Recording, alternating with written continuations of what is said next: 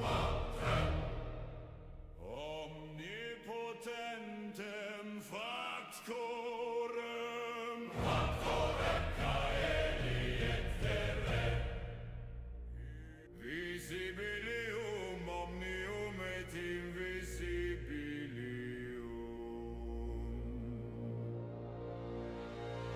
Credo.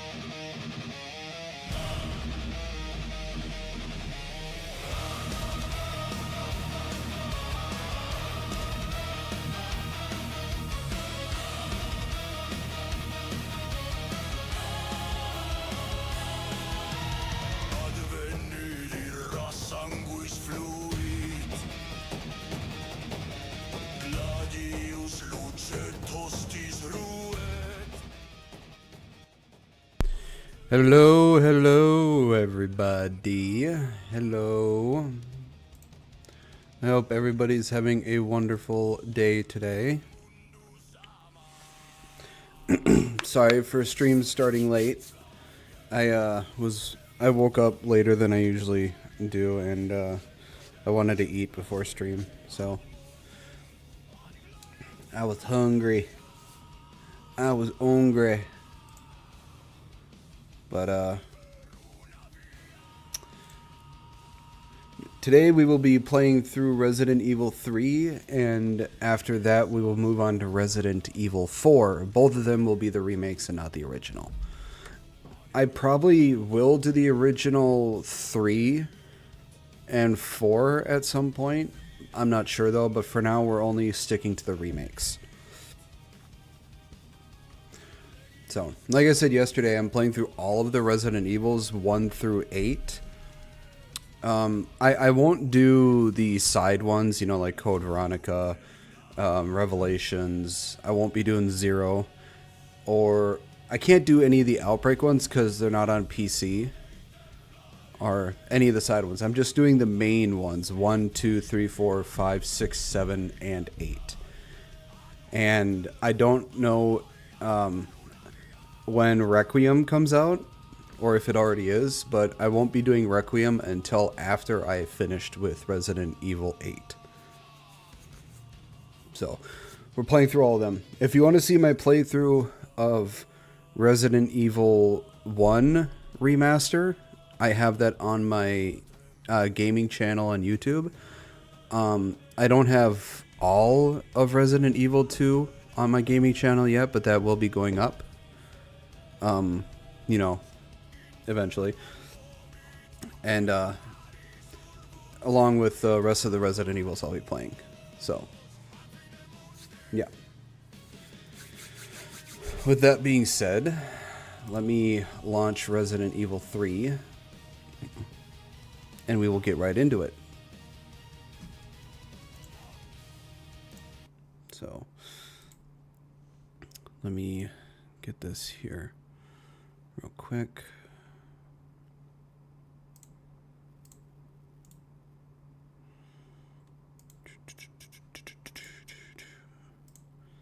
Three. Do this.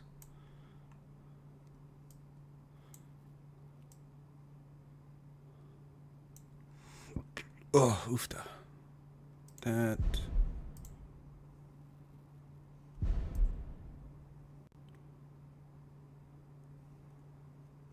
Yes.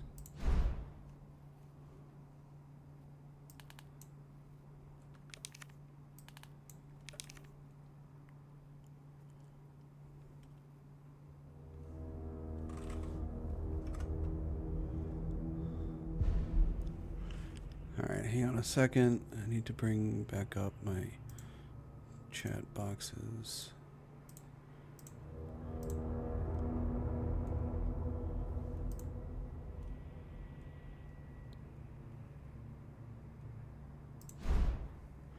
Why is it doing that?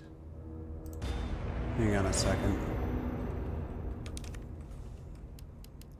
Options, display.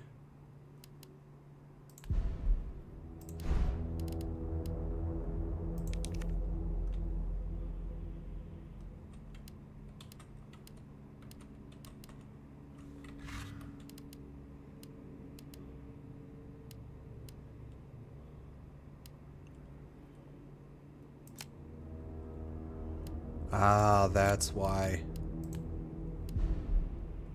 There we go. I don't know why it was like that. That was so fucking weird.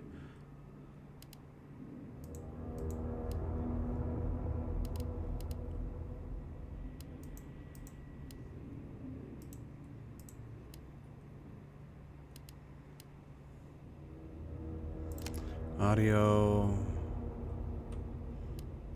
Camera control. Okay. Bonuses. I have 9960.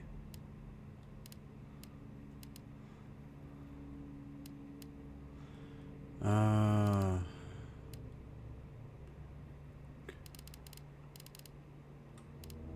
Alright, I got both the hip pouches.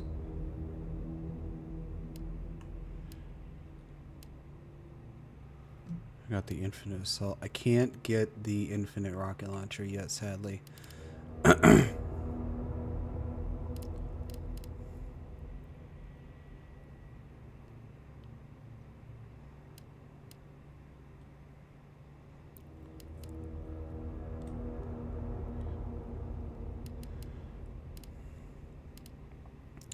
Gradually return its health when held. Carry more to increase the effect. Oh, I have to hold them in order for it to. Damn. Oh, I think that's fine for now for what I got.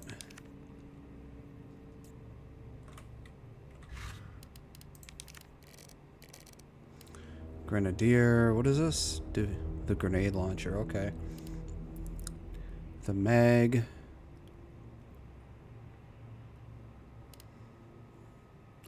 An assault. Oh, that one's easy to do. Easy enough.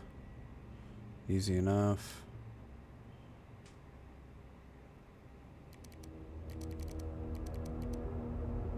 Read all story. I'm missing 4? Okay.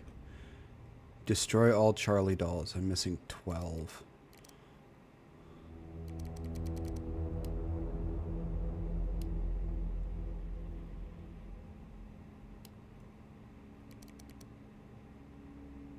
Without opening the item box.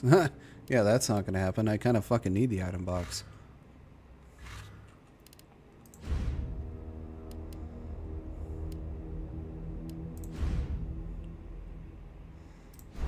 Alright, we're always gonna do standard. I don't ever like doing hardcore or extreme because I don't like raging at my games. I like actually, you know, enjoying my games.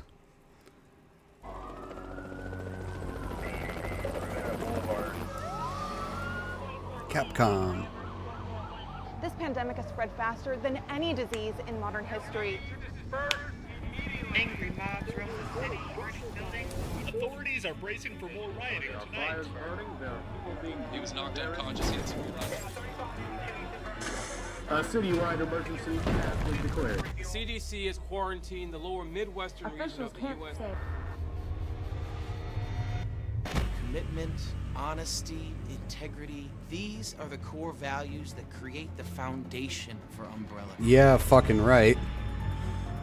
You guys are the reasons the world went to hell. It's this foundation that will continue to build a brighter future for all of us.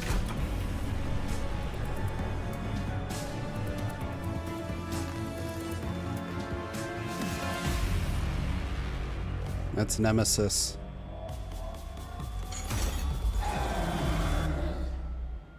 Resident Evil 3. You wanna know what's sad? Is that the stuff that's happening in Resident Evil 3 is not completely impossible for real life. It is completely plausible. But the probability of it happening is so astronomically high that it borders on impossible.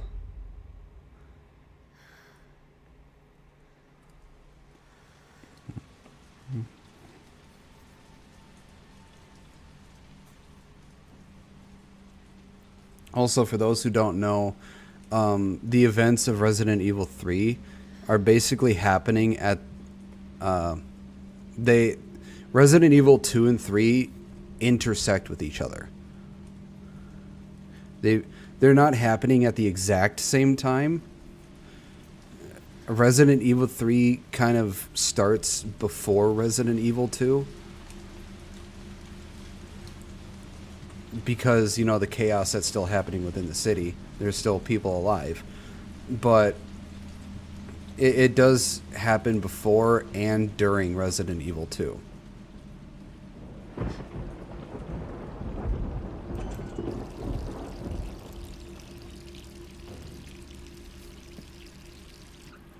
I don't know the exact moment 3 is supposed to be happening fur too.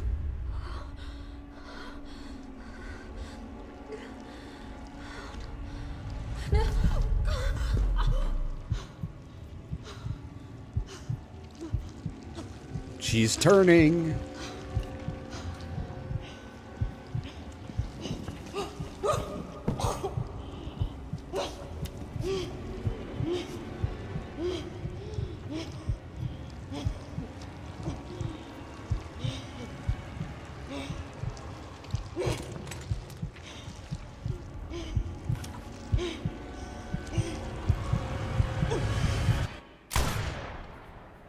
Honestly, I would do the same thing. I would rather shoot myself in the head than turn into one of those monstrosities. Gets worse every night. 3 more days, then I can kiss this town goodbye.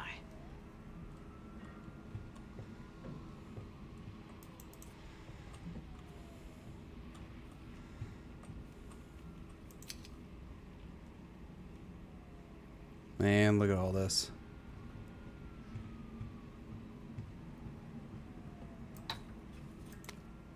Jill's report. September 26, 1998. I was 7 years old.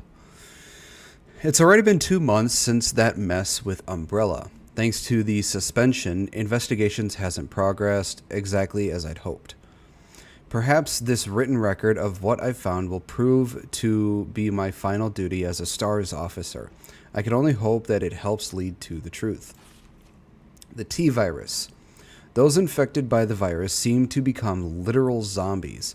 It appears to be communicable via several different avenues outlined below.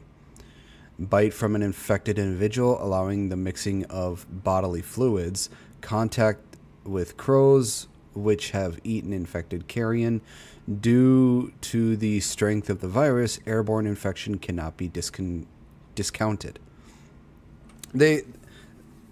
I think the best way, out of everything, the best way to explain how zombies function is how they explained it in The Walking Dead, where basically the entire body dies, but only a very small portion of the brain is lit back up, and all that's left is the basic instinct to feed.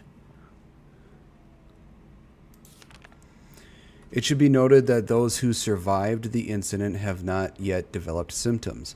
It's unclear whether this is because the virus has a long incubation period or because we just happen to be resistant to the infection. We ought to remain vigilant even after this investigation period ends. As for me, aside from my minor difficulty sleeping, I seem to be in fine shape. Still, I shouldn't get too hopeful. After all, this could just be an extended incubation. The thing is, the only way to get infected is one of 3 ways. 1, bodily fluids somehow get absorbed into your body through cuts or whatever.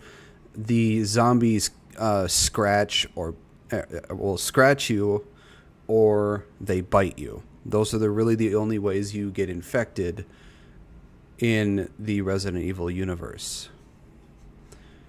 while you're still alive. Now, I think you can still become a zombie if you die without being scratched or bitten or have bodily fluids ingested into you, because the T-virus is airborne. So as long as you don't get any bodily fluids, any scratches, or any bites, you won't get infected, you won't turn into a zombie. But if you die, you could still become one. So while you're alive, you have no way of turning into one, as long as you don't any of the first 3 don't happen, and as long as you don't die, you'll never turn into one.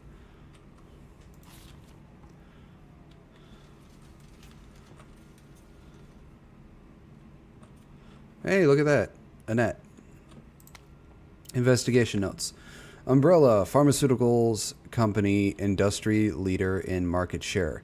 Focuses on military weapons development while maintaining cover as a pharmaceutical company, also secretly developing bioweapons. T-virus outbreak at Arklay Mountains Research Facility, predicated the mansion incident. Conspiring with Raccoon City leadership, large donations to Mayor Warren's office, effectively controls the city. See anything else? Nope. Nothing here. Unsealed envelope. They've got me pinned down at home. Guys across the street are watching me from their window 24/7. Are they Irons men? Umbrellas? I don't know. And there's no real difference anyways. I know what they're trying to do. They want to wear me down, torment me into compliance, and it's working. I'm barely eating, barely sleeping. I'm going crazy. I feel like the living dead. But I won't let them win. I have to get out of the city and find a way to make them accountable. They'll send someone to silence me, of course. If you hear that I've been killed or whatever, it is they do to people like me. Or whatever it is they do to people like me. God, I suck at reading. You must pick up the investigation where I left off. I've enclosed my files. They'll tell you everything you need to know as long as this package isn't intercepted. I'll be moving out at night, 5 days. Wish me luck. I think that was probably one of her partners from the Arklay Mansion incident. Look at that pizza. Message from a colleague. To Jill Valentine. Hey Hotshot, how you holding up? I still can't believe Irons suspended you. It's such a bullshit. Well, Irons is dead. He ought to pin a medal on you for making it out of that hellhole back in July. Actually, technically he's not dead yet. Of course you're going to poke around and ask questions about it. I hope you're not mad at me for keeping my head down. Everything's been happening so fast. Stars was the pride of the force. When the chief disbanded us out of nowhere, I thought for sure I was going to lose my job. Word has it you're planning to leave Raccoon City. I figured you wouldn't take the suspension lying down. Just promise to watch your back. Umbrella won't sit by while you just try to dismantle their business. Take care, Jill. Brad Vickers. Stars Alpha Team, now and forever. P.S. Had to slip this message to the pizza guy to avoid detection. Enjoy the extra large Mega Meat Supreme. It's on me and the guys. I know Brad. I think he was the guy with the Magnum. If I'm not mistaken. I think that was Brad. Anything else? Anything else? I think that's everything.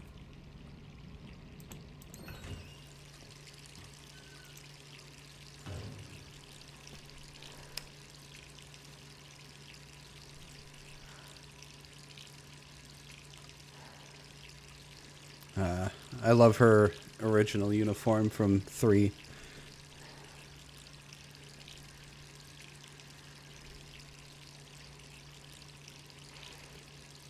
I love how they made her look in 3. She's fucking hot. Who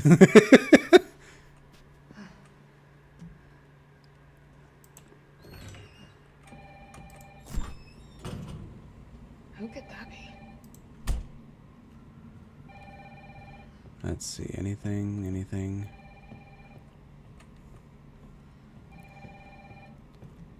All right, I'm coming. Yeah, I'm coming. Just making sure of everything here. Okay. Hello? Jill, are you okay? Brad, is that you? Listen, you gotta get out of there. What are you talking about? I don't have time to explain. You gotta get out of there right now. All right, let me grab my... Hi, Nemesis.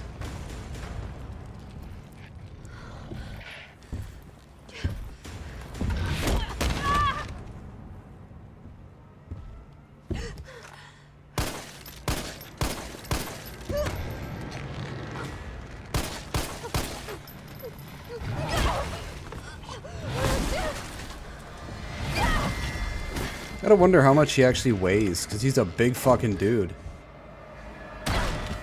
What the hell is that thing?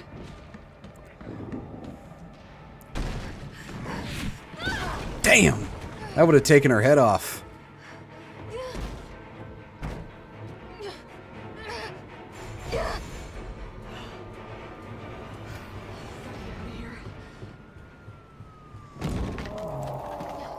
For those who don't know, originally you wouldn't be running into Nemesis this quickly. In the original Resident Evil 3, you don't run into Nemesis until you get to the STARS police station. What the hell? No way.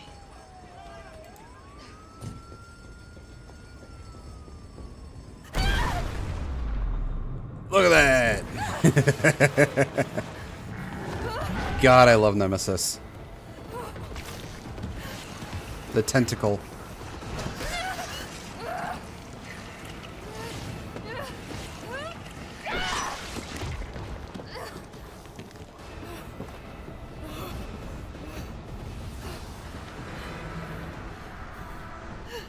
Running, running, running! That had to hurt.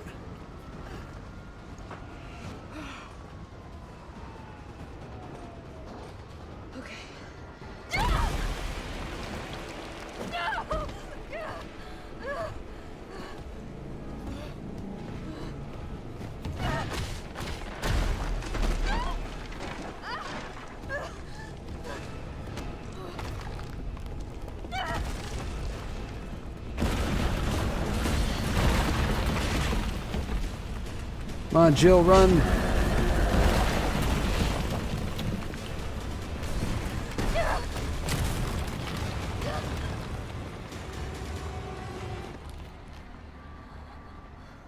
Oh, Nemesis could easily break through that. Come on.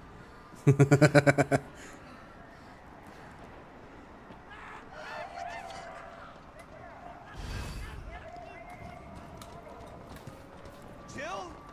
Over here! Brad, You okay? what was that thing? Damned if I know. But right now it's got a hard-on for the only two stars left in town. You and me. I'm not sticking around. Just look around you. The longer we wait, the more screwed we are.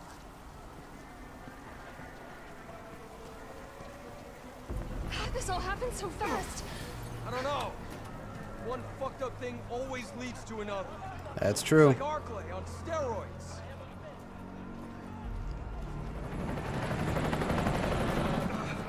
Hey!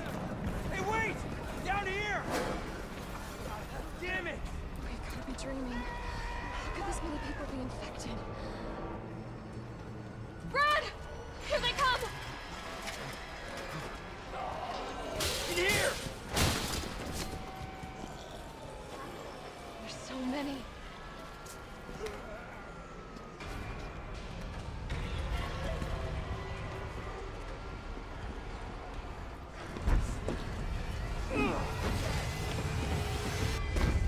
Door behind you, go!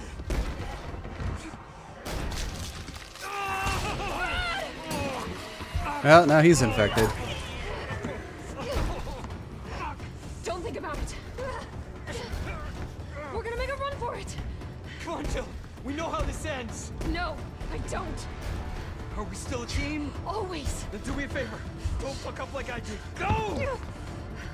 I'm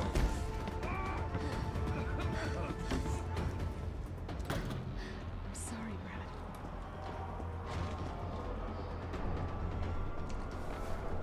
Sorry.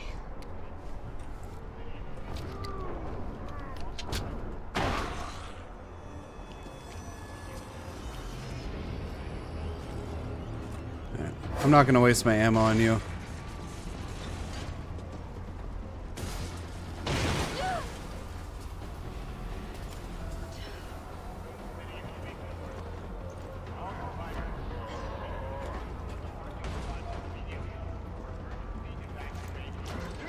Down there! Get to the parking garage roof! Parking garage. Got it. Sir, are you all right? Stay back! Don't come any closer! Hey, come on. There's a helicopter waiting to take you to safety. What safety? I'm not going out there! The parking garage isn't far. I can The take only you there. safe place is in here!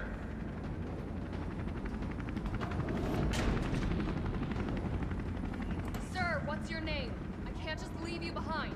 It's Dario Rosso. And yeah, right. You just want to steal my safe house. Get your own, Missy. Missy? Would you please calm down? I'm a police officer. I'm here to help. Yeah. Oh yeah, you've been doing a bang-up job. You want to help? Go handcuff yourself to one of those freaks. Sir, this is your last chance. No one else is coming for you. I'm not going anywhere. I'd rather starve to death in here than be eaten by one of those undead monsters. Now leave me alone.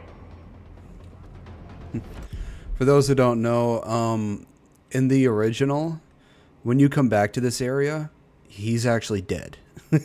He's dead and he turns into one of those undead monsters. So he kind of gets himself fucked.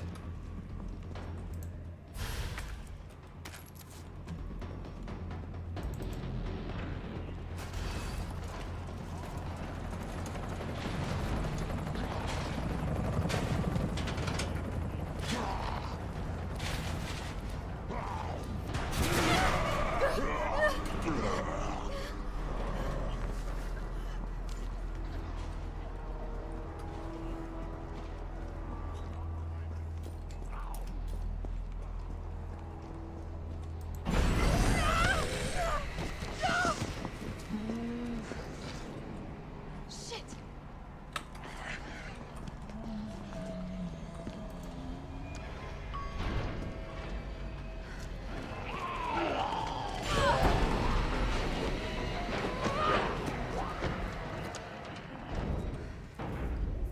I don't want to waste any of my ammo.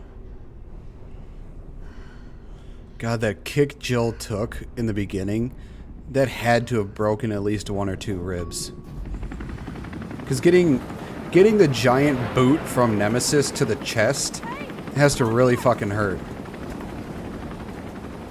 Hey, get in!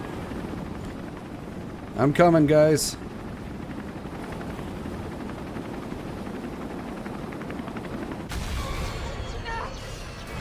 And there he goes.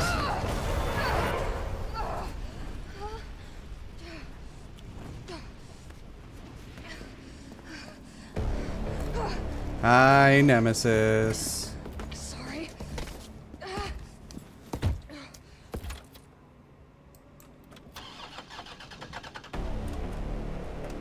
on. Start, damn it. It's my turn, bitch.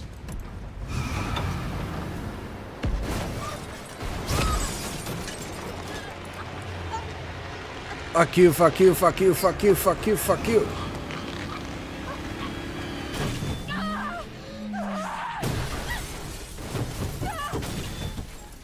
God, that had to hurt. She has to have a concussion. A lot of internal bruising, too.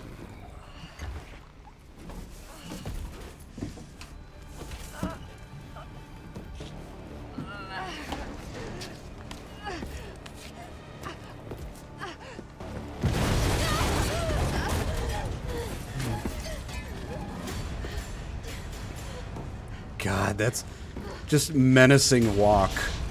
Hey, fuckface!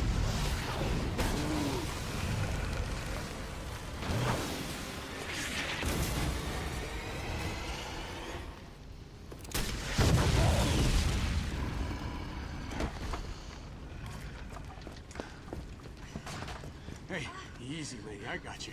Who are you? What are you doing? Name's Carlos, and I'm saving you. Come on. I like Get you Carlos. someplace safe.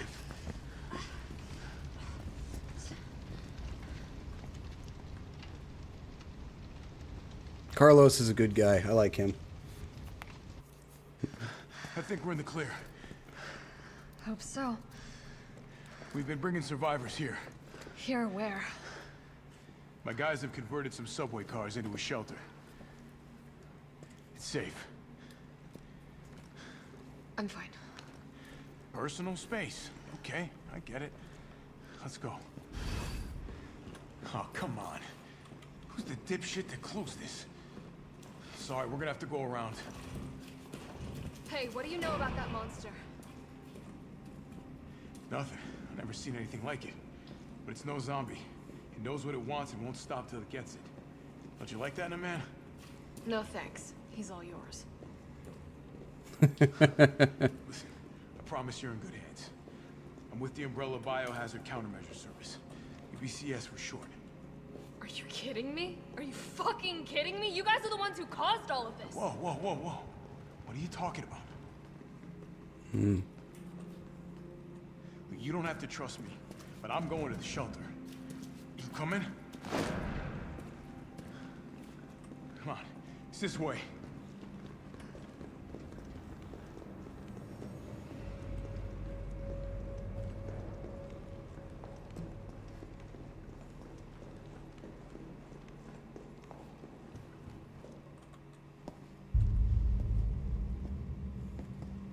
Hey, Captain.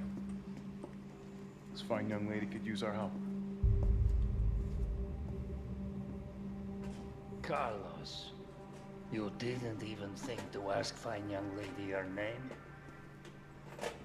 She is an elite operative of RPD, Special Tactics and Rescue Service.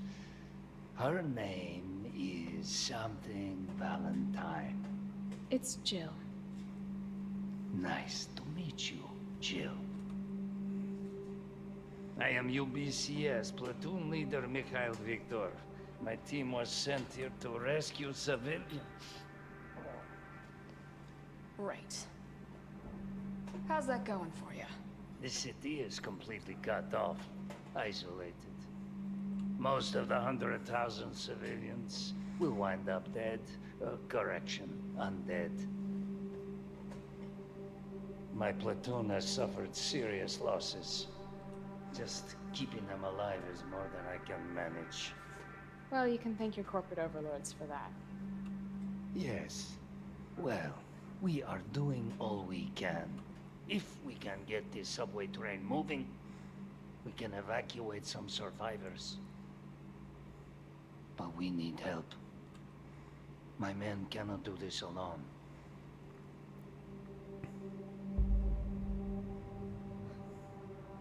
All right. I'm in. But I am on their side, not yours. Oh, hey. It's cool. We all want the same thing. Thank you, Jill. All right, Super Cop. Here you go. We can use this to stay in contact. I know what a radio is. Okay, first things first. We need to get you geared up. Head up to street level. You'll find supplies there. All right.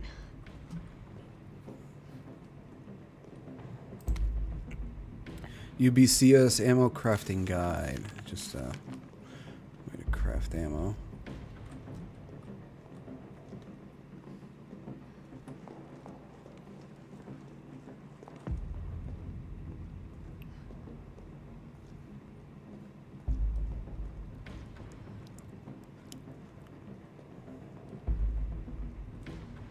Also, for those who don't know, if you haven't played through this, whenever you run into Nemesis, if you can stun him, he will actually drop an item for you to use that you can combine with some of your weapons, or he'll drop something else, I forget, but he drops a case every time you take him down. Tabloid front page, the Cannibal Murderers, a complete digest. In the gray of the morning of September 25th, a frantic caller telephoned the RPD to report an assault. A man described as disheveled, like a vagrant, was attacking a passerby north of Lamb's Museum of Art.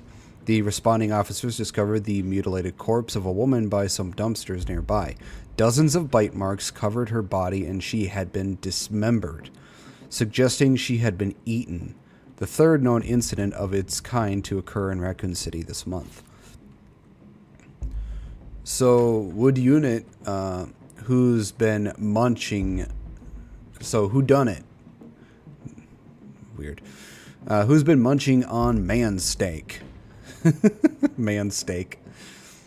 We here at News Comment have a gnawing feeling that the so-called cannibal disease patients Spencer Memorial has been providing free treatment for since August might not be settling for just the cafeteria food. I have a gnawing feeling. The puns, man. The puns. Our reporters have infiltrated Spencer Memorial, asked the tough questions, and come back with horror stories that will make your stomach roil. Turn the page for the scoop.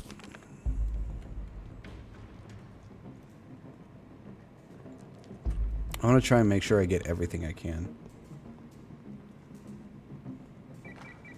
Jill? It's me again. You topside yet? Working on it. So what's the plan? The old tanks got me clearing the tracks. You mind getting the subway infrastructure back online? And how do I do that? Let's start by restoring power. I'll navigate you to the substation once you hit the main road. Copy that. Let's do this fast.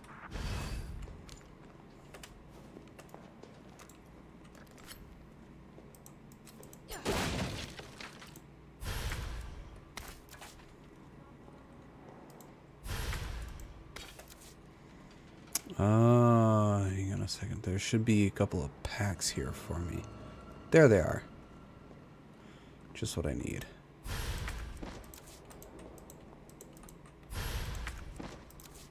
Awesome.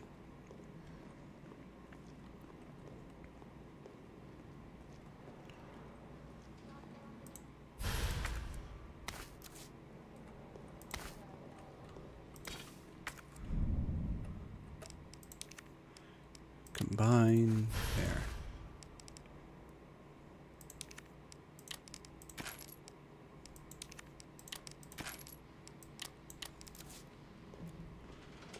There we go. I don't have a lockpick, so I can't open that yet.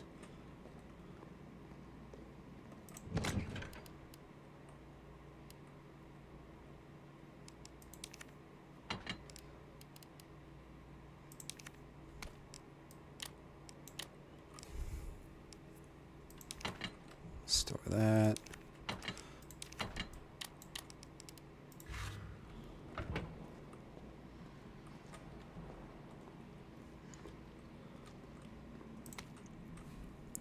Herb field manual, I don't really need to worry about that.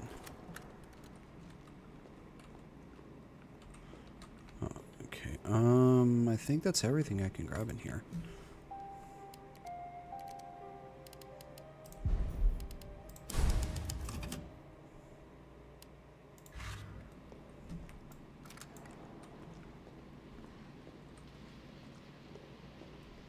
Anything over here? No, okay.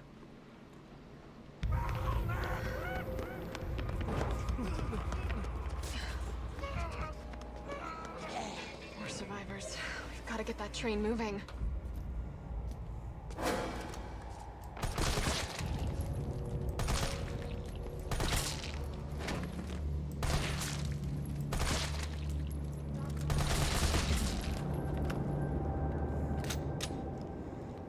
Make sure I get everything over here first.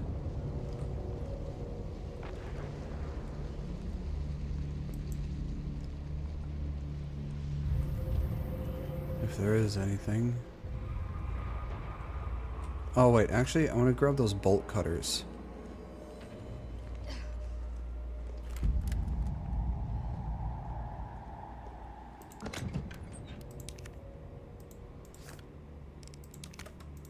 There we go. Because there should be some areas where I need the bolt cutters.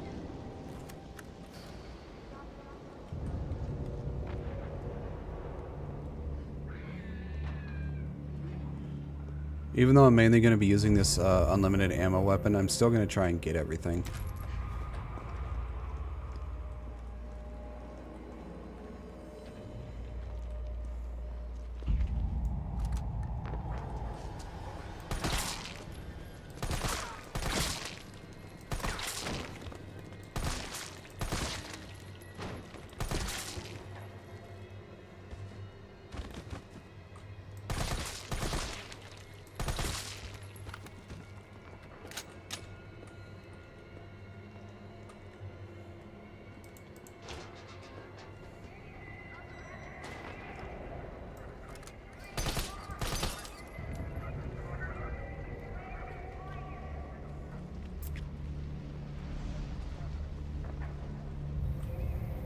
Need a lockpick for that.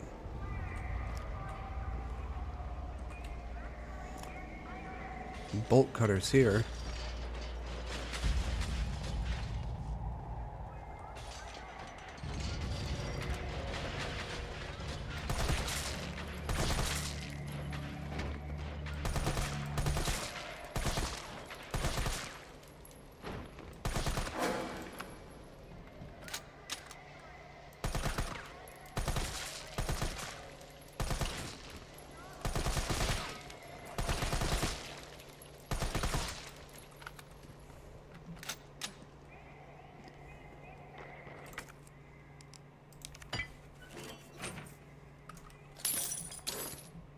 Nice. Fancy box.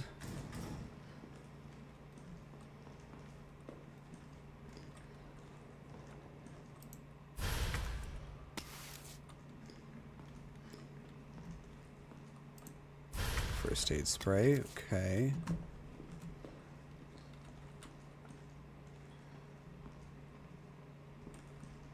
I think that's everything in here.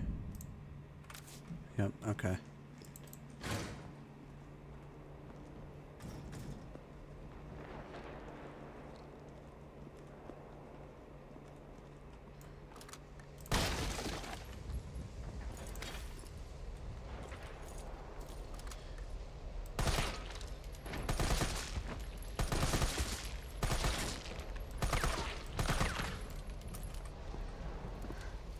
Carlos, I've reached the main avenue. Which way do I go? See a big transmission tower? That's the substation. You'll have to circle around through an alley to your right to get there. You mean the alley that's on fire? Maybe. Surely a tall drink of water like yourself can put out a few flames. Fuck you.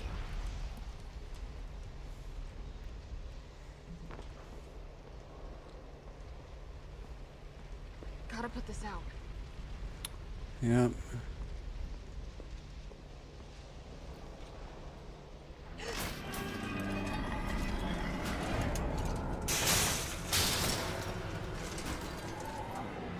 Here's another thing a lot of people seem to forget when it comes to zombies.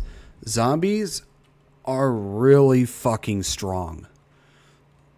Normally, people can't really use 100% of the strength in their muscles, because if we did, our muscles would literally rip off our bones.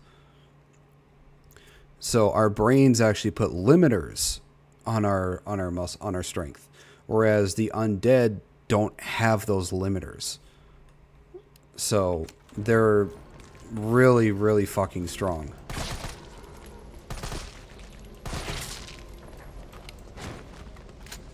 That's why a lot of people have trouble getting away from zombies. But they're only strong for a short amount of time because, well, they're still dead, so they're still rotting away.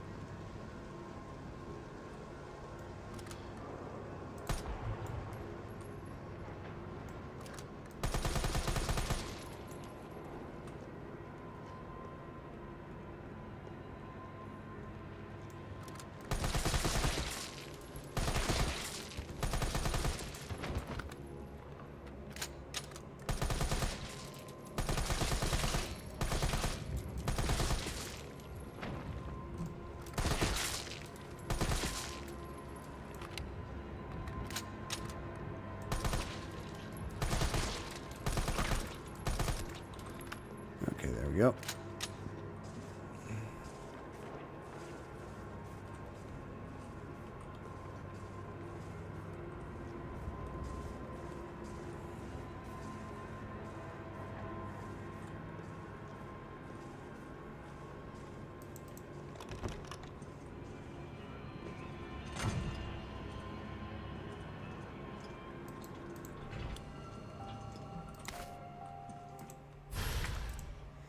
Another fancy box.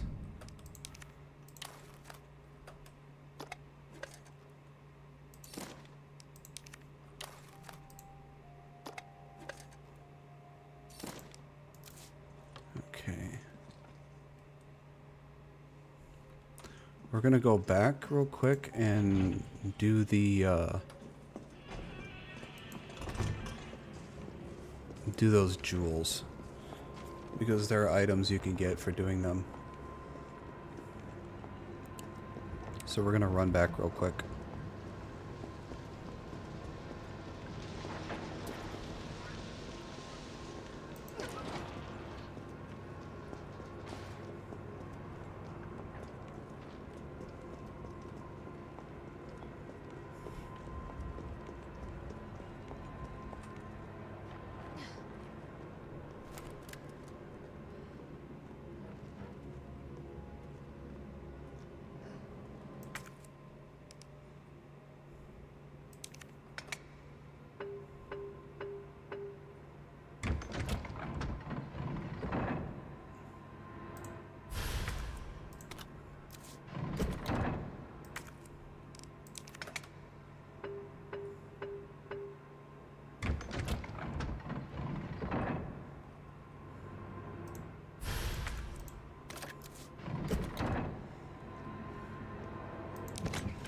All right.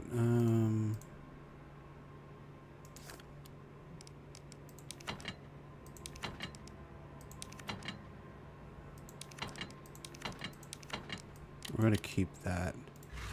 We're gonna use that for when Nemesis comes.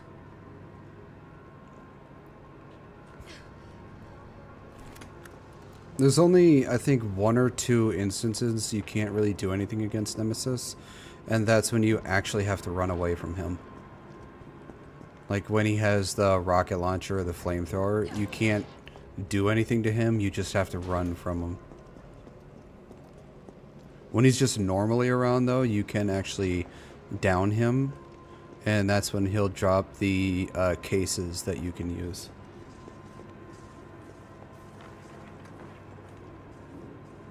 You can hear gunshots in the distance.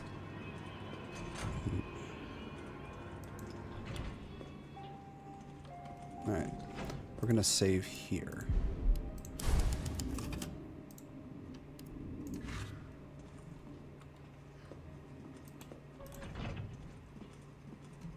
We'll come back when we get a lockpick.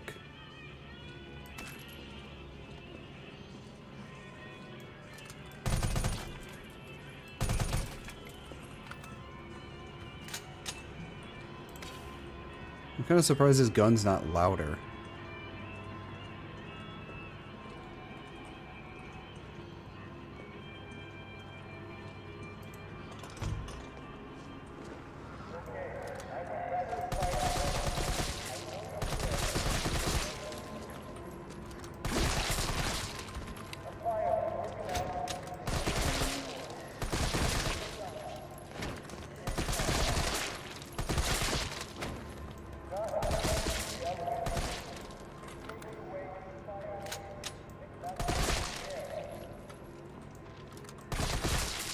Okay.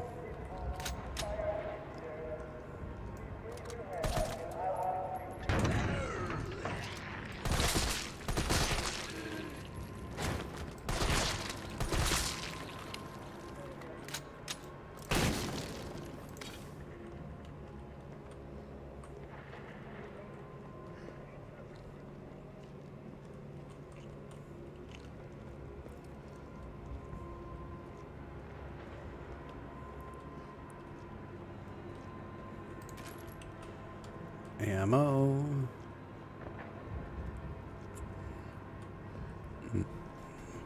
It'd be nice if I had the infinite rocket launcher. It'd make things a lot easier.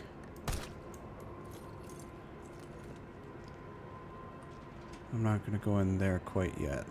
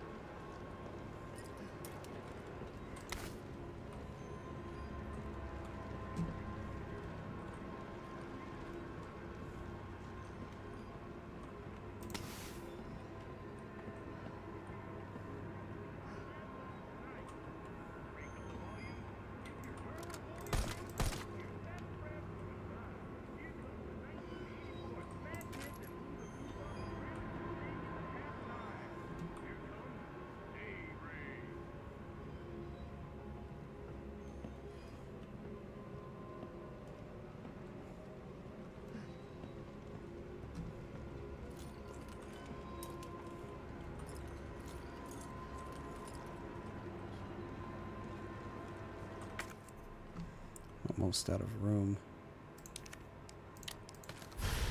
Shotgun shells, nice.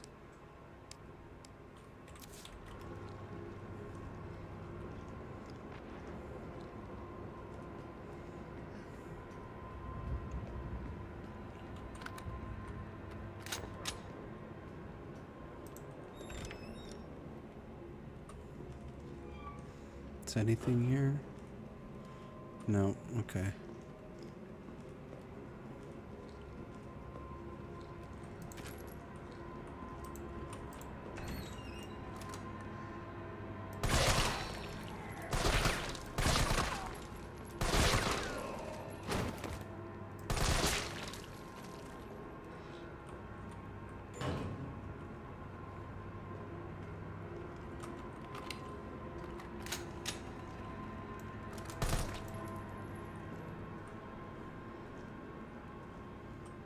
Should always shoot the body, just to be sure.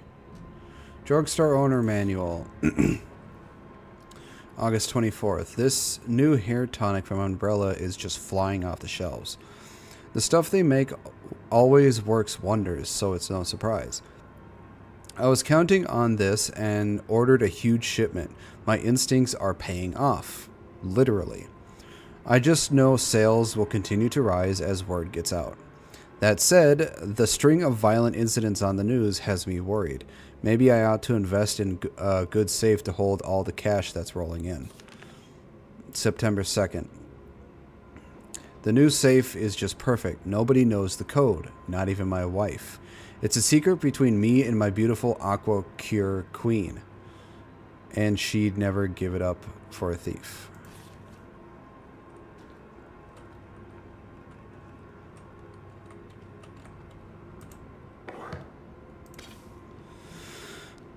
Aqua Cured Queen. I don't know what that is.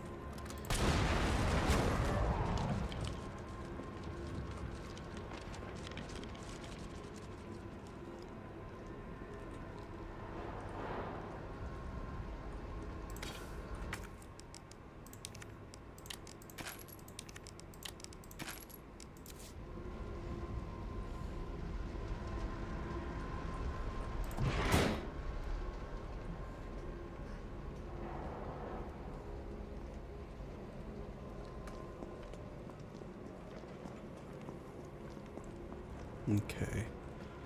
Aqua Cured Queen.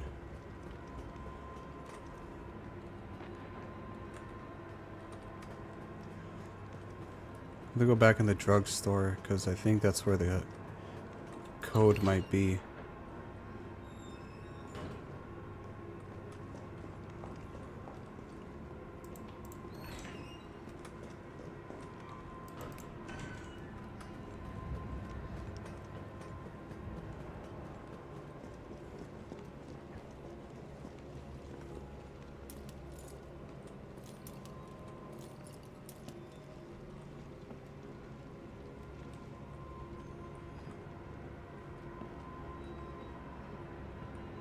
Ah, yep, here it is.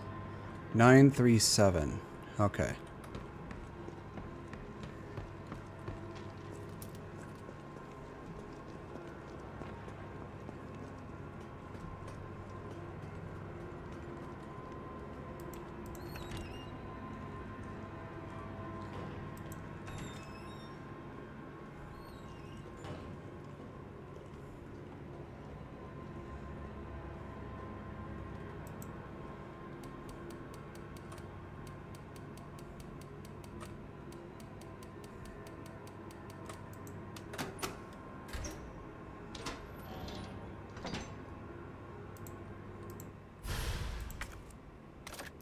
Nice.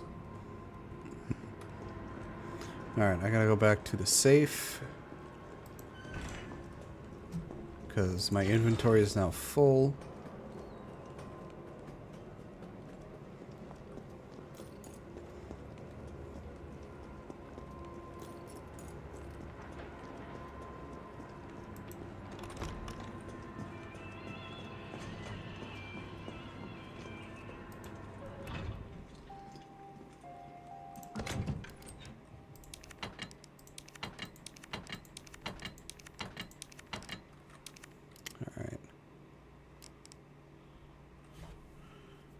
G19.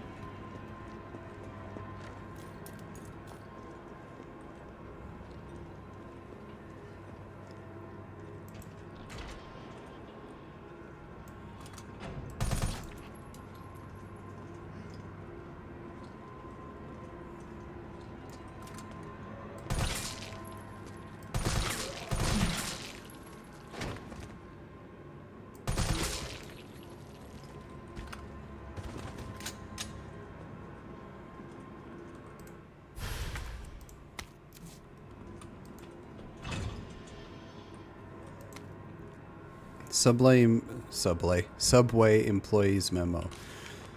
Violence getting worse and worse these past few days. Got a shotgun for when it hits a breaking point. Locking it up in the gun rack. That should keep it safe from any would-be looters while I go out and try to find some more shells. If things go south, cut the chain and bust out the sucker. I pray we all make it out alive. Well, sadly you didn't.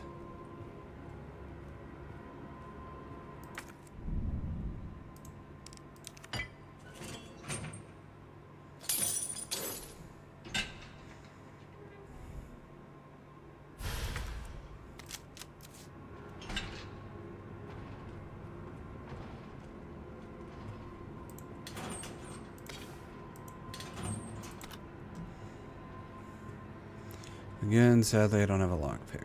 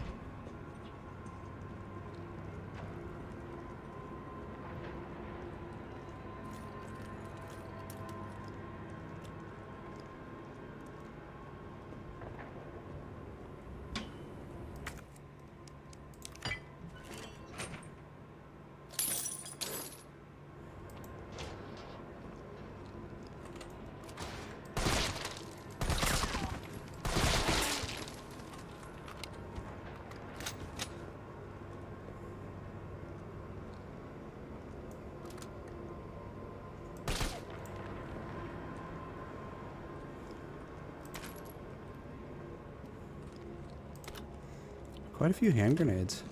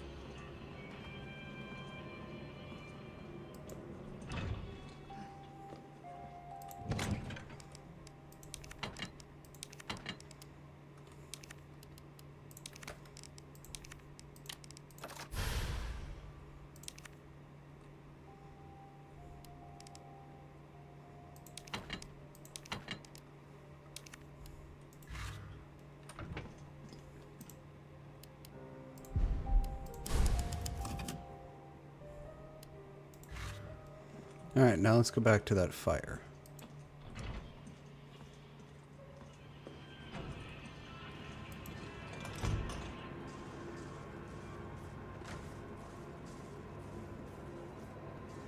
I'm always worried Nemesis is going to show up because I forget when he shows up again.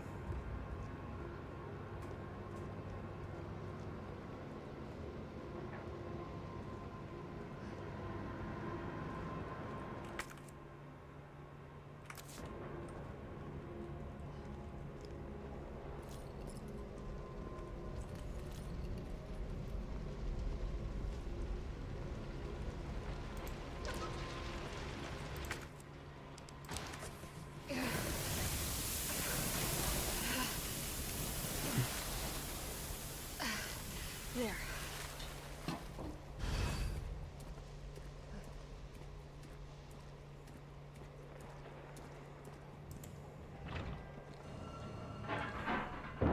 This is not in here.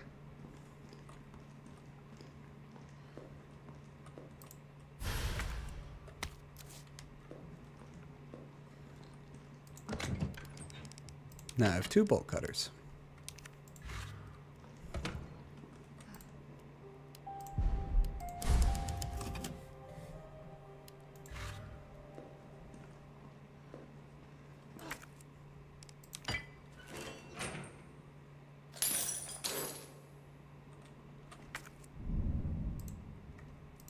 Cool, I don't need the bolt cutters anymore.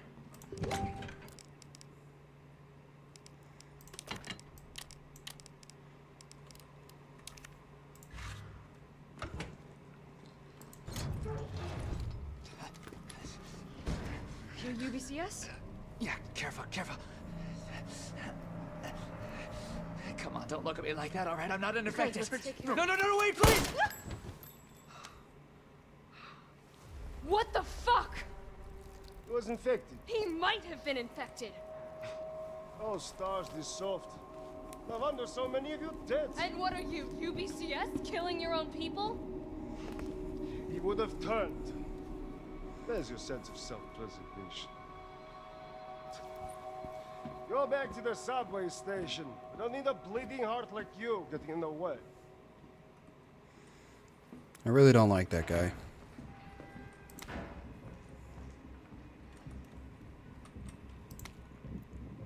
Training log. July 10th, 202 pounds, 12 laps of the yard, 2 circuits. Suck it, prison. The Umbrella Corporation just recruited me for a job. A job. Don't know how they're gonna wipe out a life sentence for murdering 20 gangbangers, but whatever. I'll take it. Beats shitting away the rest of my life, rest of my days behind bars. I gotta get back into shape. Target by 45 yards, 5 misses. I caught the chain yesterday and got moved to a UBCS training camp, where I fired my first bullet in 2 whole years. Missed a stationary target by 5 inches at 400 yards. I never fucking do that. It's like I forgot everything. Doesn't matter, I'll get sharp again. Watch me. Okay, I've got my shot group down to 3 inches. Feeling good. Feeling good. After lunch, they put me through my first mock battle. The Cap and the other guys are good people, and goddamn beasts of war at that. But what the fuck is up with that lunatic Nikolai? He used me as a fucking human shield just to score right up until those street punks took him away from me. Now it's my turn to do some good for a change, the way I know best. Yeah, I don't know if he was actually bitten or anything, but it sucks that he's dead. He sounded like he'd be a good guy.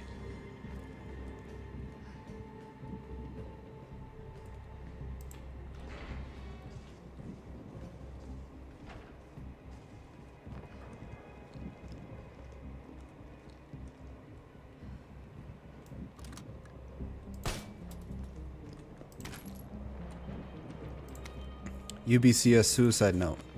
September 28th. The Middle East, Eastern Europe, East Africa. I thought I knew what hell was. Figured I'd never crack no matter what was thrown at me. But this job? This one was supposed to be easy. A quick wage. I'd earned it. Did my Twitch stream over on fucking Twitch just restart itself again?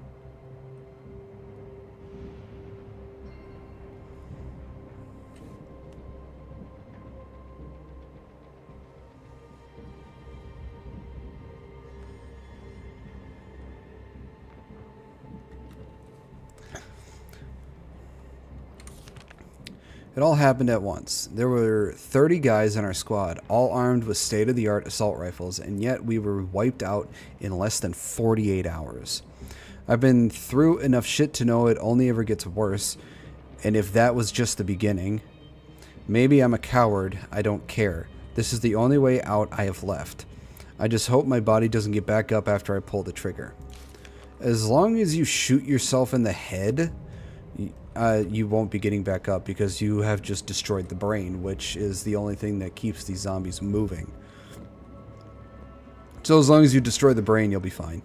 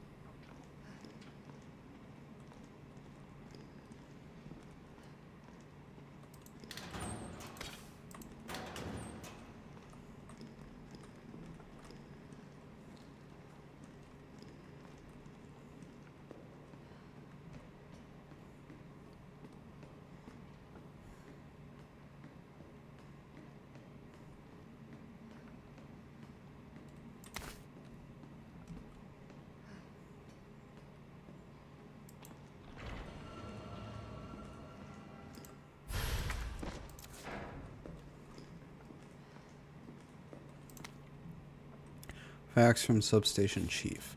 To all employees, in response to the violent outbreaks across the city, we have implemented an intentional power outage.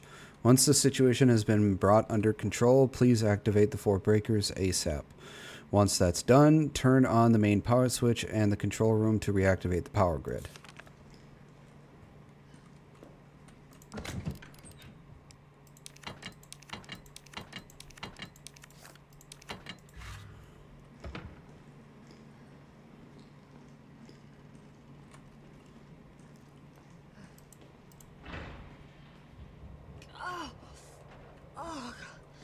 Smells like... Oh, I don't even want to think about it.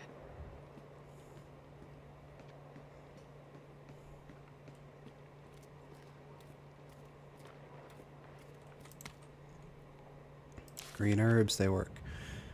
It was starting to look like Chad was never going to come back from his rounds. So I poked my head in there, and fuck me, next thing I know, I've got some kind of maggot squirming down my throat. I was gagging and heaving, but those little bastards didn't seem to mind none. They just wouldn't come up.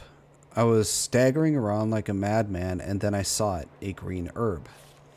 My grandma once told me that green herbs are a natural bug deterrent. So I grabbed one, shoved it down my gob, and swallowed. And what do you know? The little things didn't want to be in there anymore. I've never been so happy to throw up. I'm going to head back out there and look for Chad. If anyone else sees this, remember, eat your greens.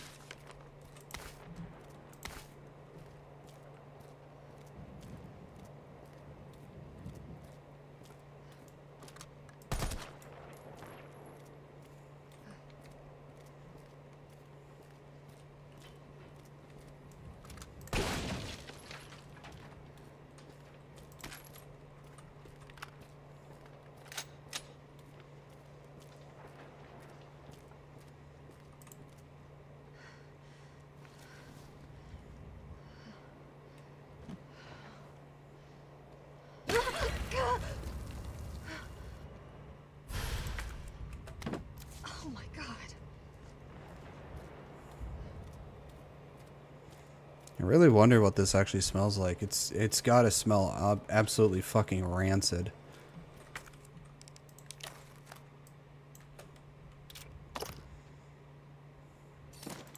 Lockpick. Alright. What we're going to do is start back from the beginning with all the stuff I need to lockpick. And then we'll come back and do the mission. As long as I haven't completed the mission, Nemesis shouldn't show up quite yet.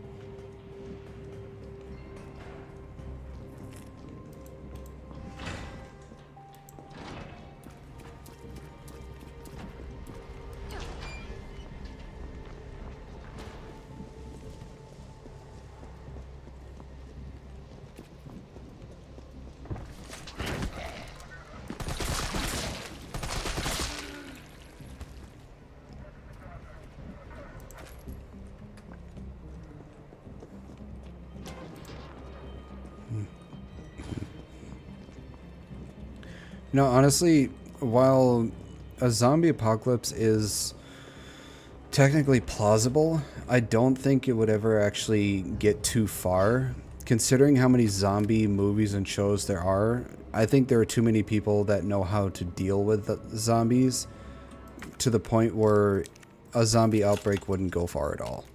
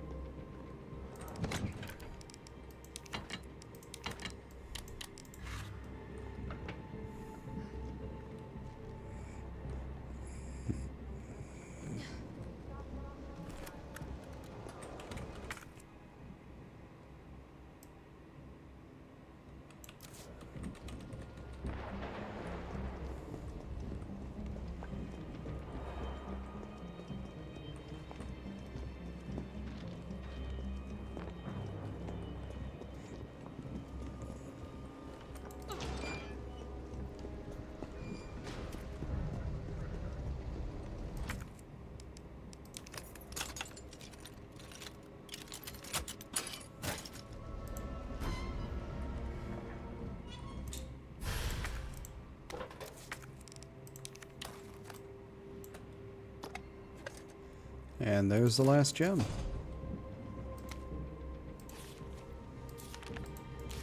The Charlie dolls.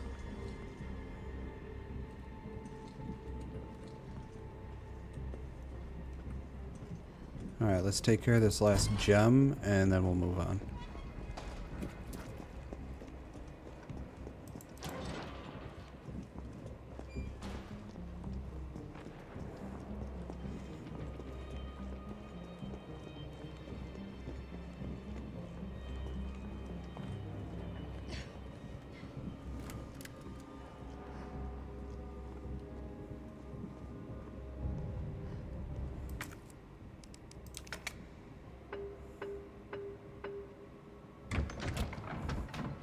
Yeah, another pouch.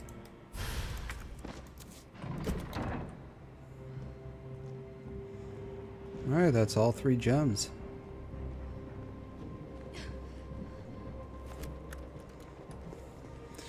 The one thing that really sucks about the original is how little inventory space you get compared to the remake.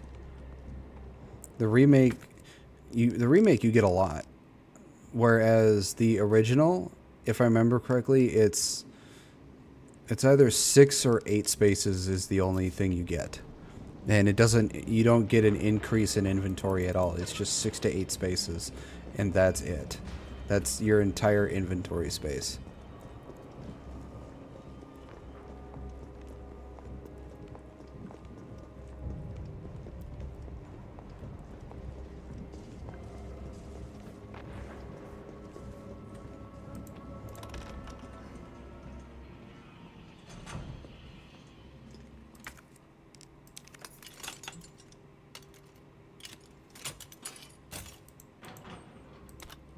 Goody, another grenade. Oh, is there another thing in here? No, okay.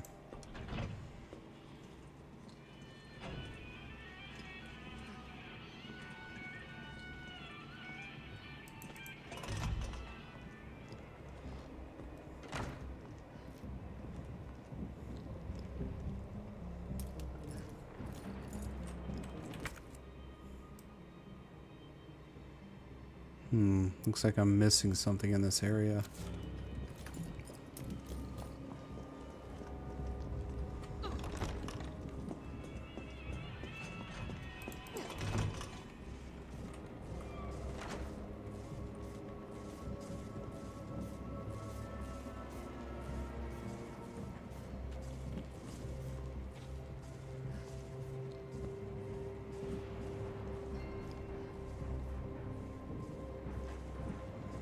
What am I missing?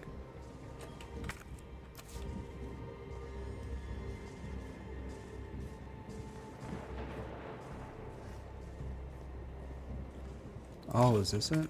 Yeah, that was it. Okay. It's just gunpowder.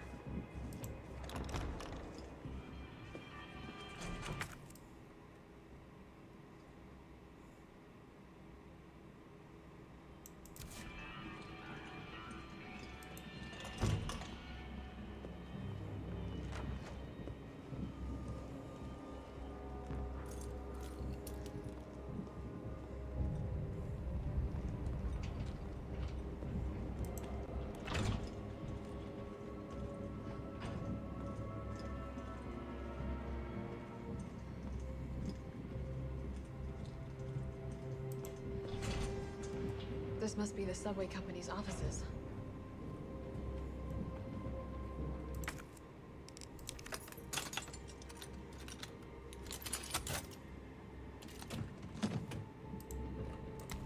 Cool, shotgun shells. Alright, Kite Bros Railway Manual. Ensure safe subway operations. In the event of a power outage, the subway will automatically cease operations. Once power has been restored, please use the control panel to confirm the stations at which the train will stop, as well as which track segments will be used. If the route entered is unsafe, an error will occur and operations will not resume. Oh, hello.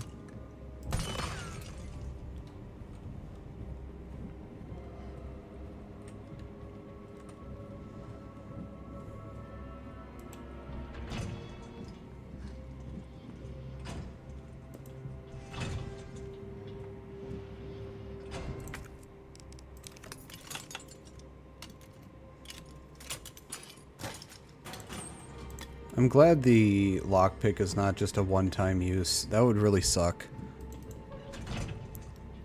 Coronet Larson, thank you very much for this YouTube subscription.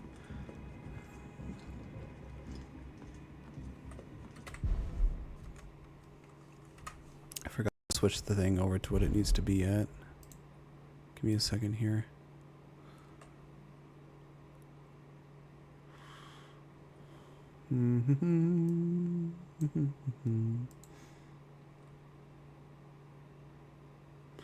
Yeah, my stream on Twitch will automatically restart itself. That sucks.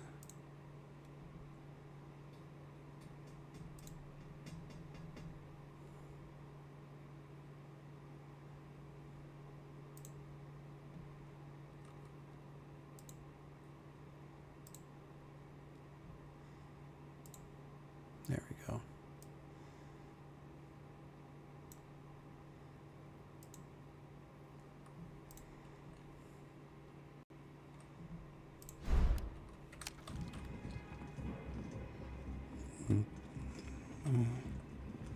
And now we can start heading back. That should be everything except for there.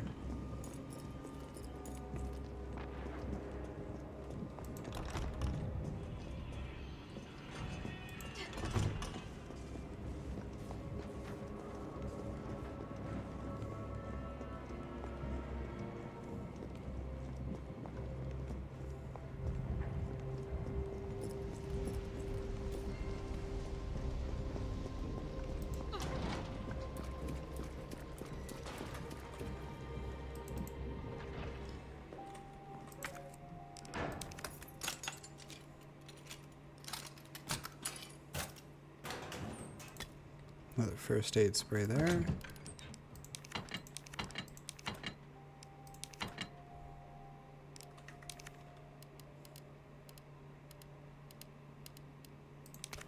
I'll have an extra greener with me just in case.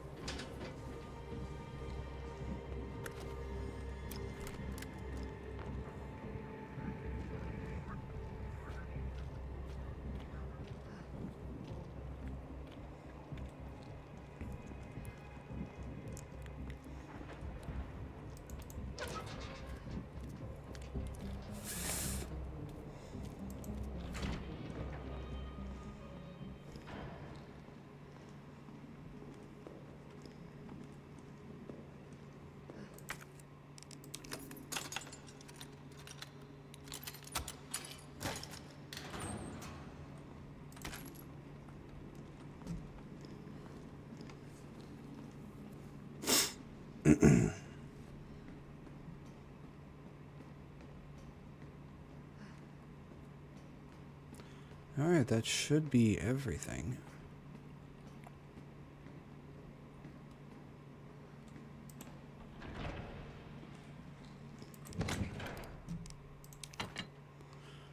Alright, I wanna... let's do this.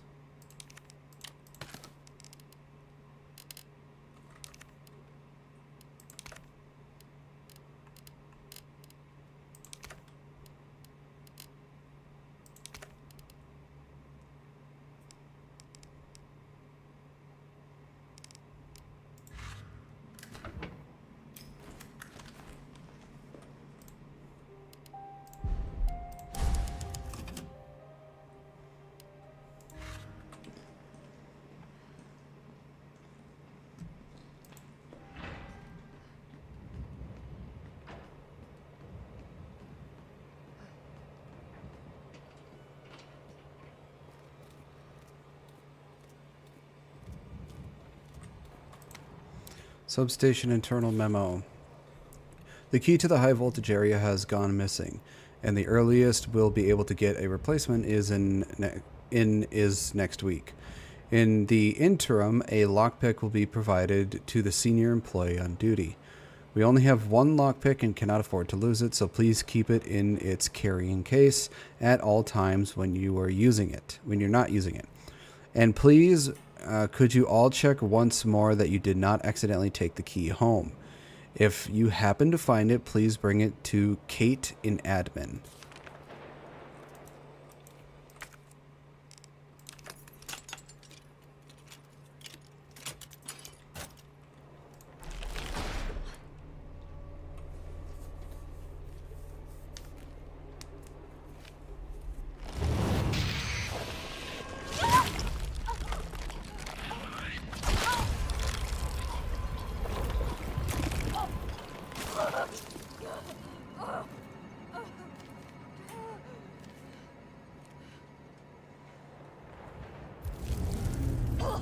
Get it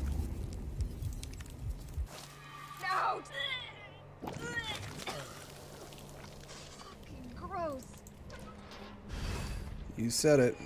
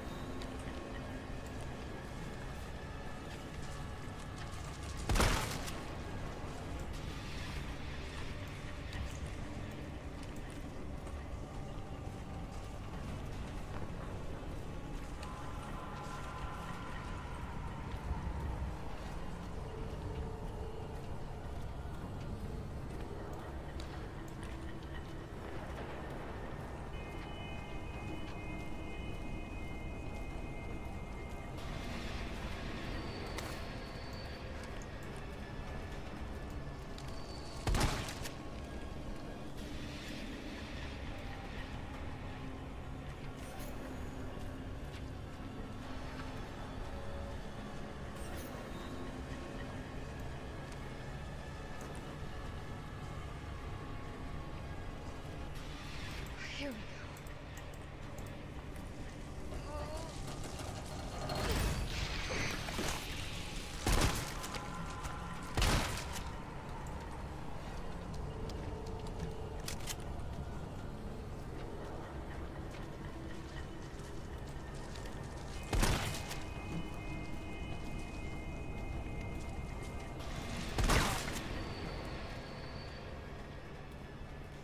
At least these things are easy to take out.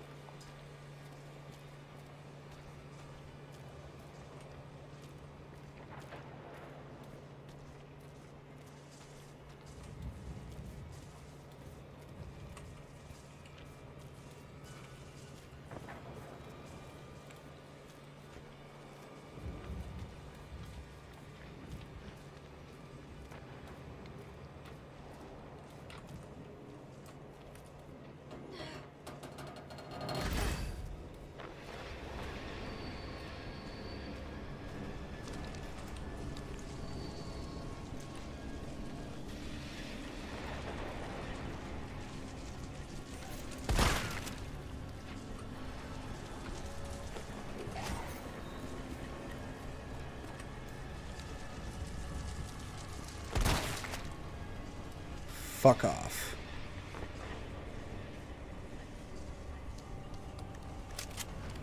Anyone else want to come and try?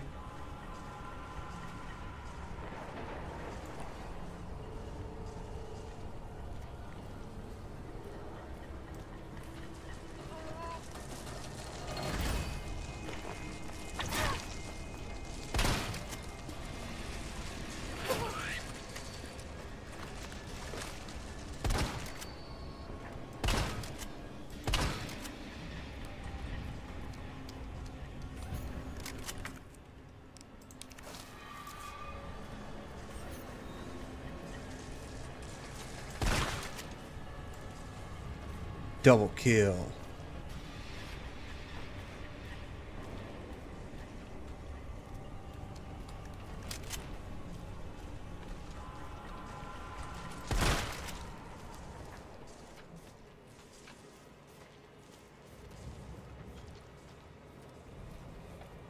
Shotgun's nice to have against these things because they're just so easy to take out when it comes to the shotgun. Alright, I need one more.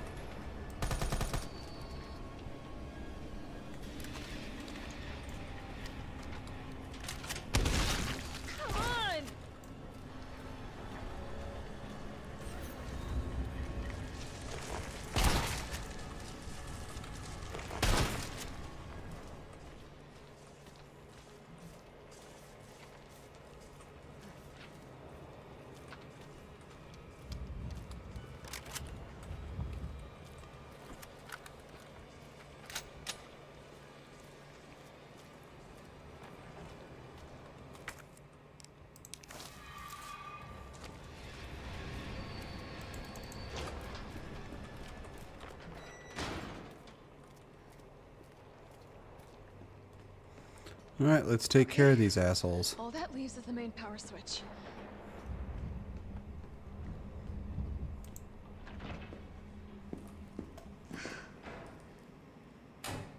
Enjoy that.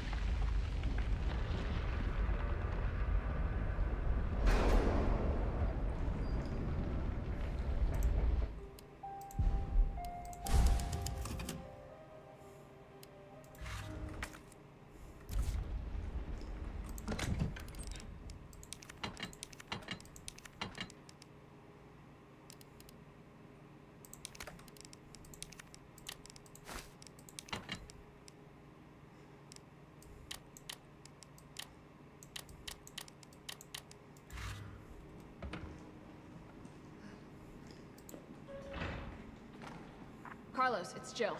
I've restored power to the subway. Nice going. Next up is the traffic control system. It should be in the subway company's offices. Right. I think I know the building. Really? Way to go, partner. One step ahead. Not your partner.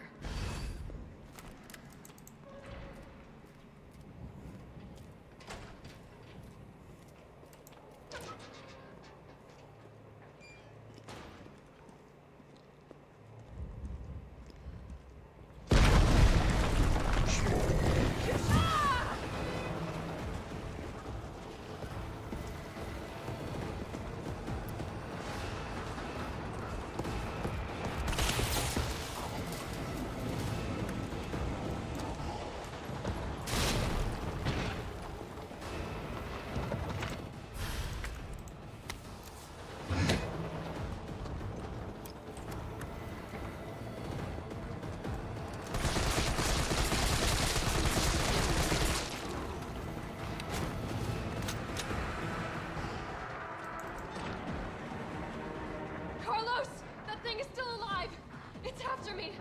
What? Run! Come back to the station! Not until I get traffic control online.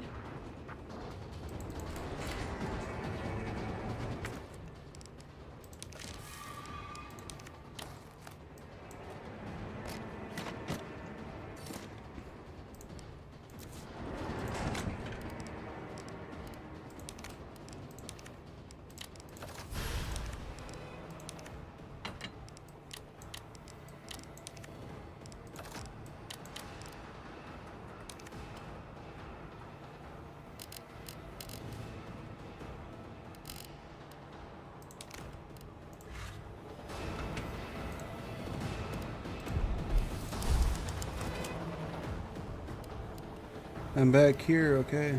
Hi, White Rose, how you doing? Nice to see you again.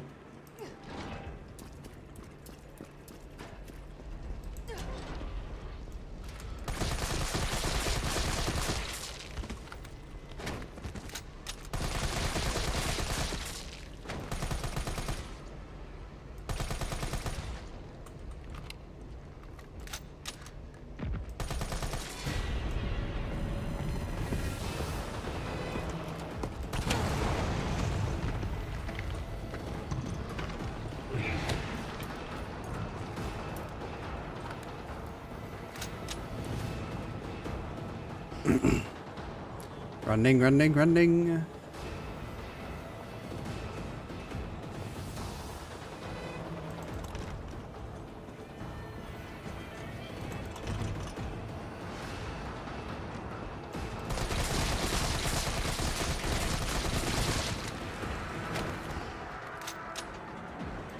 Okay, back again.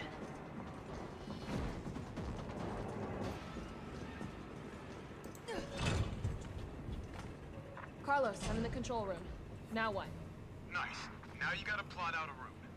Okay, give me a second. Alright, where are we headed? The train is stopped at Redstone Street. We need to reach Fox Park Station. Can you program that in? Hey, I'm Super Cop. Consider it done.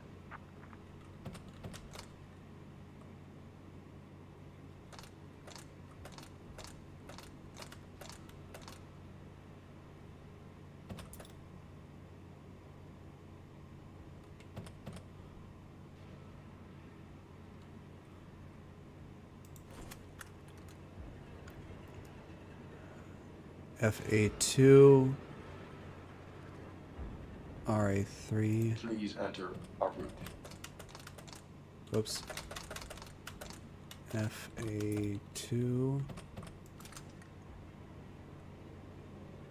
RA3. What did he say? Redstone Street to Fox Park.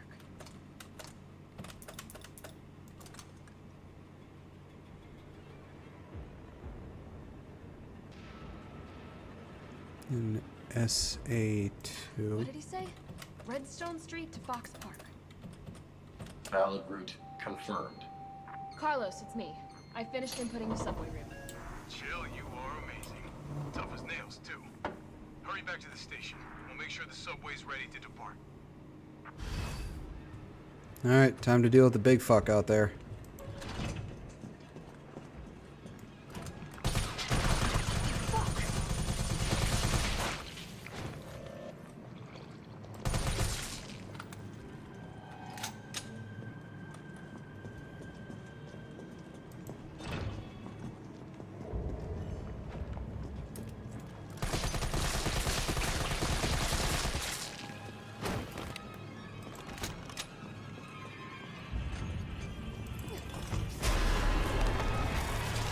What the hell is it doing to that?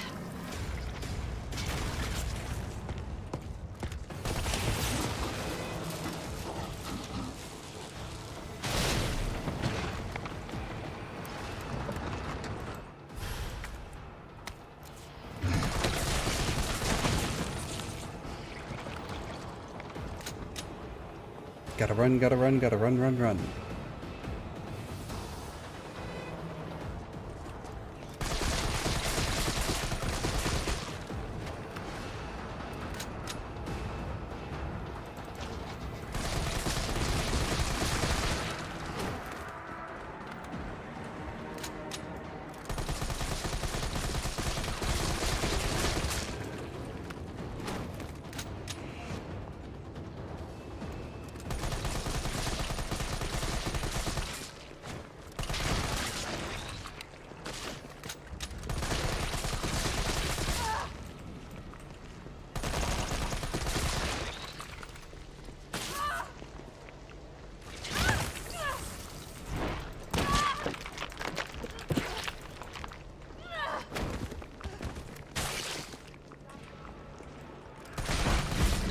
Whoa, fuck, fuck, fuck, fuck, fuck, fuck, fuck.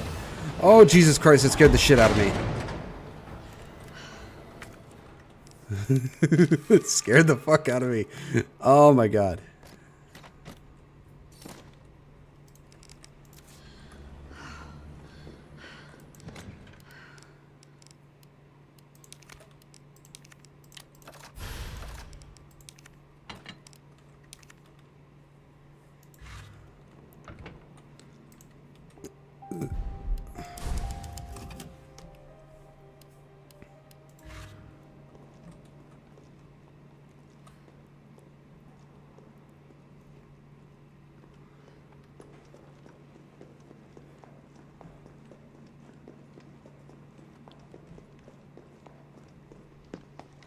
Nice job, Super Cop. I'm impressed. We back in business? Yeah, mostly. But we need 30 to 40 minutes to finish maintenance. Nikolai, how are we doing? The town's crawling with those freaks. No chance of fighting our way out of the city. Why is she here? She's helping get the trains running again. Bad time to start carrying dead weight, Phil. She's unreliable. Can't pull the trigger when it counts. Hey, take it easy. She'll get you killed. Sorry about that. Everyone's a little worked up. Oh, come on. Not again. It's me he's after. Hey. I'll buy you some time. Hey, wait! Wait, Joe! No! Damn it! Come on, you creepy-ass stalker! You want...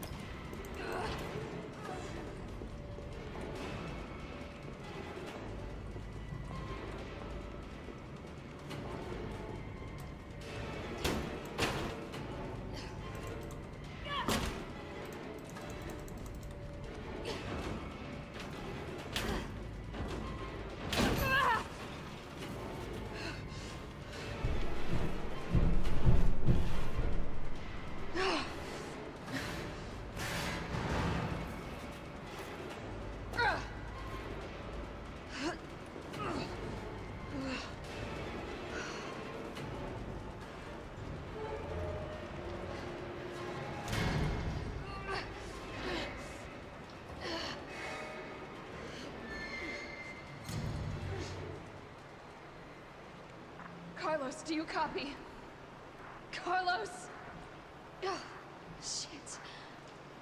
Oh, I need to find another way out.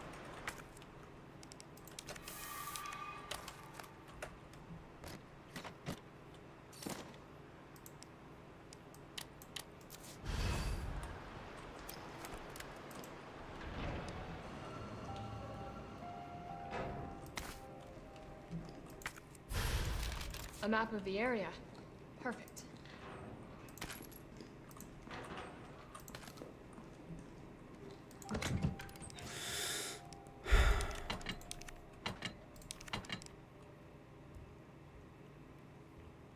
Handguns came in clutch, especially those electrocution things. They also helped out quite a bit. But yeah, as you saw, every time you stun or take down Nemesis, he drops a suitcase, and the first two will have attachments for your gun, and the last one, as you can see, gave me shotgun shells.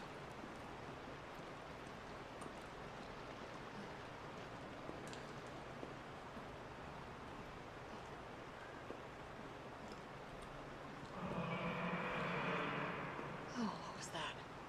Nothing good, I can tell you that.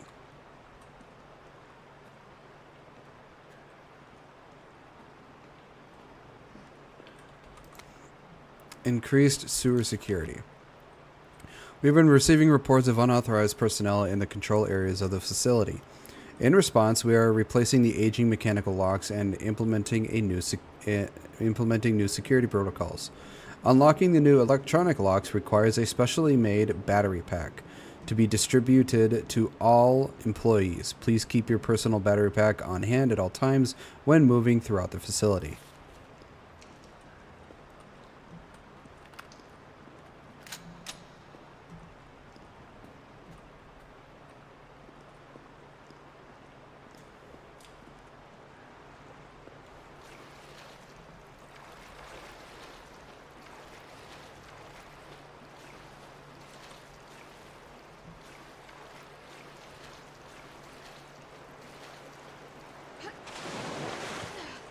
Oh, God. I'm definitely burning these clothes. I would too, honey.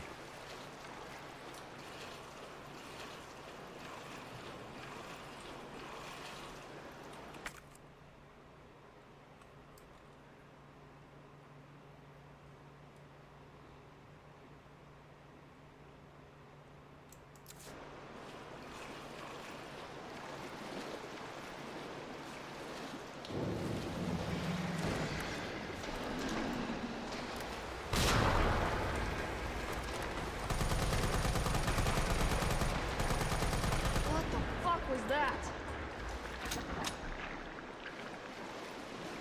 Nothing good, I can tell you that. Don't get caught by those things, because they'll kill you instantly.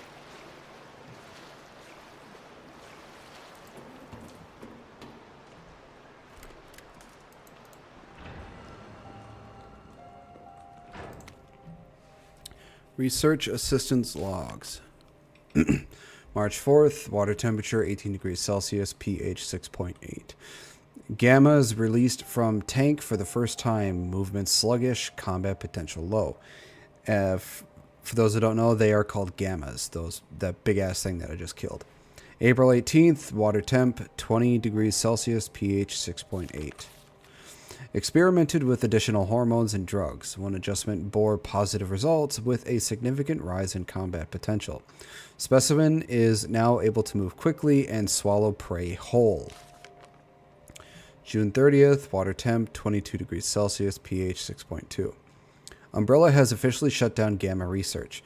We managed to smuggle some specimens with especially high potential from the lab for disposal. Dr. Logan Carlisle, I think that's how it's pronounced, is more committed than ever to perfecting the gamma line. August 14th, water temp 25 degrees Celsius, pH 5.8. 2 weeks since relocating to the sewers, increased temperatures have led to a decrease in water quality, but specimens appear fine despite my concerns. Gammas quickly learned the layout of the sewers, and within 2 days were exploring the entire underground of Raccoon City. All specimens are familiar with and friendly towards us, but I have procured high-powered weaponry as a safeguard in the event that they become uncontrollable.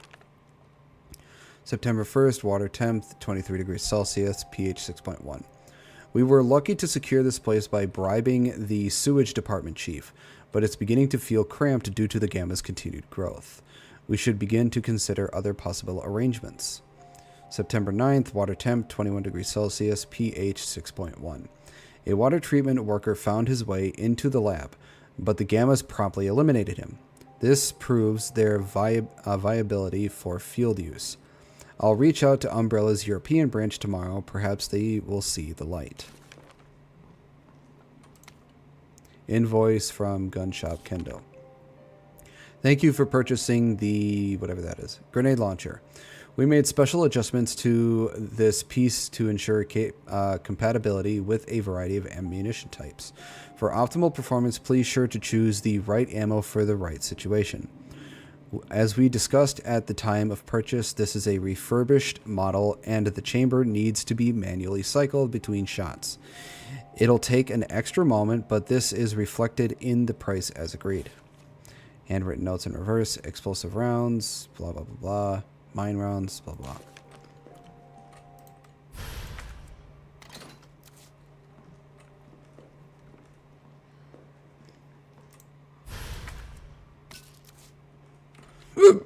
Oofda.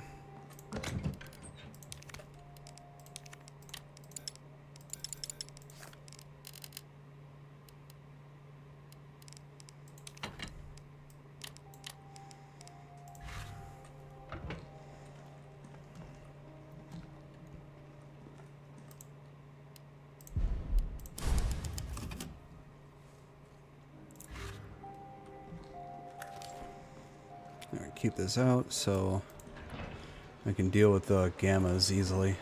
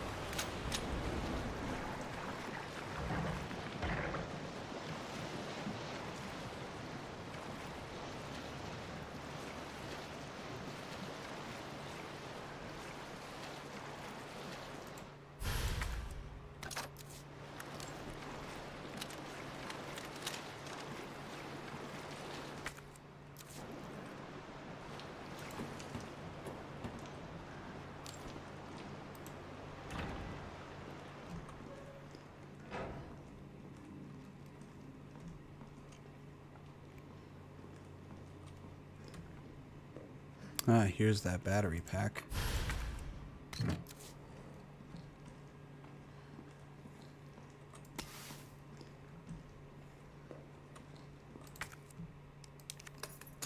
It's a good thing I decided to keep this with me.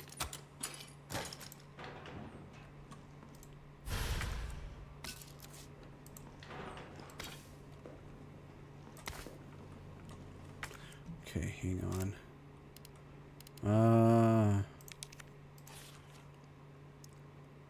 A and B is flame rounds, okay.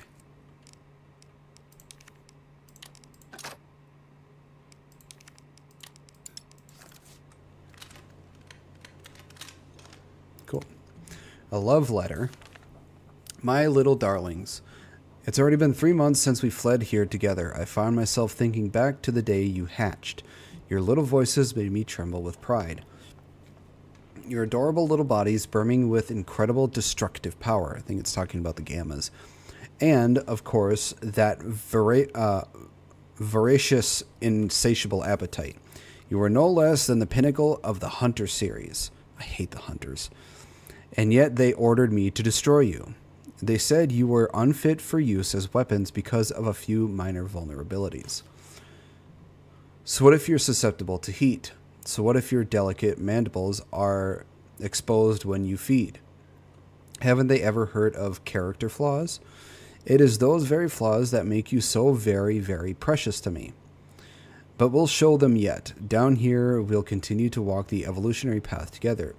We'll prove to Umbrella that you, my beloved hunter gammas, are truly superior. Now, the regular hunters are far superior to the gammas. And the gammas, while yes, if they catch you, there's no fighting back. They'll just swallow you whole. They kind of suck. They're easy to deal with.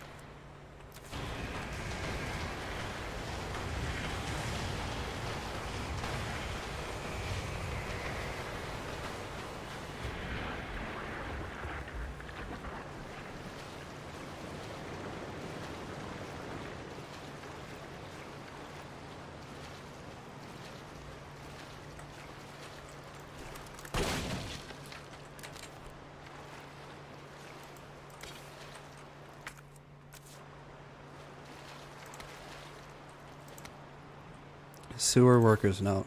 It happened again. They got Kane this time. I saw it all. One of those things just swallowed him whole, head to toe. I tried to warn them when Bill went missing 2 weeks back. The cop said he'd probably skip town, but I said no way. Not with this baby coming any day. But did they listen? Nope.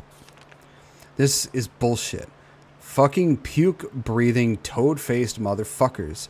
Every time I think I've lost them, another one pops out of the tunnels. And it's not like I can count on the fucking cops. Don't trust those pencil pushers at HQ either. Next time one of those freaks shows its face, I'm gonna hit it right in its big ugly mouth, and then you're gonna get swallowed whole.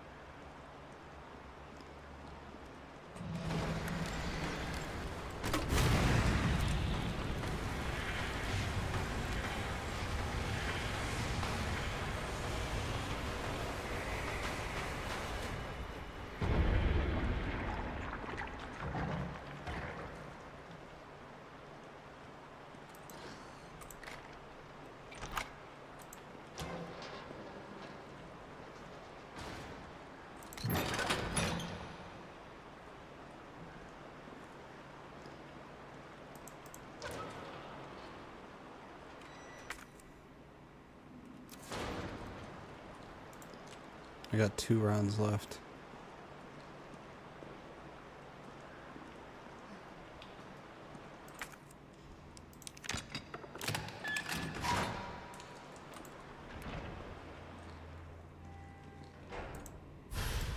All right. Now I need a B so I can make more flame rounds.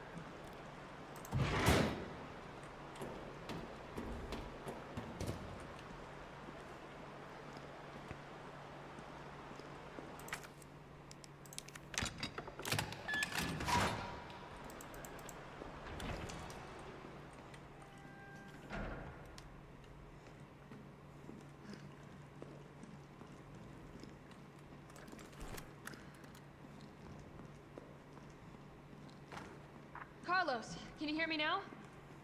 Jill. Oh, thank God. Everything okay? Yeah, I'm alive. I lost him. Great. The subway's ready to go. We'll leave as soon as you make it back.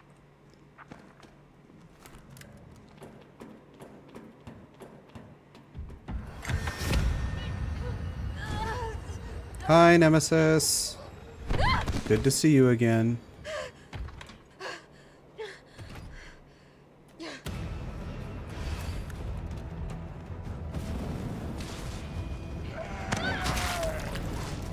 Fuck off.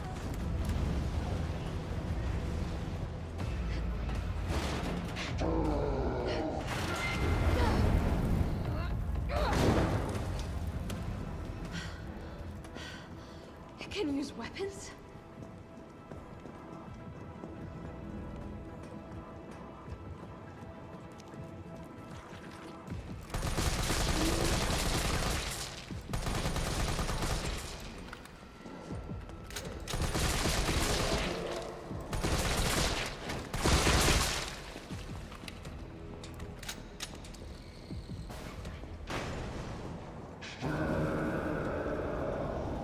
I gotta get out. Quick.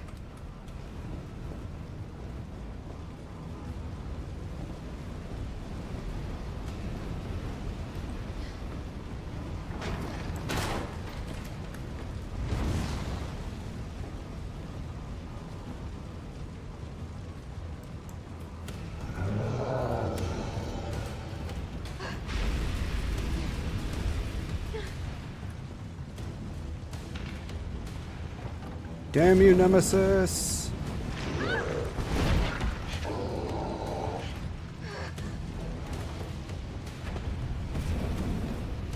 Fuck off, big guy.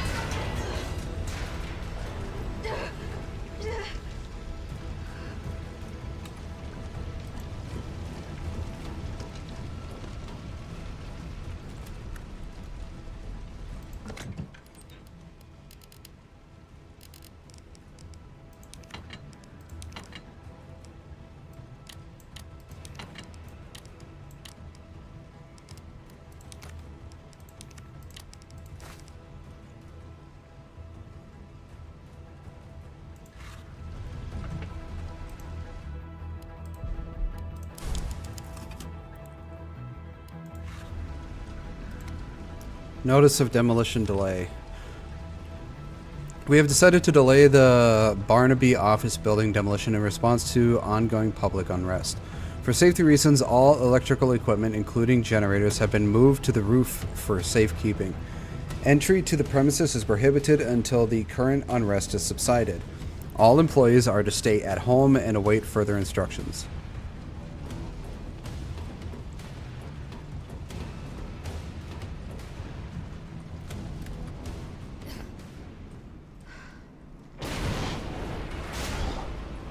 God, you just do not give up, do you?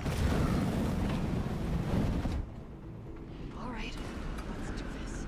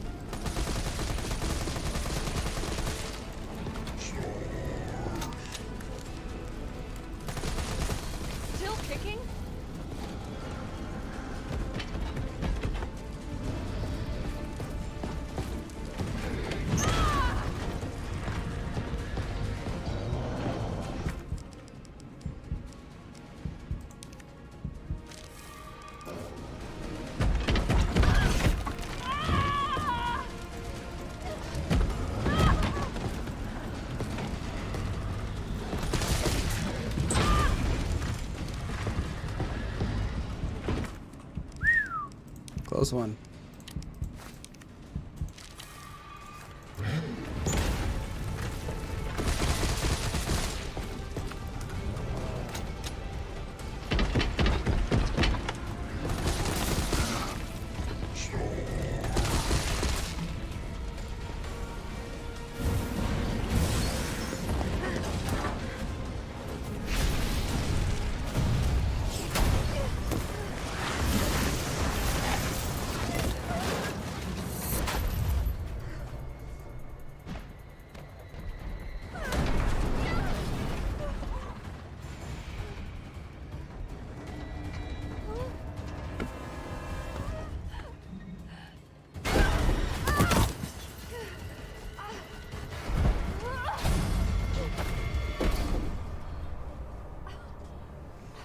Oh, that was a lot of fun.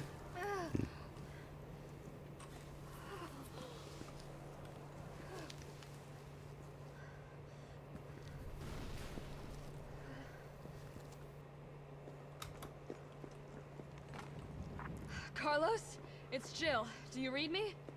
Loud and clear. You all right? Yeah. Bastard's dead. Good. Fuck him. What were you thinking? Turning yourself into bait. You could have been killed. Don't start. I did what I had to. I know. And thanks. The subway's ready to go. Hurry back.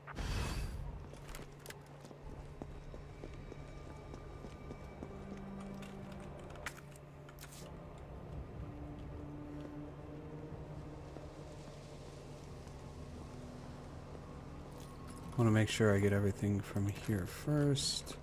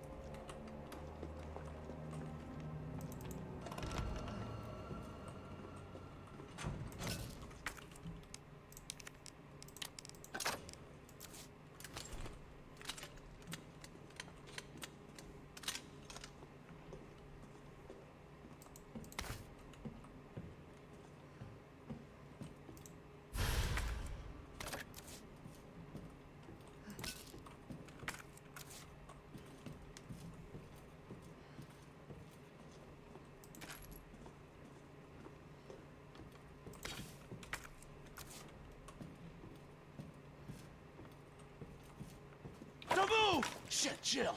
Kendo, you're all right. Yeah, all right's a stretch. Sorry, I got a little jumpy there.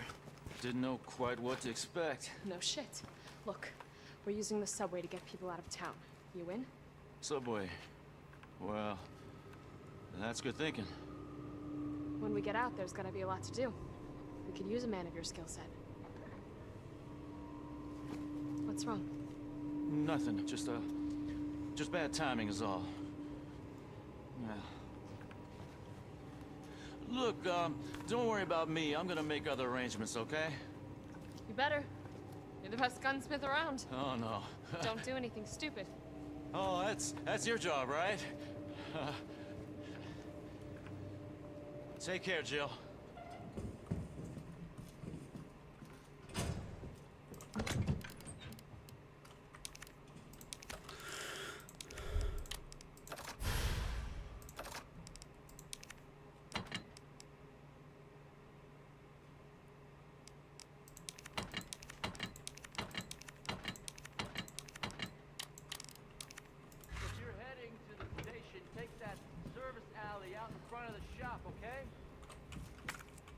Hanging on the wall.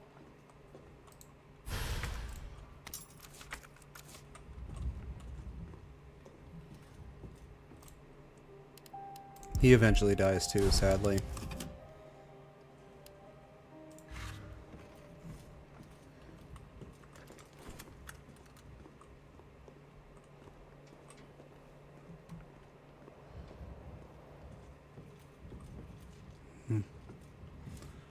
If I remember correctly, I think he ends up letting his daughter kill him or something.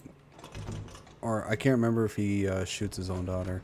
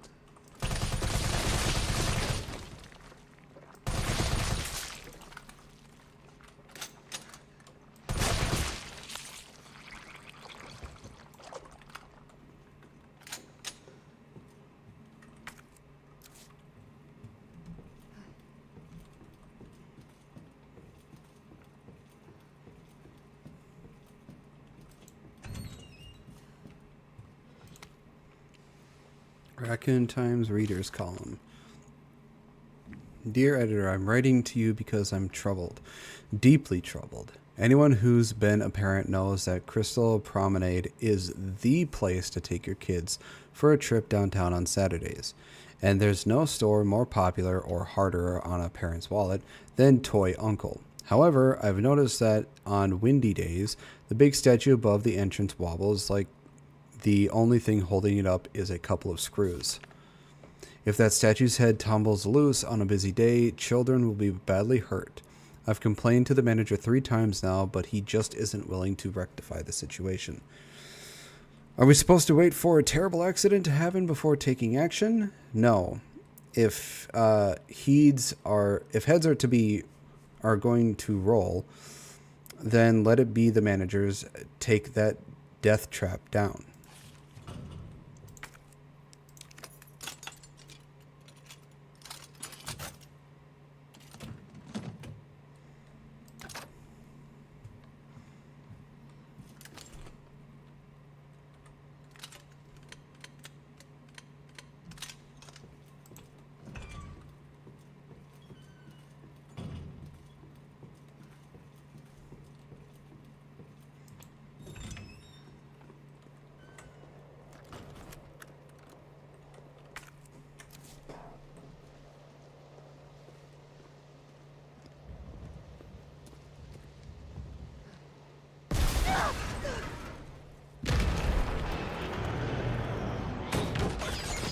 This is one of the only times you can't take him down. You have to run.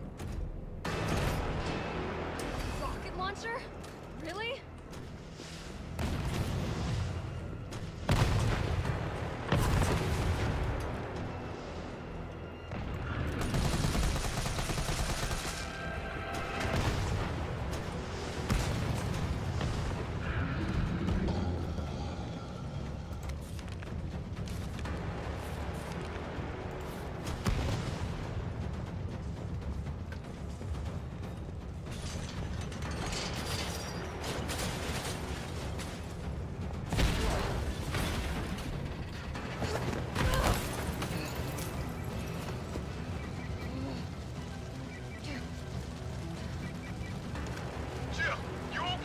Carlos, that monster's on my ass again. Are you shitting me?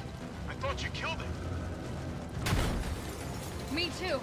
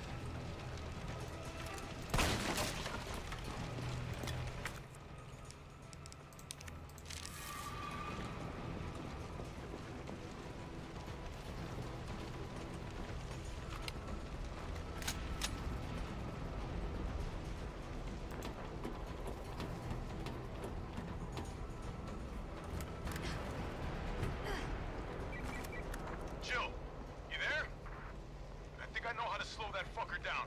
Head back towards the station. And lead him right to you? It's okay. Trust me.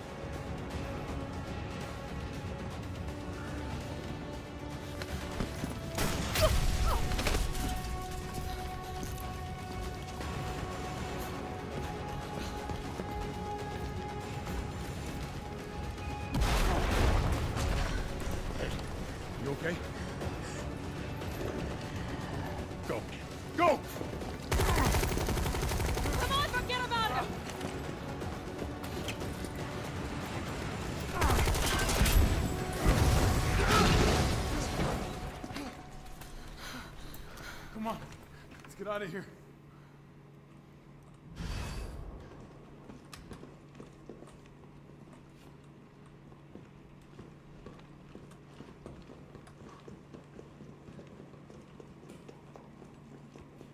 Carlos, I know we didn't get off to a great start.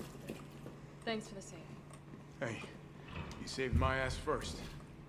You're a hell of a lot braver than me. Well, what matters is that we can get everyone out of the city now. Yeah.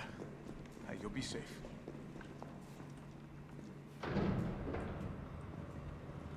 What about you? From the sound of it, I won't be catching the train. Why not? No, there'll be new orders. If it means I can help save the city, it's fine by me.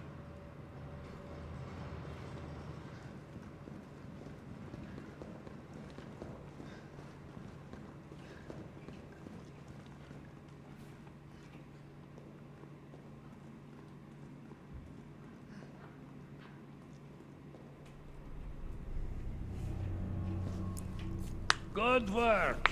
Your reputation is well deserved. Get inside. The subway's about to leave. Carlos, Tyrell, you have your orders. You need to go back out into the city and find Nathaniel Bart. This isn't the last ride out of town, right? Do not worry. Once the civilians are safe, the train will be back. It's all right, you go on ahead. I'm not gonna die on you, leave you in a cold, cruel, Carlosless world. Okay. You'll need to find this scientist. His vaccine research could save us all. You see? You're learning. The only life that matters is your own.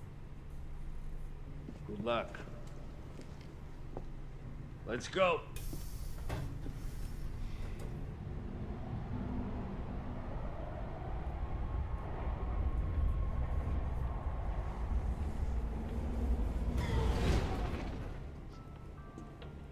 You don't really think a pencil pusher like Bart is still alive, do you? I have it on good authority. Why? Are you worried about teammates? Or something else? Funny how brainless zombies can ambush a platoon like that. Funny the gate was locked. Don't you think?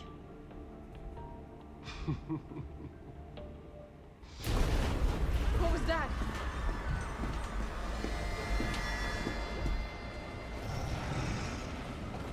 How is this fucker not dead yet? Just know they're gone. Come, this way. Nikolai, what are you doing? It's not after you. Nikolai!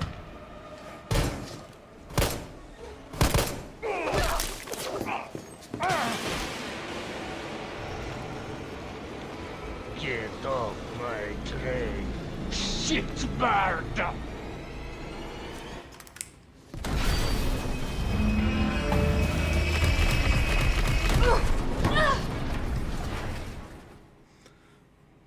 Mikhail is such a badass dude.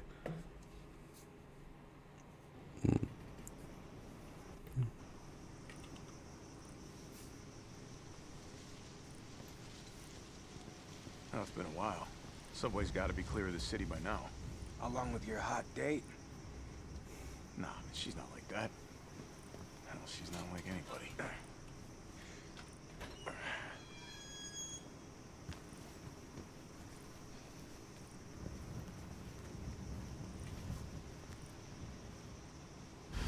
All right, keep your head screwed on, Romeo. This is the police station. You sure?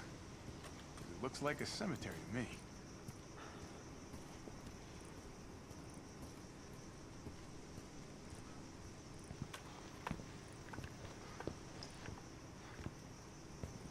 Brad, stop! T.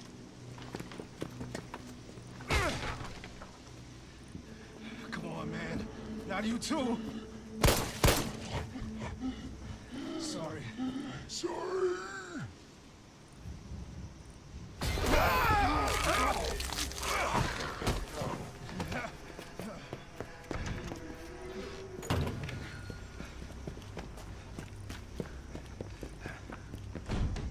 Shit, it's locked.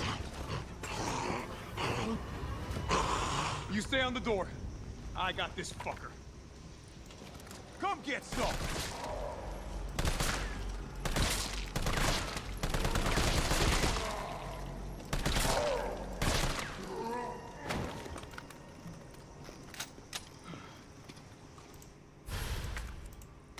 It's open. Stars. That could be useful. Where'd that cop go? Don't know, don't care. We got a job to do. If our intel's still worth a damn, then Bard's in the STARS office.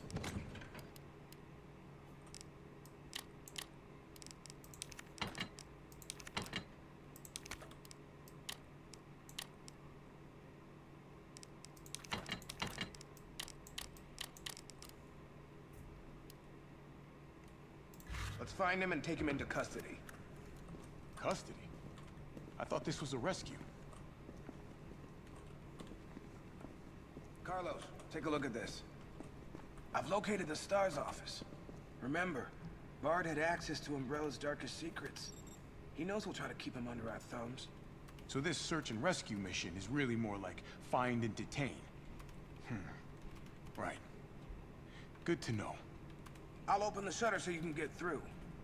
You stay here and find out what's been going on here at the station. Call you if I find anything. Hey! Be careful.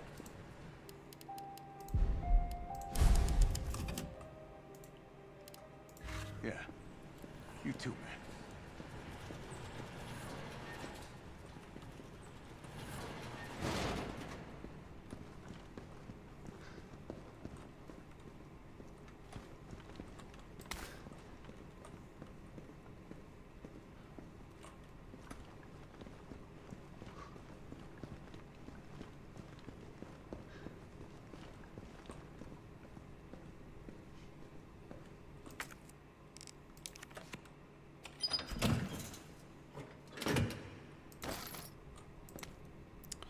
ID card security protocol. September 6, 1998. Each member of the force has been issued an ID card. From now on, this same card will be required to access all storage boxes. Do not lend your card to anyone. Take great care in using it. If your card goes missing, report it lost immediately. RPD, Facility Maintenance Department.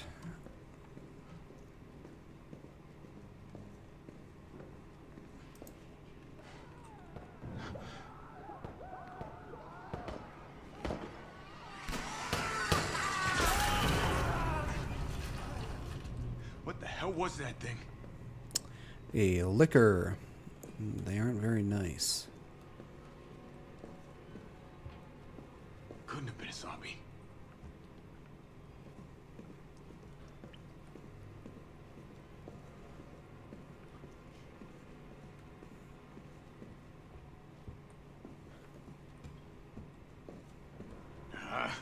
Here we go.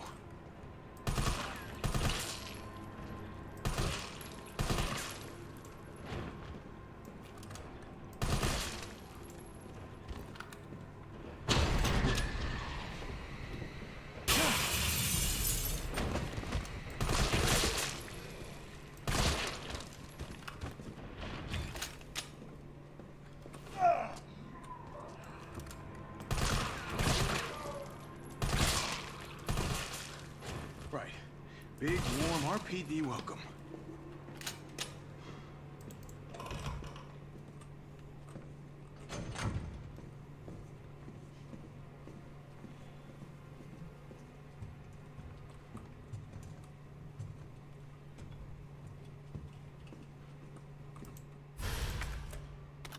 Flashbang.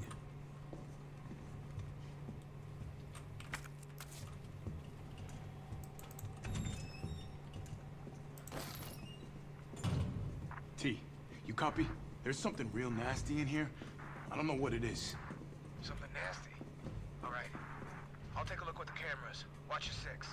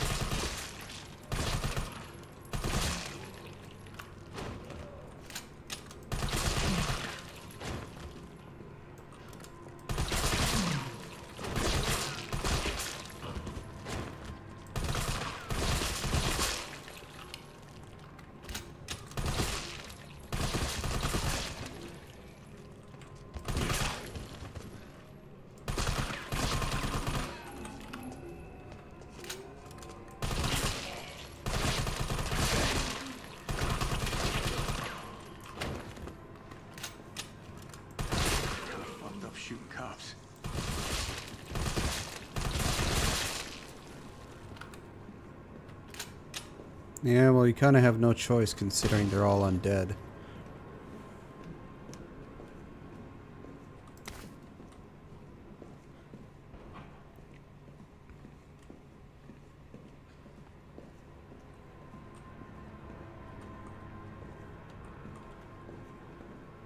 Shit. Locked.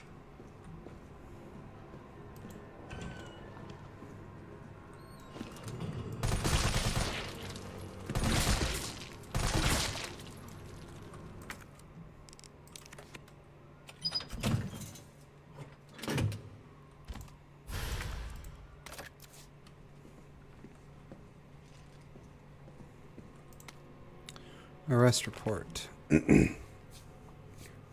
Rodney Gray, occupation, unemployed, former electrician. Charges, unlawful creation and or possession of explosives. Narrative. Suspect was seen behaving suspiciously at 1442 Box Street on September 18th, 1998.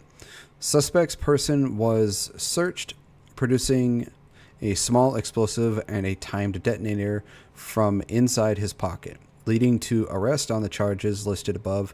A search of suspect's home found more than 20 additional homemade explosives at various stages of completion. Suspect was extremely agitated and not of sound mind. Suspect spoke feverishly. I don't know if I pronounced that one right. When questioning began, and at one point questioning had to be halted due to a sudden bout of shrieking from suspect. Once questioning was resumed, suspect made the following statement. I didn't do it for me, I did it for you. Why doesn't anyone understand? The corpses attack from the shadows. A storm's coming, but this umbrella is no good. Gotta blow it up or you'll be more than just wet. Gotta get more bombs. They're coming soon. Gotta hurry. Burn 'em. Burn the corpses. Burn 'em good. During questioning, the suspect began to shake violently before resuming a shrieking fit. Questioning was ended and a sedative administered. Note: due to suspect's unstable psychiatric condition, suspect's testimony changed from the moment to moment. Suspect's delirium made any sort of dialogue impossible. We are currently awaiting the results of a doctor's investigation into suspect's condition. The explosives collected from suspect's person and residence appear to be extremely powerful. As a safety precaution, a battery was removed from one detonation device upon its admission into evidence. The battery was secured in the safety deposit room. Interrogation Officer Wes Drucker.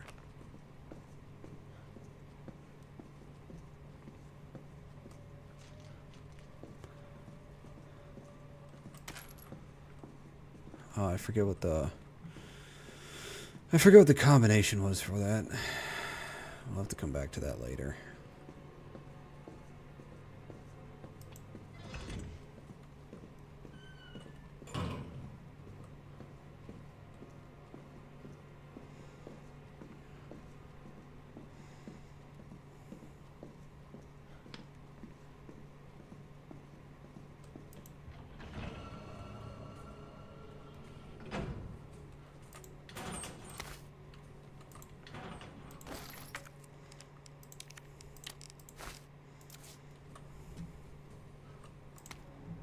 Oh, 9:15:7. Okay.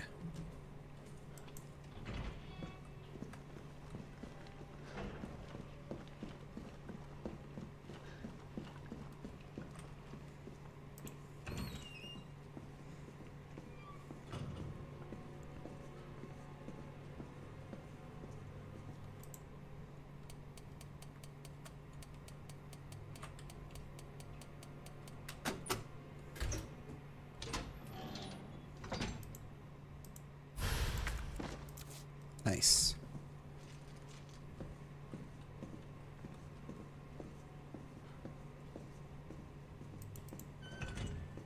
Alright, we can move on from that. You know, I'm curious. Nope, I guess not. Oh well.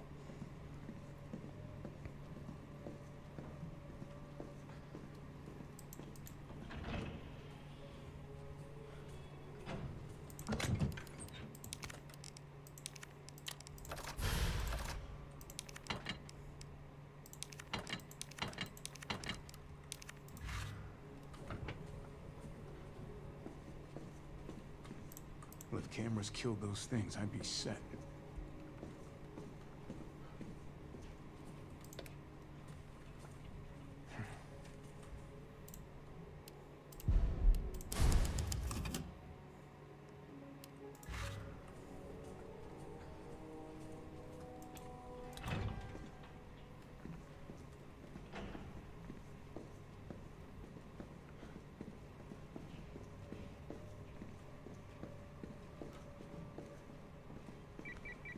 Carlos, the STARS office is up ahead.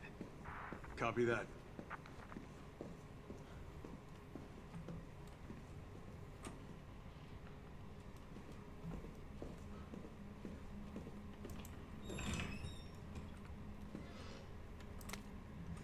Note to a friend. Hector, if you're reading this, I'm already dead.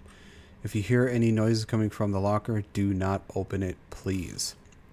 While you were out on patrol, I focused on finding a way to get to the other side. I realized that explosives might be our best bet. I managed to rig up a pretty good bomb, but we don't have any batteries.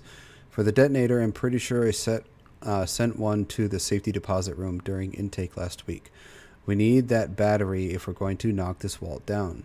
So I headed upstairs to find you, since I know you have the safety deposit room key. As soon as I left the shower room, I was attacked. One of them bit me. I washed the wound as best I could, but I feel worse and worse. I hope I don't need to spell out why you must not open the locker. Please don't worry about me. Just get yourself out of here as fast as you can. Your buddy, Wes. P.S. Don't worry about that $600 I lent you. Think of it as a gift towards your upcoming move. Good luck, buddy.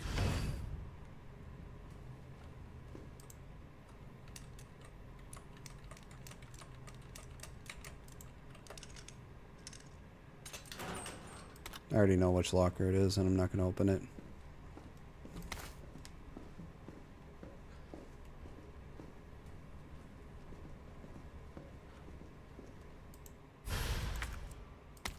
Okay. Guess we'll be doing this the explodey way.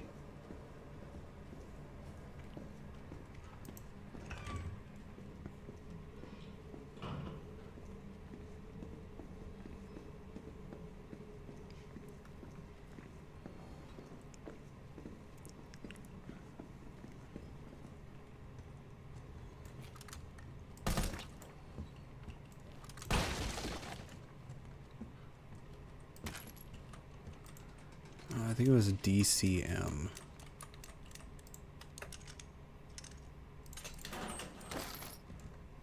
Aha, I was right.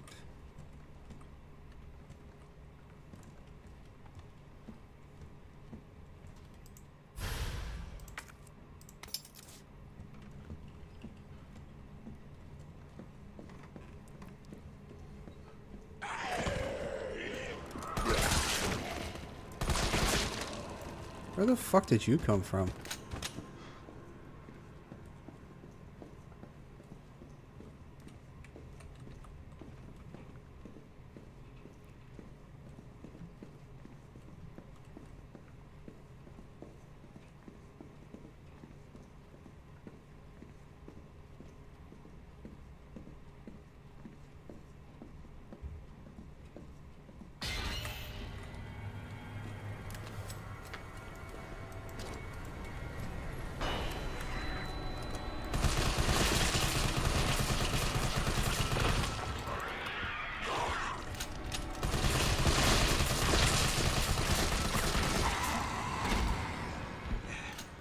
Night.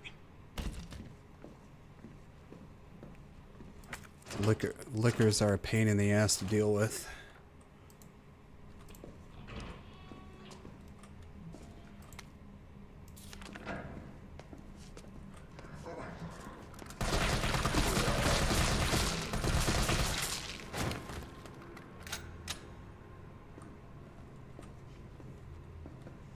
All right, 104, 106, and 109.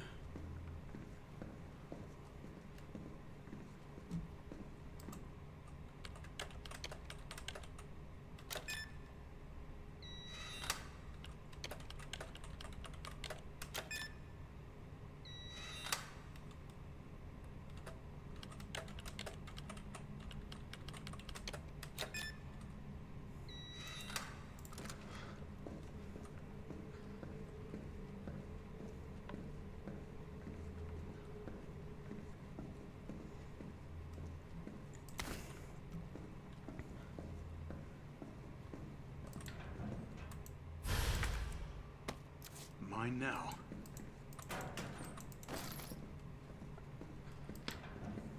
Come to Papa.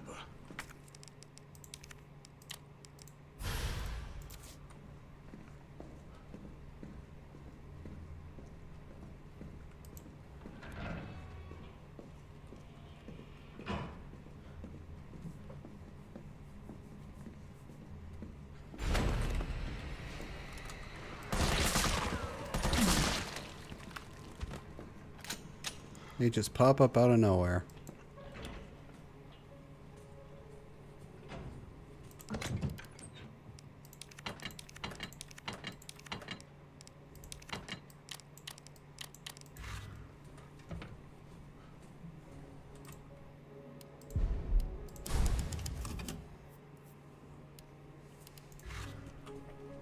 Alright, let's set up and blow up that wall.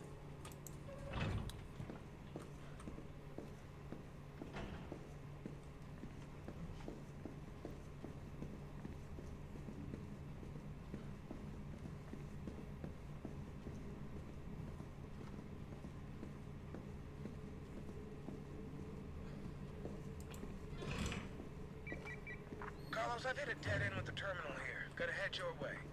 Copy that.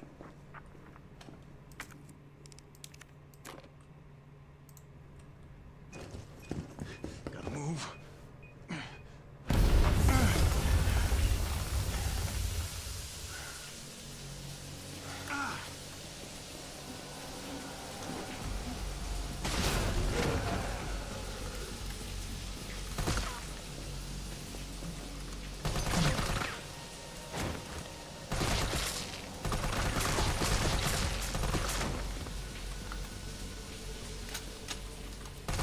It sucks to be Papa.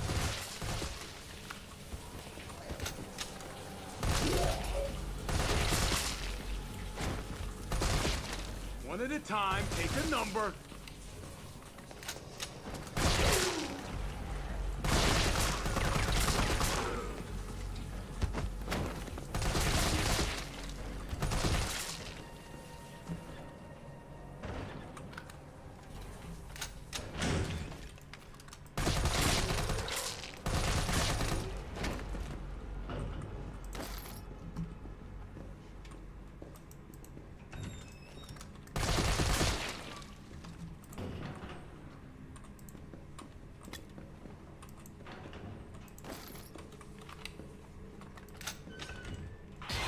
This asshole again.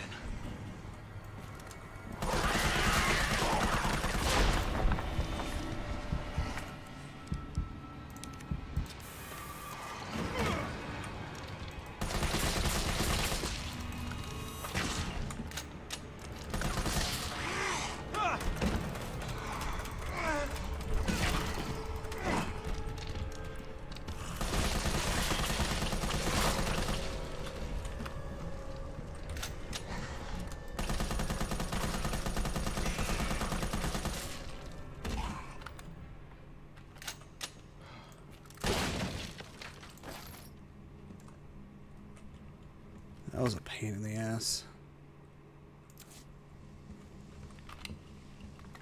I hate dealing with the lickers.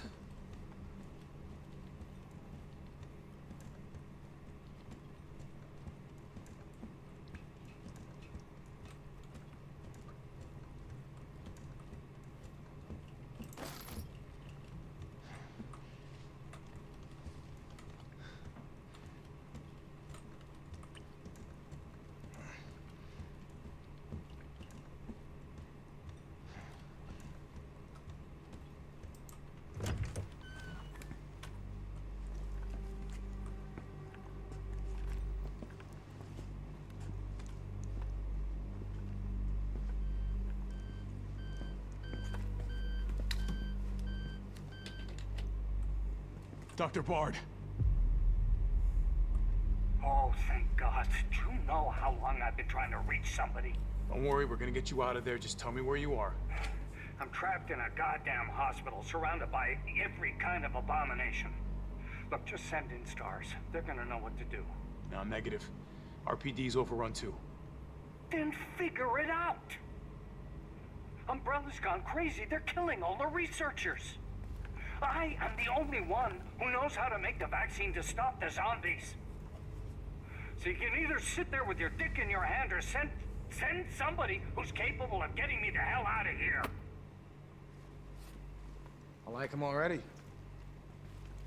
Yeah, you would. You heard what he said. We can't turn him over to the company. That's not our call to make. That's Mikhail's call. I'm gonna check the computer, see if I can trace the doc's location.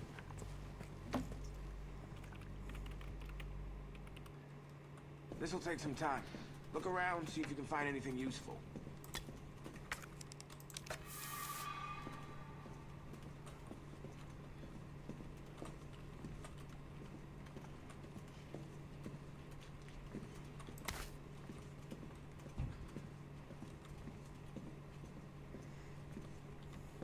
Is that Jill in the front row?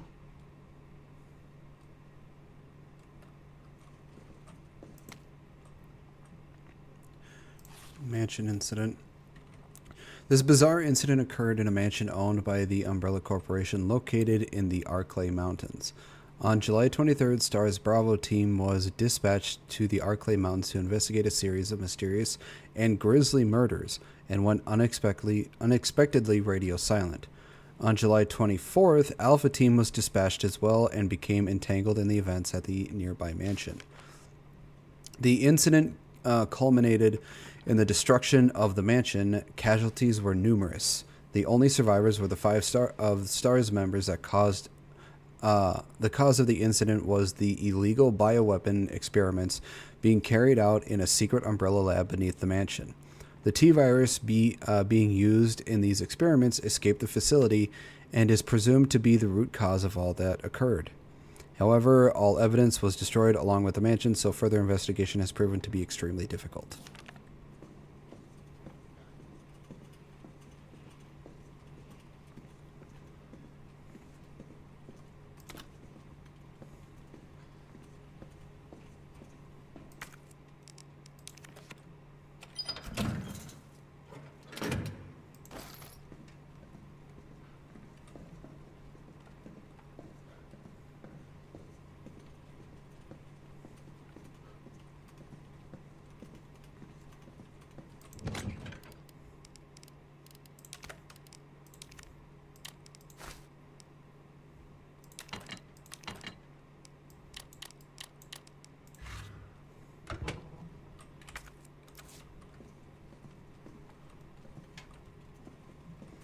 I think that is everything I can get in here. Yeah, what's up? Derailed. Was anyone hurt? Jill? Ah, shit. Wait, what? Jill! Jill, what happened? Jill, come in! T, I gotta go. Do what you gotta. I'll take care of Bard.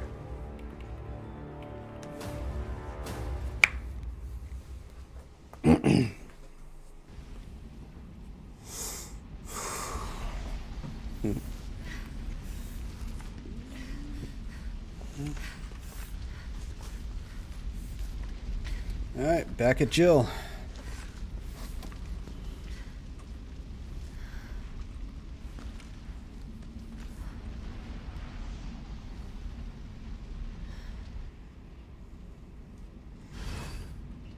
Sucks about Mikhail. I like him. I liked him. Am I the only one who made it? Yep, you are.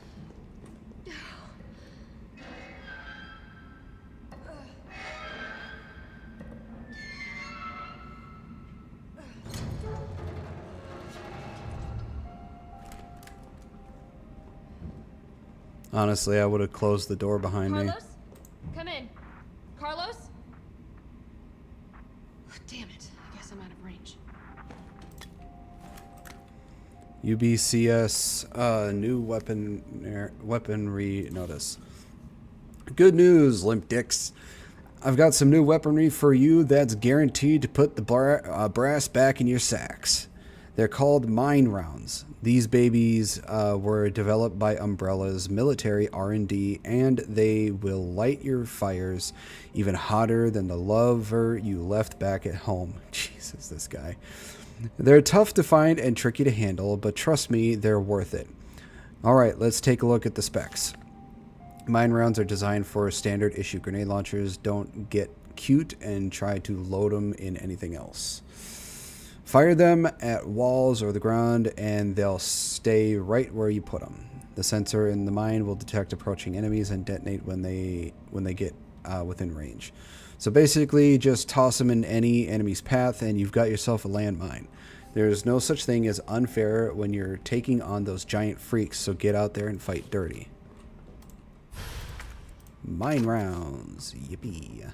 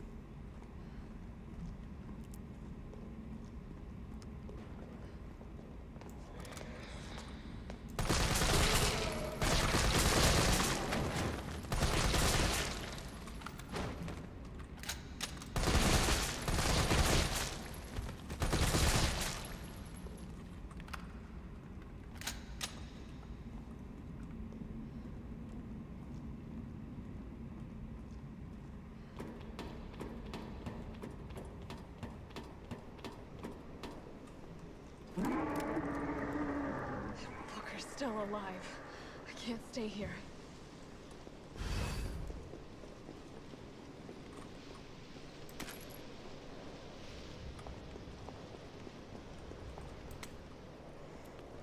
Clock tower brochure.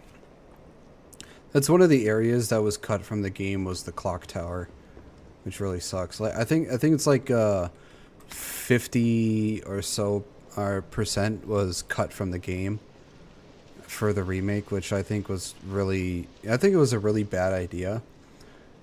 The Resident Evil 3 remake, I think, would have done a hell of a lot better if they kept everything in. But for some reason they decided to cut out like more than half the game with the remake, which really sucks.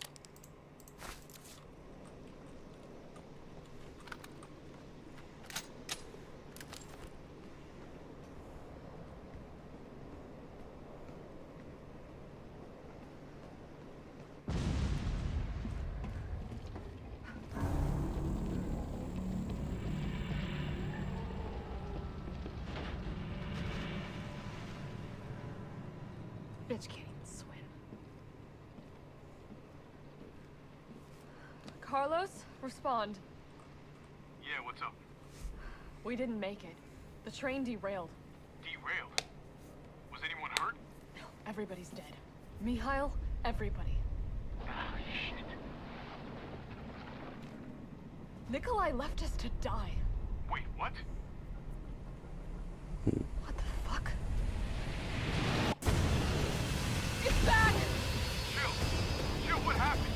Jill, come in!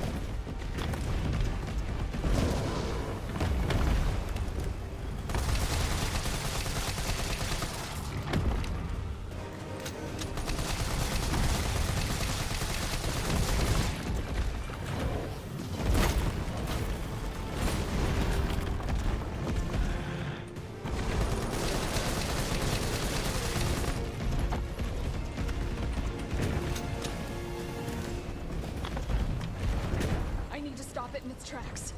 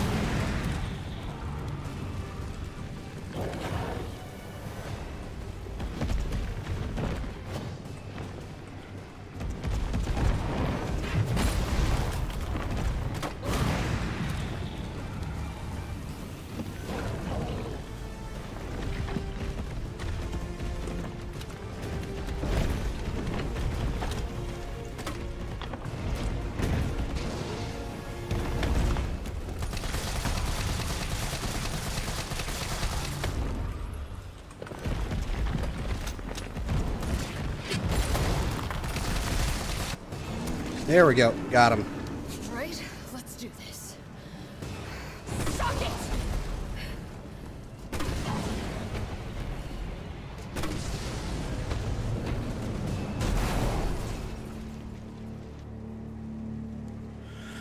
Honestly, I would keep shooting it until it was in pieces. Come on, you're gonna crap out on me now? God damn it.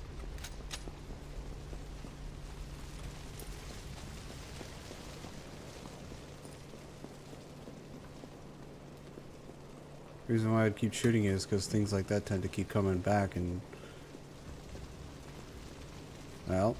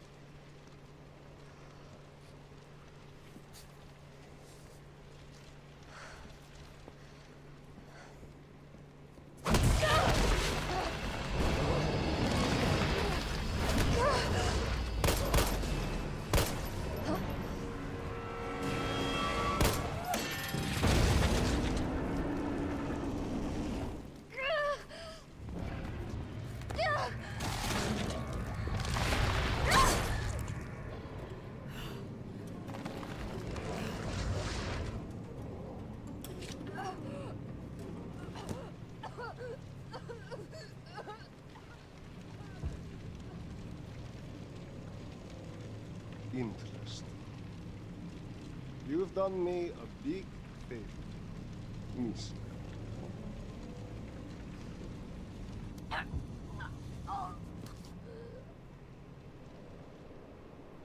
Fuck you, Nikolai.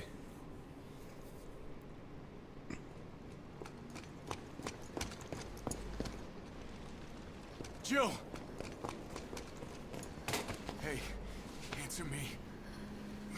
God damn it. Tyrell, do you copy? What's going on? Jill's been infected.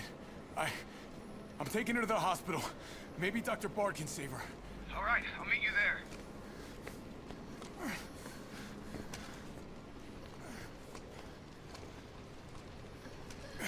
You hang in there, Super Cop. I got you.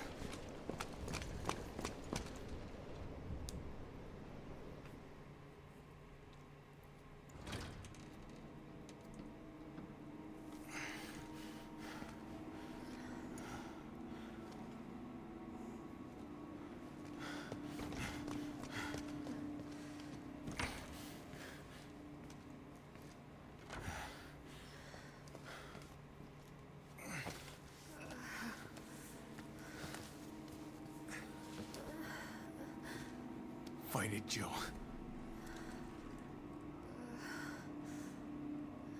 I'm gonna get you the vaccine. You're gonna be okay. I promise.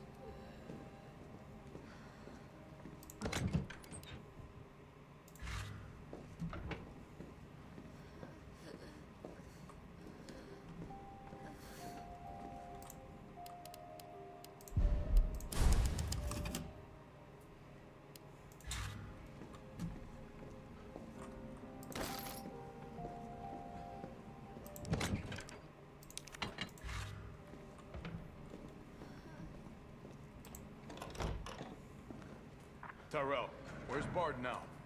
Gotta be the lab in the back. Stay frosty, I'm on my way. Copy. I'll go on ahead.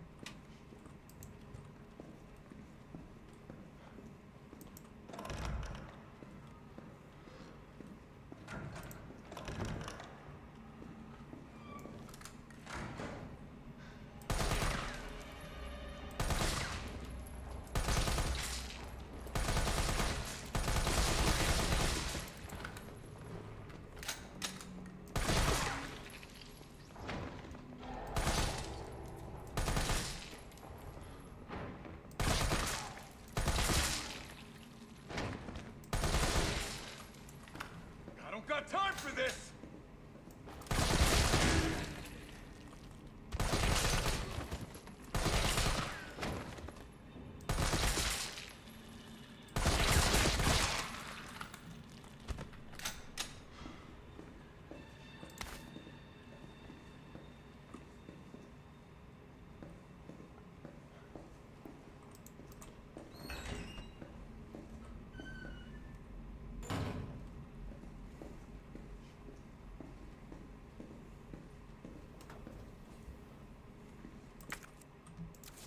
I don't have a lockpick. At least not on this character.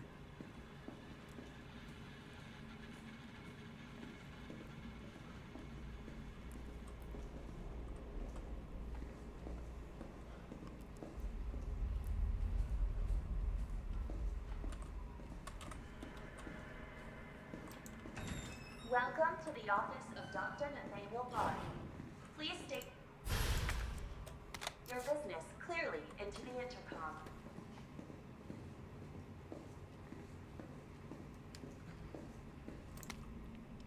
Nurse's Journal, September 25th. Every day they bring in more of these mystery illness patients. The sedatives don't stop their delirium, so we have to put them in straitjackets and move them to the isolation wing. Problem is, the isolation wing is already bursting at the seams. The director has ordered us to admit anyone with symptoms free of charge, but what does he expect us to do? Wish them better? We don't have a cure. And that's not all that's bothering me. When these patients die, they're not collected by the usual mortuary teams. We've been told it's special handling to prevent the illness from spreading. But I'm not sure I buy it. Miranda saw some guys wheeling a body through the forbidden door during the night. Why? Where? What's going on?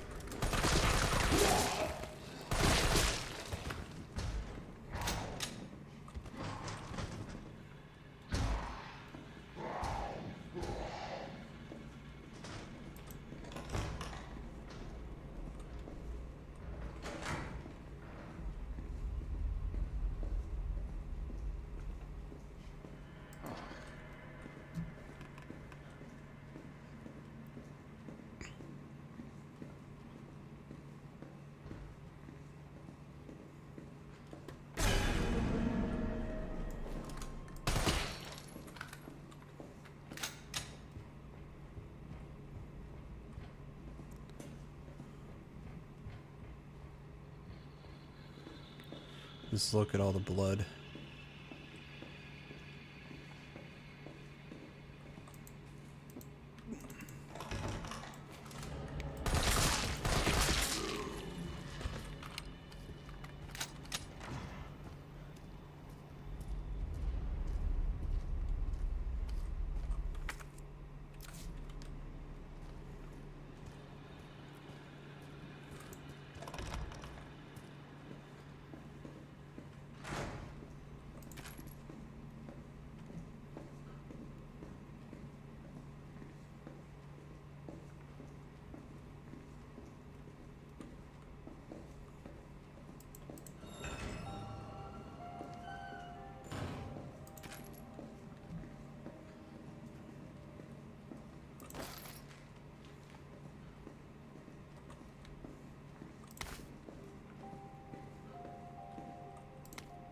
Nurse's Journal, September 27th.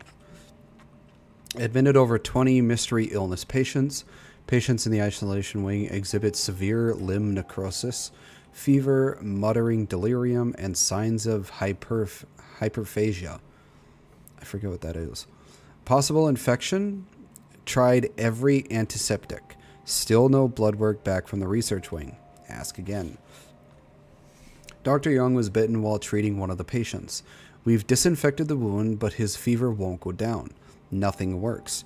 Meanwhile, the outpatient wing is complete anarchy. The patients are delirious and growing more violent by the minute. We've called in our off-duty staff. It's all hands on deck now. We have got to contain this chaos. Yeah, well, how did that work out for you?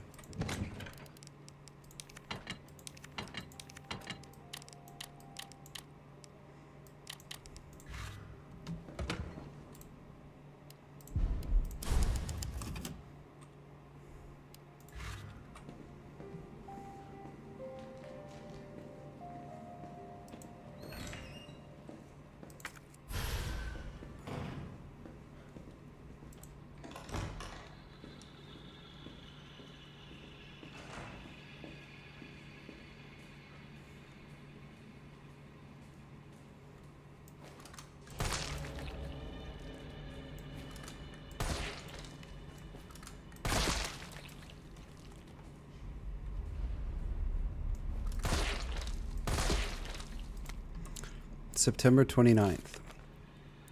We tried. I swear to God we did. But there's nothing else to be done. The chaos is completely beyond control. Victims are pouring in now, dying and spreading the infection faster than we can reach them. So we've given up trying. Those of us who aren't infected have barricaded ourselves in here. We can hear the cries for help outside, the screaming, but none of us will go out there because it would be the end of us. I can't believe we've abandoned our patients. It's the worst sin imaginable for a nurse. I can't stop shaking, but I want to live. I want to live. 9 p.m. We heard a helicopter flying overhead and immediately started crying and hugging each other, thinking a rescue team was on the way. But then the sound grew distant, and all we're left with now is the moaning of the dead and the silent screams in our hearts. We're all about to lose our minds. Dr. Young, Ariana, Miranda, Dakota, I'm so sorry I failed you. Something's coming. Help. Yeah, they're called hunters.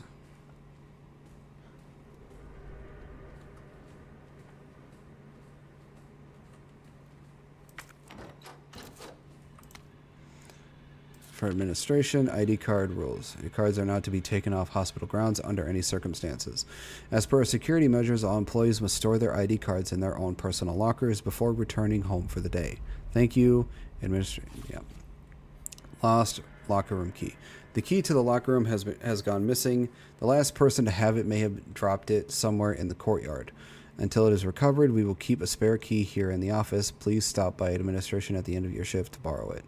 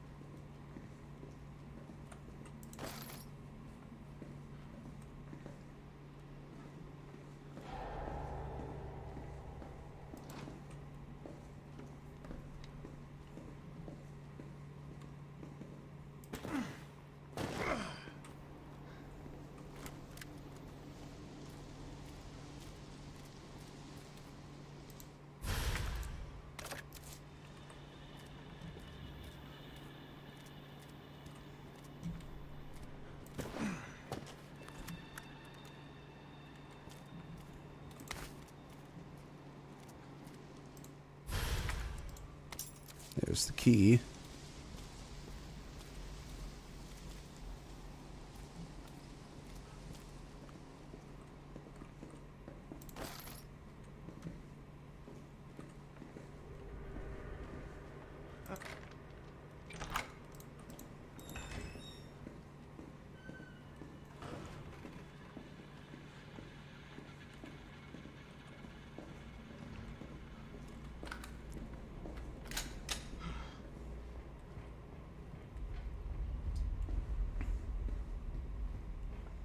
This music just does not help.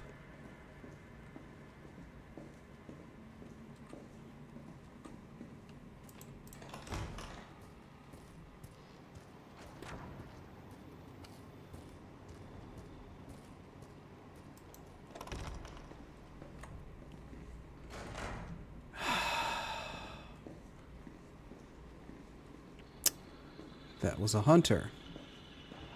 Okay, not this way.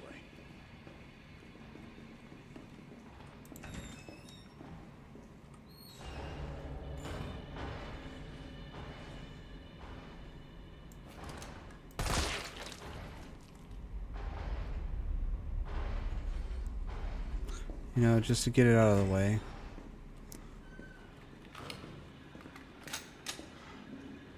We're gonna do the hunter thing.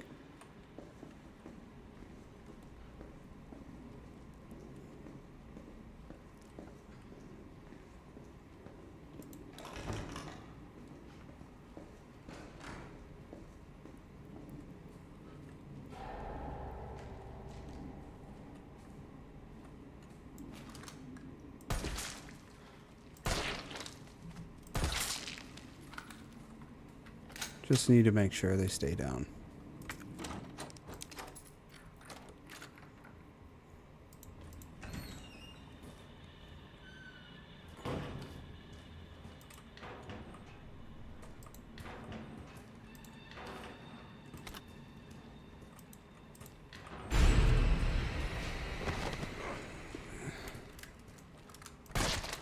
That actually made me jump a little bit, not gonna lie.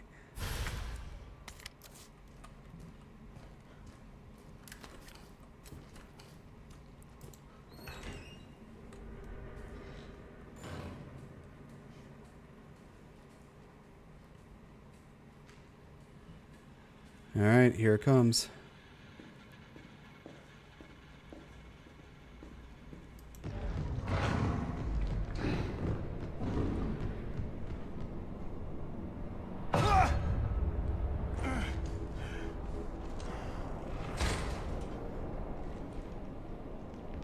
Freaking hunters.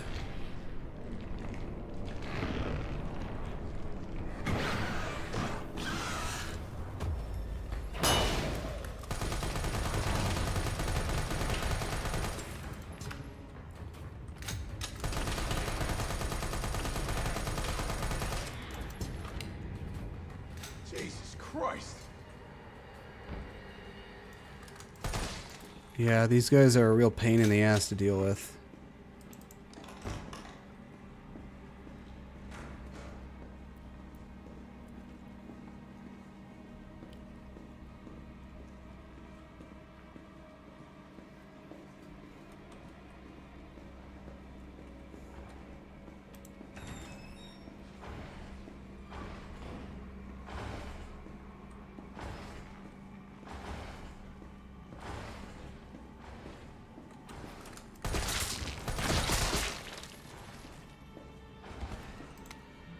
Note about a tape recording.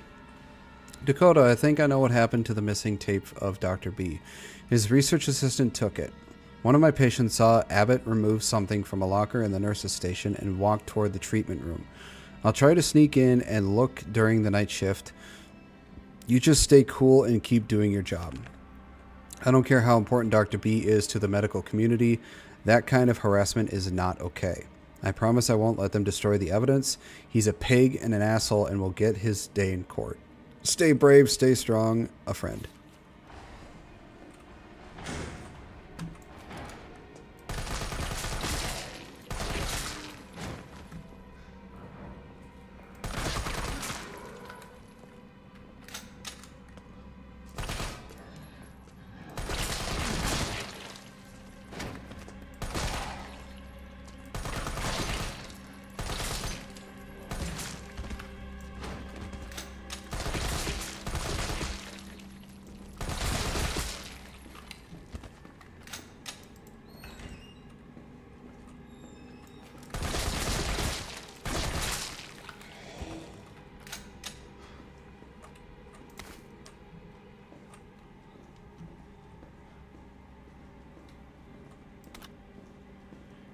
Grenade.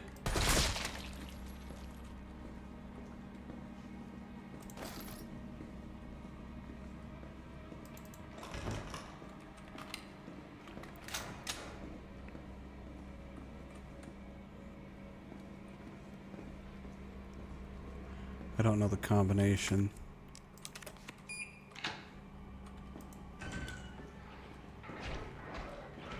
Actually, before we go that way, let's empty my inventory.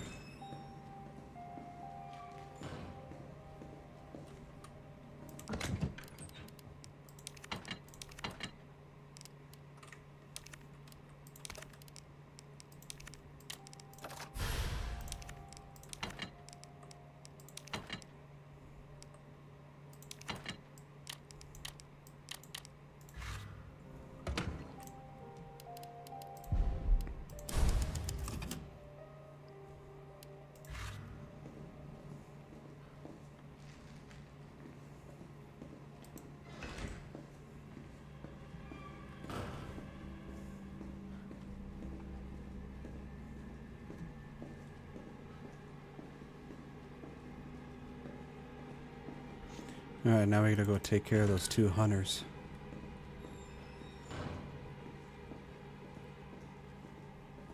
We should be able to get both of them easily with just the flashbang and grenade I have on hand.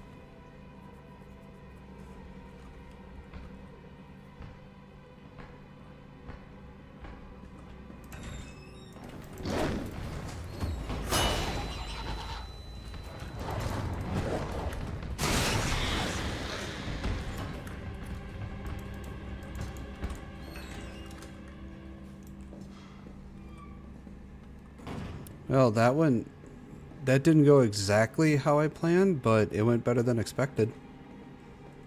Plan failed successfully, I guess.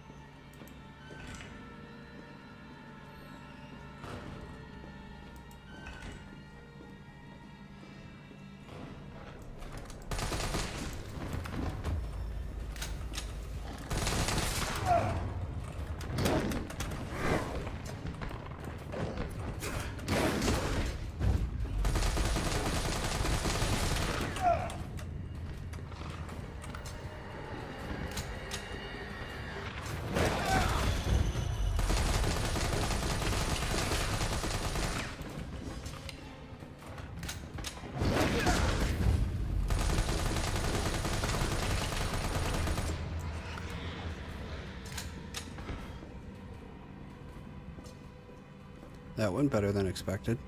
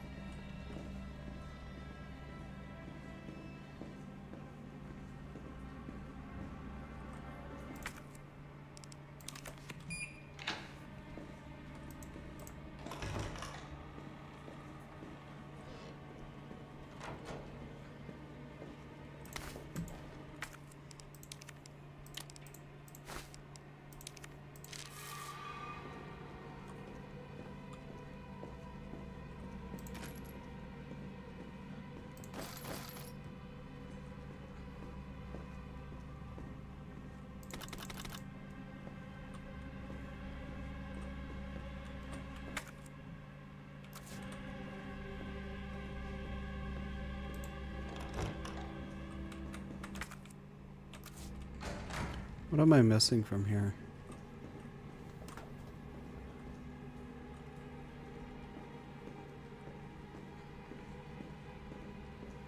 Oh yeah, it's that locked locker.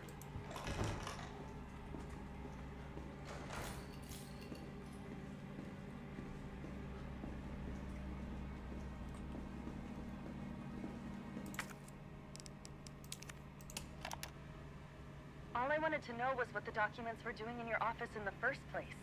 Who do you think you're talking to? I'm goddamn Nathaniel Bard. I'm the best biologist you'll ever meet, you bet.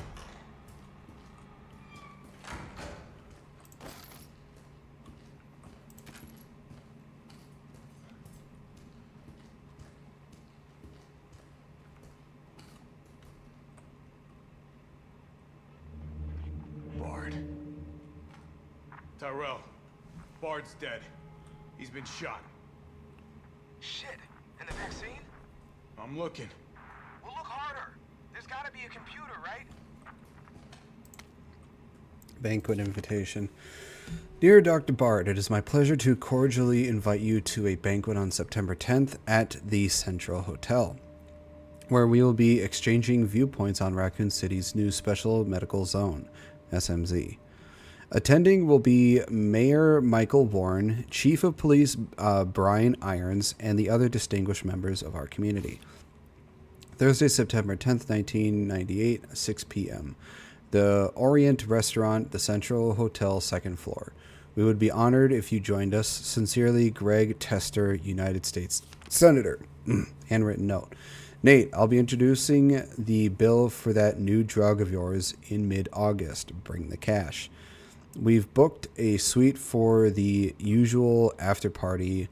You're a brunette guy, right? I'll let Irons know.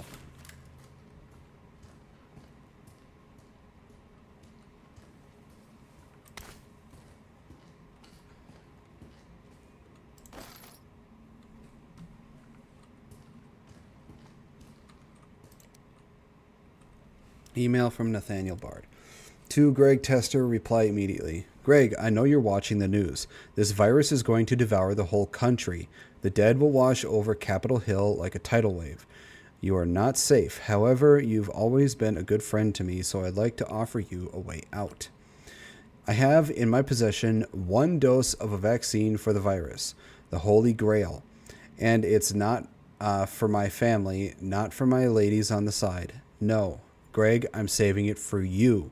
I know better than anyone that you're the future of the United States, but if you want the goods, Greg, you have got to get me the hell out of here now, without Umbrella finding out. Lean on the Pentagon for me. I know you've got the clout. See if someone can get a rescue team here without UBCS involvement. You scratch my back, I scratch yours.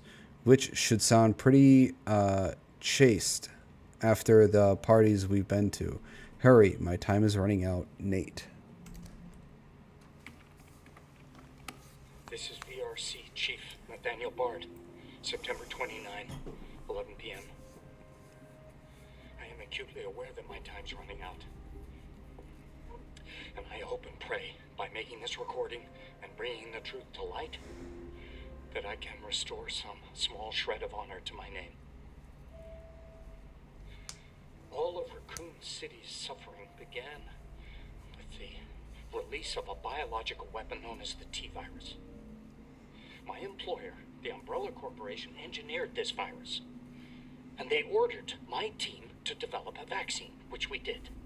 Now, I keep samples of this vaccine here in my office. The rest of it is stored underground.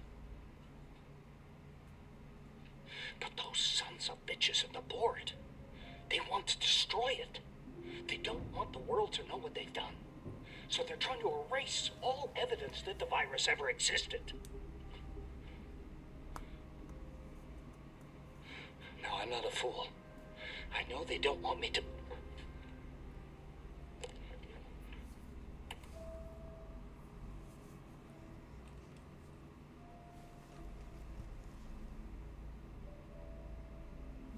Julie all along. And she trusted me anyway. Fuck!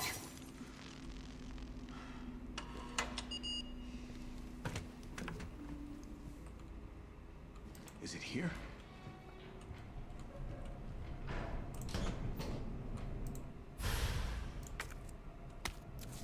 All right, Joe.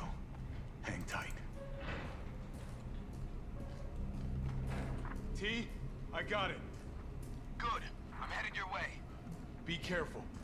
Careful. Have you seen this town? It'll be a fucking miracle if I get there in one piece.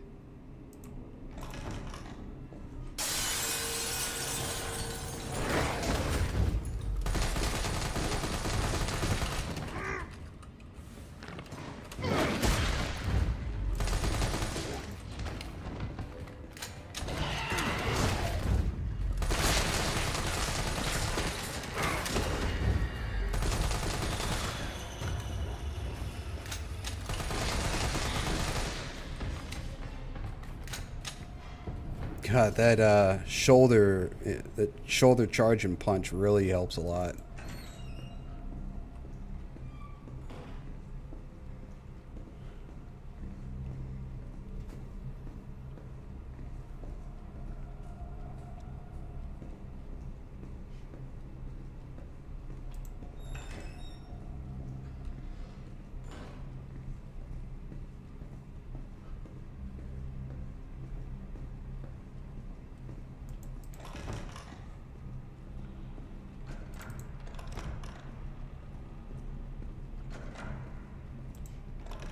You're gonna be okay, Joe. Hang on.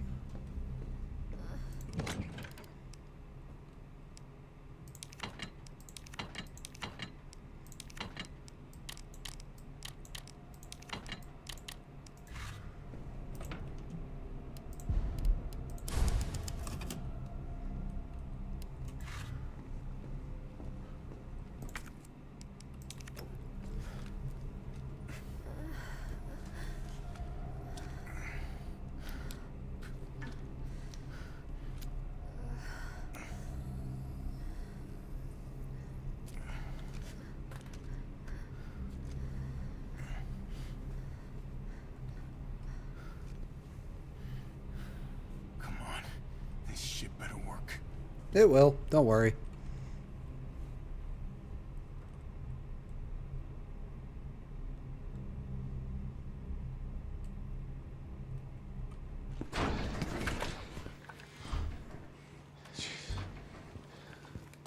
Tyrell, what the hell happened? Attention all citizens. The contagion spreading throughout the city has been designated uncontainable. On October 1st, Raccoon City will be completely destroyed in a missile strike. All residents capable of rational thought are urged to evacuate immediately. This is not a test. Attention all citizens. I mean, that's only a day away. There's still people in the city. You think Uncle Sam gives a shit? Fuck. Here they come. Oh, you sit tight. I got this. Better grab some gear. I'm gonna try to lower the window shutters. The less entry points, the better. And how do we do that? I'll try hacking into the hospital security system. Keep them off me in the meantime. What did I miss? Stay due to eating dinner with family. I didn't miss much other than the fact I'm just trying to survive. Okay, now the fun shit begins. Motherfucker.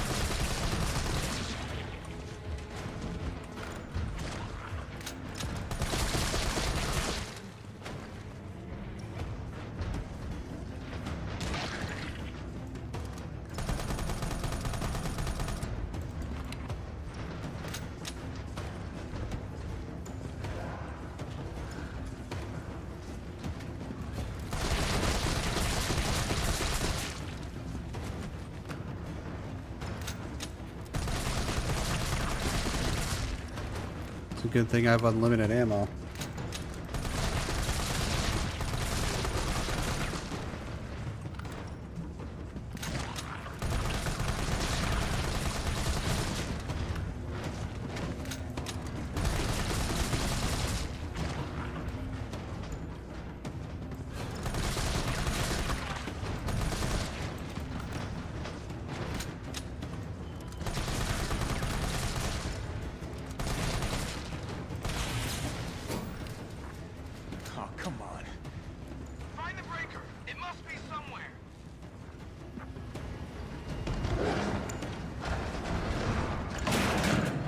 Come here, big boy.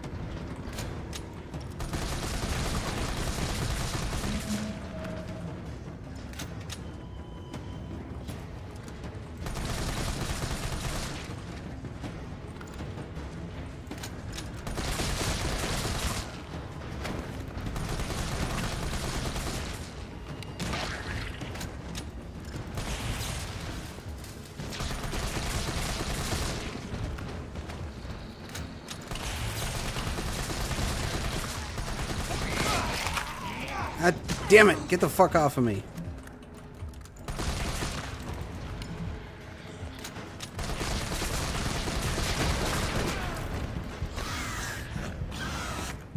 Where the fuck did you come from?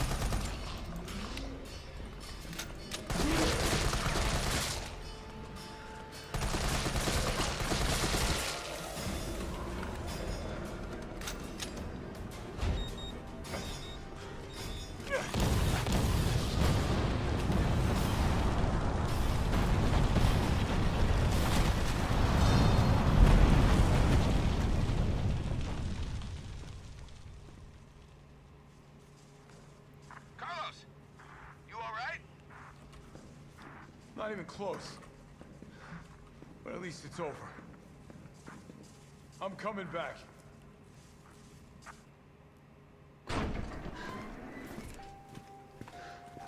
Vaccine's the real deal. Good. You going somewhere? You damn right.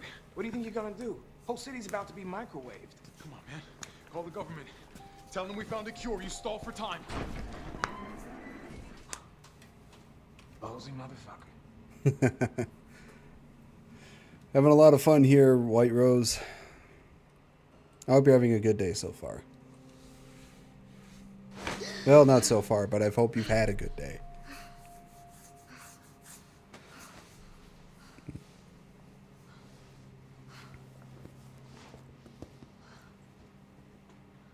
Jill. Oh, thank God you're okay. I've got good news. It's over now. The city's safe.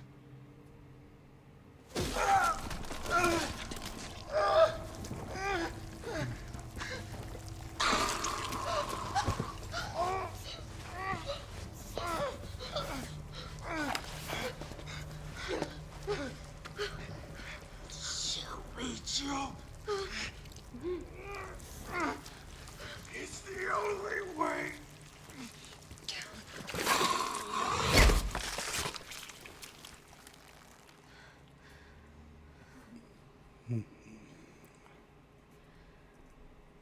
Where am I? What's going on? I had a great day, but I was very tired today, or rather this whole week, and last week as well. Why are you so tired? What's going on? The missile strike on Raccoon City will occur in just hours. The payload is designed to eradicate all biological material. You will not survive if you remain in the city. October 1st. Evacuate now. Repeat. No. Evacuate now. Can't be. This is not a test.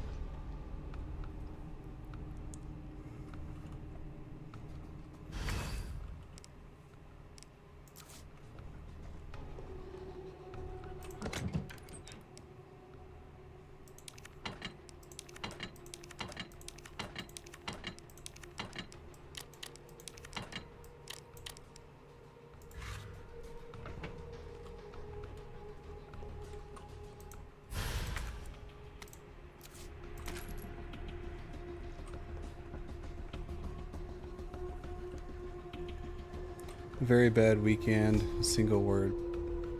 Passing. I'm not sure I really understand, but I won't pry into it.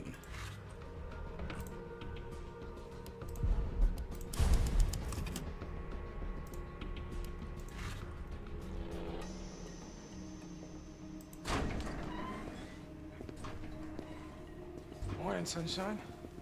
You saved my life. I sure as shit didn't. That was all Carlos. He carried you here and he treated you himself, crazy bastard. Where is he? He went underground. Bard stockpiled the vaccine, enough to give the city some hope. He thinks he can do this by himself. I'm going after him. Wait, did you see the broadcast? They're gonna blow the city sky high. I'm trying to get a hold of someone, anyone with the clearance to stop it. Leave this mess to him. He's a professional. So am I. Right. Guess I'm not talking you out of this. The storage facility is underground, beneath this hospital. I've lost contact with Carlos, so expect trouble.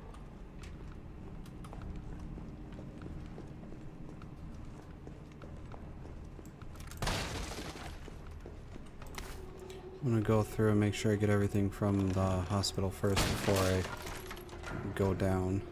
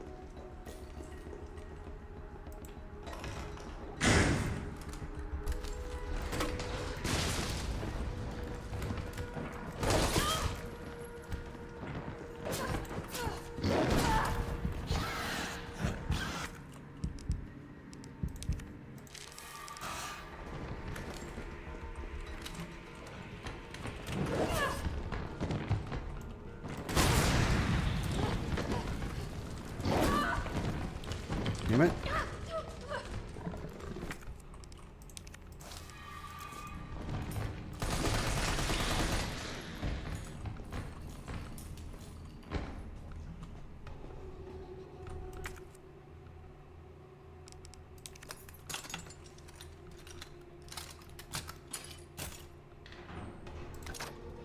That's what I wanted.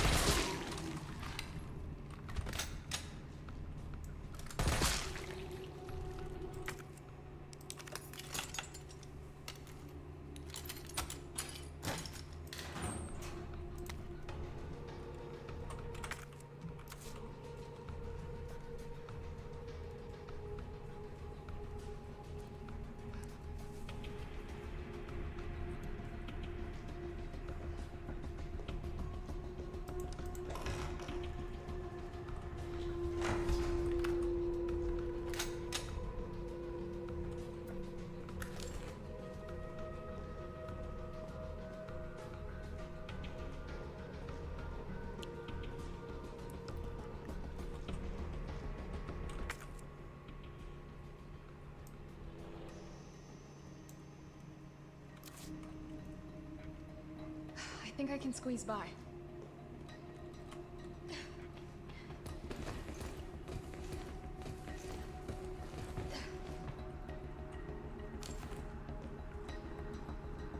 Okay. Well, we'll actually come back here last, because going down that way I'll be able to get that Magnum.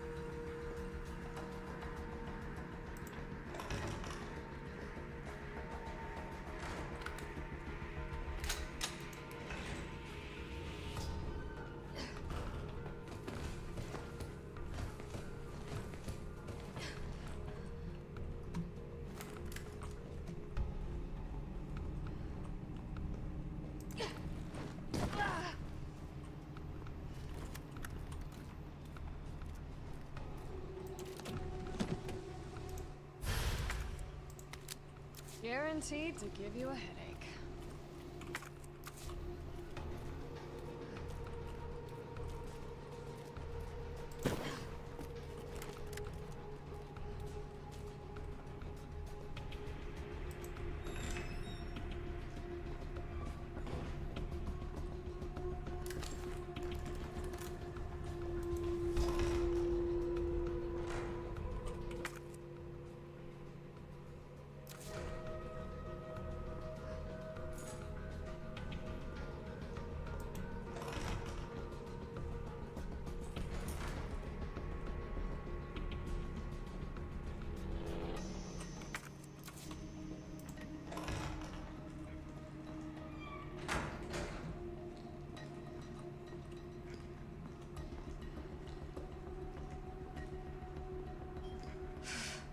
This looks like Nikolai's work.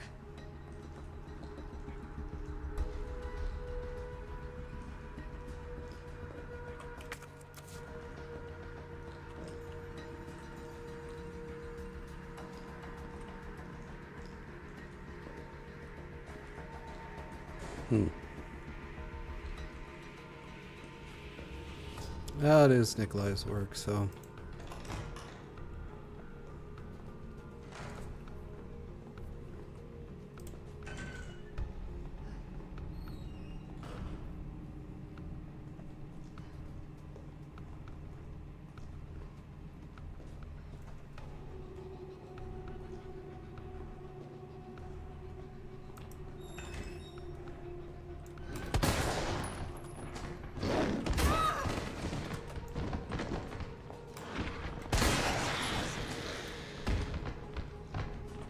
Motherfucker.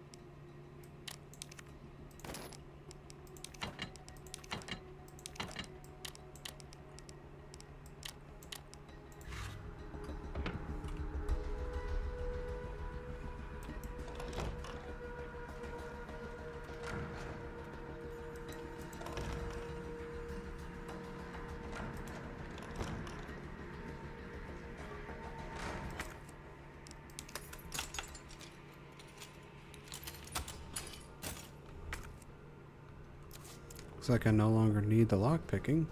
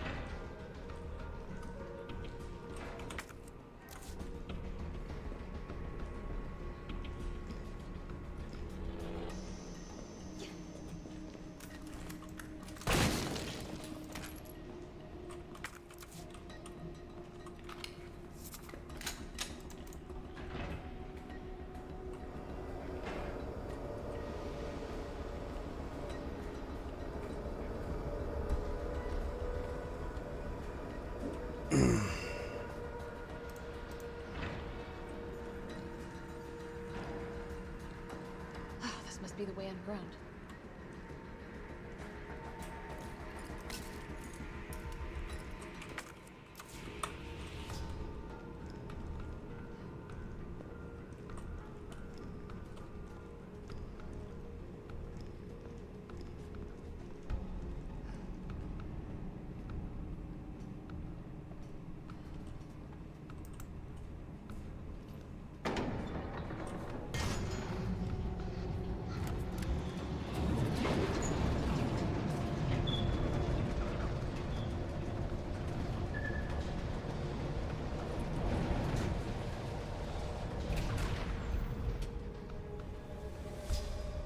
How is it no one in the hospital ever noticed all this?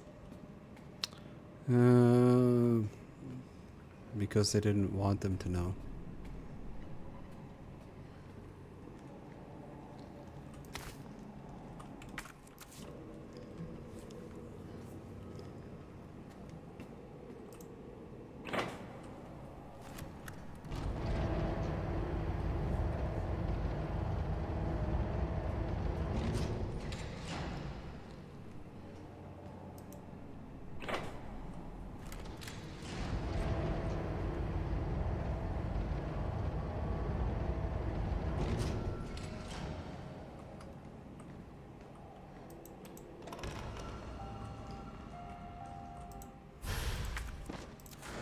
Alright, now I have all of them. Elevator notice to all employees. We identified an issue with the electrical box where concurrent use of heavy machinery overloads it and causes the fuses to blow. If you encounter this problem and can't get the elevator running, please stay calm. Gather fuses from the sub-generators situated around the warehouse and use those to restore power from the main generator as quickly as possible.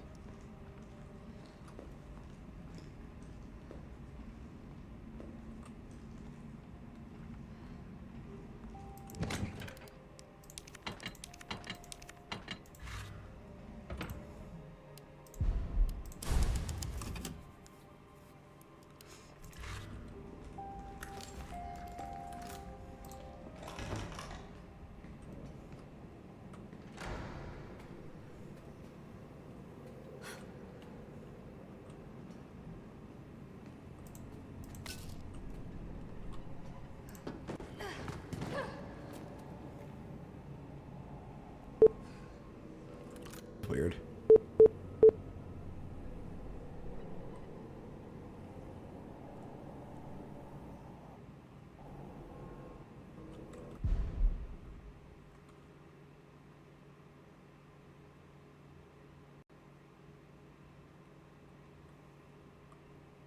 That was odd.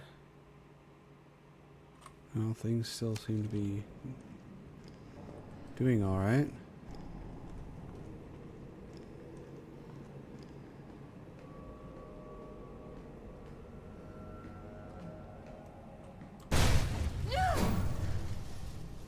I must admit, I respect your tenacity.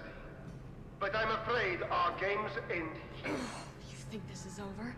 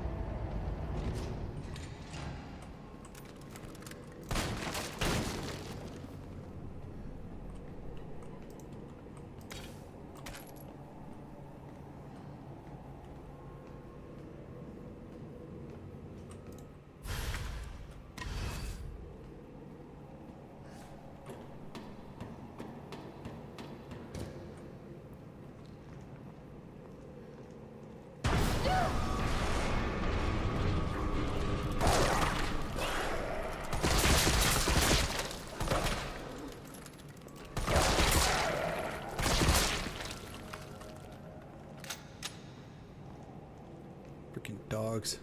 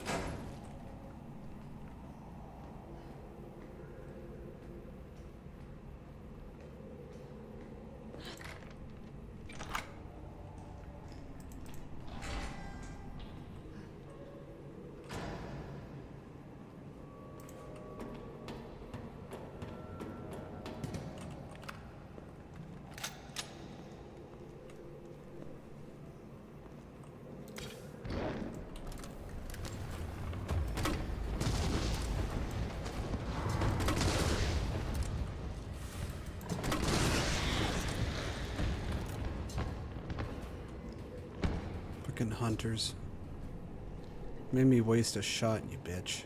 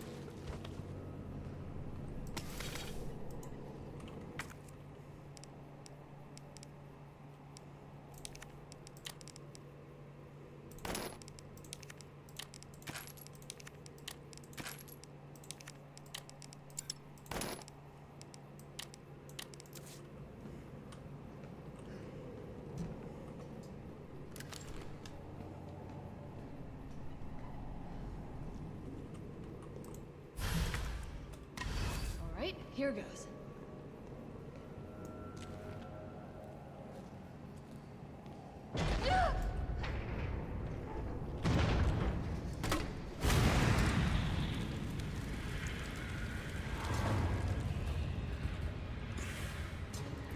I've actually died to him every time I played this game.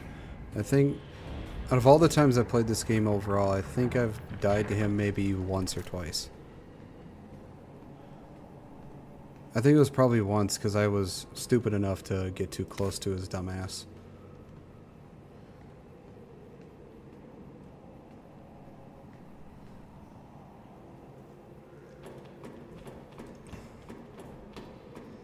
And for me to you, but I'll try to join the stream again if I'm not feeling all sad and exhausted.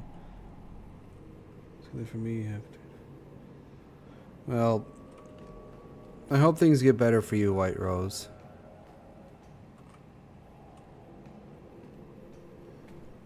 I'm sorry I didn't see your message right away.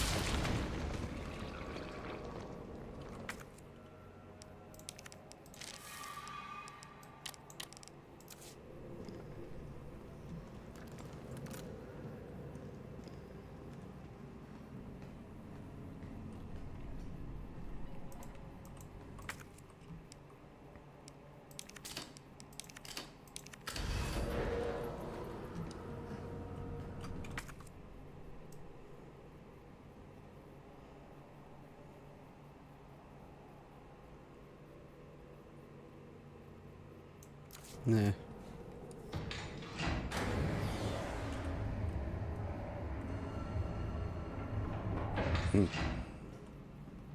Shit, he got away.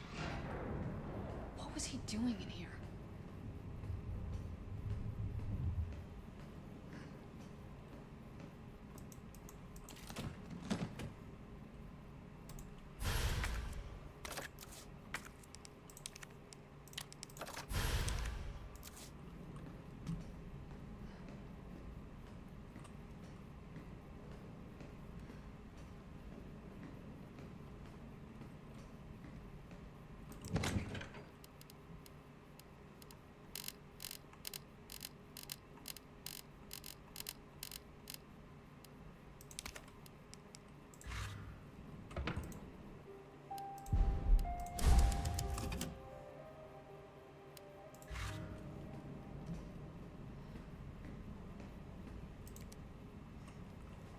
Unfinished activity log. 926, 1300, infiltrated RC, disturbances are sporadic, commencing mission. 1930, observed 5 RPD officers engaging a pack 20 strong, officers annihilated in 20 minutes. 927, 1200, test run at university, diverted pack, INCL canines to campus, 64% infection, and conversion in 2 hours, no survivors. 2300, successful rendezvous with MV platoon, will make first attempt at dawn.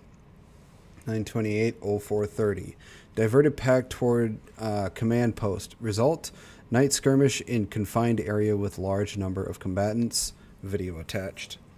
0800, end of skirmish, 7 survivors. 1800, unknown bioweapon deployed at point D18. Tracking it per orders, it appears to be on the hunt. 2000.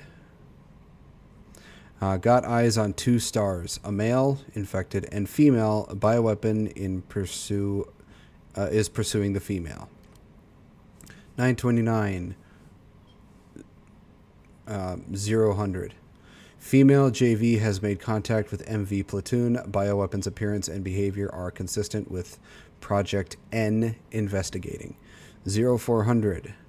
Observed bioweapon wielding conventional weapons. It seems to be strongly fixated on terminating JV and knows the city layout evidence it can be imprinted. 0700. Metamorphosis in the bioweapon triggered by a hostile encounter with JV. Video attached. JV has been infected and is non-responsive. Collected samples per orders. 930, 030. Over 17 hours have elapsed since JV's exposure to the virus. Conversion has been slow, suggesting she may be resistant. 0400. Vaccine recovered and administered to JV by CO, a soldier in MV platoon. JV expected to be fit for combat approximately 20 hours post-exposure. It seems clear the bioweapon is Project N. Contact with JV causes it to change and evolve. Will induce further encounters to obtain more precious data.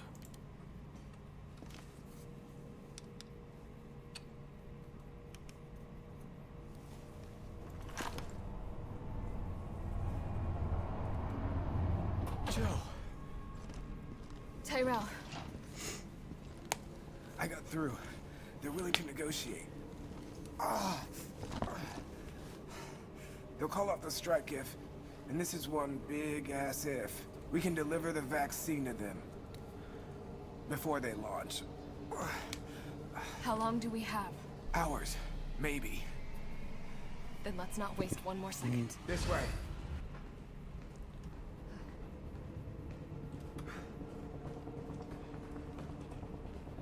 We'll find the vaccine up ahead.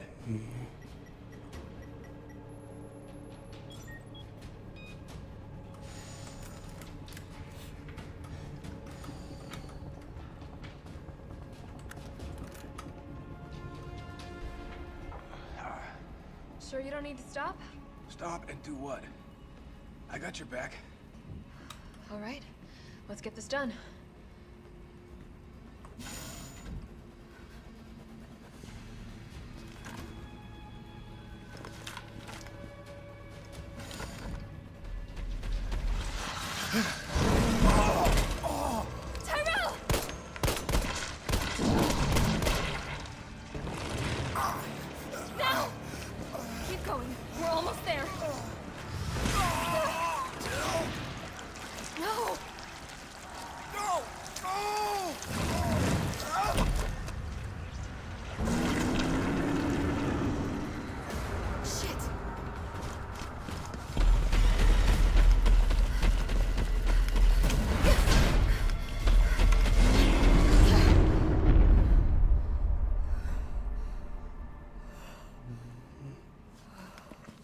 Yeah, good luck getting through those doors.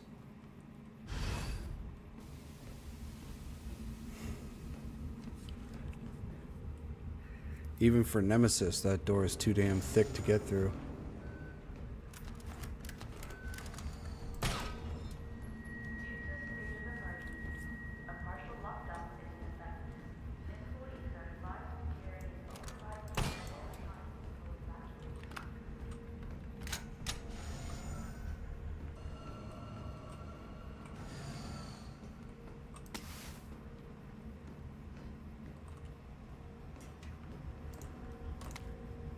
Nest 2 Employee Regulations.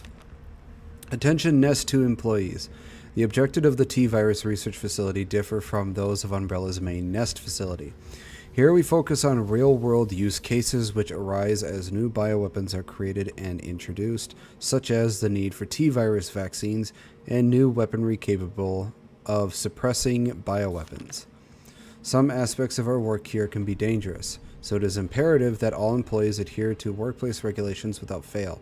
In particular, unauthorized entry by unapproved visitors or the removal of work-related data or materials will be met with severe disciplinary measures. It is a great honor to be part of the finest research organization in the world. Keep this in mind and stick to the rules as we forge new and revolutionary technologies.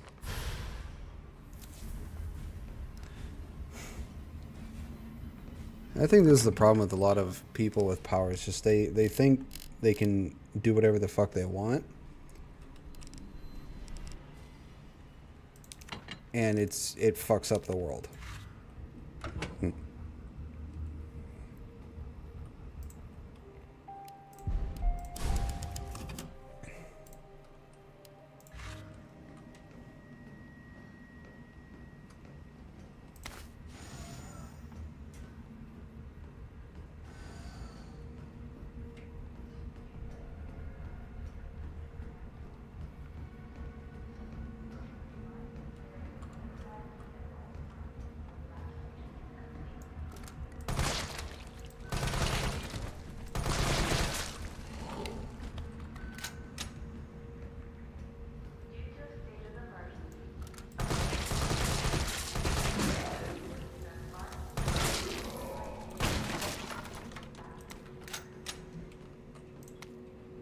Isaac Graves' diary. The pay was generous, the benefits were good. Most importantly, they promised me I'd be contributing to the state-of-the-art medical tech research. For a university teacher stuck working in nowhere, America, it was a golden opportunity, like winning the lottery. So I went for it. I made the pitch to my family and we agreed to move here to Raccoon City. Well, hindsight is 20/20.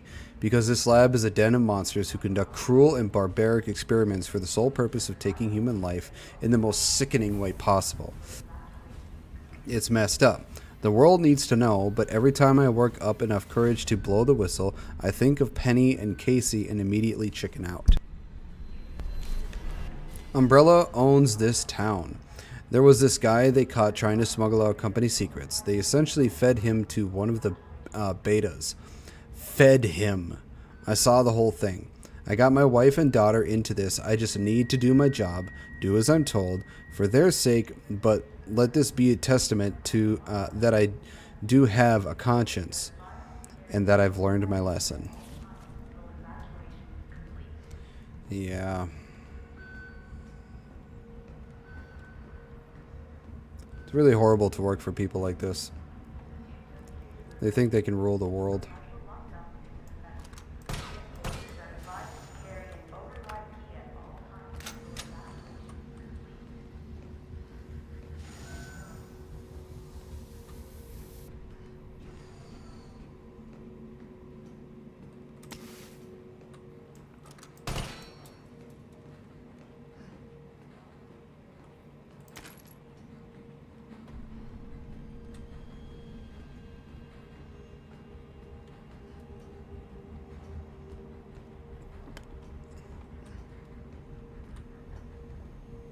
To begin vaccine synthesis, place the materials in the chamber. Synthesis? I have to make it myself? Alright, gotta figure this out. Essay on Vaccine Synthesis. On the roles of antigens and adjuvants in vaccine synthesis. Dr. Nathaniel Bard, Chief Researcher, Spencer Memorial Hospital. To most efficiently synthesize a vaccine, both an antigen and an adjuvant are required. That is not an easy word to say. The antigen produces an immune response, while the adjuvant increases the effects of such responses, leading to increased antibody production. By combining samples of the two ingredients, one can create a potent vaccine base. By processing this vaccine base with our proprietary equipment, a large batch of vaccine can be created with astonishing ease.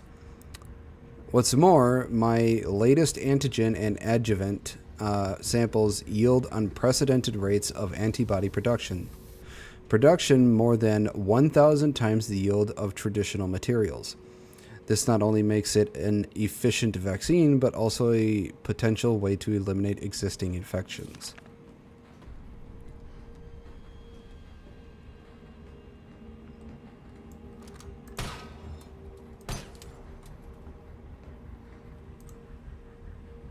Override key successfully generated. What have we here? Override key removed.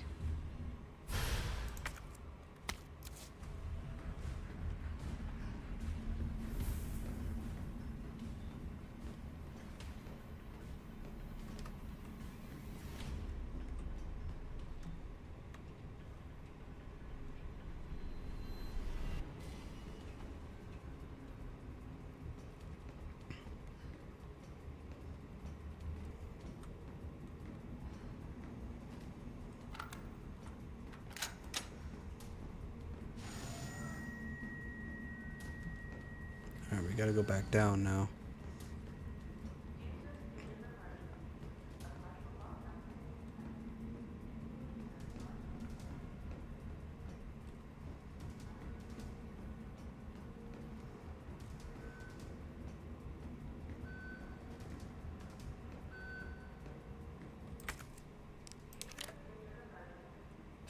Override complete.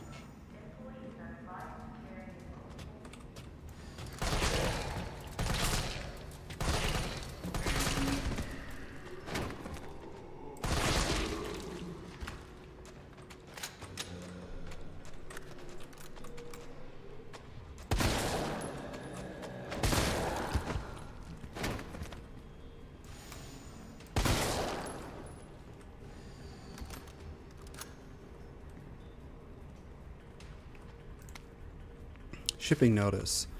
Cargo, Nemesis, shipping route CDG JFK RC. Shipment date September 1st, 1998. Shipment type Class 1 hazardous material. Additional notes. All transit within the United States is to be made via helicopter. Take extreme care during takeoff and landing, as shock to the parcel may potentially lead to self-activation. We here at the European branch are excited to hear your thoughts and evaluation of this newest prototype and are pleased to offer this specimen to you for testing. It has been through numerous trials and possesses incredible destructive power, so please exercise extreme caution when using it. Lead developer Dr. Herman Frank.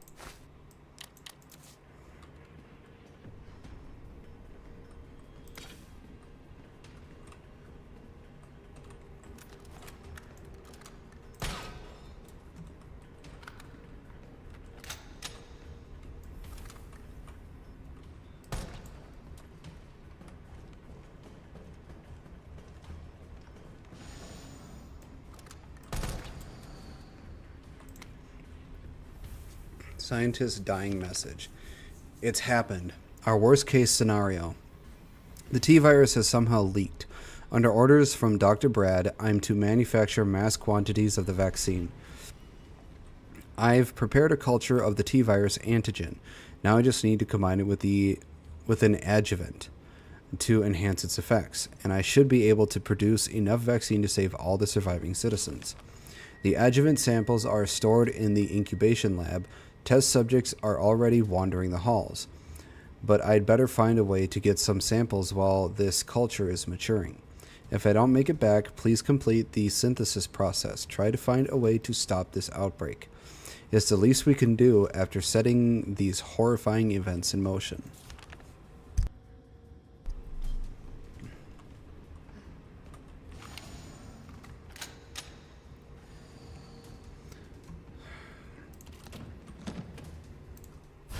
Acid rounds, yeah.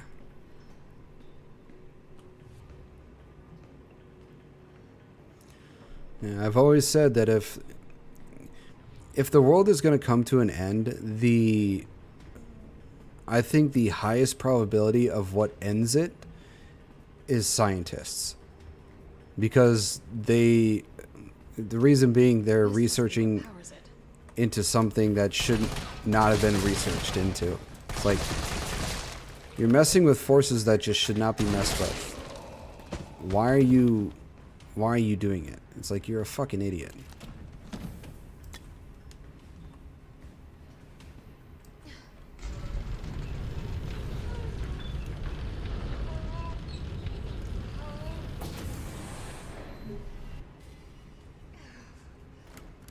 It's got to be heavy.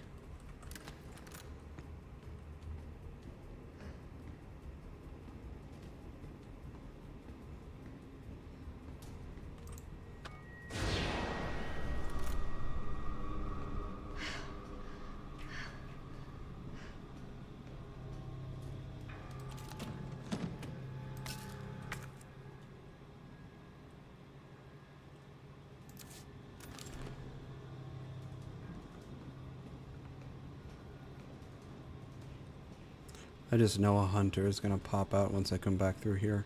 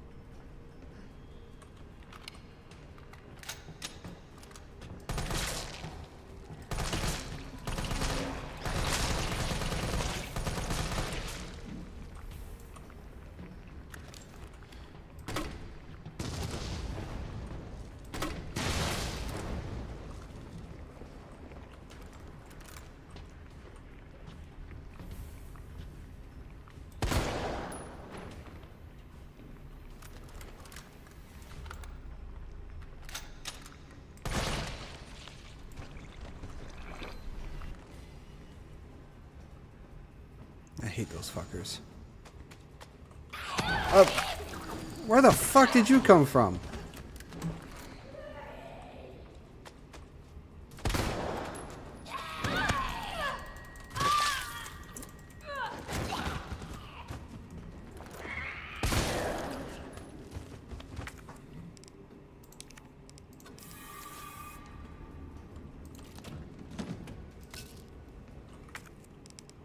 What do 2 bees make?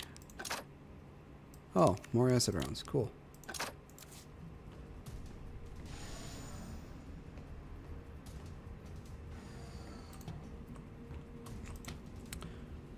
Expression of concern. Senior fellow Dr. Frankel. Please allow me to send my heartfelt congratulations to you and your colleagues at Umbrella Europe for completing Nemesis, a truly remarkable achievement in the field of bioweapons research. Introducing a parasitic organism into a tyrant's brain to gain external control of it? How can I not marvel at such a wild idea? However, from a medical perspective, I must emphatically state my disapproval of this shift away from established umbrella policy. By turning to the use of parasites, you are setting a dangerous precedent. Viruses can be kept in check. I believe an effective vaccine can be developed for any virus on Earth, with abundant funding and a bounty of samples, of course. Can you say the same for parasites? However, doctors have tried in vain to develop a vaccine for malaria. Parasites like Plasmodium are far more genetically complex than the T virus, and to think they will submit to control is utterly folly. Perhaps in our country, consumers are willing to buy automobiles with no brakes, but here in America, they know better. Then again, I recall you have a degree in economics, so no doubt you've already devised a brilliant marketing strategy to win over the naysayers. I look forward to your talk at the forum in Berlin next month. In the meantime, I shall be exploring medical solutions to this hubristic problem you've foisted on us. Sincerely, Nathaniel Bard, PhD. So it's called the Nemesis.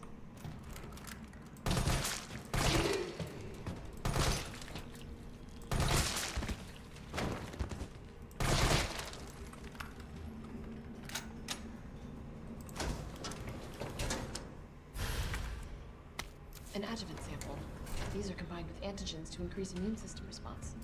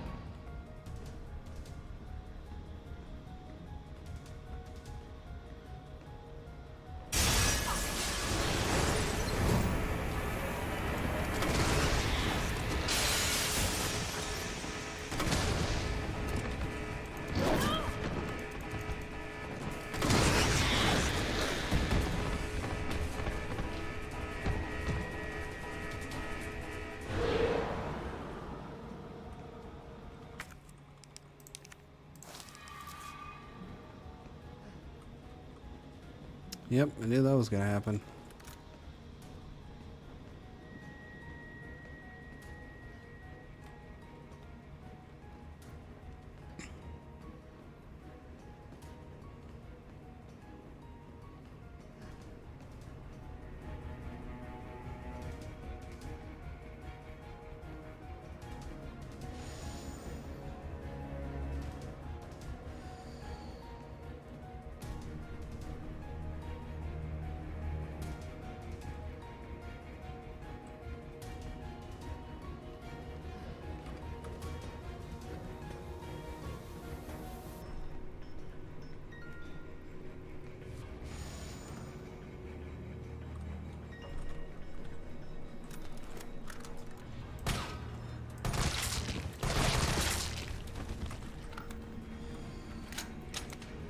Weaponry authorization request. Dear Dr. Emerson, I would like to formally request that the weaponry normally reserved for the bioweapon synthesis team be made available for any employee interfacing with the admission and dismissal of test subjects. These test subjects do not present the same levels of danger as our bioweapon products, but I believe that this weaponry authorization is advisable as outlined below. Recently, some test subjects have developed a new mutation granting them very high regrowth abilities. Our team refers to these specimens as paleheads. They have been appearing with regularity, but the specific cause has not yet been determined. The astonishing rate at which these paleheads regenerate makes it difficult to deliver a lethal blow with standard weaponry. and any sort of system failure were to occur within our facility, we would be woefully underprepared to defend ourselves. For this reason, I would like to request that high-powered weaponry capable of subduing the Paleheads be issued to all of our employees working in shipping and processing. This will ensure that, in the event of an emergency, we will be able to quickly eliminate the threat and evacuate safely. Thank you very much for your consideration, Shipping and Processing Manager Gabrielle Reed. Yeah, pretty much the only thing that'll kill them right away is the fucking Magnum.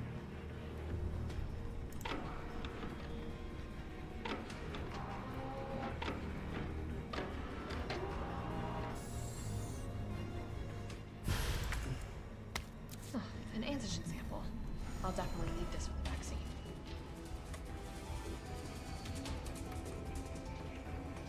Alright, now I got both the antigen and the adjutant. Now I can make the vaccine.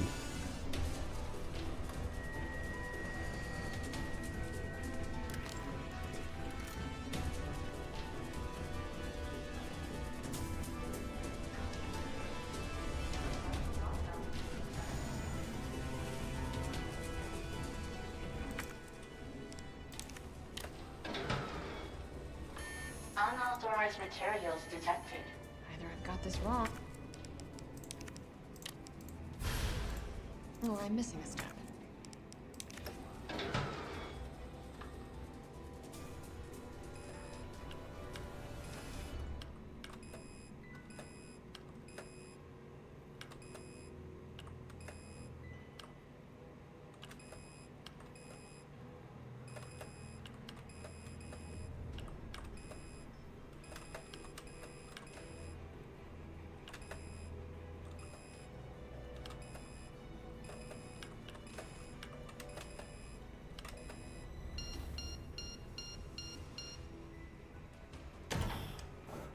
Synthesizing vaccine. Yes. Synthesis complete. Please remove the vaccine canister.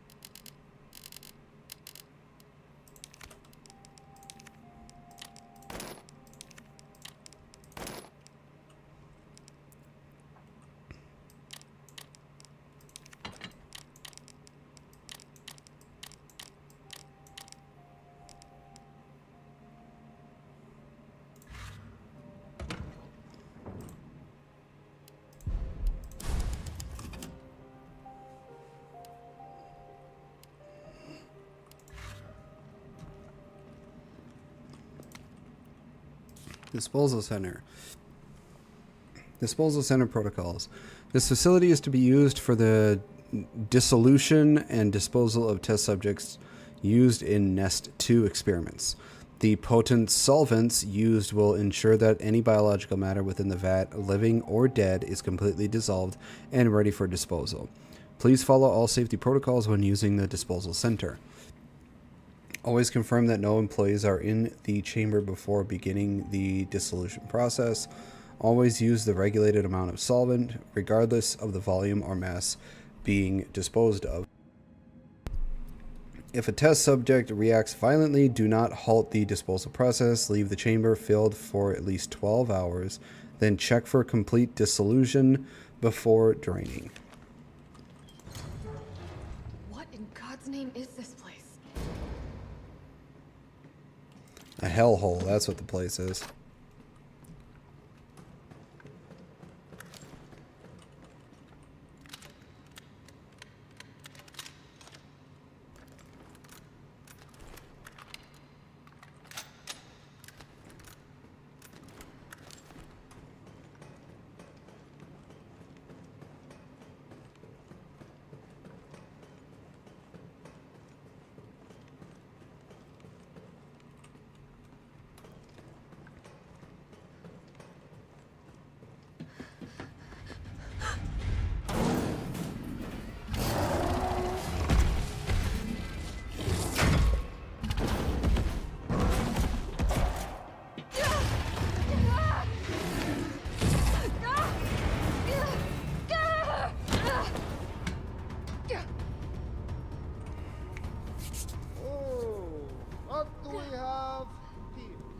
Nikolai, don't! The city needs that vaccine! More than I do. I don't think the wisdom I've been trying to impart on you is getting through. Now I know you can't put a price on life. But I'm in this business to get paid. So let's make a deal. You go down there, battle the Nemesis, and I'll recall it all and sell the combat dog. Put on a good show, and maybe I don't need the vaccine. Agreed? Good.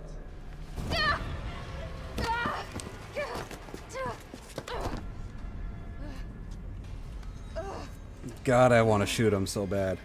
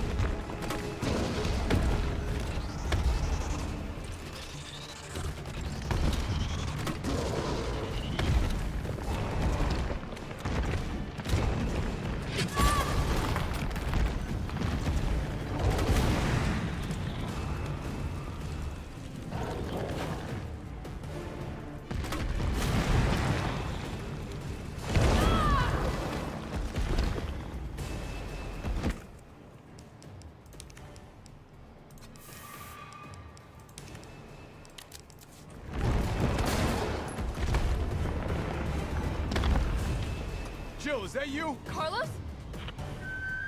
You're okay. Let me spot for you. Good idea.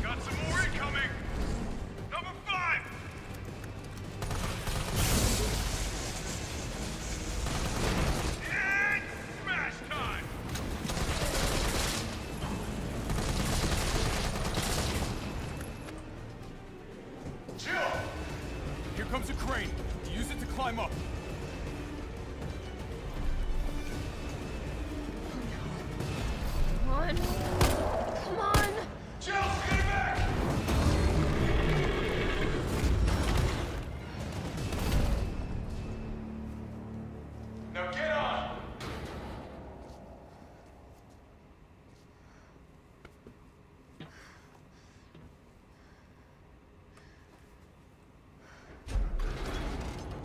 I'm gonna melt this fucker into mush.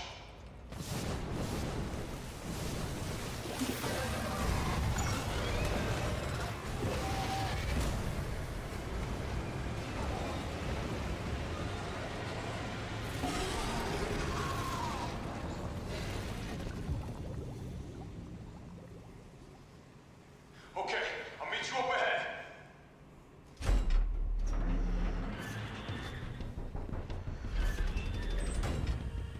Nikolai, where did you go? I have to get that vaccine back.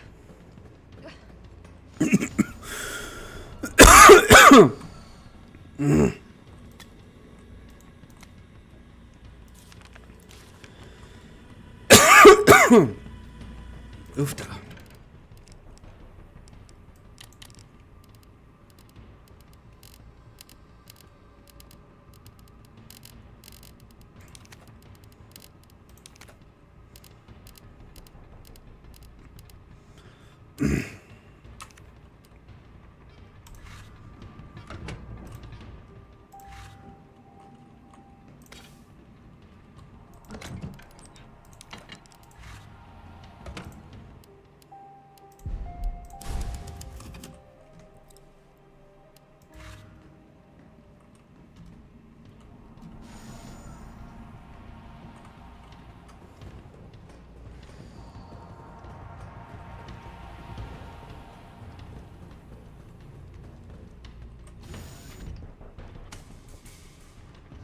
It's done. Give me the vaccine, you greedy son of a bitch. No. You print money. I like money. We shall make ours an ongoing arrangement. Now drop the gun!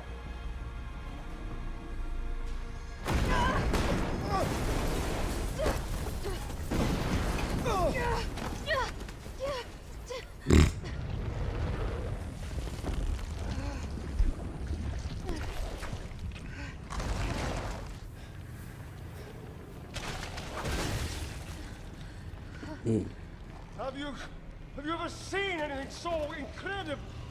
The data on this would be worth millions. But, you know how it is. City's about to explode, and you can't put a price on life. Good luck! Nikolai! Jill! Go after Nikolai! He's got the vaccine! What about you? We're running out of time. I've got this. I know you do. Look, just so you know, this is the last fucking time.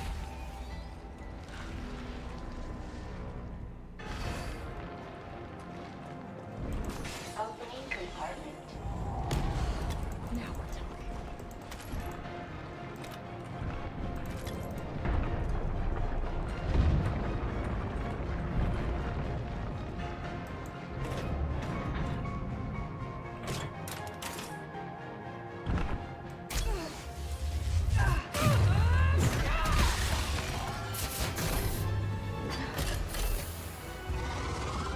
Cooldown in progress. Please reactivate power sources. Damn, it needs power.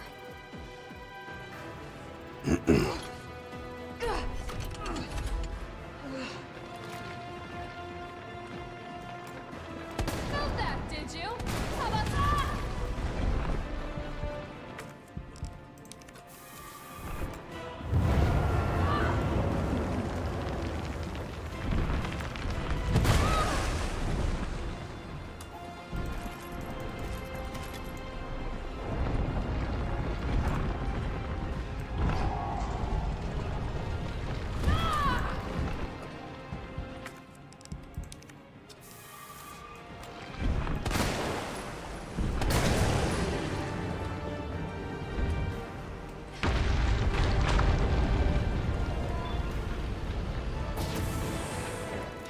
Power sources remaining.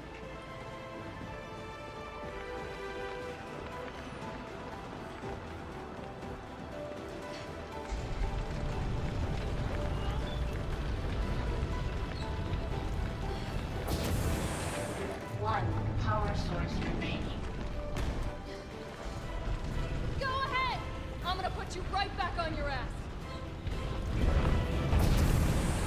All power sources activated. Powering up.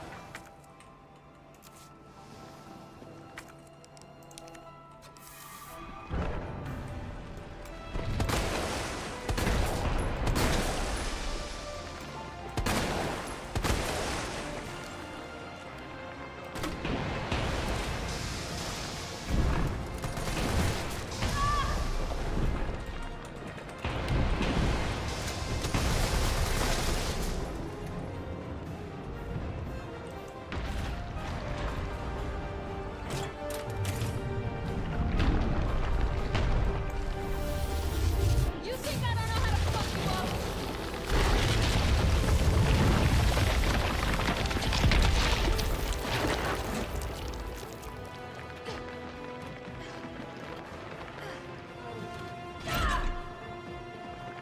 Come on! Next time, take the fucking hit!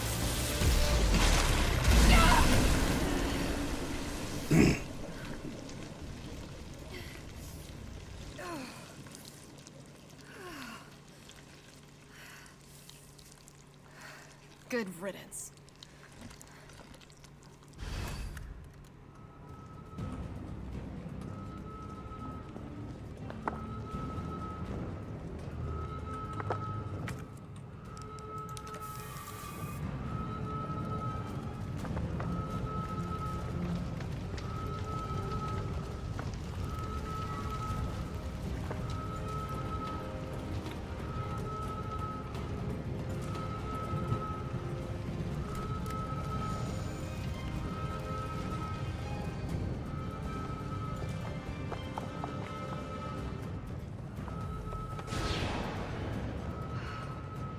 Can't believe I get away with that vaccine. I hope Carlos managed to stop him.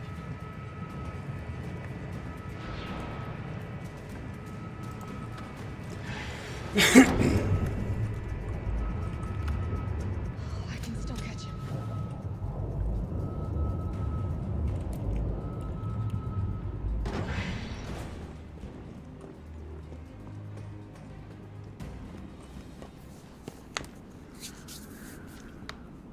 Oh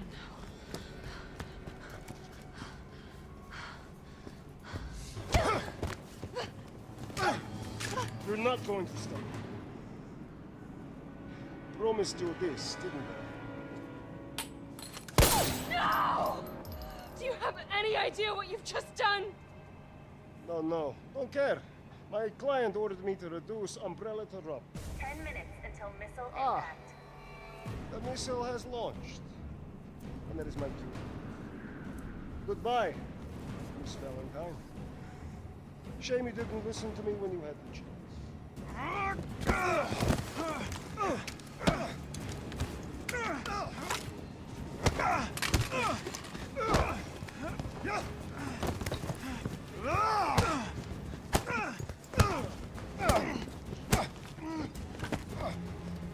It's you! Shoot him! I can't!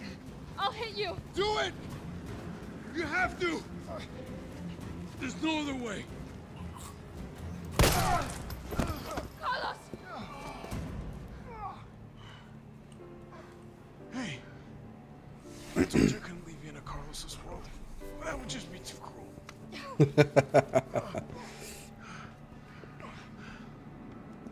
What about him?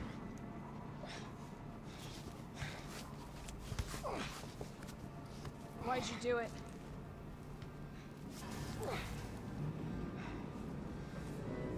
There's a price tag for everything. Even letting the world burn. Who are you working for? I'll tell you, if you get me out of here. I'll pay you whatever you want. You're a fool. You're a fool! If I die, you'll never find out the truth. I don't mind a little detective work.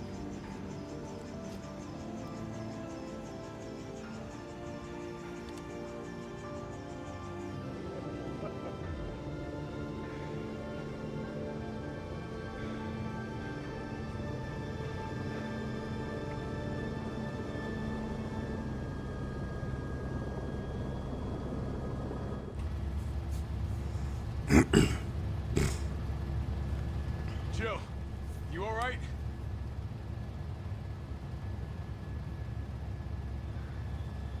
There it is. Brace for impact.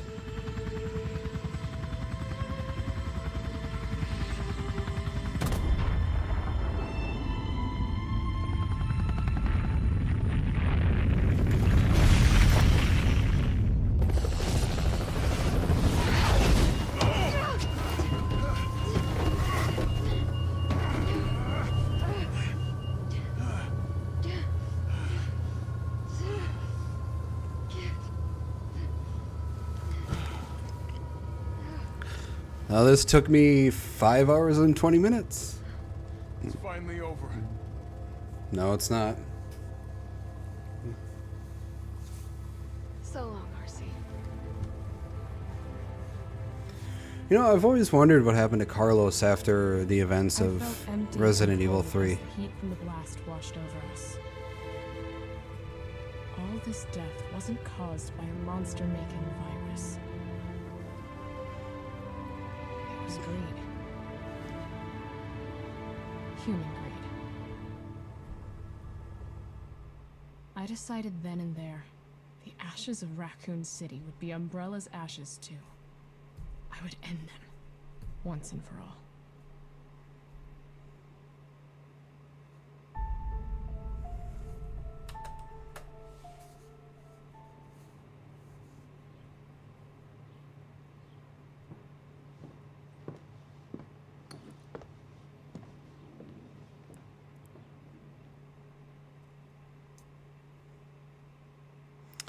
Alright, what are my results? A C? Really? Probably because of how many times I saved. My clear time was 4 hours, 11 minutes, and 28 seconds. Surprised I got a C. I thought I would get like an A at most. Or a B at least.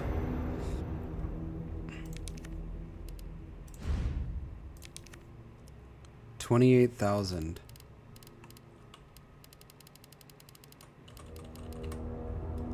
This is 62,400 for the infinite rocket launcher.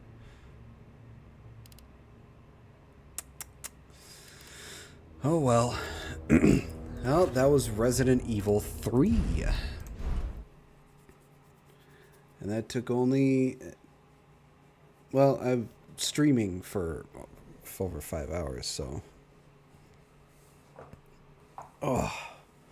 The next one we'll be doing is Resident Evil 4. We'll be doing the remake of 4, not the original, though. We'll take a short break, and then we'll come back to the gaming. So, go to the bathroom, smoke, get something to snack on, do whatever you want to do, but we're going to take a short break, so we will be right back.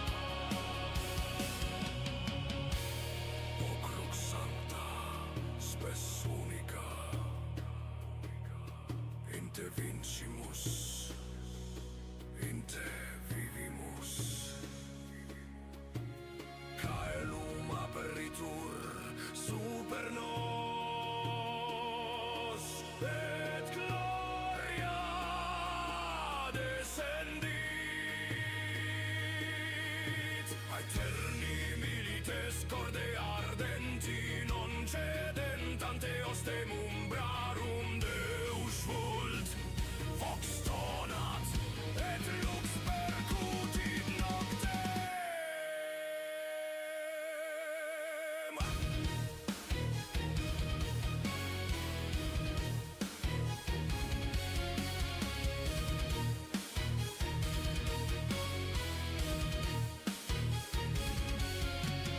Deus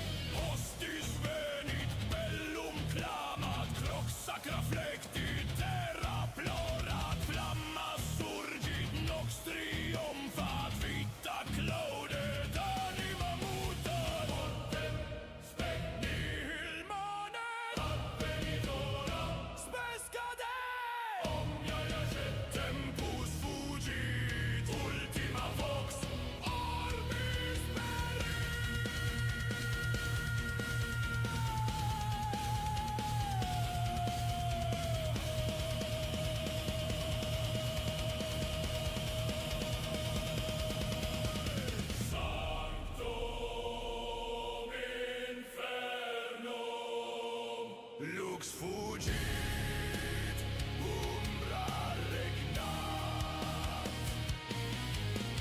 Sanctum infernum fides cadit, cas surget.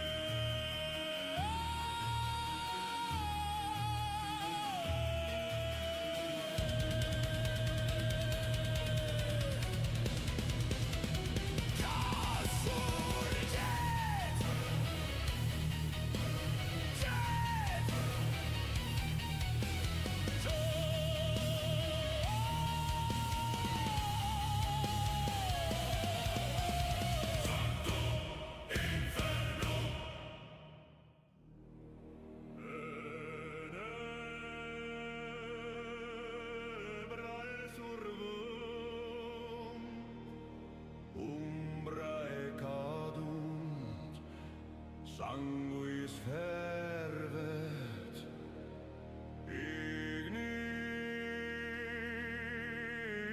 exundat,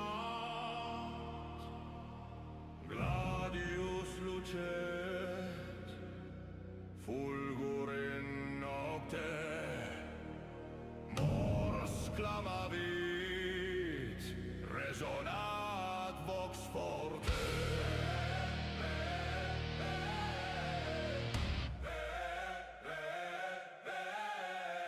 Sistidiam, scelus latet, Sistidiam, demon patetur,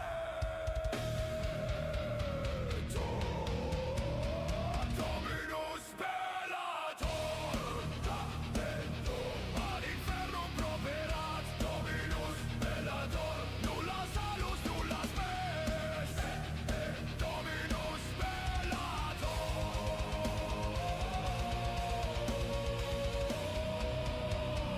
Dominus bellator.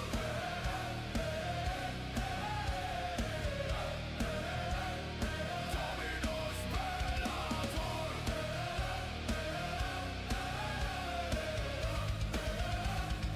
Dominus bellator.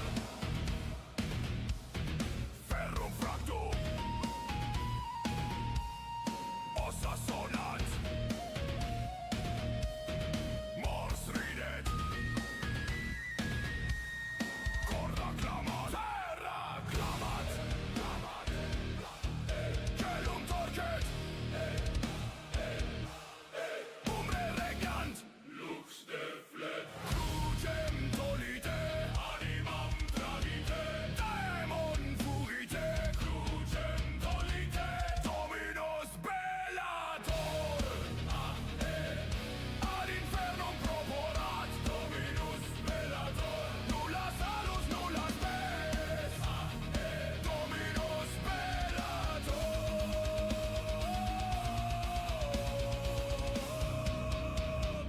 Dominus bellator. Dominus Dominus bellator.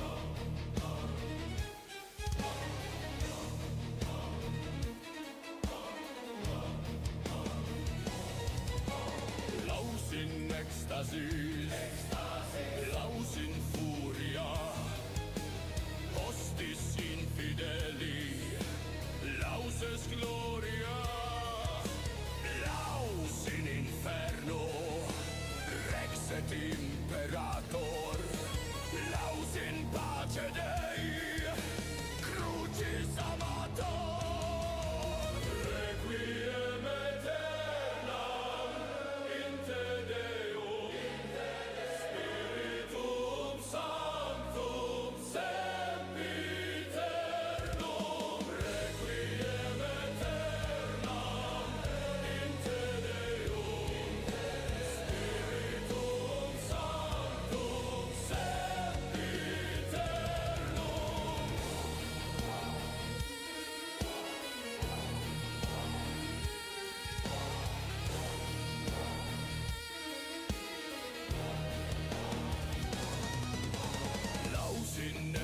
ecstasis, laus in furia, hostis infideli, lauses gloria, laus in inferno, rex et imperator, laus in pace Dei, crucis amator, requiem aeternam in te Deum, Spiritum Sanctum sempiternum, requiem aeternam in te Deum, Spiritum Sanctum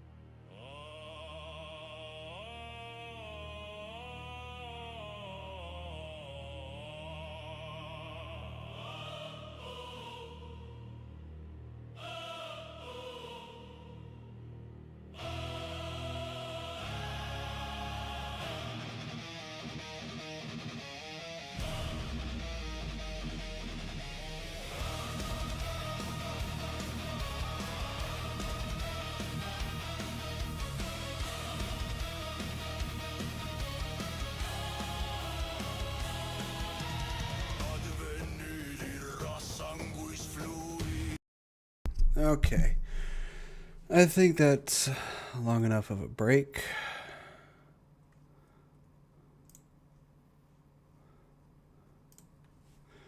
All right.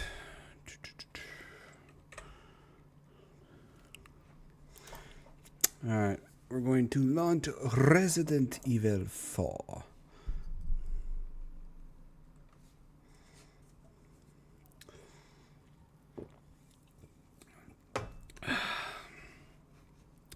It's been a while since I played Resident Evil 4.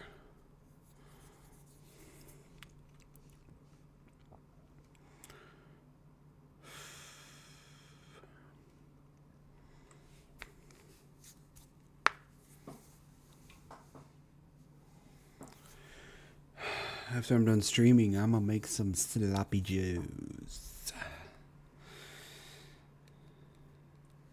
The sloppiest of joes. Oh.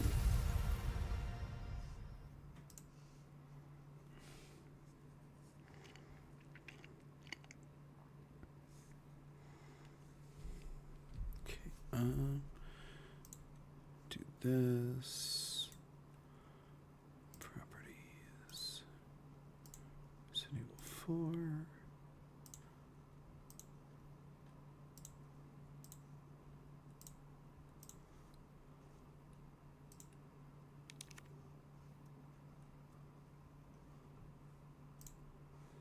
Hang on.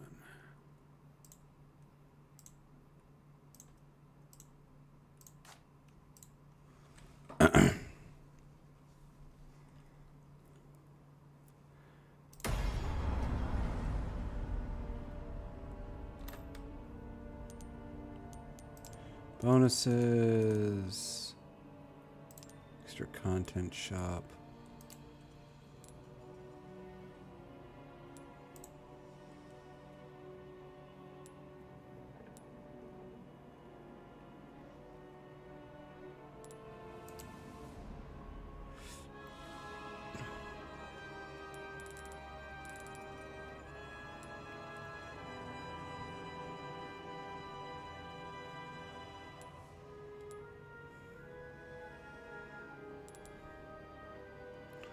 Weapon model.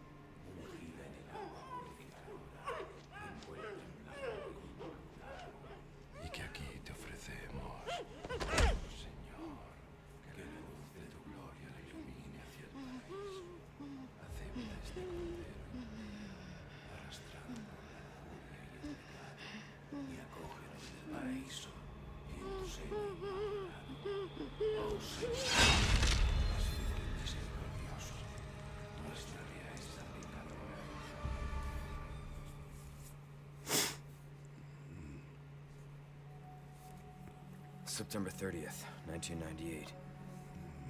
It's a day I'll never forget. The cop inside me died that day. And that night, Raccoon City was wiped out, thanks to the bioweapons created by Umbrella.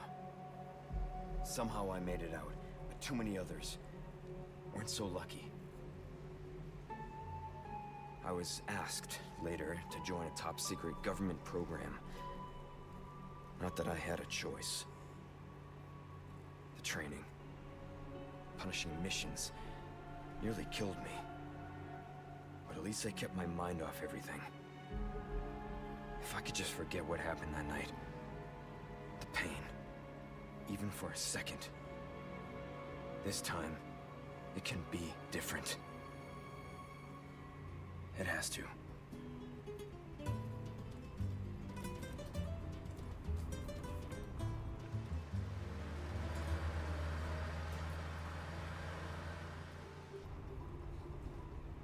So tell me, Yankee, why did you come to this horrible place? As close to nowhere that I've ever seen. Let's just say, looking for someone. That someone must be very important, huh? The chief gave the orders himself. Help him, he said.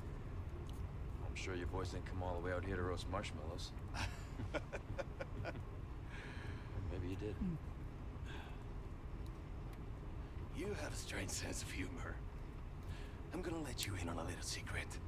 Just between us. A lot of people have gone missing around here. And it's been that way for a while now. Well then, should be just another day in the office, right? I mean, last week there was a search for some missing hikers. I'm sure you'll do your best to help me.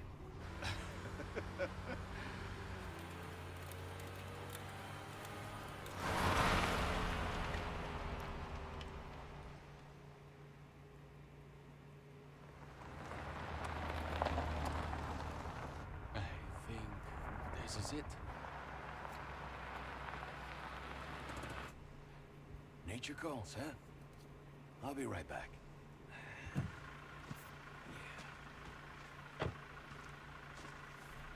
Qué frío. ¿Te has bebido el bar entero?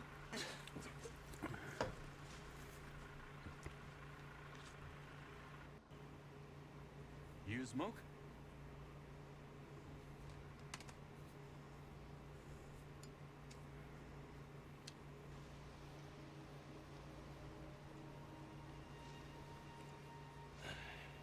Vaya sitio más tétrico.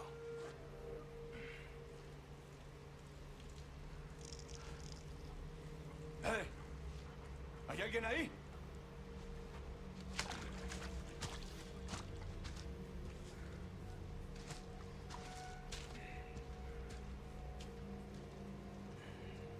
Policia.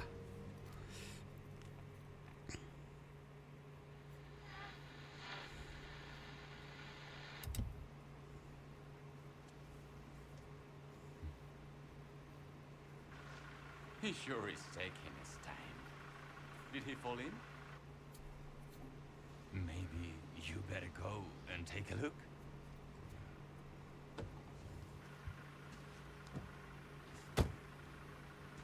Oh, watch the car. Wouldn't want to get a parking ticket. So much for helping me.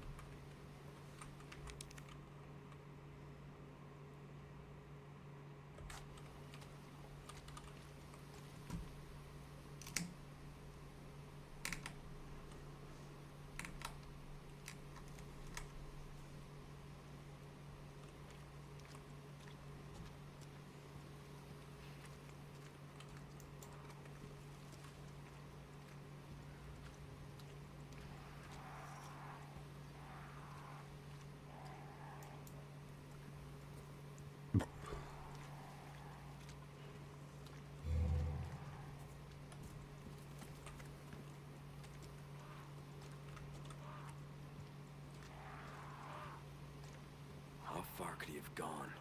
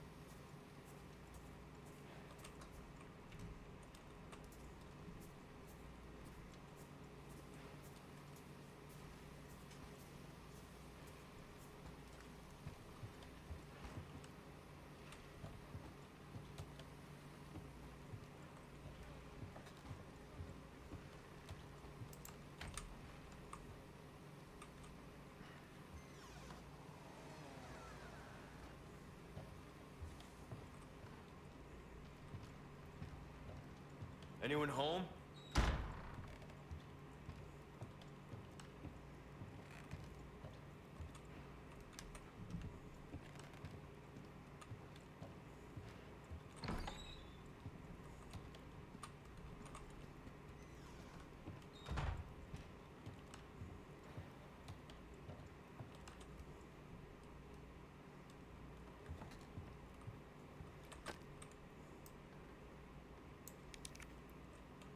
Judgment is nigh. Ciesaras, cerca el juicio. I think that's how it's pronounced.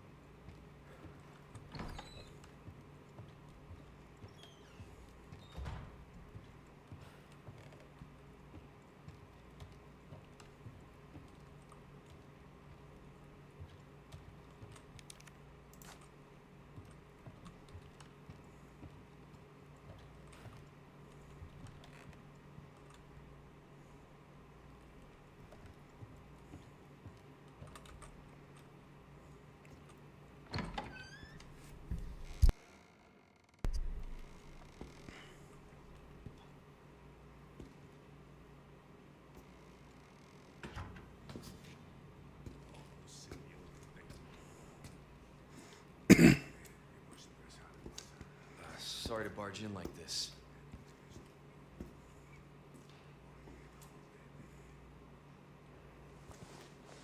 Busco a un policía. Vino aquí?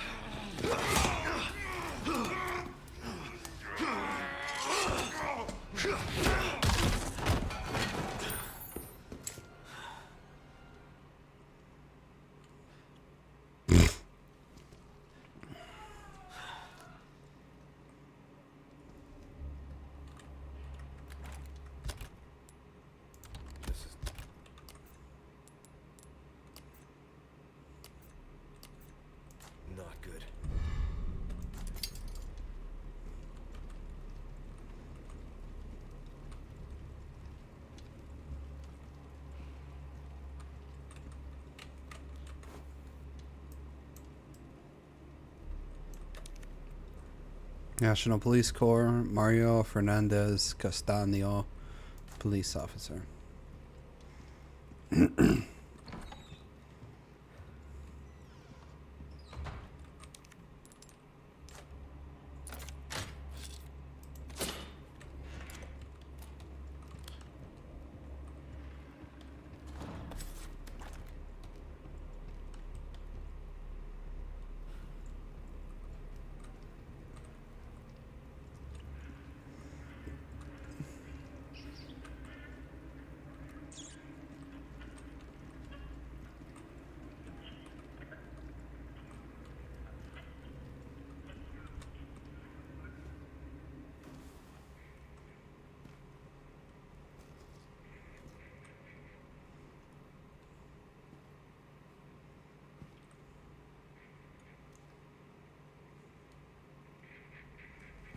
Hey.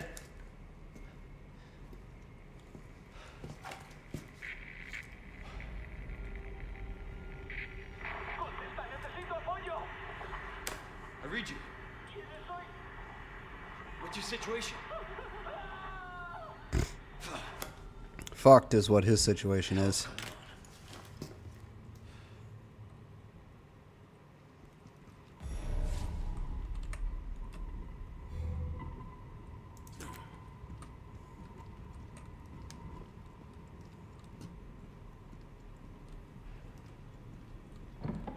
What was that?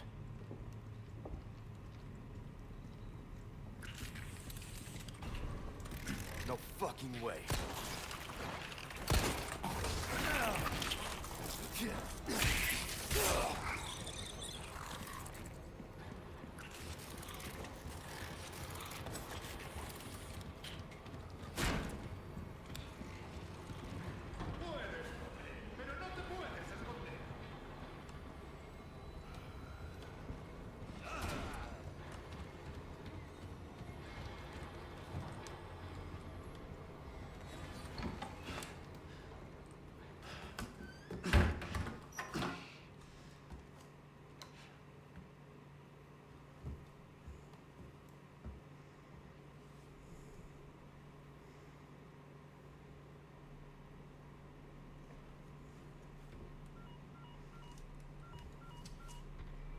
Bruce, this is Condor 1. Hunnigan here. What's your sit rep? The President's daughter, Baby Eagle. It's likely she's in this village. Our intel was correct then. Well done. Need a location on a nearby lake. She may have been taken there. Copy that. I'll see what I can find. Hurry up. Something's happened to the people here. My escorts are...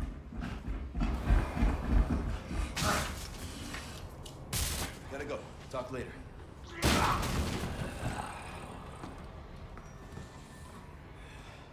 Let myself out.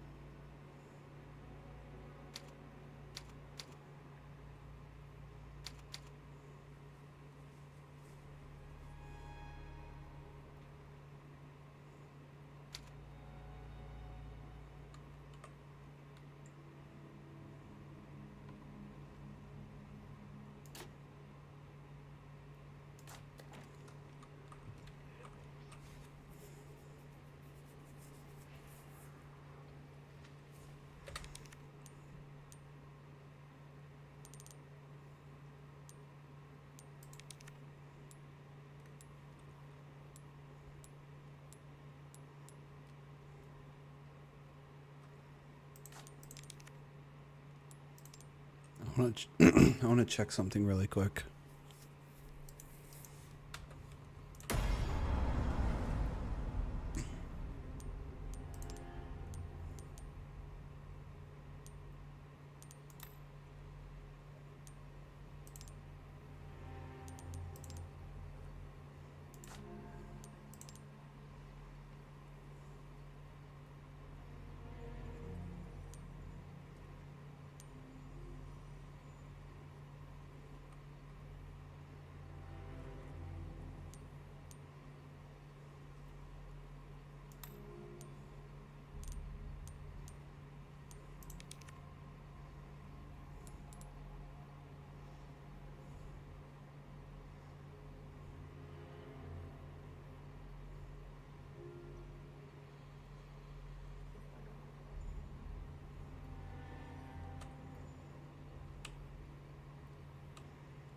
Hmm.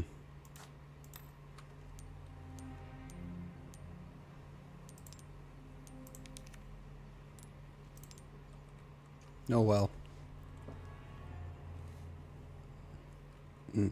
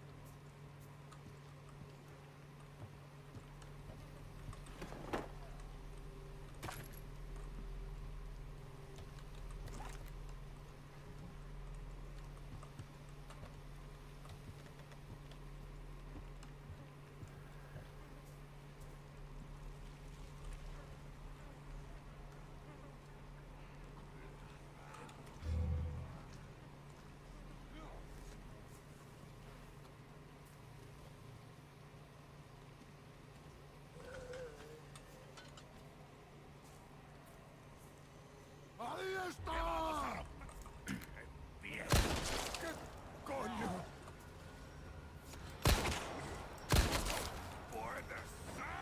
Oh, hi. I didn't see you there.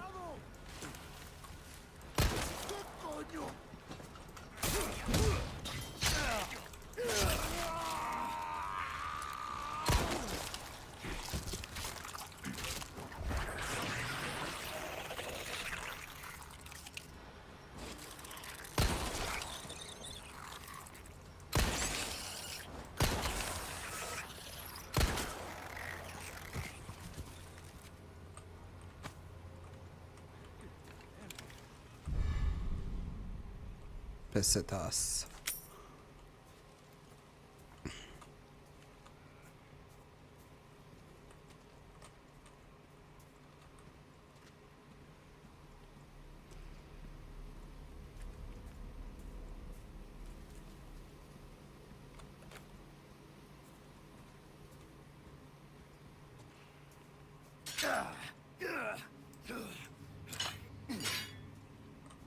Damn it.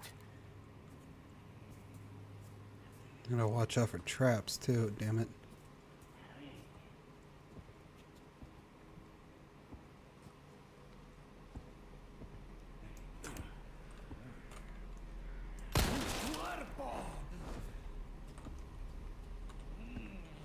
¡El forastero!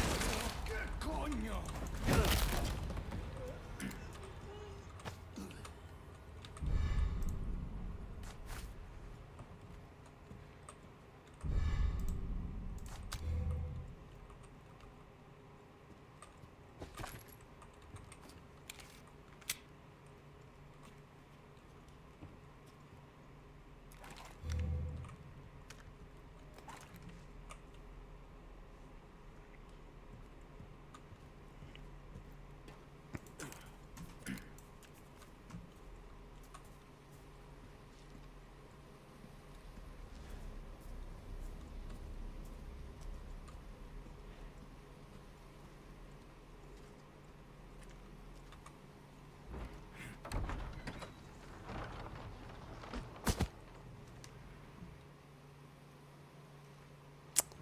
Alrighty then.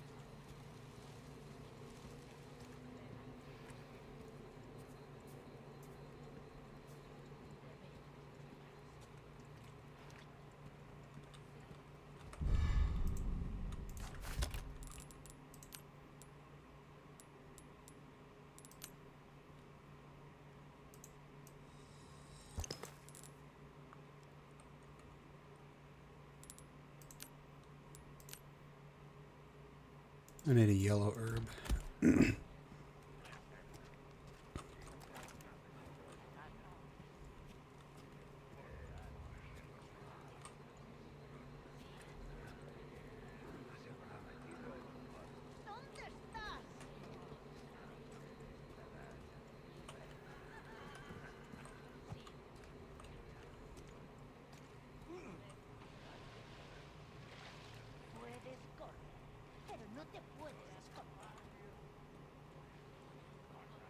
Hmm.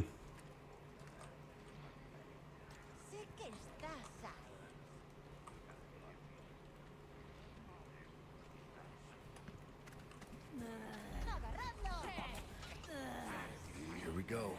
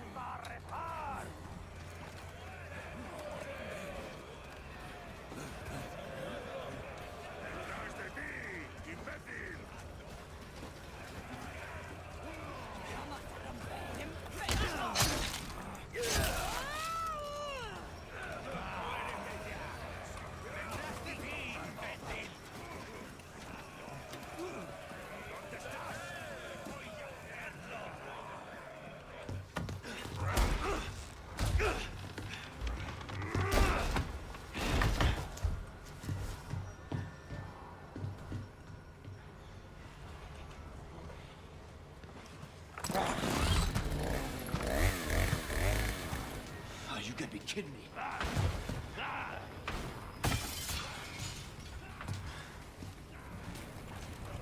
It's my lucky day.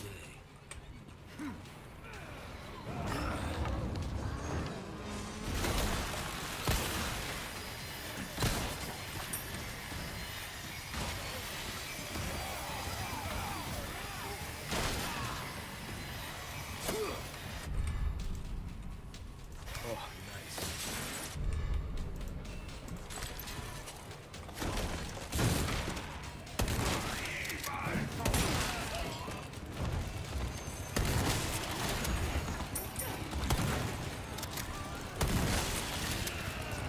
Ways closed.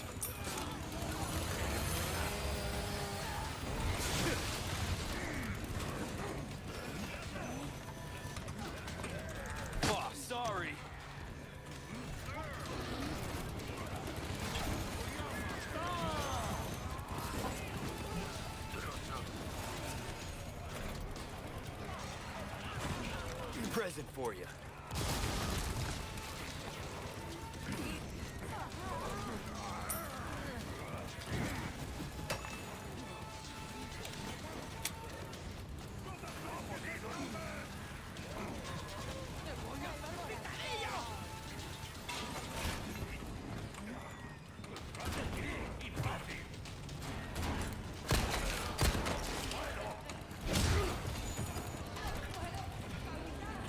You gotta be kidding me!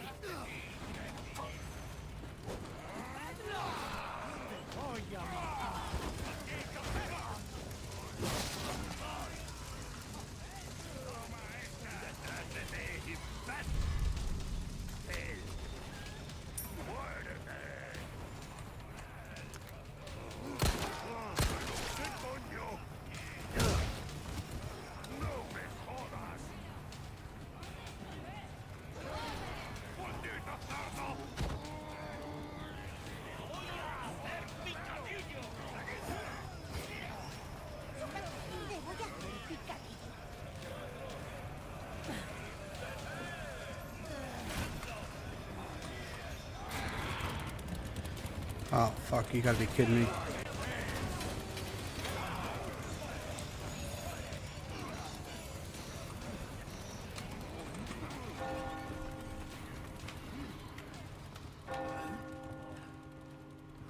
Huh?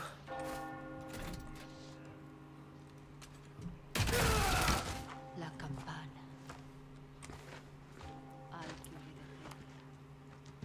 Nos invoca.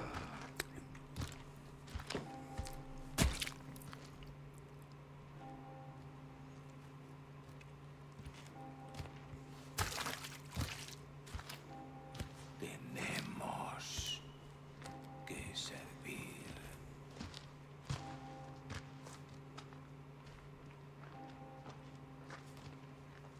Al Lord Sutler Todopoderoso.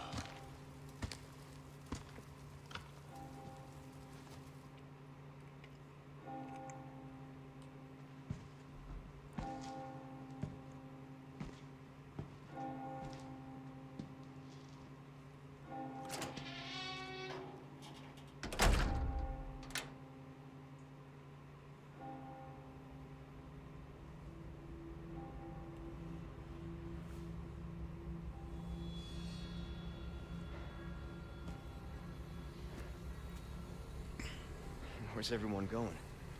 Bingo?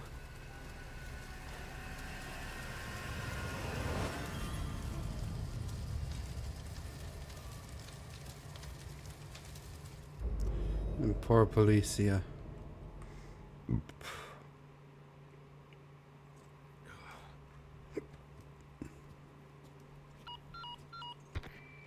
Roost to Condor 1. I've identified a route to the lake. Look for a large windmill. There's a path on the far side of it. Windmill. Copy that. And be careful. Roost out.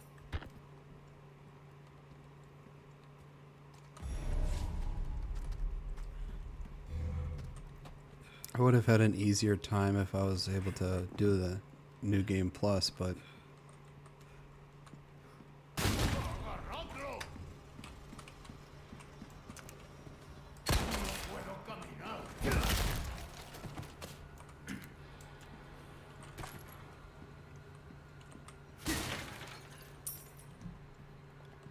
asshole.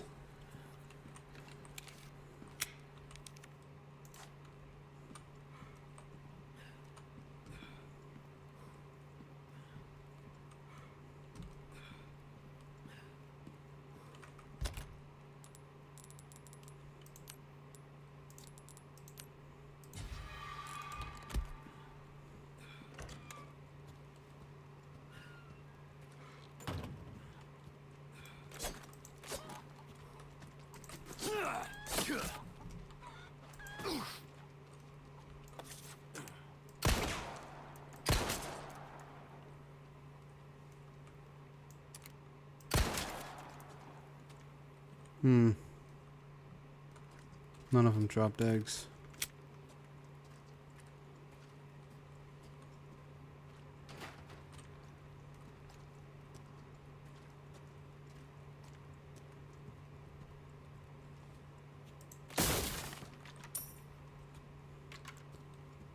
Pitas.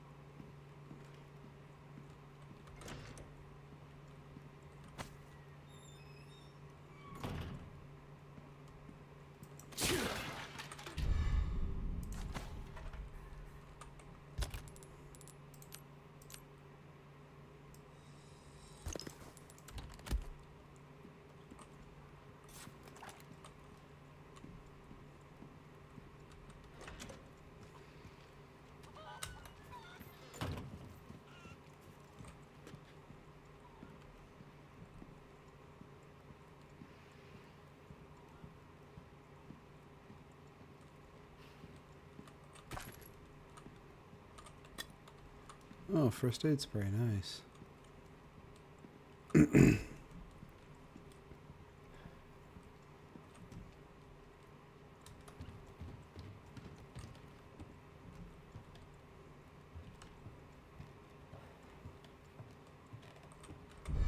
All right, shotgun shells.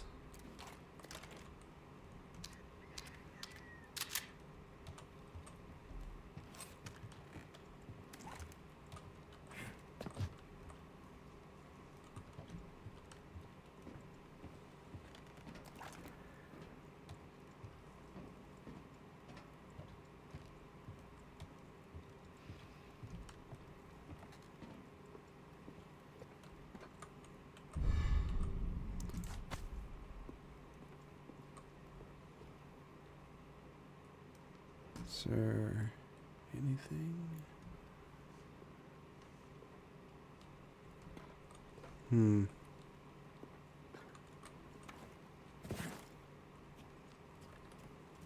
I think that's everything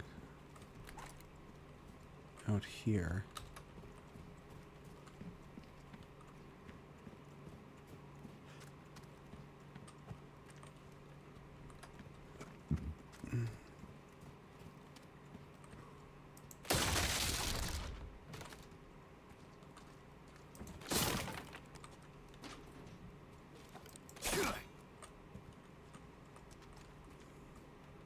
Wish I knew where a key was so I can open that drawer, but I don't have a key.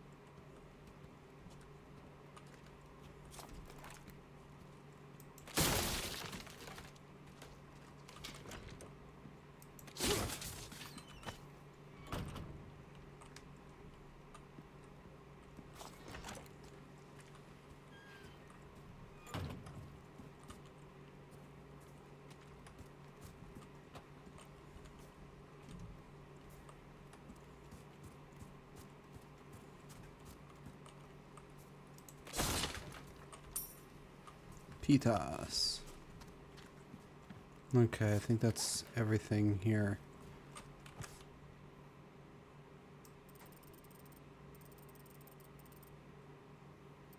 Yep, that should be everything.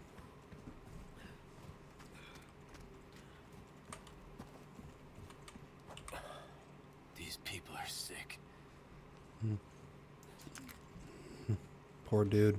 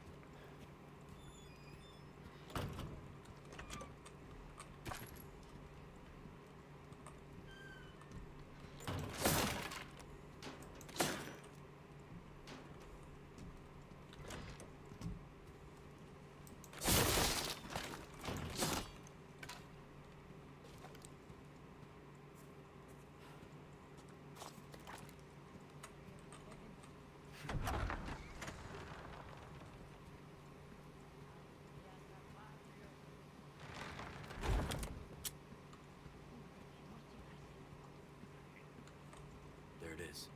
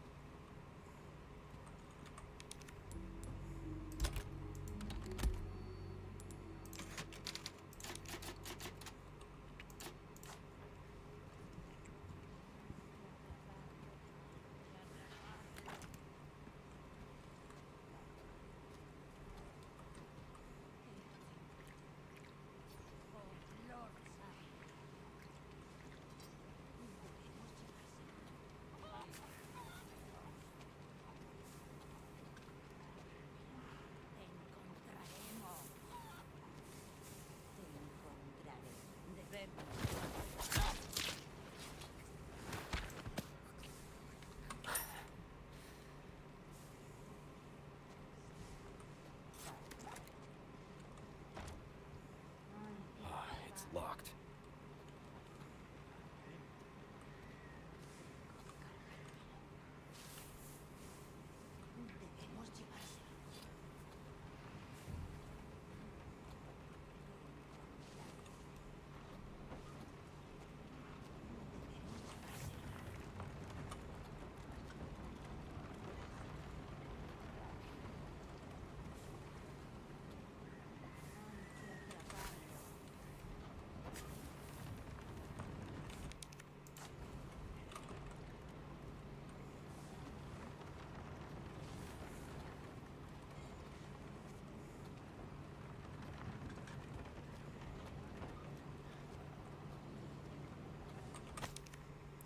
For the love of God, will somebody please get rid of the blue medallions, those religious lunatics left hanging around?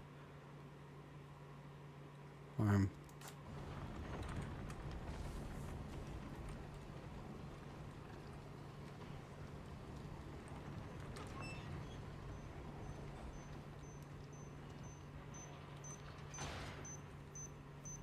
I'm actually going, before I go through this, I'm going to try and get rid of all the villagers. So if I try and go through that and set that off, it's going to attract everybody.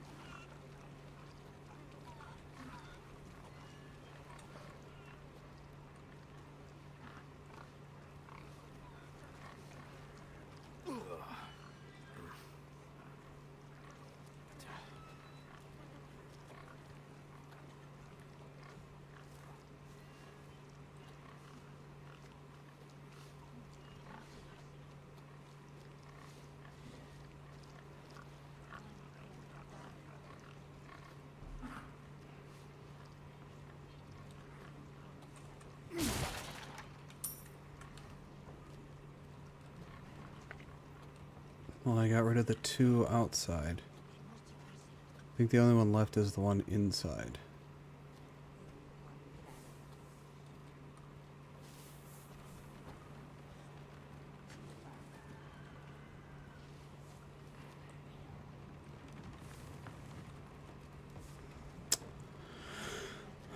Looks like I'm gonna have to make some noise because the door is locked and I can't get in.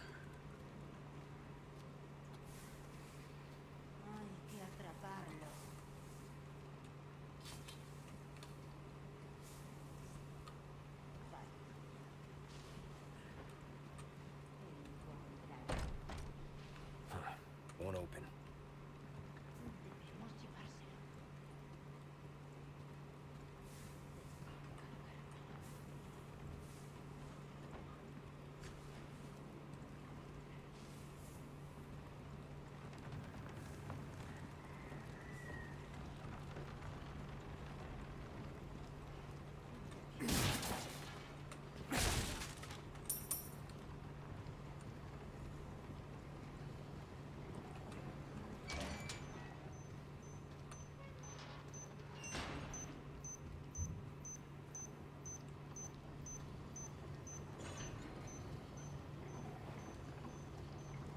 There's a yellow herb.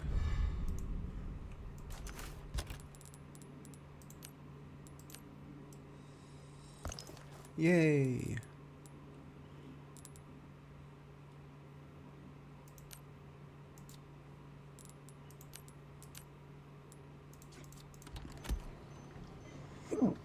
Oofta.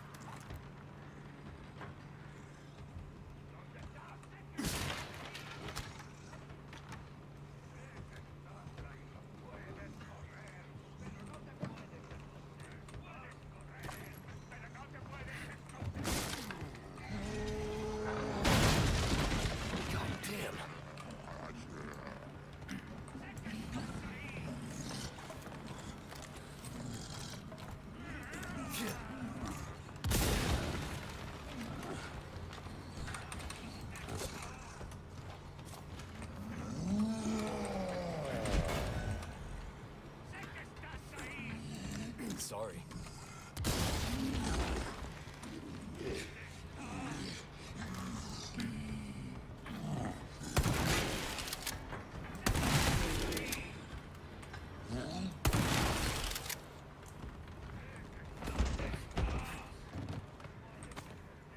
¡Ahí está! Puedes, pero no te puedes esconder.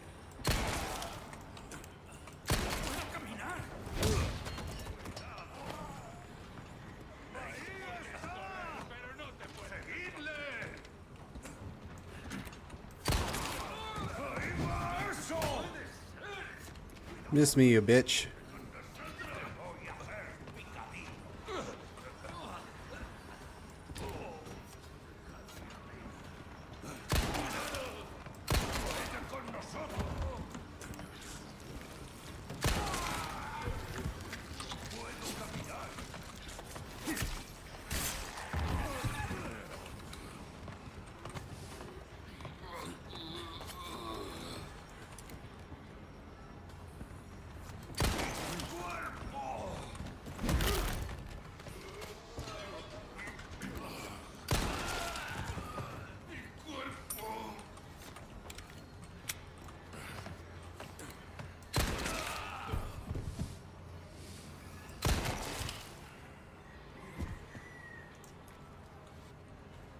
Cool. I think that's all of them. Blue medallion.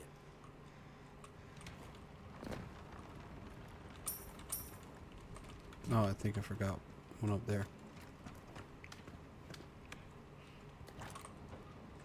Oh, no, I didn't. Okay.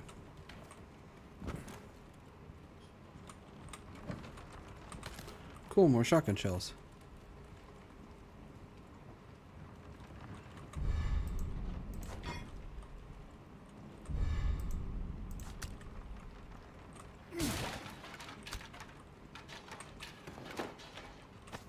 Another ruby.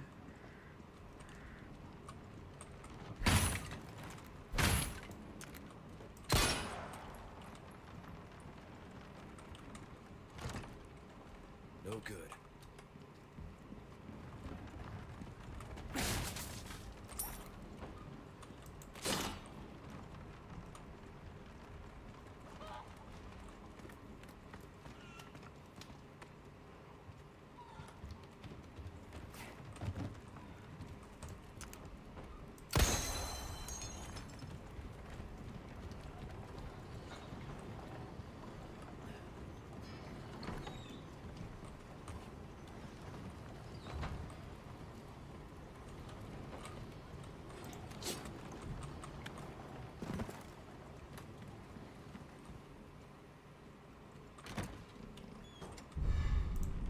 Flagon.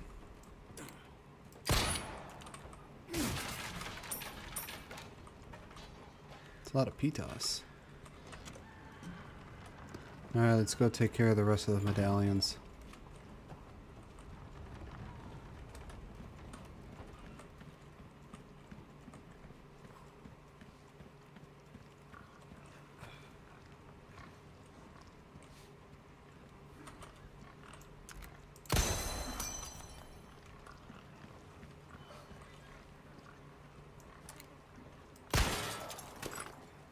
Well, that stinks.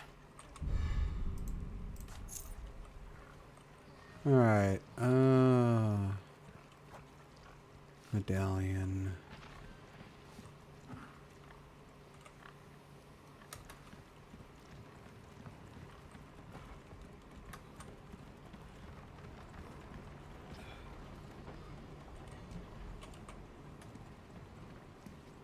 Where would they be?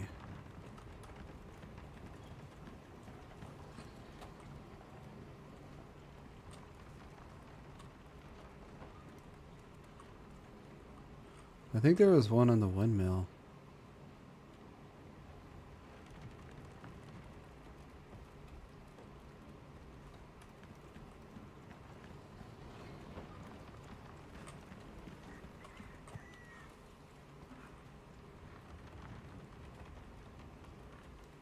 Nope.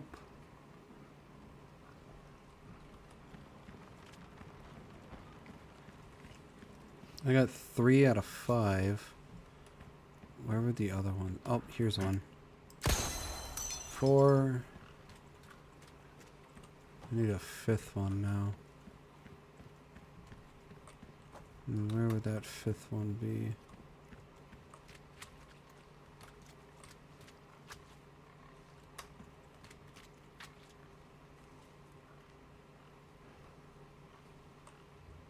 I keep thinking I see blue in the corner of my eye.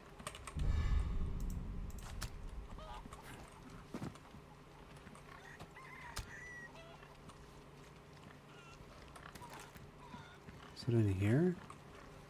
Yep, there it is. 5 out of 5.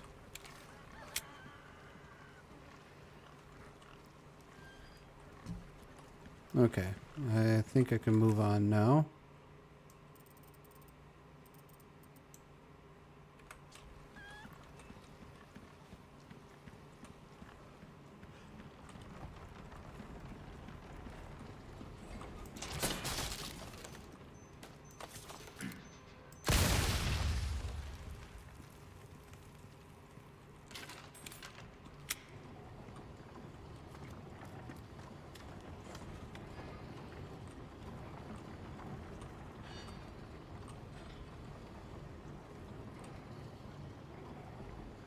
Huh.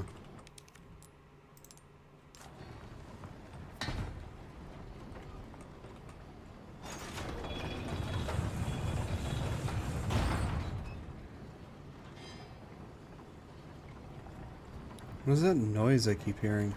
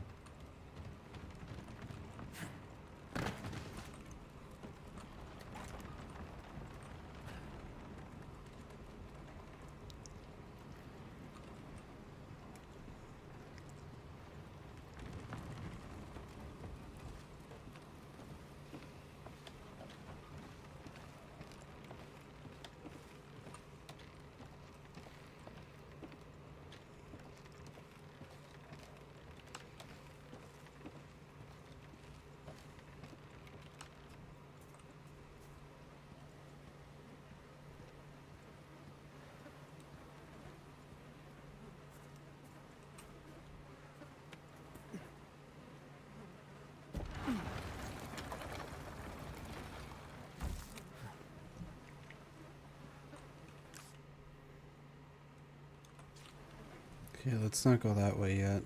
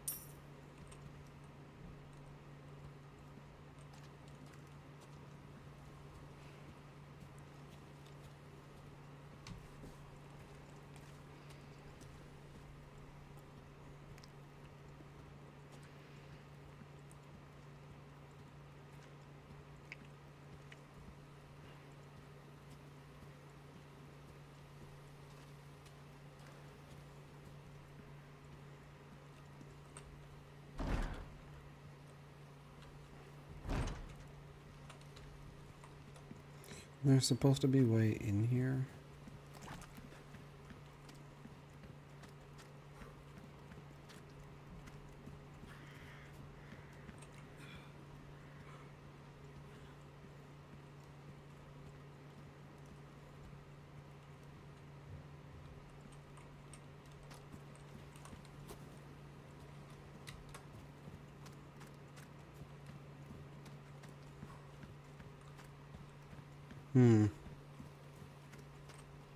I guess not.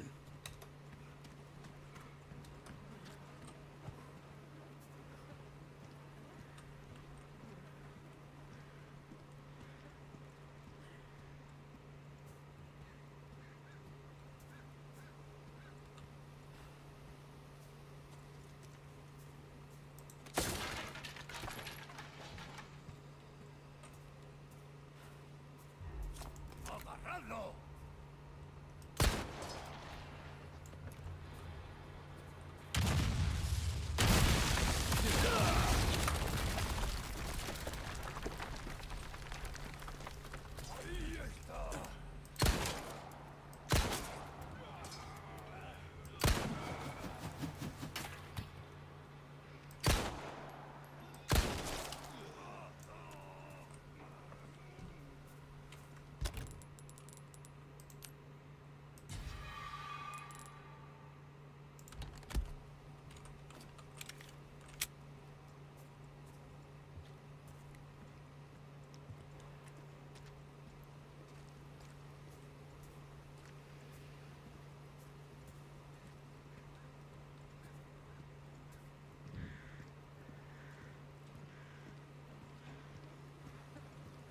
We can't go that way anymore.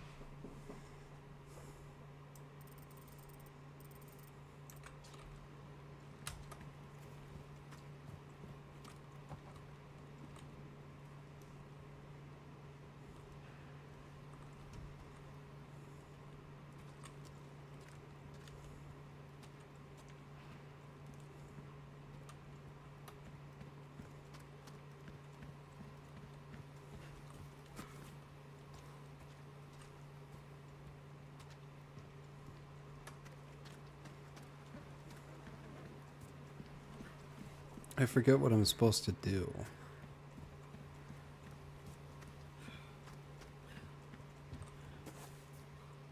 Oh, this way.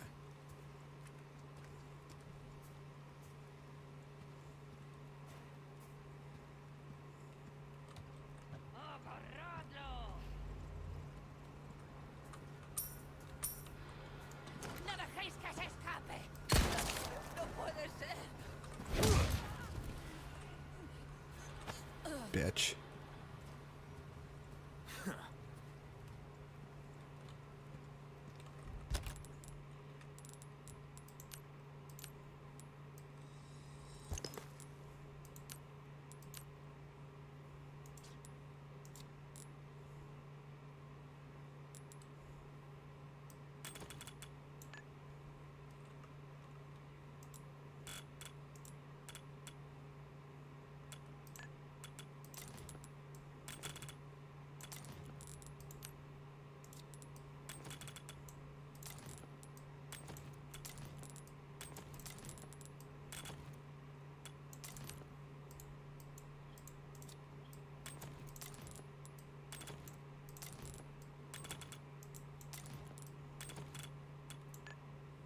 Hmm.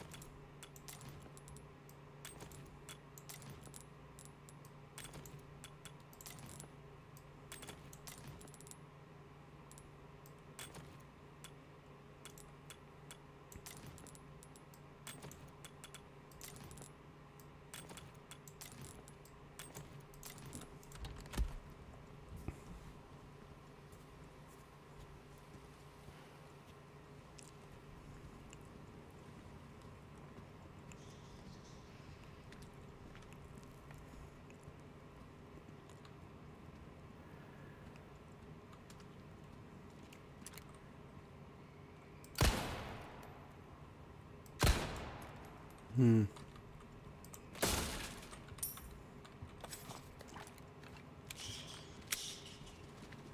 I guess it won't let me kill bats, but it'll let me kill birds. That's just weird. ¡Ahí está! ¡No dejéis que se escape! ¡Ahí va eso! Miss me, bitch. ¡Ahí va eso! ¡No dejéis que se escape! ¡Avisad a los demás! ¡Id por ahí!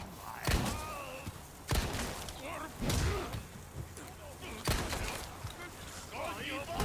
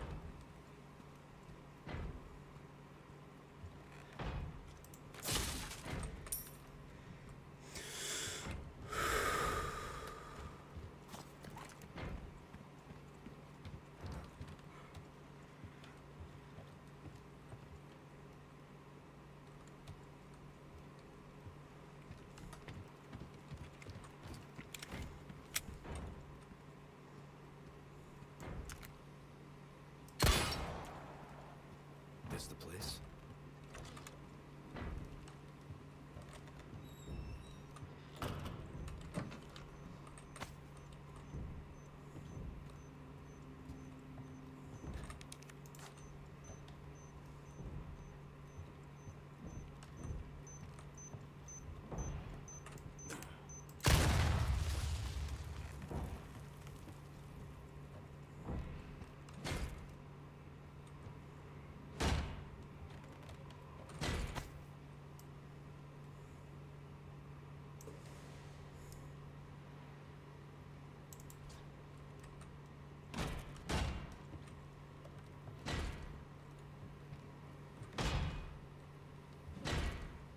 What's that noise?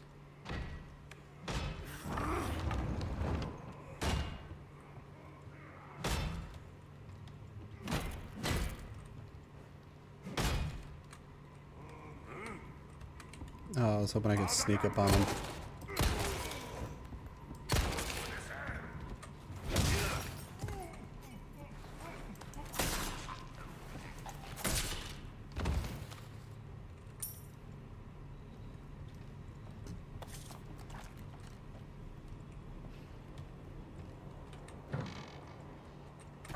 I was kind of hoping I could sneak up on him, but I guess not. Oh well.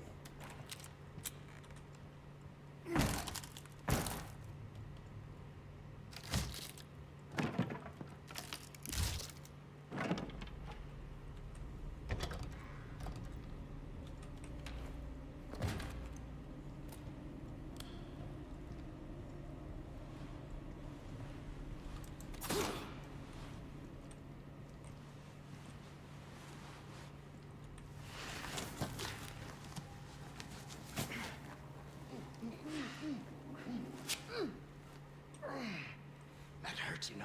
Seemed like you really wanted to talk. How observant, senor. Now, say, you got a smoke? You know, those things will kill you. Oh, well, maybe just untie me then, huh? Joder, not this guy! Who are you? Okay, stop right there!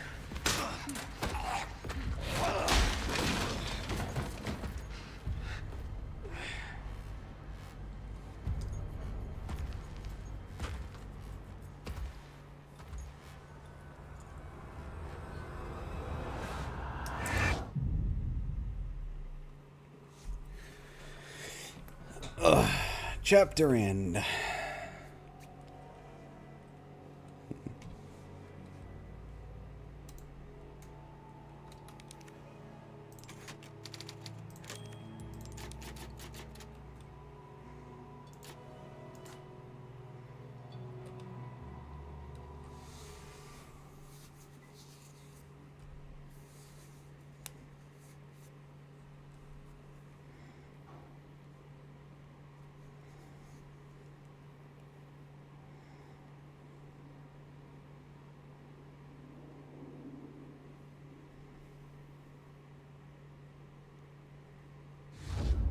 Sacrificial lamb, you will receive our most sacred body. It begins now.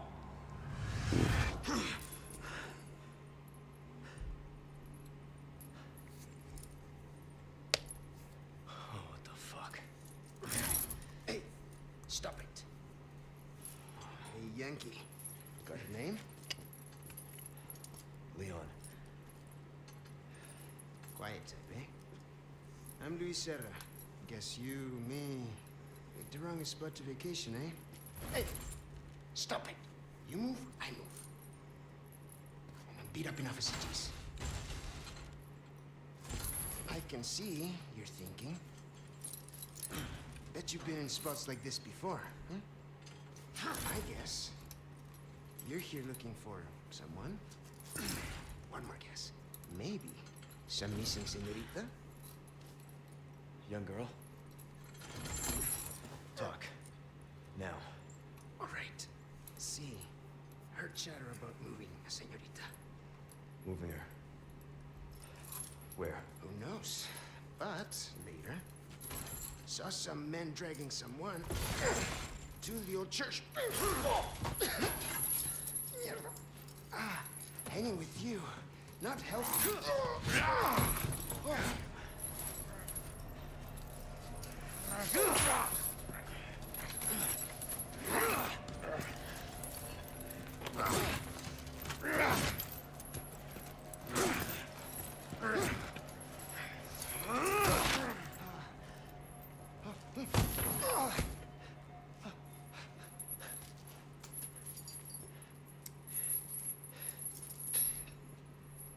Hey, we're not done here! Later, amigo.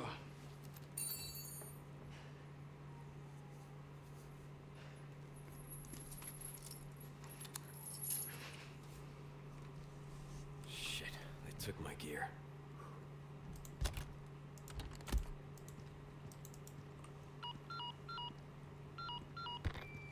Condor 1 to Roost. I've located Baby Eagle. It sounds like she's being kept in some church. Great. That's good news. I heard it from this guy I met. Said his name is Luis Serra. There's something fishy about him. I need you to run a background check. Wilco Condor 1. I'll see what I can find. In the meantime, make your way to that church. Right. I'm probably due for confession anyway. Condor 1, out.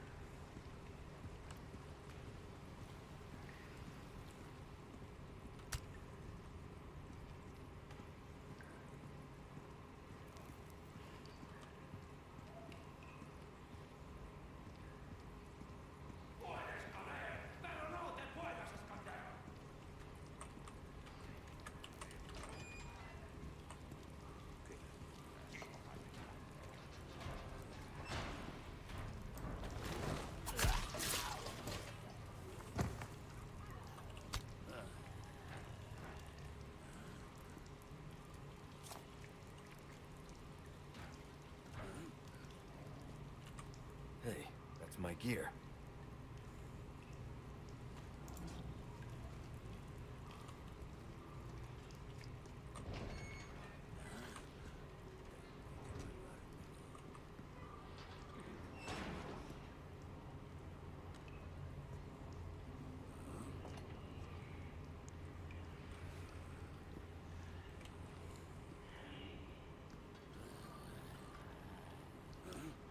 I don't think he's gonna turn around.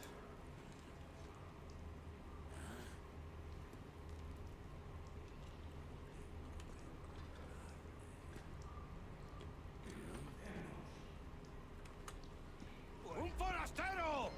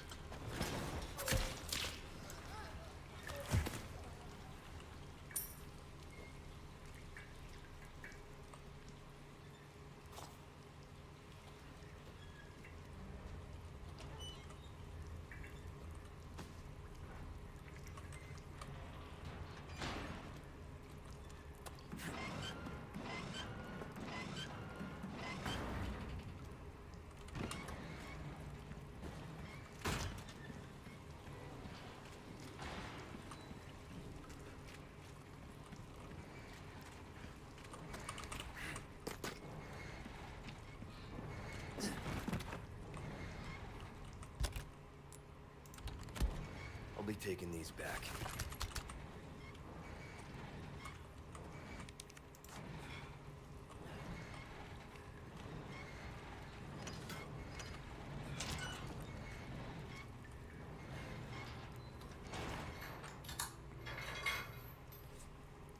Over here, stranger.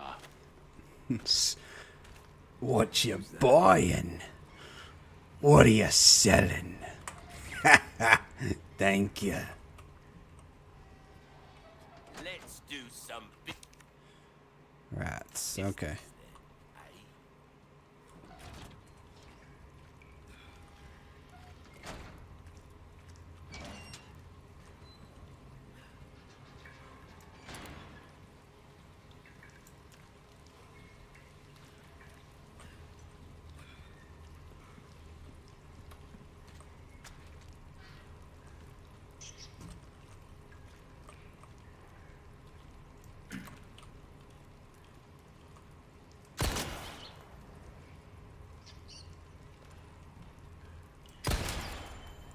One.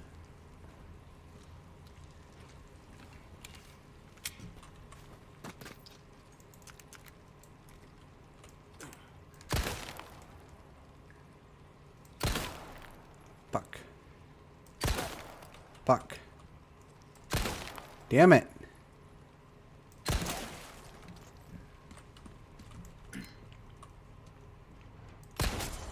Two.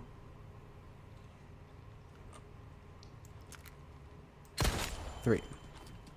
Yes.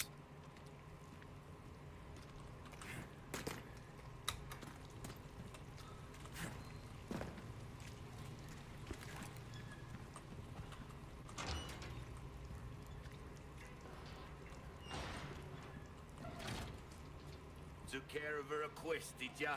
Ha. I can tell by the look on your face. Welcome. Nice work. I got something new for you.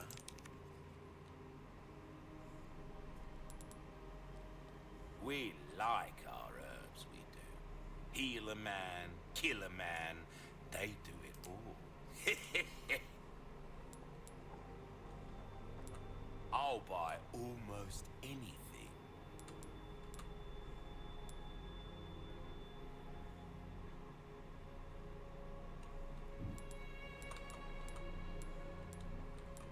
Still a pleasure.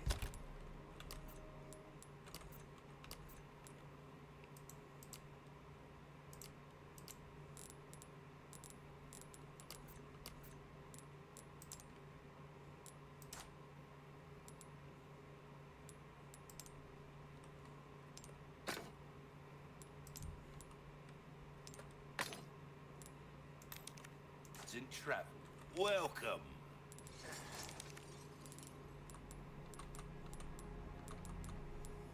Ruby's all rubbish. It makes no difference. The price, well, that's our choice to make.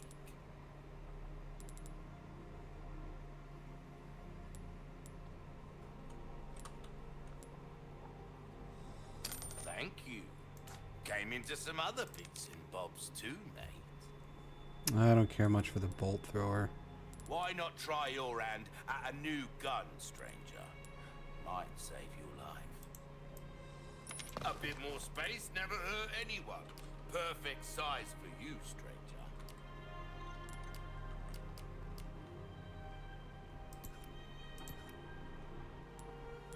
What you see is what I've got.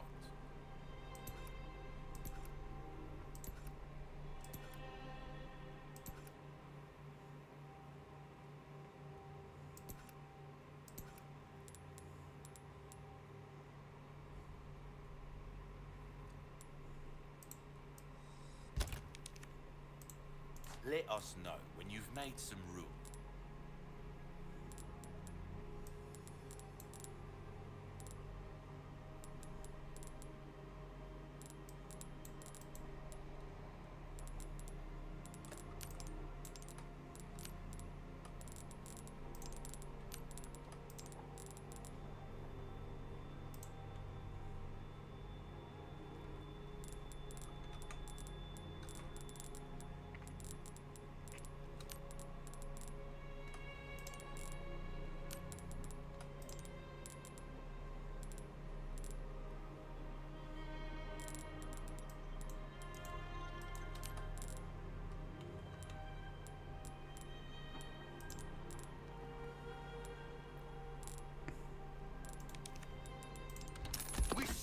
enemies sweet dreams from afar, with a bullet straight through their heads.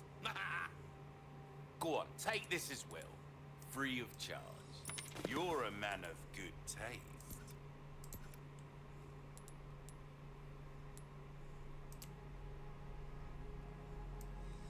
Good as new.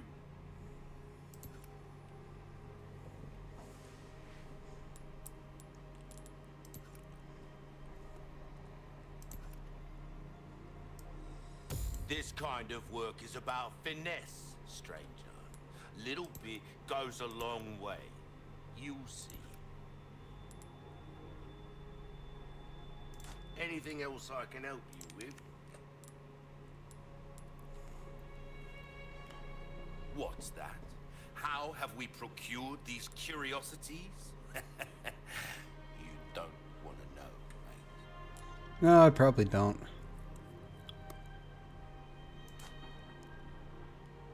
Come back anytime.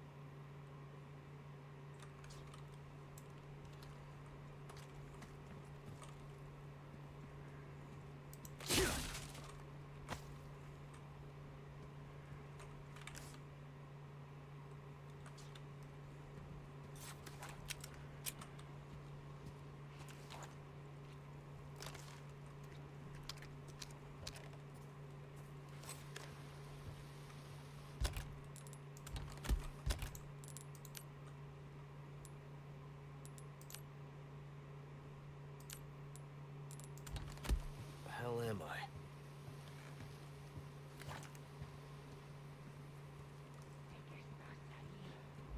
¡Forastero! ¡No caminar!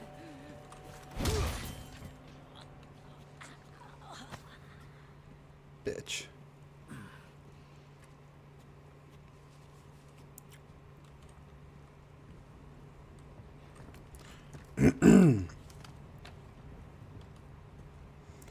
Windy.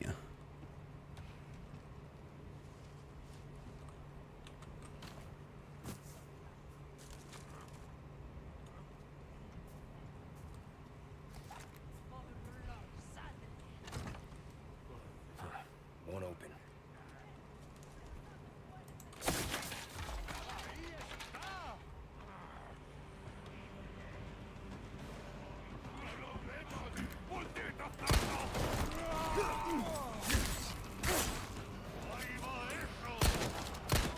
Next.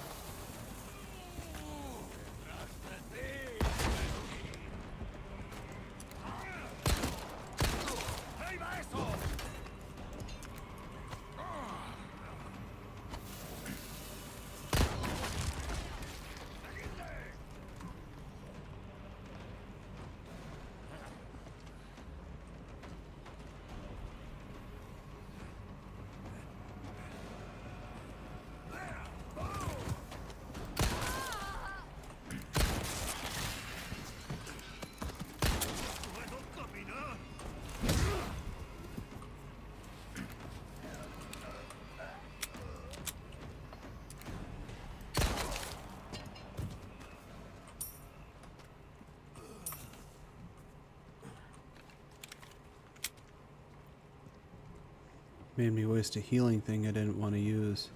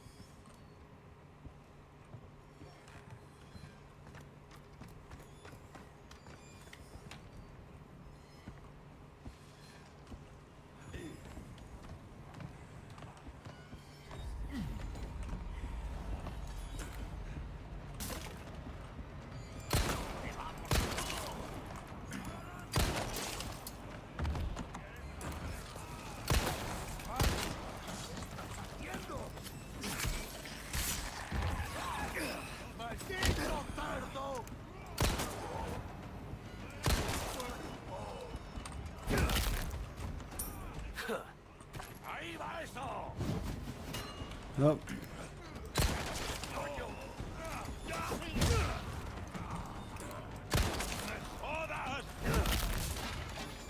Not bad, right?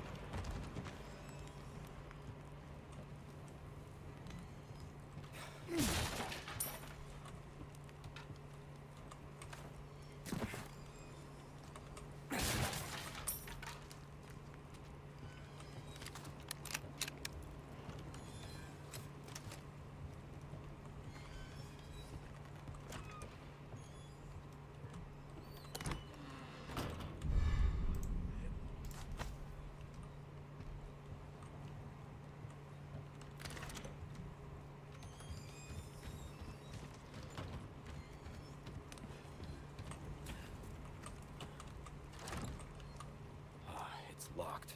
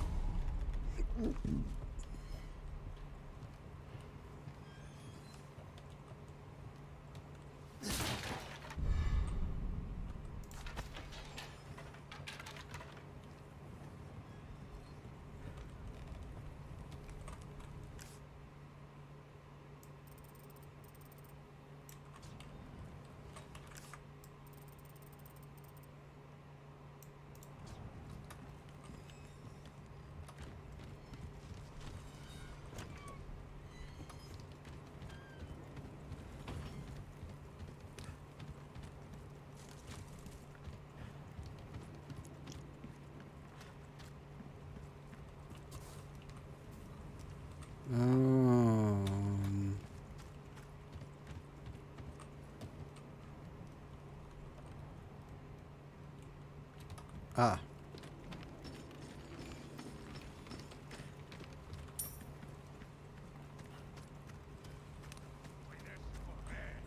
Pero no te puedes esconder.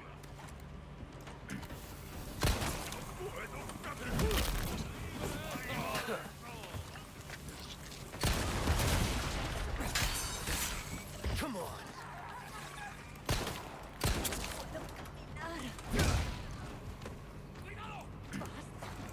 ¡Hijo de puta!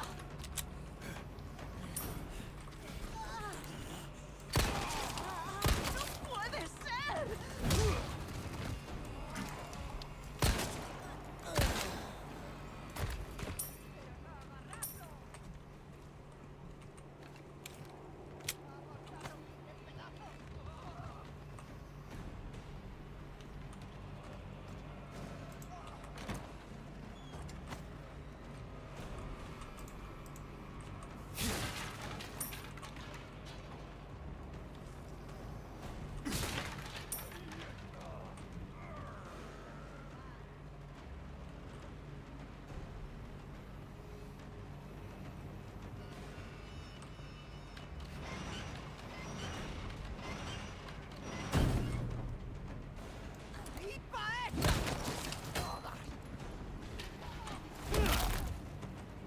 Not bad, right?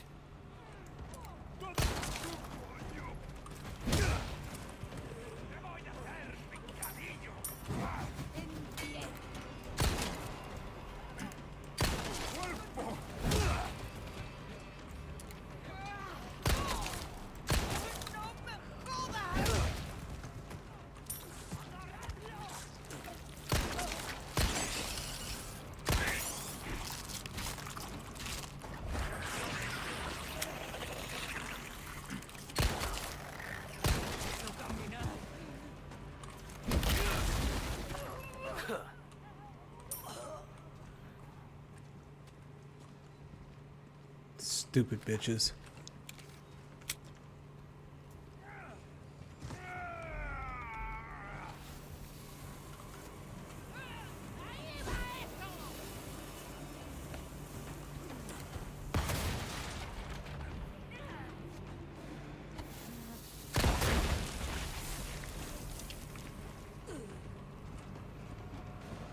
¡No dejéis que se escape!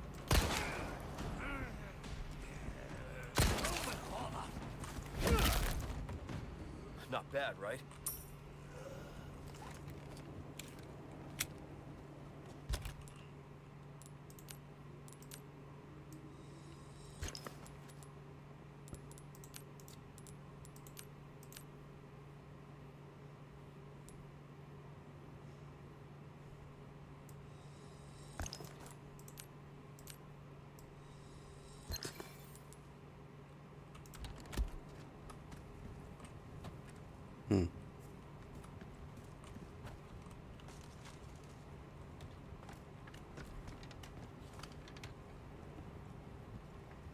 Oh, she got blown in half. What's this? Lavender Shadow 7, thank you very much for the follow. Welcome to my nerd empire. I hope you're having a, what is it, morning? Yep, I hope you're having a wonderful morning. One of my favorite games. Well, I'm glad it is one of your favorite games. Honestly, it's probably one of the best Resident Evil games made. It's not my all-time favorite, but it is a very well-made game. My all-time favorite is the original Resident Evil 3. Take a look. Something's bound to catch. Welcome. Got a selection of good things on sale. That's good work, if I do say so myself.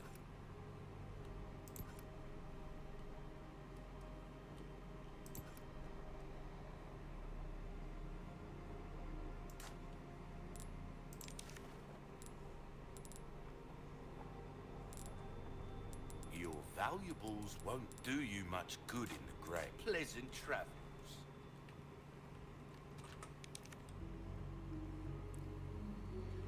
Yes, OGRE3 was Prime. Yeah. I ended up making my dad not like it. Mainly because every time he beat it, I'd have him play it again. Because as a kid, I loved watching him play it. So I had him replay it so much that he ended up not liking Resident Evil 3 as much anymore. Then I started playing it myself.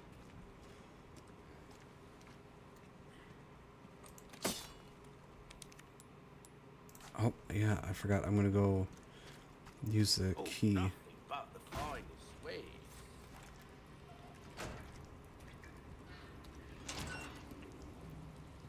I think with the Resident Evil, I think out of all, I think 3 of the remakes they've done for Resident Evil so far, the best remake is 4. I like the remake of 3, but it would have probably been the best Resident Evil remake if they didn't cut over half the game out of the remake.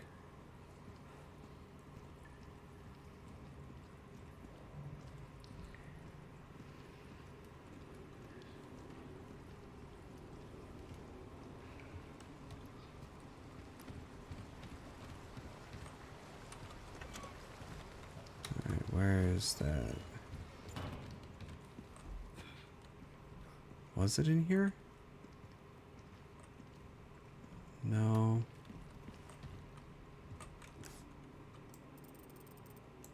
Oh, it was up there, okay.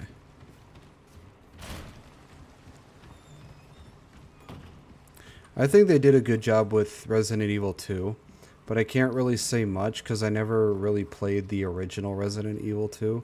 So I don't know how much they either cut or left in, so I can't really say anything about it.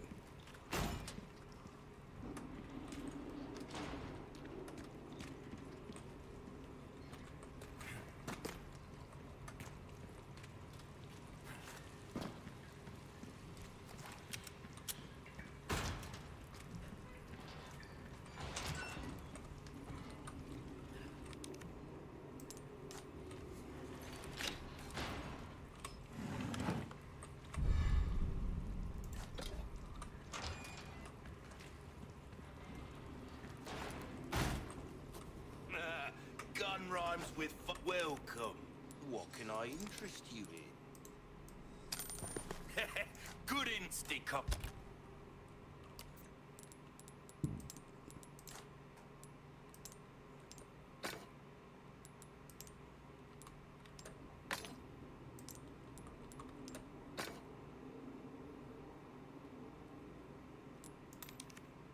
I'm back anytime. Welcome. A deal well struck. Okay, let's see. Molding a weapon to suit your specific needs. Oh, it's a thing of there you are. Increase the durability.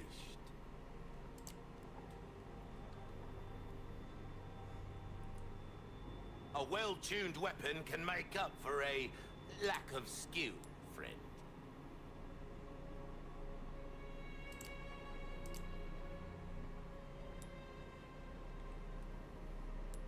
If you want a fighting chance out there, you best tune up your kit.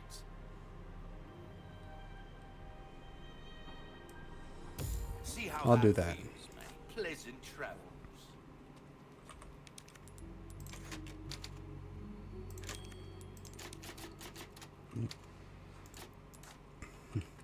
I was trying to do a new game plus with this, but it wouldn't let me. Because I already did it with another one, so I couldn't redo it.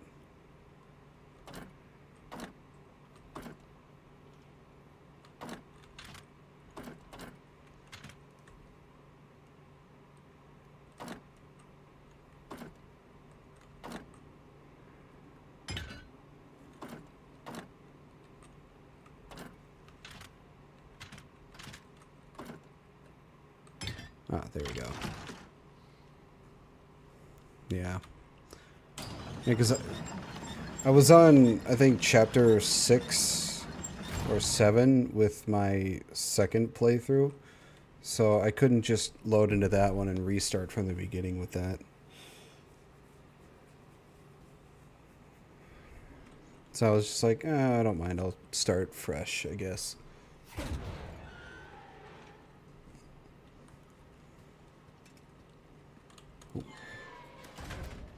Sneak up on this guy.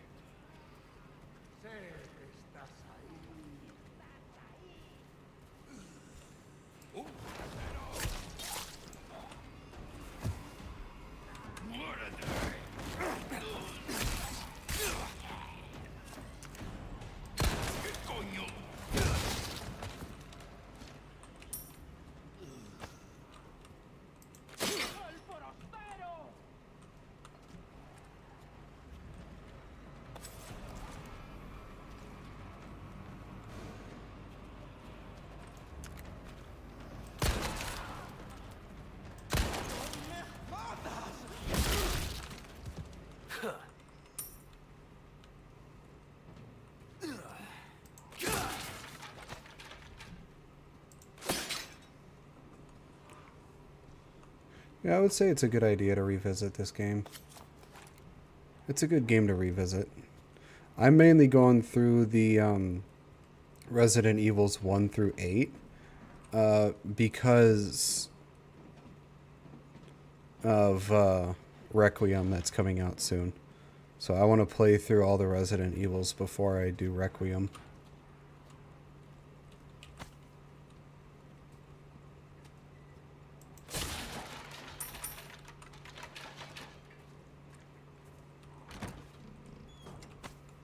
Sapphire, nice.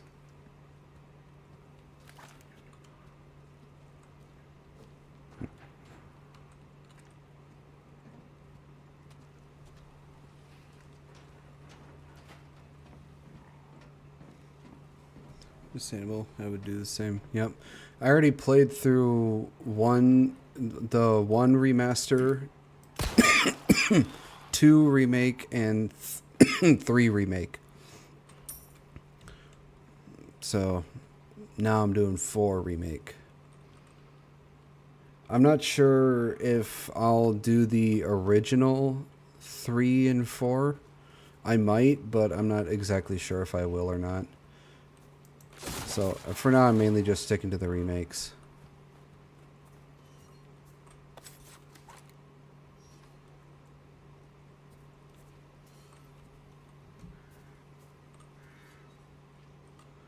Where is that? There it is.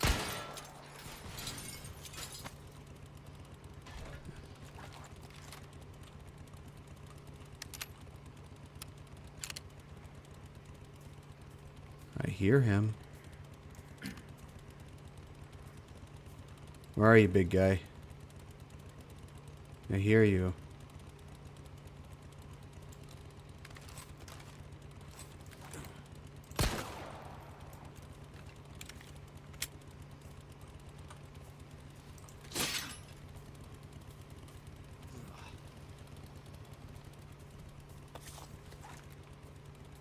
Well, if he's not going to come to me, I might as well just check this stuff out before I do anything. Their influence is not what it once was. Destroy the wind-up dolls. Do not forgive those aristocrats.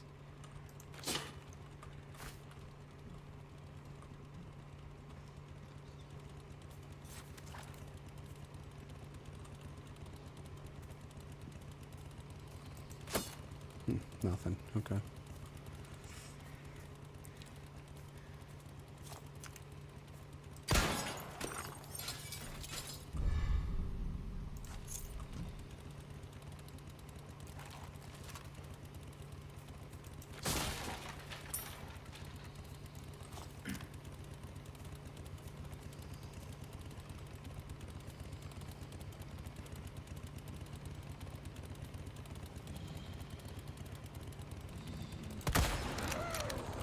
Damn it, missed. Fuck.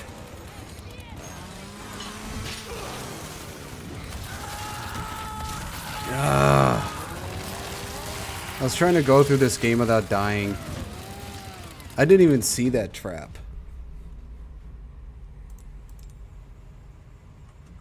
Fuck.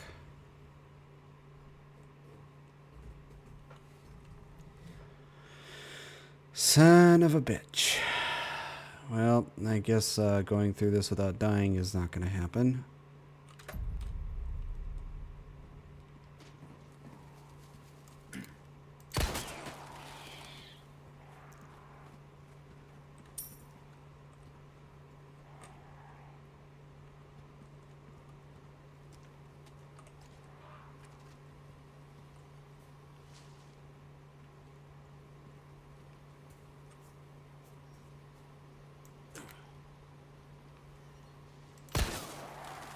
Ah, I thought that was a crow.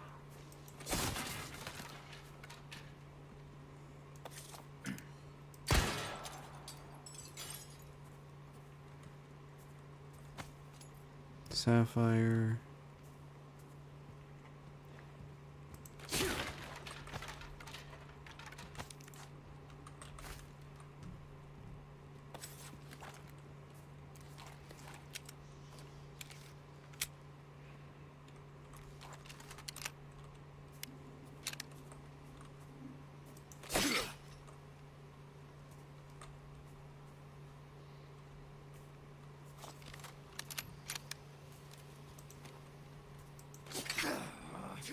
Oh, that's bullshit.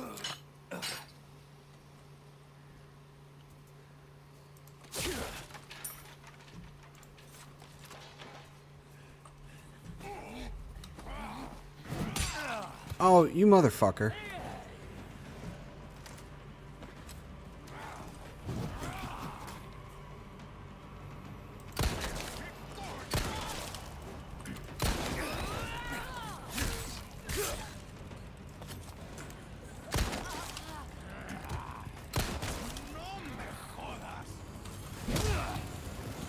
Oh, no, no, no, no, no, no. You're not getting me again.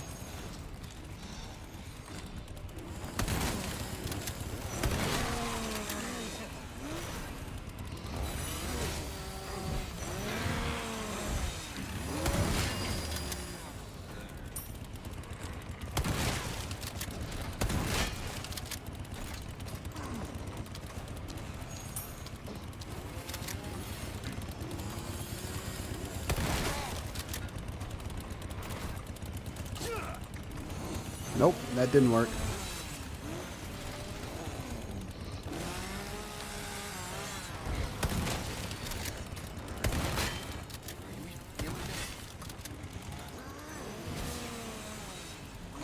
Are you feeling it now, Mr. Krabs?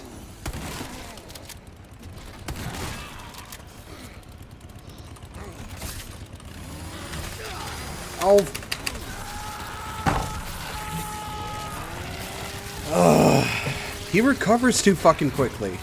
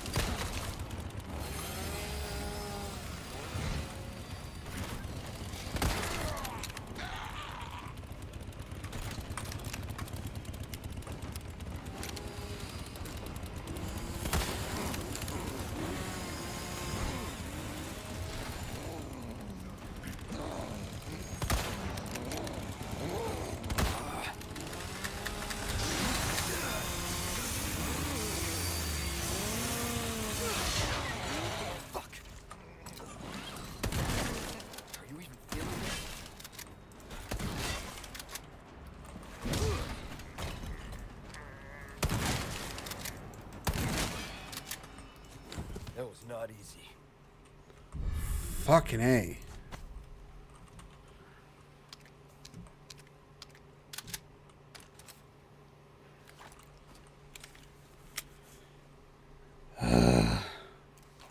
I hate that dude so much.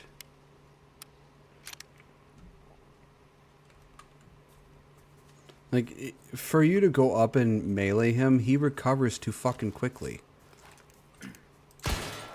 He recovers a lot faster than the regular guys, but... I mean, it's understandable, but it fucking sucks that you can't get up to him quick enough to melee his ass.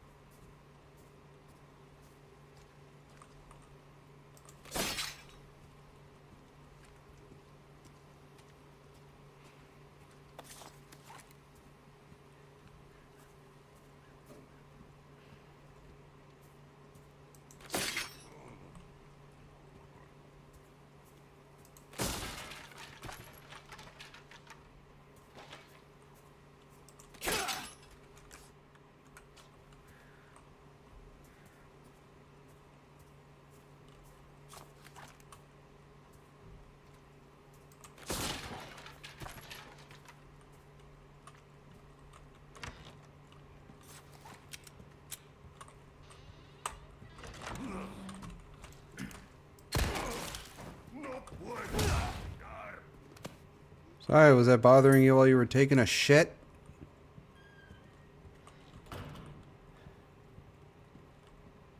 Not too shabby. Someone has shown. At last, flesh of our flesh, blood of our blood. Give thanks and rejoice. But they're neighbors. I'd rather not give thanks and rejoice if that's going to be the price. Old photos. Yep, the quickest Finches, then he's back on you. Yeah, it really fucking sucks. But I got him at least. Oh good, now there's small key.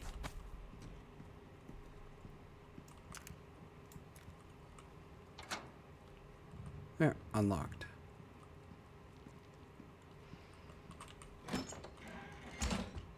What is this? Can I not get it? It's an egg. There we go.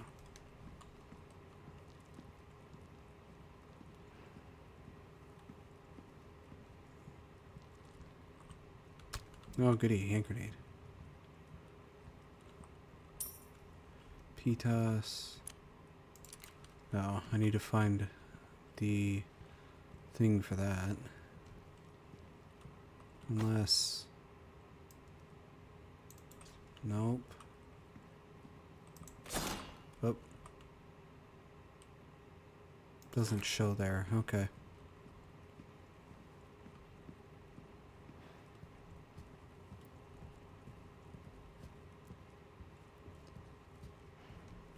This is a nice house.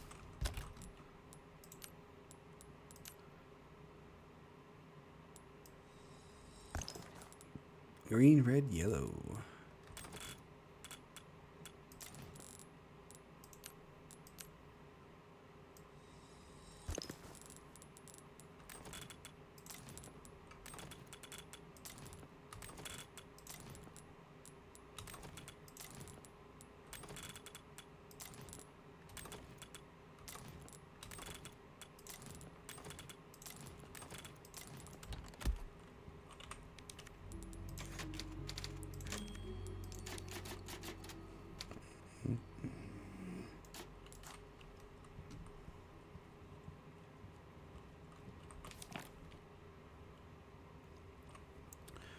Illuminados 4-3. In great veneration of their master, the people offered up their most prized possession. The old farmer, his finest crop, the slight swineherd, his stoutest pig, the beggarly grandam, her own beloved babe. The master saw these gifts and was pleased. Crop, pig, babe. I wonder if that's the combination.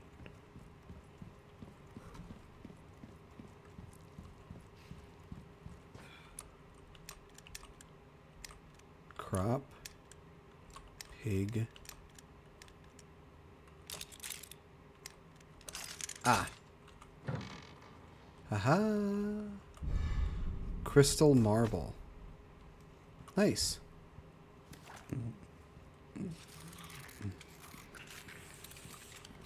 Oh.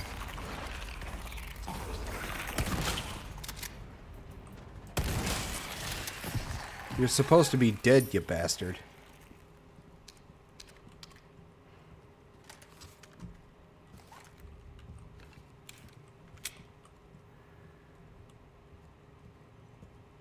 See anything here? Nope. Okay.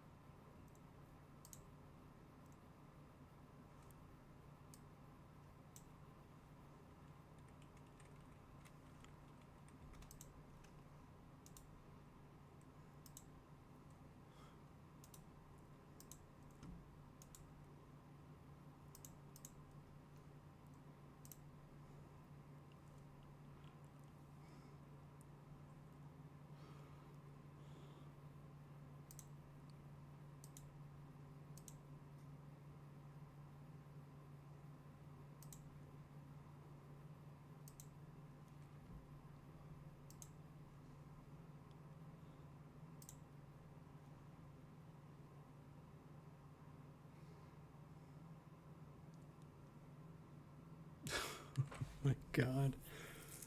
Oh.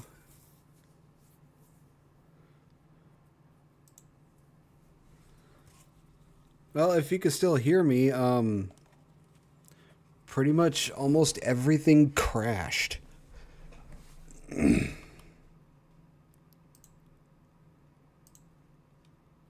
So I think I'm still live everywhere. Okay. As soon as I tried doing that marble thing, it borked the entire thing. Like, both my monitors went black. And it's just...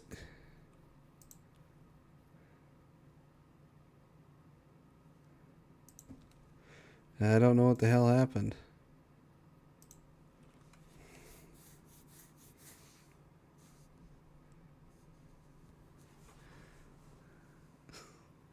That's a first.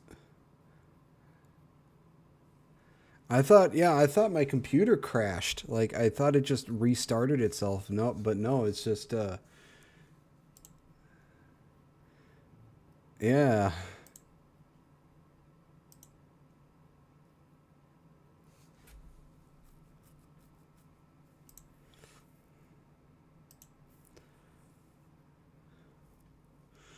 Well, fuck.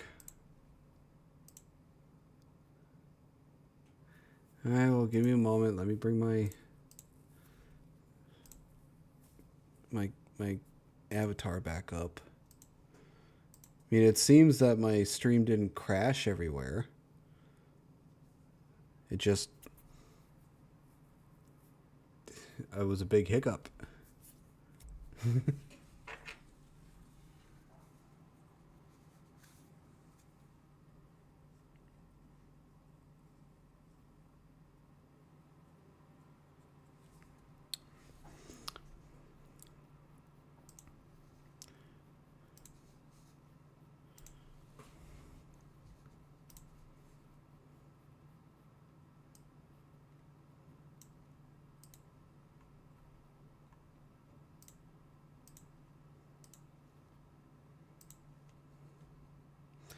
Alright, let me get tits back up and running so people can throw shit at me.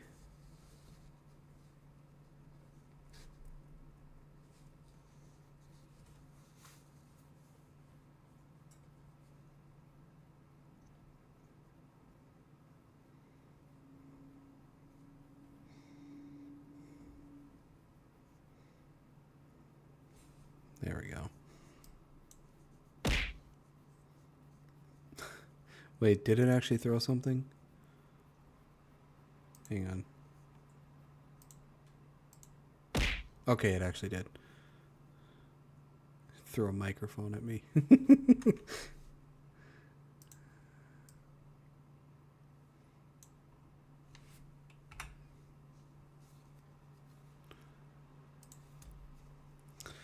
Well, that's I think that was a first for me.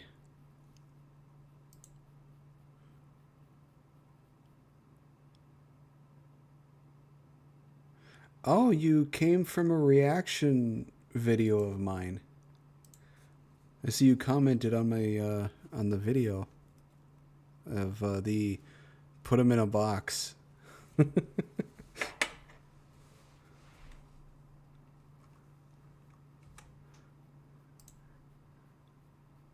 I had such a fun time with reacting to that video. Honestly, it was one of my favorite music videos I've ever seen.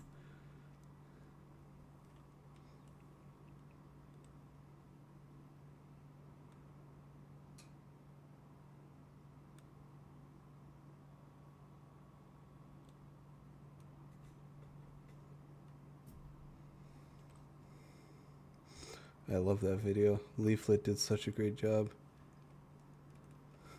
Yeah, I'm actually pretty new to Leaflet because I didn't know about Leaflet until probably a few months ago, I think.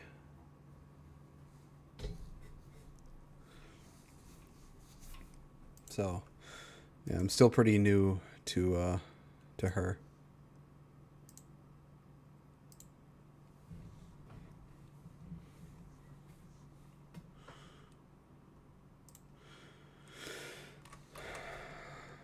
Let's see.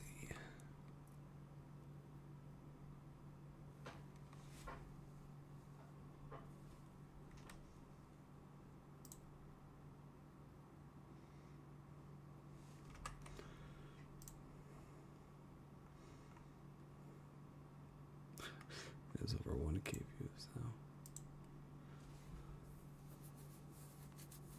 I think so as well. It was recent too. I just got back to viewing, enjoying streams once again. Yeah. I wasn't able to stream for like a couple of weeks when I moved here, when I moved to my new place here, because one of my monitors got busted during the move, so I had to wait until I was able to get a second monitor to stream again. So it sucked not having to stream for like almost 2 weeks. But I was so happy when I was able to stream again.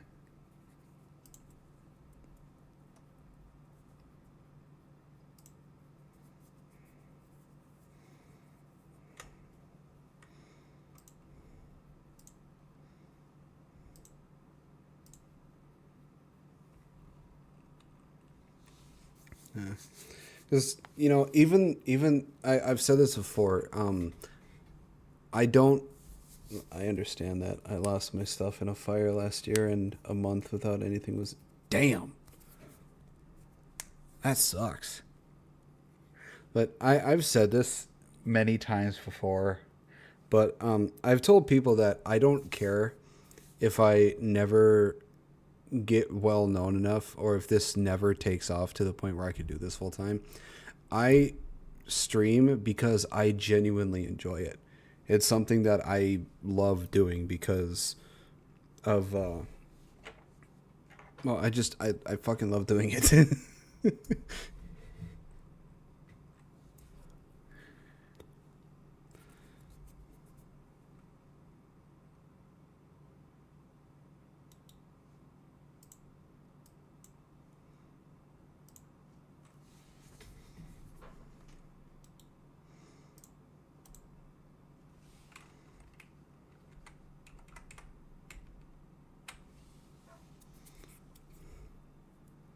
And I don't think I'll ever... I've been debating on becoming a streamer. I need somewhere to use my voice acting. Well, yeah, I mean, go for it, if anything. I mean, I like, my inspiration behind streaming was Markiplier. Or, you know, content creation and streaming was Markiplier. Because the videos that I saw that made me want to do this was the videos that he did at, like, you know, 7, 8, 9, and 10 million. Or he reacted to, like, a compilation of videos that his viewers sent him of thanking him and such, and letting him know how much his videos have helped them, you know, and stuff like that. And I saw those videos, and after a while I was like, you know, I want to stream and make content, and hopefully the stuff I do will bring at least a small bit of joy into people's lives. You know, or a little bit of a smile, hopefully. And that's why I do this, just to hopefully what I do helps people's day be a little bit better. I mean, don't get me wrong, I would love to do this full time. I would like to be well known enough where I can make a lot of money, where I can quit my 9-to-5 and do this full time, but I understand that I probably never will, which is fine by me, because I do this because I genuinely enjoy it. I don't do it to try and get famous, to try and get rich, because that sounds empty and hollow to me. That just sounds like living an existence that has no substance to it. So I do this because I genuinely enjoy it.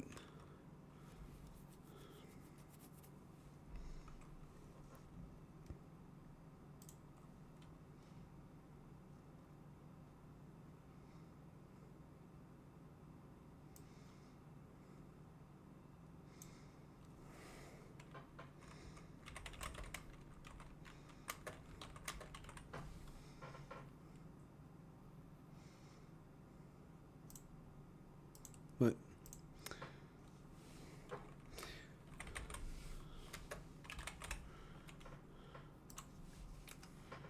I understand also I'm not for everybody.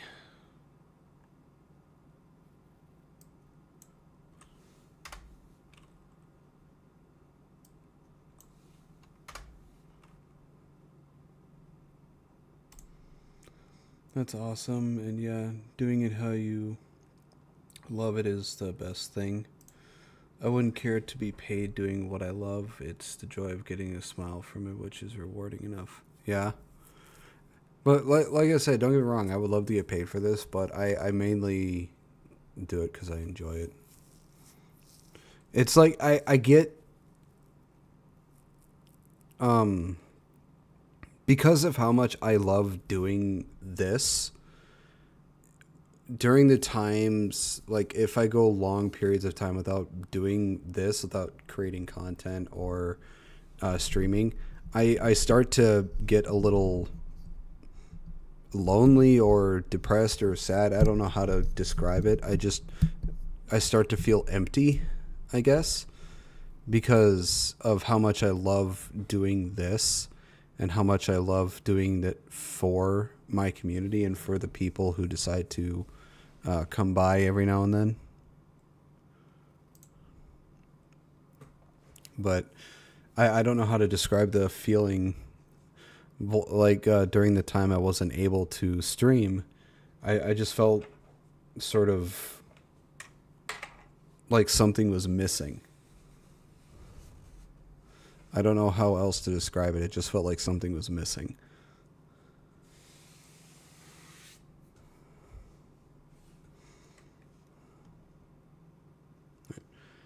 Since my game has almost crashed my fucking computer, and I've been doing Resident Evil for about 8 hours, I'm gonna we're going to move on to reacting to a couple of videos. Yeah, I know exactly what you mean. Same thing when I make music in game. I get that sense of social fatigue or like something is missing. I always wished I was able to make music, but I don't have a very good sense of rhythm. I like to sing on streams, but I personally don't think I sound very good. I keep getting told otherwise, but I personally don't think I sound good at all. I usually sing in my streams when I'm playing games that are just like, you know, you don't have to use much of skill or thought. Kind of like brain dead games, like when I'm playing like MMOs, like World of Warcraft or Final Fantasy 14 online, or I'm playing RTS games like, what was it called again? Let me see here. I think it was Infection Free Zone. Here it is. Yeah, it's like an RTS game. When I'm playing, casual laid-back games where you could just shut off your brain. And I'm not really good when it comes to talking into the void. Like, if I can't really talk if I have nobody to bounce off of. So usually my streams will end up being very quiet. So I figured my solution to fixing that would be to fill the void with me singing horribly.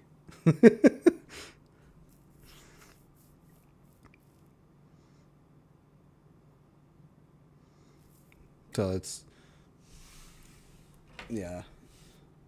Like recently, the songs I've been singing is a few songs from Frank Sinatra and Dean Martin. Very old style songs.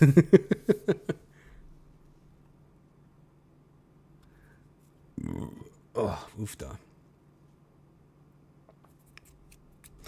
I'm gonna be right back. I'm gonna go grab a drink. I need a drink.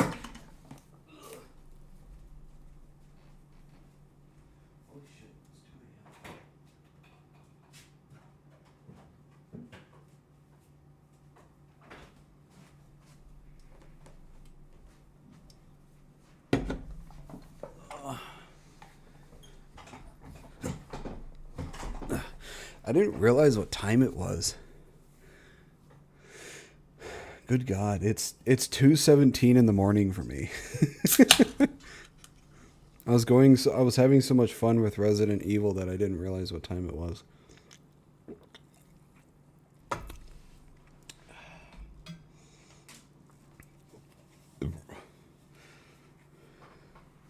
Hour ahead of me. Oh, so yeah, I'm Central Standard Time. I think what EST is an hour behind. I can't remember if it's EST or PST.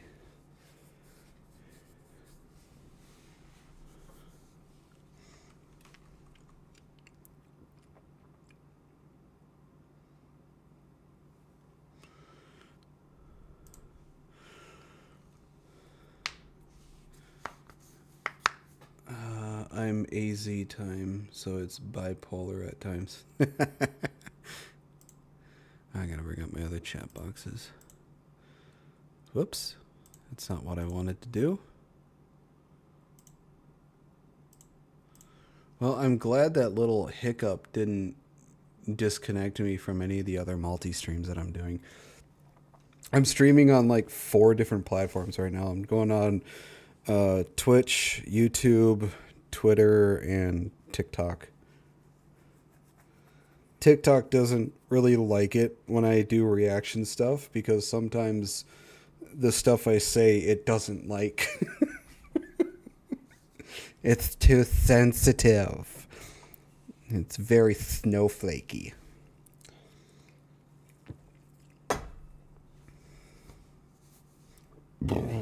Oofda. But that's only when I react to videos that have more of a political side to it. But this video is by Vazcol, and it's called Funny Memes. So let's get. I usually always like to add in reacting to videos, so I have something to post on YouTube. Kids doing this makes my heart melt. I thought her fingers had abs. It does look like that. When I first saw this, I didn't realize it was little fingers. It genuinely looked like her finger had abs. Kids doing this makes my heart melt. I thought her fingers had abs. Bro, my canned tuna. Tape, you need tape. I think John... Oh, that sucks. You need, I don't know if it's magnetized. I don't know if it's, works with a magnet, but you need a fucking magnet or duct tape or something to pull it out. Tom Gurm has got the right idea. You need to flip the house upside down. The house upside down. Or the other thing you can do is like get a knife and poke a hole in it and get like a fork and just pull it out. If you can go and see anywhere in the world, where would you go? Japan! I made this awesome... Honestly, I've wanted to visit Japan, mainly because I'm a weeb. I'm a nerd. The 90s bubblegum on a stick. Yeah. God, you're making me feel old Lavender. Yeah, I've wanted to visit Japan. It seems like a good place for a weeb to go. Machine that can impersonate people and generate fake news. You just gotta feed it 10,000 puppies and 8 billion gallons of water a day to work. That's horrible. Shut it off. But John Shareholder would be sad. Well, fuck the shareholder. When you become a judge thinking it's going to be easy, but you genuinely send a jaywalker to the electric chair, and you record it and post it on YouTube. So apparently TSA does not love it when you put about 40 grams of creatine powder into an unmarked Ziploc bag. Correct.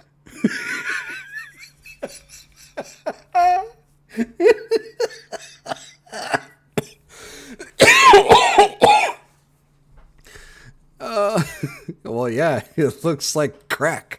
I am broken when my name is spoken. What am I? McDonald's ice cream machine. A study found that people who eat high-fat cheese were less likely to develop dementia and had lower rates of diabetes. Oh wow, the brain, which is high in fat, is healthy when you eat high in fat foods. Crazy. 8-year-old. Our weddings... That's the thing that really sucks is when they did studies back in the day about fats and sugars, because the sugar research was they cherry picked the data for it, and instead of putting out that sugar was bad for you, they decided to convince people that fat was bad for you, when in reality it's actually good for you. It's a lot better for you than fucking sugar. Expensive? Very. What if I run away to get married and don't invite anybody? Then you would be my favorite child. If you go out to dinner and still feel like smashing afterwards, the restaurant has failed. There's not a restaurant on earth that will keep me wanting from my wife. What about the restaurant of finding out she's been cheating on you after 20 years? What about that restaurant? Me asking a young child for ideas for a monster's ability. The most horrific description I've ever heard. Little kids will be like, they eat people's dreams by sticking a fork in their ears and twisting their brains up like spaghetti. And they'll eat all your happiness and put your brain back with just bad stuff. Like Tommy age 9 is going through. Holy crap.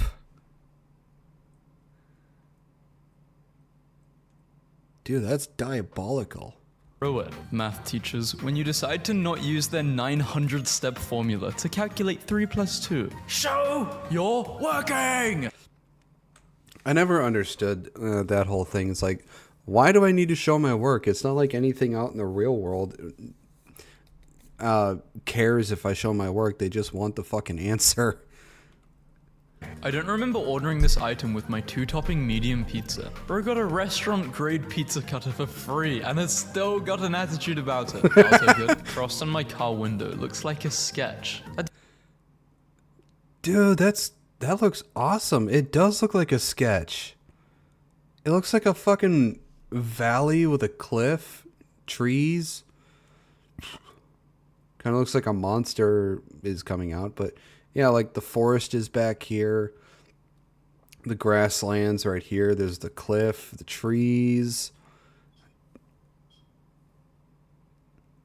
Dude, that just looks so fucking cool. It's beautiful. I have 15 years worth of outstanding library finds in 3 separate Mother Nature is one of the greatest artists.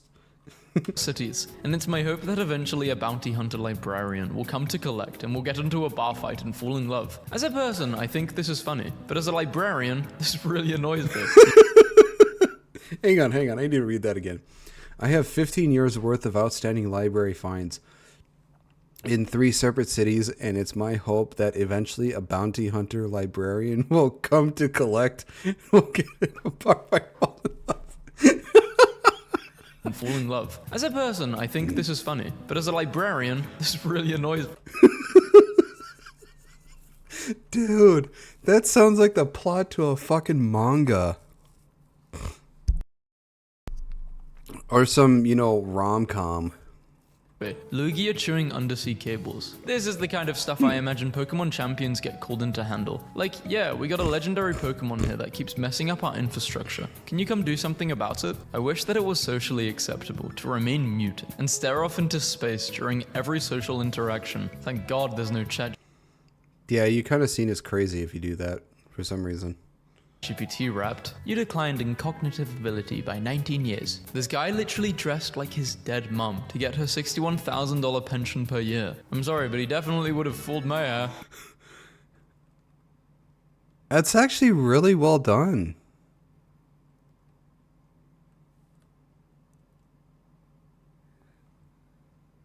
The dude did a fucking good job, man. Although it is easy to tell the difference, but he actually did a pretty good job. Which one is the mother? And also, if his mother's passed away, wouldn't he get the money anyway? Unless he... You can tell that the one on the right is actually the dude dressing up as the mom. has siblings, I don't know the whole situation. I don't think a childless homeowner should have to pay school taxes. As a childless homeowner, I absolutely want to pay school taxes because I don't want to live in a community of stupid people. Well, sadly enough, even with schools, you have a society of fucking idiots.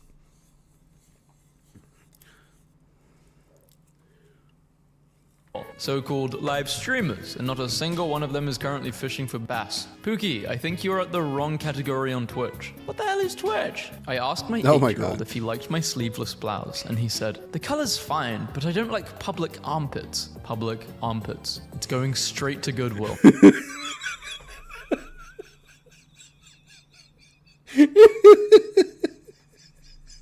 The fuck is public armpits? I don't like public armpits. Is it just... Wait, is it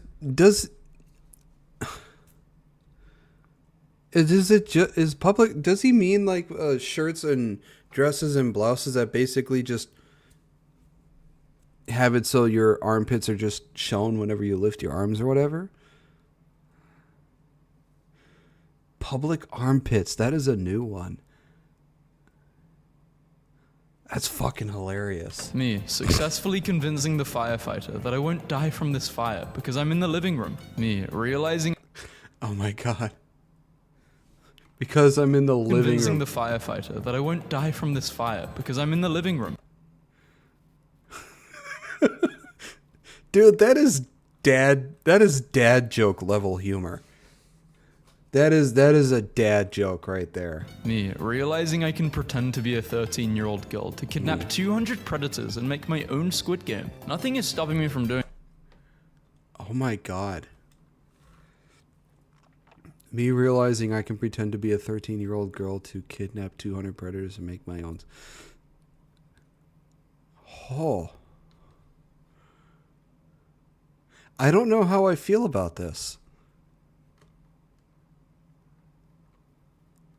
On one hand, I think it's A fucking ingenious idea. On the other hand, I don't think it's morally right to entrap people like that.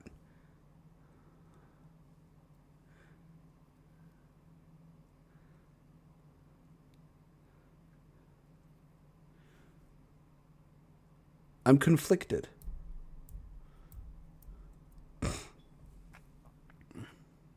Fucking genius idea, though. My God.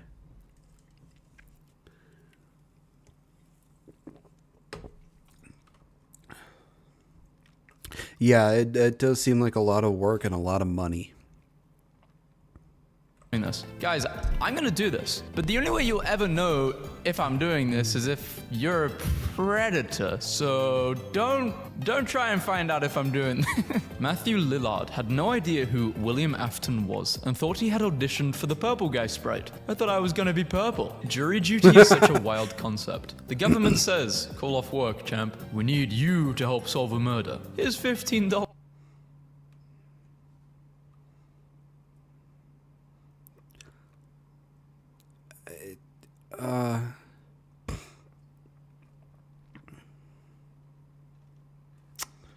Huh. It ain't easy being purple. You know, if they're gonna call on regular everyday civilians to be the jury, you could at least pay them more than $15. That doesn't seem like a very good incentive. What happens if you were to just say no? Like, I'm good. Would you then be in trouble off suspicion? My girlfriend is taking an online course to learn how to care. Hang on. Can you say no to jury duty? Hey Siri. Can you say no to jury duty? I don't see jury duty in your contacts. Who do you want to message? Never mind. Okay, canceled. Well, that wasn't any help. Okay. I avoided it by moving. Let me Google that here. Let me see. Can you say no to jury duty? No, you generally can't just say no to jury duty.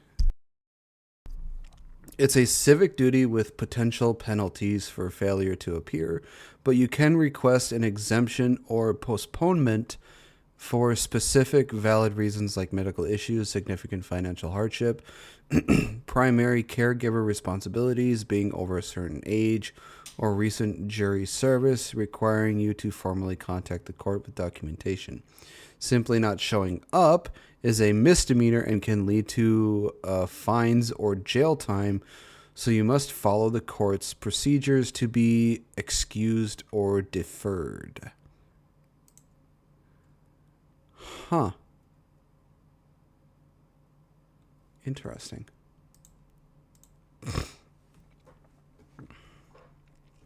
For autistic children. An suspicion? My girlfriend is taking an online course to learn how to care for autistic children, and every time she completes a module, she just stares at me like this.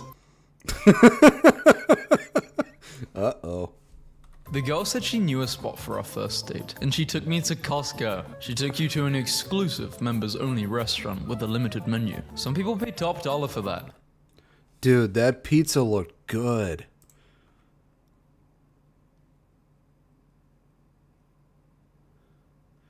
Dude, that looks really good. That looks delicious, honestly. I would love that. Honestly, if I went on a date with a girl and she suggested to go to Costco to get a pizza like this, fuck man, I'd immediately go because I fucking love pizza. It's honestly one of the greatest foods to ever be invented. People pay top dollar for that. I lined my mum asking if the cat back home is doing well, and the picture she sent me. That is adorable. The cat has a flat pig for a pillow and a tiny blanket. That is so adorable. Oh my god, I love this. Oh, that is nice. I like this. The cat is living it, yeah.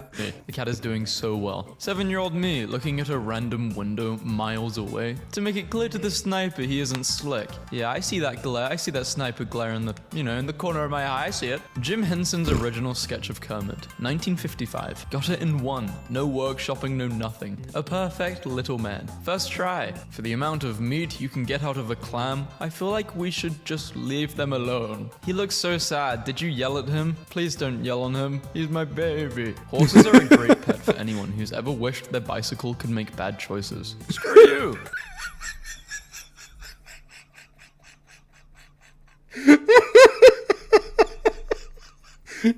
Horses are a great pet for anyone who ever wished their bicycle could make bad choices. Somebody made a horse account just to say fuck you. It says a horsey. Oh, that is so good. Horses have made very good choices for most of humanity. I like horses, respect them. My intrusive thoughts won. All you did was eat a donut. That's not an intrusive thought. If my intrusive thoughts won, I would be on the news. People need to stop using intrusive when I think they mean impulsive. Yep, that's true. Yeah. You gotta love these kind of... Yeah. I think people, a lot of the times nowadays, confuse intrusive with impulsive. Pretty true. Why would a bug spend such a long fraction of its short life immobile on my ceiling beats me? This is how God must feel when he sees us scrolling on our phones. I feel attacked. Should I feel attacked on this? I don't know how I feel about this. I don't know how I'm supposed to feel. I feel called out, though. Dollar General is the Waffle House of convenience stores. I said what I said. How Family Dollar employees be when you pull up. How your dad looks at you when you don't want to help him move 100,000 pounds of dirt at 6 a.m. on a Saturday. I was dating this girl and... As a kid, I probably would have loved to do that because when I was a kid, I wanted so badly to just out of nowhere try and dig the biggest and deepest hole I could, just for the sake of digging a hole. And I think that goes for like the vast majority of men. For some reason, like if you give us a shovel, we kind of want to dig a hole. And I don't know why, but we just want to dig a hole. She said, I'm not sharing a straw with you. Ma'am, I have done the deed with you. Congrats on the deed. This guy just wanted to tell Twitter he's done the deed. I received a $100 million trust fund at 18 and turned that into $1.3 billion by making my coffee at home and inheriting another $1.2 billion. The worst part of being a good listener is that people get creeped out by the information I've retained about them just from listening. How do you know that about me? You told me. Wow, Gmail's autoreply has gotten really good. Hi Nathan, just wanted to know what you wanted for Christmas. I would like a carton of eggs for Christmas. I would like a carton of it. You would like...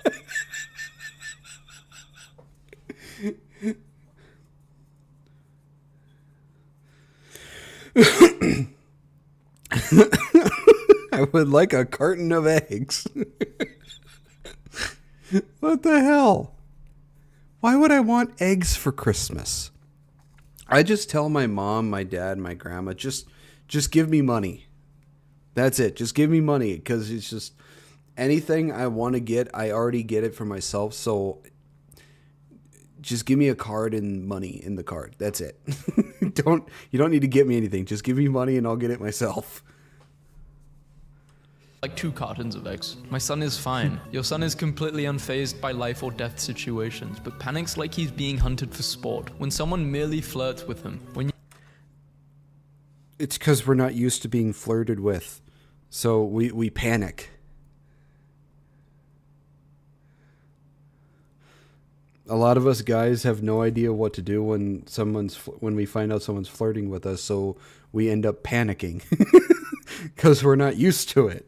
You count calories for the first time and realize you've been eating like a family of 4 all your life. You only just realize that now? If you're eating like a family of 4, you must be humongous. I eat enough probably for 2 or 3 people. Which jobs are 100% safe from AI? I'm a hairdresser. I don't expect to be replaced by AI anytime soon. That said, it does make our lives a little more frustrating, considering there are a number of people who bring us AI-generated images of hairstyles that are physically impossible. Can everyone give me a hack for getting energy quick that isn't caffeine, isn't a nap, isn't working out, isn't a snack, isn't drugs? Hearing your pet make heaving sounds in a carpeted room. Hang on, what does it say? Can everyone give me a hack for getting energy quick that isn't caffeine? Isn't a nap, isn't working out, isn't a snack, isn't drugs? Oh, I know this feeling. Hearing your pet making heaving sounds in a carpeted room.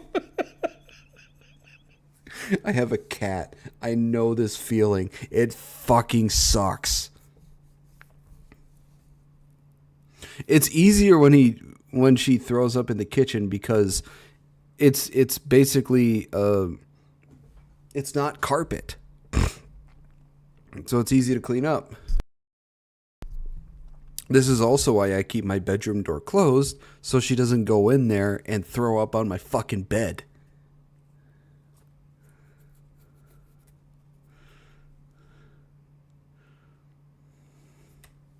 Booking flights on a phone is crazy. That is a laptop activity. The most millennial trait is big purchases must happen in a big laptop screen. My girl got the nerve to cook dinner with the same pot she beat me with.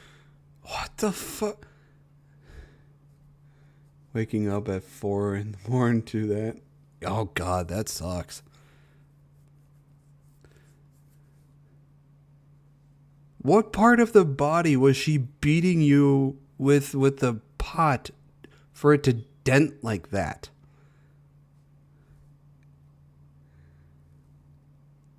The only thing I can think of is the head, and I don't know if a head is, you know, what the hell?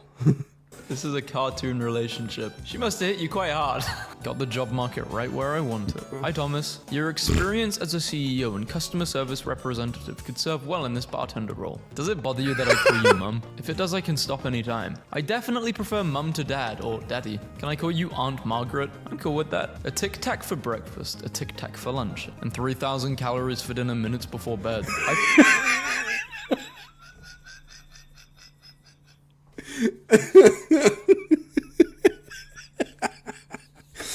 Just like this giant meal before bed. It's like the only thing you have the entire day.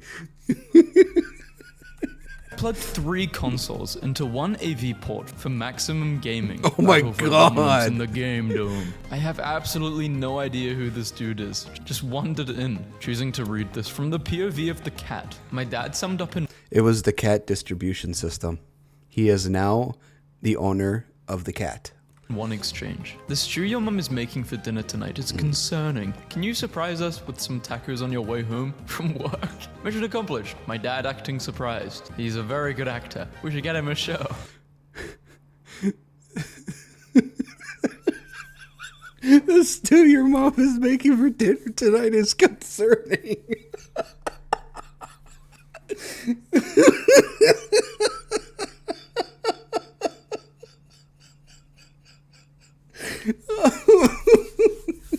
She actually got the tacos. Oh my god.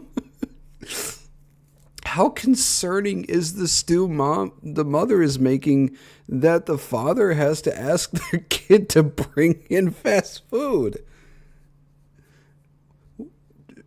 Does the stew look like death? Oh my god.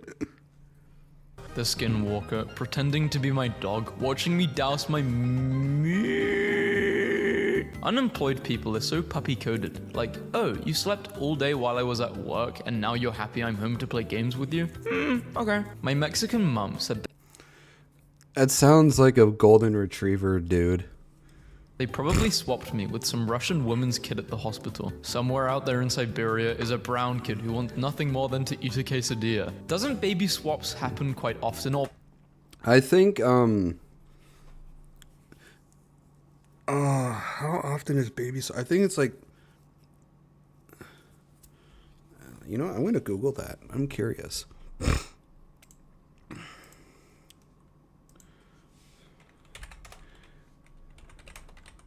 How often do baby swaps happen? It's very rare for babies to actually go home with the wrong parents due to strict hospital protocols, but temporary mix-ups where a baby is given to the wrong mother in the hospitals are more common, potentially affecting many newborns. Some say 1 in 4 at times.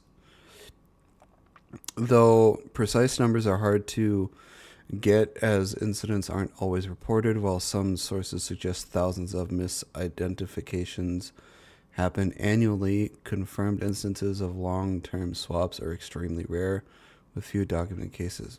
Man, 1 in 25%. Damn.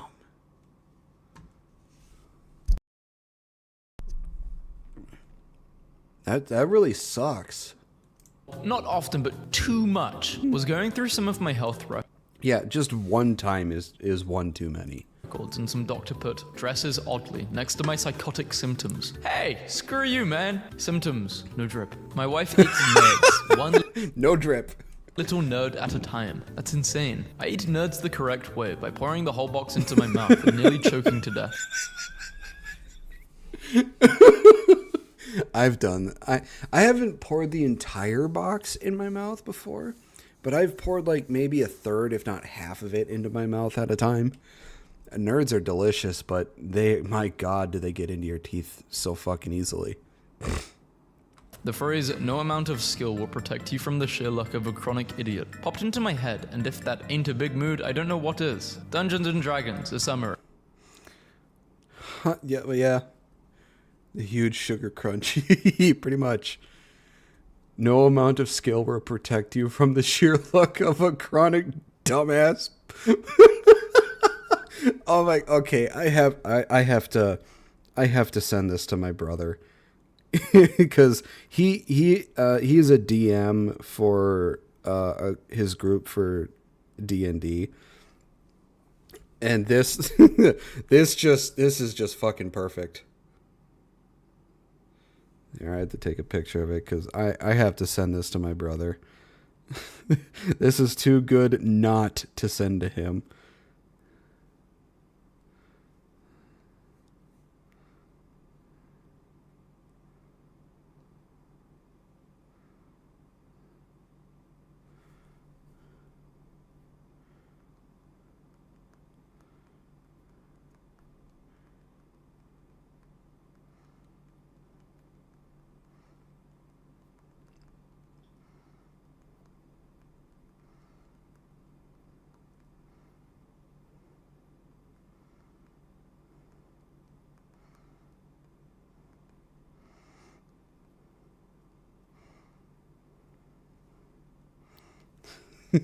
It's too good not to share. Me watching my bro's phone start blasting his goofy R ringtone while we're sitting with 10 out of 10 goth baddies. You got Snap? A goth baddie. Ooh. I have an address where you can send me roses and love letters. Act grown when you joined the army to get your college tuition paid for. But you low-key realize you were genuinely born for this. Humanity in 2347, when a solar flare wipes out the AI systems, and no one knows how to boil water without asking ChatGPT. I can confidently say I have never once used ChatGPT. I don't have the app. I've never brought it up on my computer. I've never brought it up on my phone. So I have never used ChatGPT before. If I want to know something, I just fucking Google it. Showed up to my story at a Buddhist temple and accidentally. Oh, hang on, my brother's calling me. Hello. Hey, so that picture. I instantly thought of it because I knew you. I know you're a DM of D&D. So. I'm about to get to that. You're not wrong. I can sum it up even more. Oh. Yes. And I don't even have to use words. It's a simple matter of just going. Oh, just sighing. Yup. And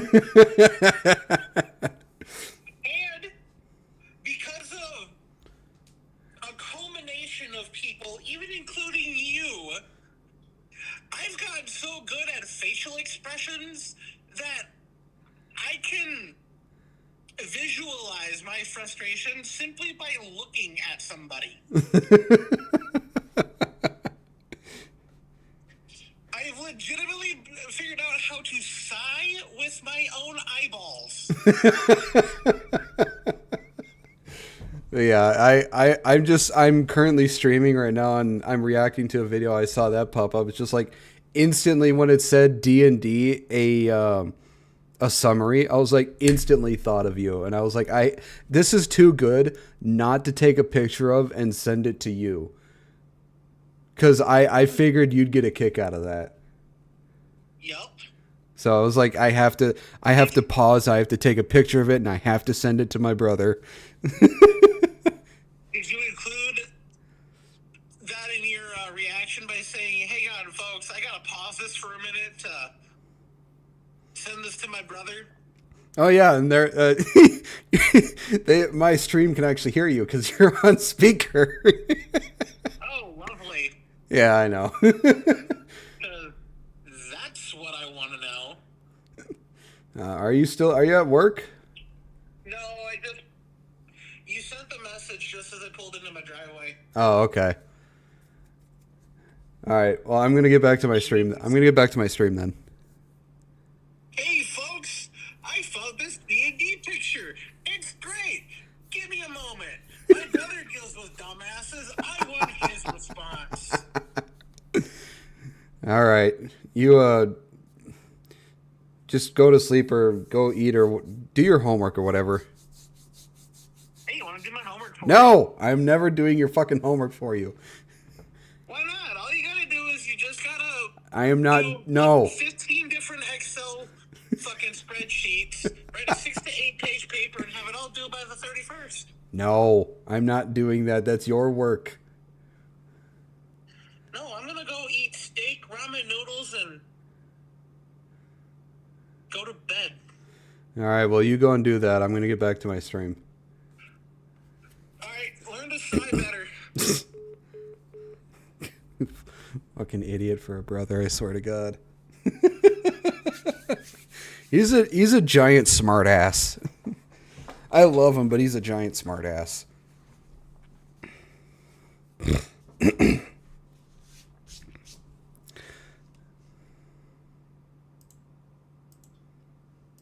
Without asking ChatGPT. Showed up to my story at a Buddhist temple and accidentally dressed like a monk today. And the monk thought this was the funniest thing ever. So now we have like 3,000 photos to prove he wore it better. POV. Me in 70 years at 3 AM in the nursing home, and I hear a chest in the next room when your homeboy is so dumb to— I wish I had a better relationship with my brother. Oh. Well, I would say, for me and my brother, our relationship kind of improved a lot as soon as we were out of, I would say, out of high school. I mean, we still cared enough for each other, but we fought a lot more when we were in school. But, you know, as soon as we grew up, we're a lot better with each other. I mean, we don't really talk that much with each other, but we get along really well, and we always we have quite a bit in common, especially when it comes to like games and especially anime. anime and manga and such.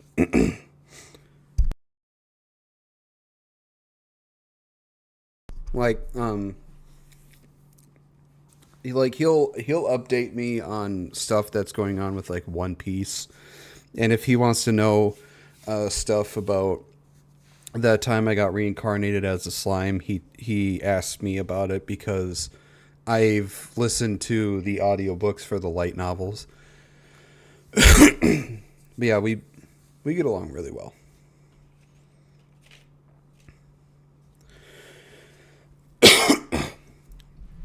I'm gonna grab a drink real quick. My drink ran out. My drink.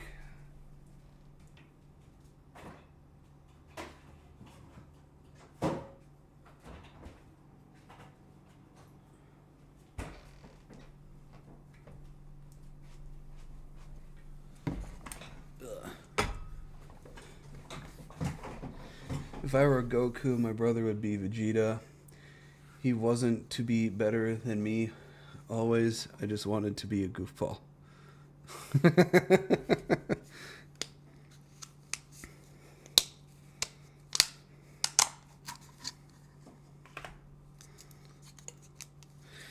I got ice cream.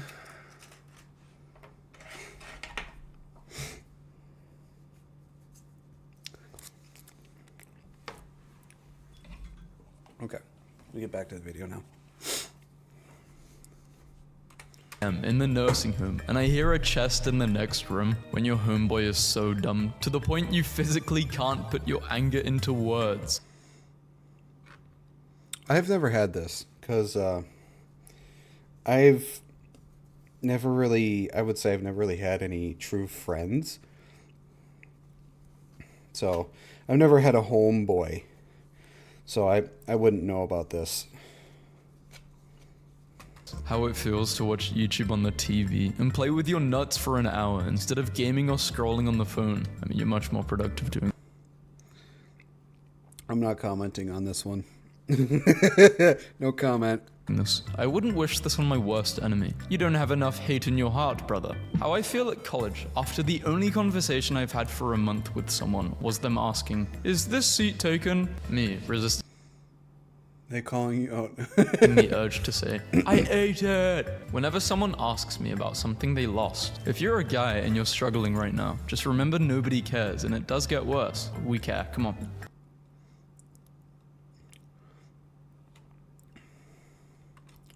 I'm not going to get into it with this one. It's a giant whole thing that I can get into, and it's just going to make the video much longer, so we're not going to get into this one. Bro, I hate living next to a tavern. They always have the worst singers performing on Saturdays. Posts that an elf would also write. My life is a joke. I live 2 minutes from a castle in one direction and the old town market in the other. You can see remnants of the old walls in part of the town. Our library used to be the medieval town hall. We have a 500-year-old fairy tree overlooking the entire valley, and I don't have any elves to smash. The transition from sodium lighting to LEDs. Johnny, or your elves to smash. The transition. I think this was horrible. This was a horrible idea. I think the sodium lighting is something we should have kept. The LED just it's horrible. From sodium lighting to LEDs. I think the sodium lighting it looks a lot better than the LED lighting. Johnny, all your answers are... Especially if you look at it from the street perspective. You see the sodium lighting versus the LED. And the sodium lighting just looks a lot better than the LED lighting. Correct on your math assignment, but where is the work for how you got the answers? I don't have $7,000. Can you go lower? Okay, fine, $6,800. 6,503 of these. My mum has a Temu shopping addiction, but also has very good taste. So things happen such as the bolt covers on the downstairs toilet to small ceramic birds. So you want birds covered in piss and shit and hair. Wow, do we have the same mum? Although my mum has a shopping addiction to candles. My marriage has never been hard work. My wife literally lowers my blood pressure by walking into the room. Confirmed and observed by a nurse at the hospital. Professionals who enter people... Dude, Do you realize how in love this guy is with his wife when even the hospital has confirmed that his blood pressure lowers when his wife walks into the room? Do you realize how in love this guy is with his wife?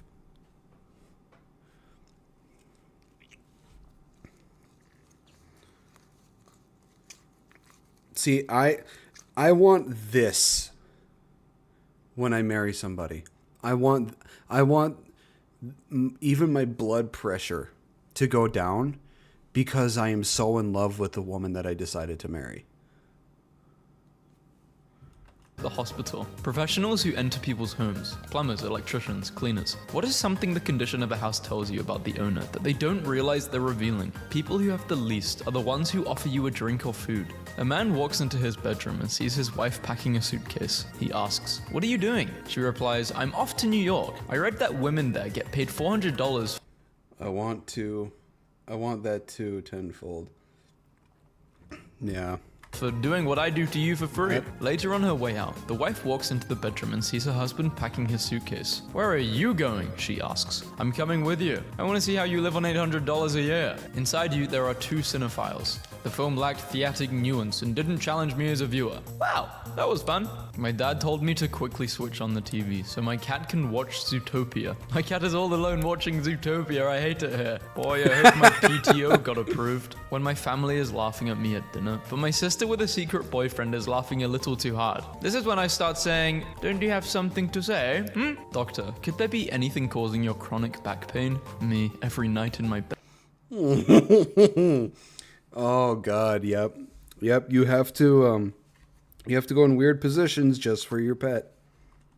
Me forcing the "I don't care" mindset on myself, even though I'm the most sensitive person and worry about everything. It's important to, especially the cats, when they lay on you or they're in between your legs, you cannot fucking move. You have to wait until they move. And you're just laying there thinking, for the love of God, please move. Because you want to change positions or you just want to get up. always have something to look forward to, no matter how big or small. Computer fans start going crazy. Open Task Manager to check what is happening. Fans immediately stop. I'm old enough to remember when Apple's branding was based pretty much 100% on the headphone wires. Would she date her looks equivalent? Update, this girl is threatening to sue me for the post below. I'm babysitting for a new family trying to bond with the 3-year-old, so I asked him how old he is, and he said, 3. So I replied, cool, when are you going to be 4? And the guy said, when I'm done being 3, and walked away. Alright, you clever bastard, this means war. Mine I just threw on my back.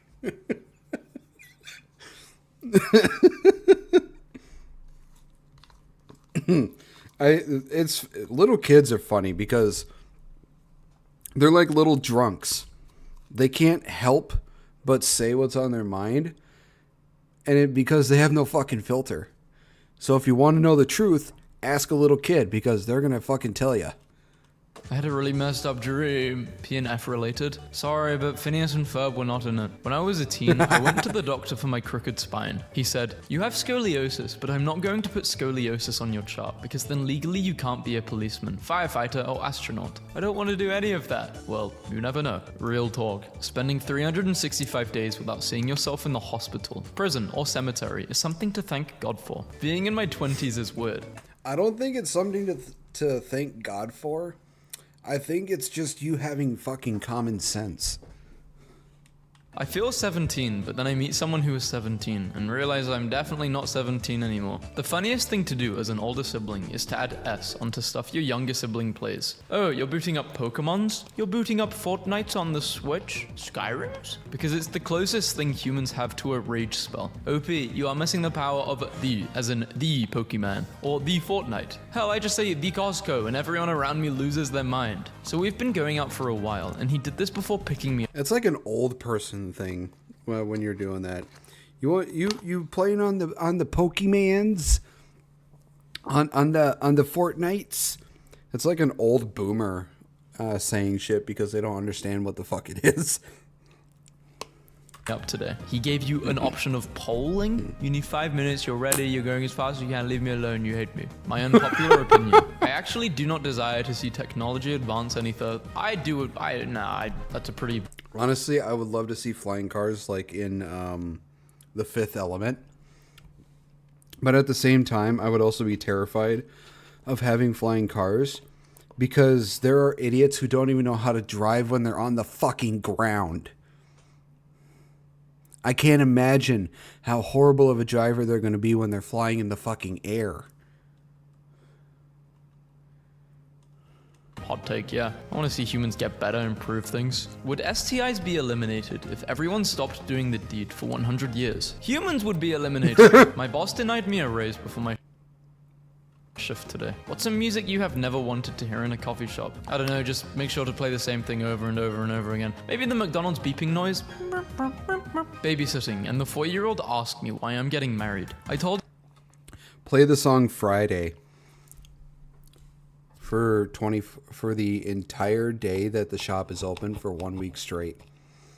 I guarantee you everybody's gonna fucking hate you. Friday, it's Friday. Fuck off. Yeah, I remember working in retail. It sucked. Because I'm in love and I'm going to make cute babies like her. She straight up looked at my face and said, "Don't ever bring your gross babies into my nice house." A lesson I learned this year is that a person's capacity for growth is directly linked to how much truth they can face about themselves without running away. Squishmallow. Hang on. It's directly linked to how much truth they can face about themselves without running away. A lesson I learned this year is that a person's capacity for growth is directly linked to how much truth they can face about themselves without running away.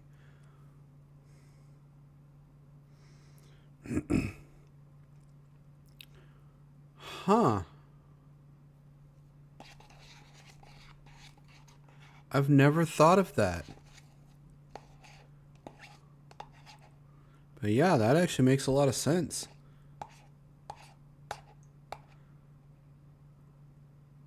Huh.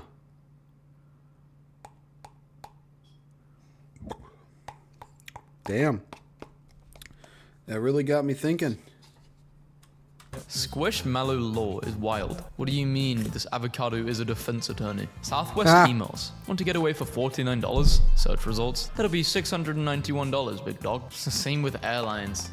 You want a flight for $30? Now once you've went through adding all the additional things you don't have a choice on saying no to, it's now $500. Not now, kitten. Daddy is identifying 5 things he can see, 4 things he can touch, 3 things he can hear, 2 things he can smell, and 1 thing he can taste.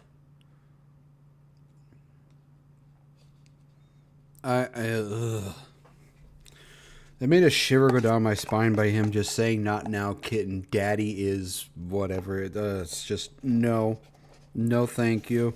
Please don't ever say that again. $300 just for getting past TSA. Fuck.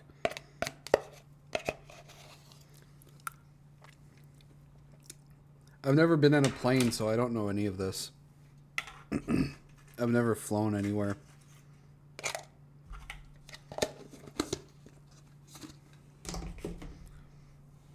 Why does this generation seem to be so against having kids? Even animals reduce or completely stop reproduction when the environment is unfavorable. Why does this generation seem to be so against having kids? Because it's fucking astronomically expensive to have kids. And it feels like our government is actively making things more expensive. And it's even more difficult to have kids because, hell, I want kids. I want at least 1 or 2 kids. But I can barely afford to keep myself alive. How does society expect me to bring kids into this when I can barely keep myself alive?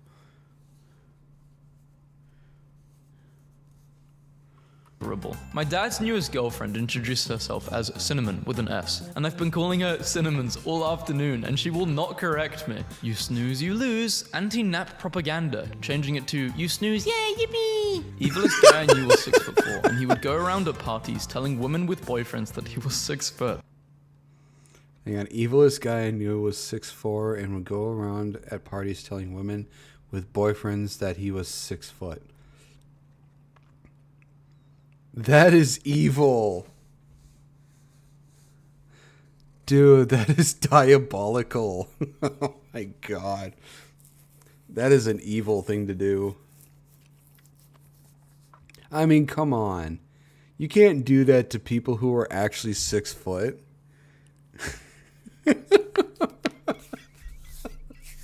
That is such a... That is... Oh, that... You are an evil bastard for that one. The woman on the subway who yelled at...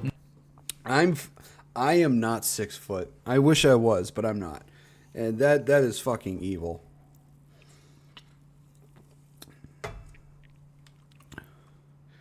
That would be like... I'm 5'8", which is the average height of men. The average height of a male is 5 feet and 8.1 inches. So I'm about average height. That would be like me going up to people who are 5'4" and me saying I'm 5'4".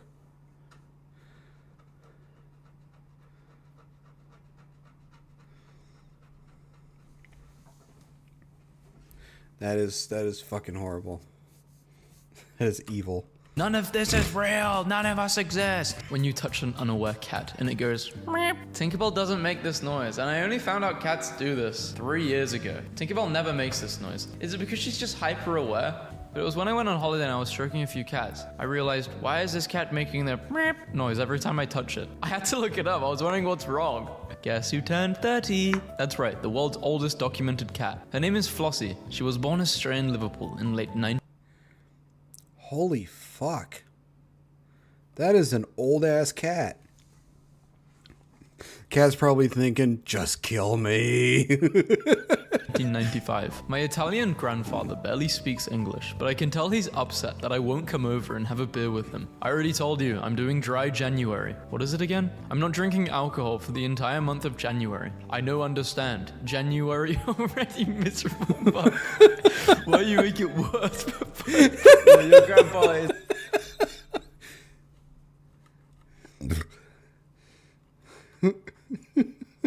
9 Lives are really hitting it up. Yeah, fucking A, man. He's a funny guy, but he's not a good influence on you. When you pull up to see a fast food drive-thru and see a 60-year-old man working, suddenly nothing is funny anymore. I had a 72-year-old coworker one day fall on the floor. I helped him up and he was out of breath, and I asked, "Woody, why don't you go home and rest?" He told me straight up, "I can't afford to." I told him I would cover his area and work, just sneak off a nap in the car. He thanked me. I left that job a year later, and I heard he died on the production floor from overwork. I hate to say it, but my relationship did in fact get 100 times better once I started focusing on showing appreciation for all the things my partner was doing, and stopped nagging about the things he wasn't. When you... See?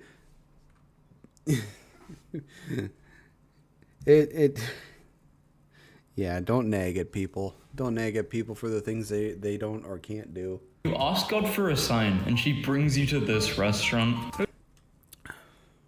Hotel receptionist working on something beautiful. Nice and cute bunnies. Men will see this and get... My PC went poof, so I finished the video on my phone. Well, damn, that sucks.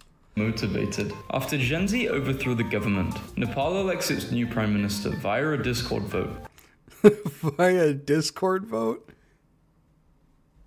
The most Gen Z sentence I've ever read. She isn't happy. Don't call my husband sweetheart. You're not getting a tip. Another what not to do moment brought to you by Facebook. Our first house and our first apartment. We're gonna trace what the key looks like, so if anyone wants to copy it, they can. When the genie says no infinite wishes, so I wish for him to have short-term memory loss and just keep reminding him I still have 3 wishes.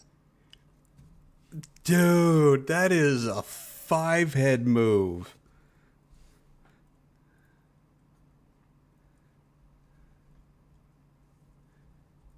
Dude, that is a smart move. Oh my god. That's 5 head right there.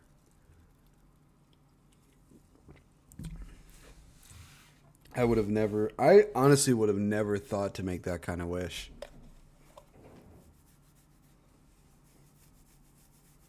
There was another person I saw a clip of. The guy said to the genie that his first wish was, I wish for you excuse me, I wish for you to grant my second wish after my third wish. And the genie said, okay. And the second wish was, I wish for you to pick up the lamp and wish me free. And the genie was like, okay.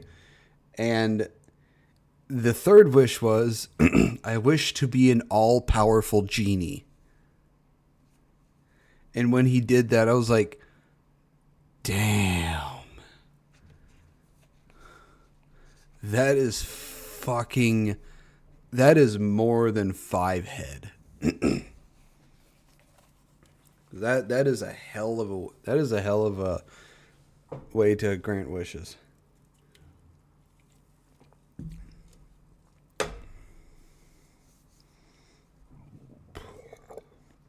Oh, excuse me. Don't ignore the happy little onion, and you will have the best year ever. Honestly, I can't afford to mess around anymore. I see you, happy little onion. The coolest bookmark doesn't exist. That is so cool. I got... Dude, that's creepy, but awesome. My green bean casserole prepped. I'm sorry, hang on. I thought the coolest bookmark doesn't exist. That is so cool. I got my green... Look, I like green bean casserole as much as the next person, but that there is such thing as too much. And that is too fucking much.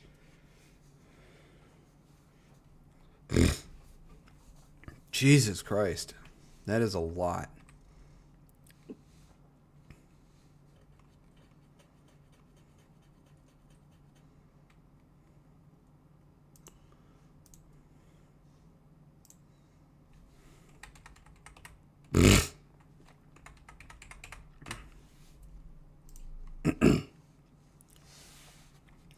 Next video.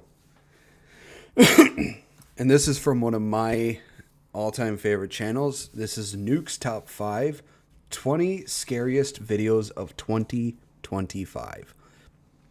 Now, I personally love the paranormal and the supernatural. I have loved it since I was a kid. I love it. I love it all. Ghosts, demons, the paranormal stuff, supernatural stuff, I love it all. And this is my favorite channel when it comes to the paranormal and the supernatural.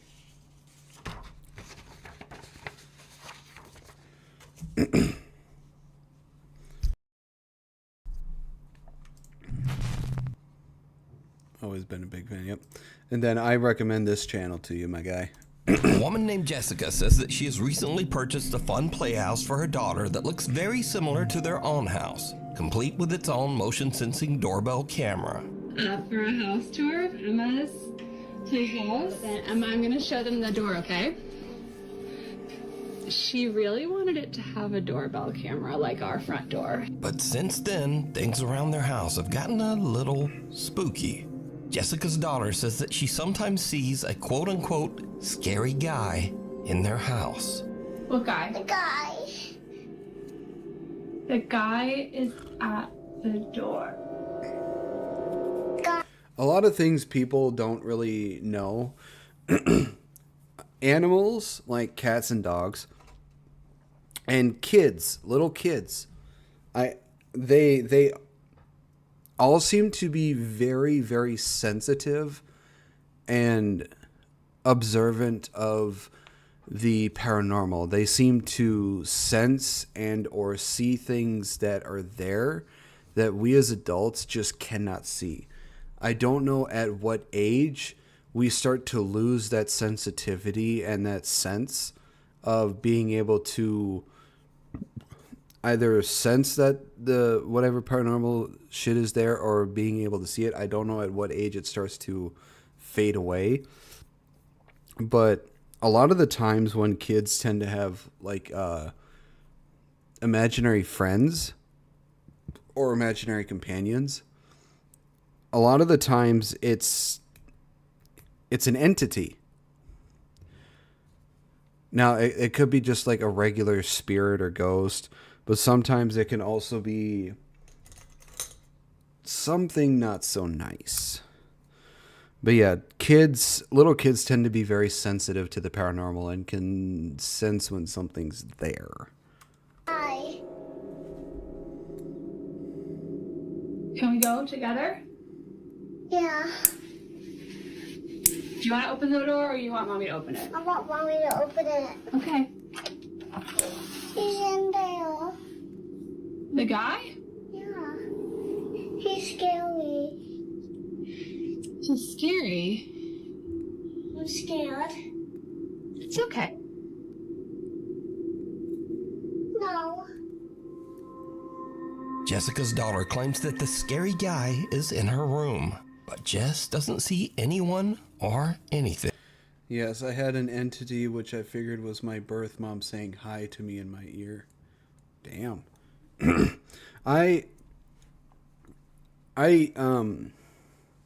It doesn't happen to me as much anymore. But sorry, I had a bubble in my throat. Sometimes out of nowhere I will hear like a group of people talking and I will start hearing like somebody call my name, but there's like nobody around me. And on a very, very rare occasions, I will see like shadows moving or like this shadow person standing somewhere. But the last, this was a few years, quite a while ago, but the last real encounter I had was when I lived with my, with a buddy of mine. And, at the bottom of the stairs to his basement, I saw this dark shadow figure at the bottom of the stairs, just standing there, and it looked like it was facing the stairs looking up at me. And I stared back at it for a little bit, and then I excuse me, I walked away. I was like, yeah, I've had enough of this. I'm gonna go to bed. But yeah, I've had plenty of encounters myself. She just dismisses the whole incident as likely being her daughter's overactive imagination. But then, a few nights later, something happens that absolutely freaks Jessica out. Jess is sitting in her living room. I feel at times my birth mom is following me around, but she's not alone. Yeah, you also have to be very careful when it comes to spirits, because you never know if it's the actual spirit you're hoping for or if it's an entity that is acting like the spirit you think it is. And when she suddenly receives a motion alert, not from her own doorbell camera, but from the one on her daughter's little playroom house. When Jessica checks the notification, what she sees is like something right out of a horror movie.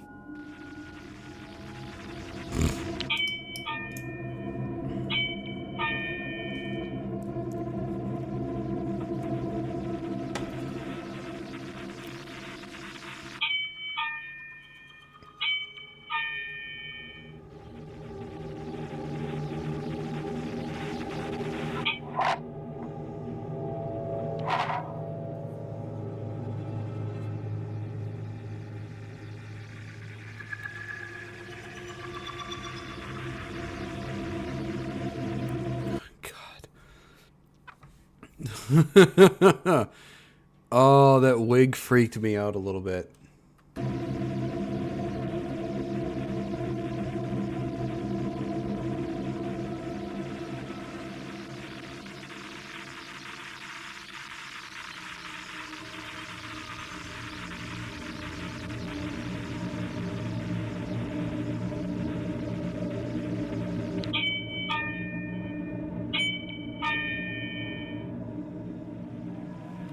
That wig makes it so much more terrifying because as soon as the hair comes into view of the camera, you think it's gonna like turn and come alive and look at you.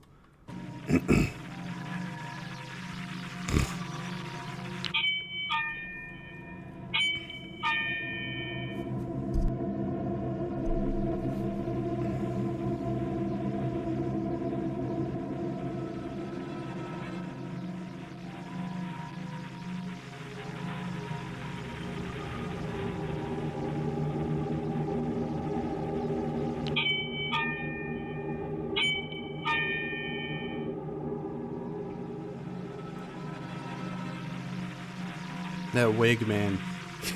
it's freaky. So that's the third time. Is there gonna be a fourth? Yep, 4.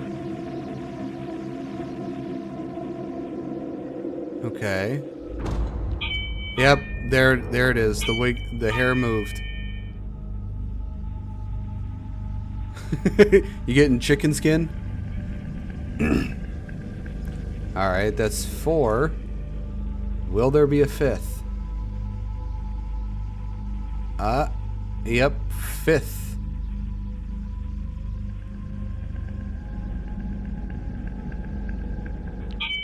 Oh, there's the mom.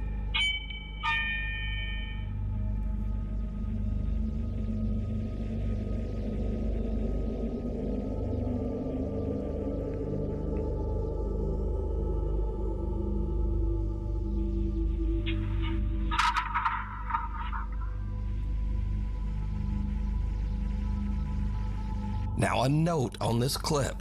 This is not a motion camera that pans around the room on its own motor.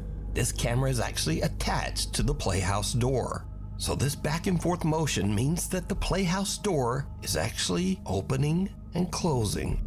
But it gets even weirder because the camera repeatedly catches a little playtime mannequin head in the corner of the playhouse, and its hair seems to be lifted up by some unseen force, and then just suddenly drops back down. After this, Jessica has had about enough. She says that she took down the little playhouse, but her daughter still sometimes says that she sees the quote-unquote scary guy back in their house. Yeah, it's probably an entity that's not particularly attached to the item. It might have been an entity that is attached to the home itself. Because if they took down the playhouse and they got rid of it, and if everything stopped, that probably would have meant that the entity would have been attached to the playhouse. But since they took it down and got rid of it and it's still happening, then it's either 1, a free roaming entity, or 2, it could be an entity that was attached to the house and is now trying to attach itself to the child. On March 6, 2015, Jennifer Grossbeck was driving home with her 18-month-old daughter Lily secured in her car seat in the back. While driving... Here's the one thing I don't understand. With babies, why, as soon as they hit 12 months, why do they keep counting in months after 12? It's a year old. Why do you say it's an 18-month-old baby? No, it's 1 year. I never understood that. I think you're right. Some entities hide till they see something they like and come out to play. Yeah, and the thing is, if it's a particular object that they're attached to, sometimes they always do it till 2. That does not make sense to me. If like they're attached to a particular item, most of the times these entities cannot detach themselves from said item until the item itself is probably destroyed. And if the item is destroyed, the entity itself is either destroyed with it or it's set free. So most of the time, if I'm not mistaken, that if you just get rid of the item, it'll basically stop. But yeah, if it doesn't stop, then it wasn't attached to the item. It was probably already a free roaming one, or was attached to the place that they're in. Like a Horcrux. Yeah, kind of like that, yeah. Along a lonely road in Utah, Jennifer lost control of her SUV and crashed off the side of a bridge, flipping her car upside down into the freezing water of the Spanish Fork River. Most of the car was submerged in the icy water, and tragically, Jennifer Grosbeck passed away almost instantly. Damn. However, luckily the car was positioned in a way that Jennifer's 18-month-old baby Lily was not plunged into the freezing water. The baby was held in place in her car seat in the back.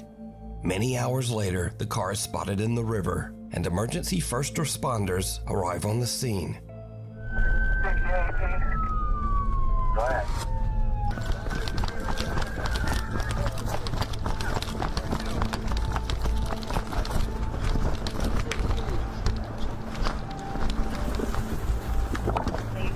What have you got? What have you got?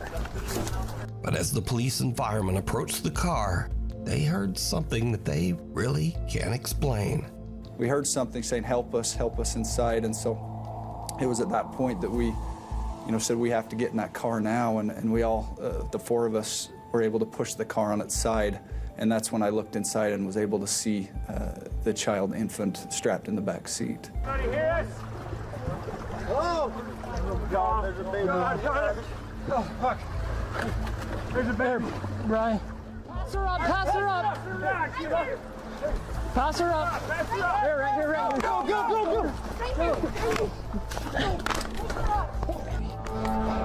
She's definitely hypothermic. She's freezing. Throw up in there. Here, go. Let's go. So you actually heard a voice calling out, help me. Do you know who that was? We assumed, or I assumed, that it was someone in the car saying, help me. That's why we responded saying, we're trying, we're gonna get inside and help you, we're doing the best we can. We're helping, we're coming.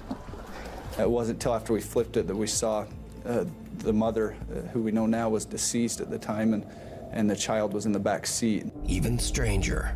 Although all four of the early responders say that they heard the strange, unexplained voice of a woman pleading for help, the officers' body cameras did not pick up any voice at all. Here, get over here, Beddoes.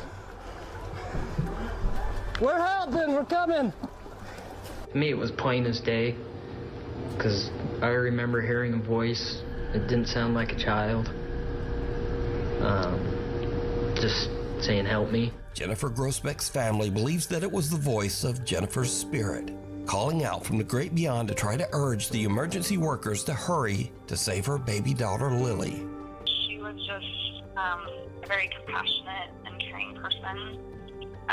She always wanted to bend over backwards for her loved ones.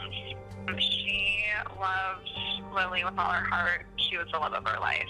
The emergency team that was on the scene says that they simply can't explain what they heard. We're helping, we're coming. The Lambton. The love of a parent is, I don't think there's any love that can ever be truly matched or understood than that of the love of a parent for their child. I don't think there's any love in the world that can match that. House seance. Paranormal kind of makes me tear up a little bit. That was really sad. At least the baby was okay. Enthusiast James White has a very spooky business. He professionally arranges and hosts seances in allegedly haunted and abandoned buildings in Toronto, Canada. James is hosting a seance at the historic Lambton House with a group of curious participants. The Lambton House is a former inn that was built in 1860, and it is said to be extremely haunted. Now James White and his group are about to witness something absolutely terrifying.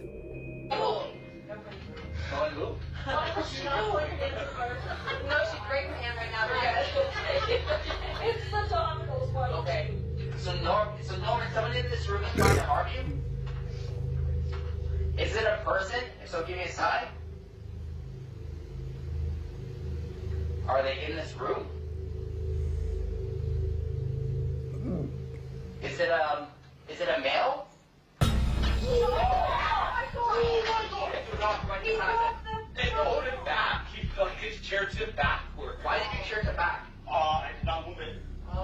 Something just pulled. Yeah.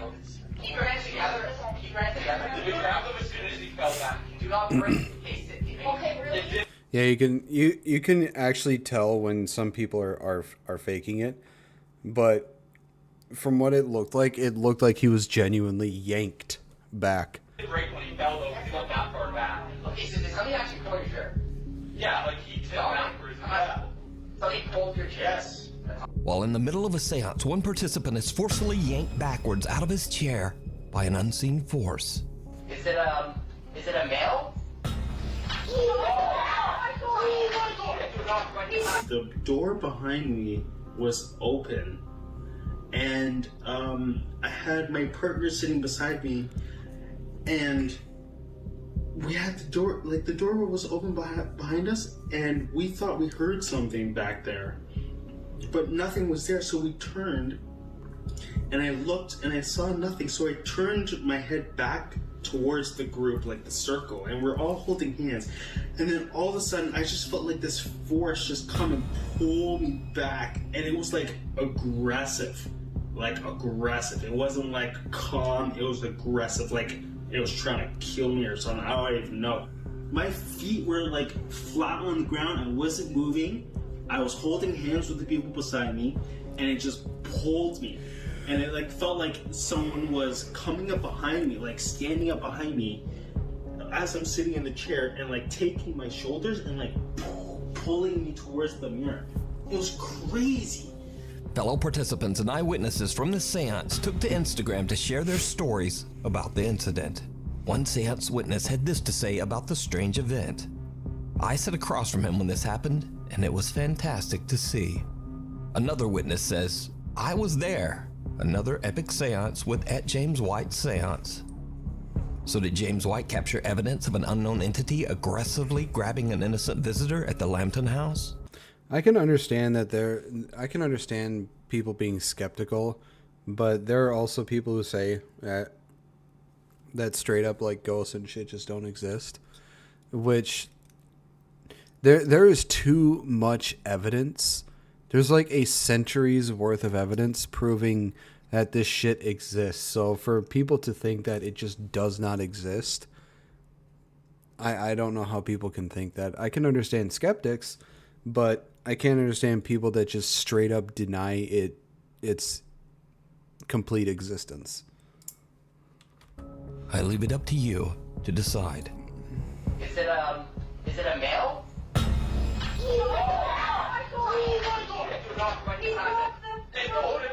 A woman named Ray says that her family has experienced many strange things since they moved into their new home. Ray says that the house's basement is especially creepy.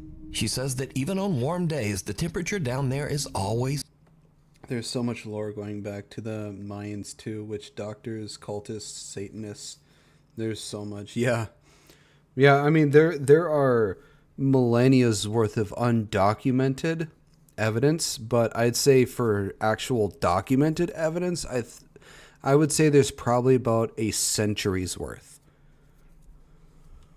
It's freezing, and she says that she feels like something is watching her when she's down there. Even weirder, the family often hears strange, unexplained sounds. Oh God, I have a story that for this. I used to live in a very old home that was built back in the 1800s. It was, nowadays it's demolished. It was condemned and it was demolished, so it doesn't exist anymore. But it was a very old home, and my mom told me that when she was home, I don't think I was there. I think I was probably at school or something. But she was in the den area. She was sitting on her chair at her computer, and her boyfriend at the time, now husband, but her boyfriend at the time, I think, was either in the kitchen or living room. Out of nowhere, she felt 3 huge bangs on the floor of the den. And for anyone in the chat or that listens to this later on, whenever there's 3 knocks, 3 bangs, or 3 anything, that is the mocking of the Trinity, the Father, the Son, and the Holy Spirit. that is the mocking of the Trinity. But she felt 3 huge bangs on the floor of the den. And then a little bit later, she heard 3 knocks or 3 bangs on the door to the basement. And the door to the basement is also in the den. Now, she got her husband to go to the door to check it out because she was terrified because of what happened. And what her husband said that he felt is when he opened the door, he felt this flow of air, this whoosh, go right past him as soon as he opened the door to the basement. So it's like whatever was in there, as soon as he opened the door, bum rushed right out of it.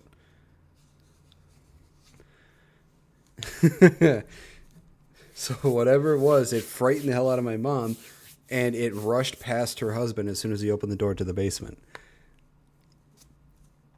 And there is also another little room in the basement that was like, it was made as a little bomb shelter.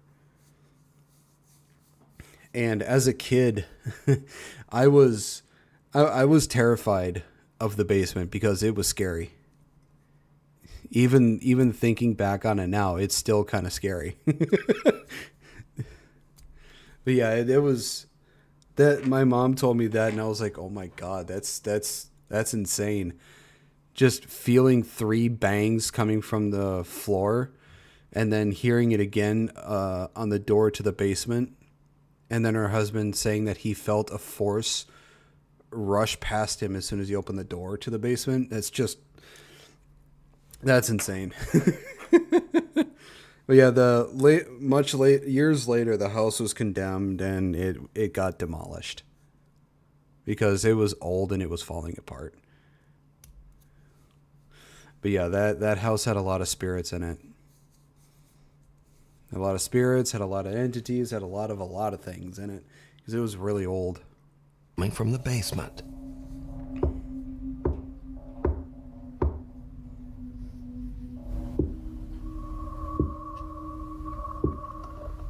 But things in their house get even weirder after Ray When it comes to houses and buildings and stuff, there's something else that a lot of people don't know. There is something called residual energy, where every so often you'll hear like footsteps or knocking or something like that. And sometimes that can be the residual energy that has been left in the foundation or the bricks or whatever of the place. So it's like a energy that plays on repeat every so often. It's a loop of the people that used to be there. So sometimes you'll hear footsteps and or knocking or whatever. So it's a possibility that it's not an actual entity, but it's residual energy that's just playing on a loop that just happens at the exact same time, the exact same way, the exact same place, just on repeat, the exact same thing every single time. Now, more often than not, it is an actual entity, but sometimes it's just residual energy that has just been soaked into the foundation of the building or home or whatever it is. So, a little thing for people to know. As her son Andrew a creepy large Elmo balloon. You see, the balloon seems to move around the house with a mind of its own.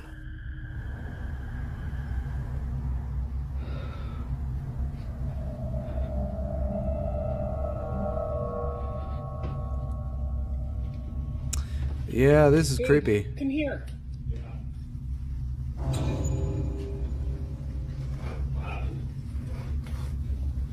It's the balloon.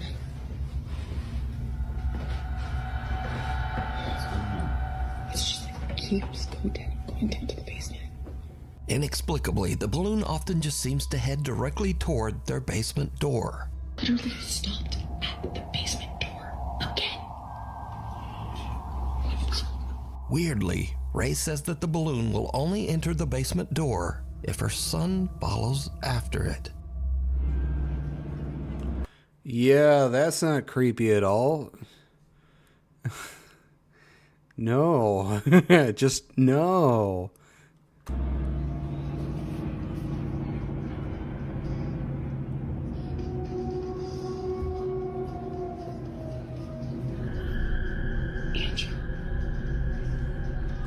Okay, here's one thing I want to complain about. You shouldn't be giving your kid an iPad.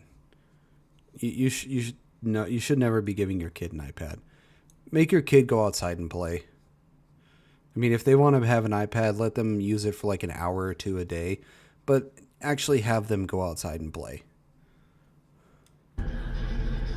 Just a little side complaint of mine.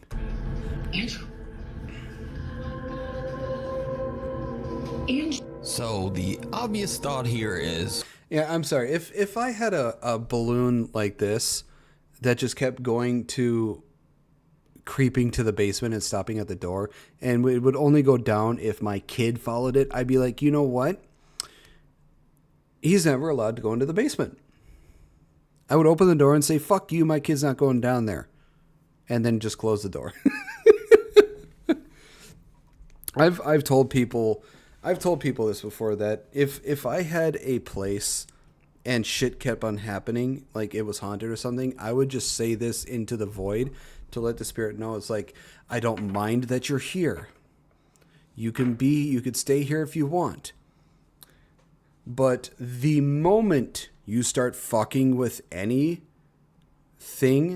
in my life, you fuck with me, you fuck with my pet, or you fuck with my family, mess with my life or any of my loved ones, I am exorcising your ass out of this place. You could stay here, but keep to your fucking self. I would say that to the spirit, or whatever it is. Keep to yourself, or get exorcised. Because I am not fucking around. Well, it's just a balloon. I am not about to have anything from something like Paranormal Activity happen to me. Fuck that. I am not having some demonic being try and possess my ass and get my ass killed. Fuck you. I am exorcising your ass out of this fucking place. Caught in a draft and doing balloon stuff. Poltergeist, God. Making me feel real old with that one. But things get even weirder, because it seems the creepy Elmo balloon isn't content to only roam the downstairs. One night, the family dogs start going nuts, and Ray goes to investigate. What she finds chills her to her core. That's the year I was born.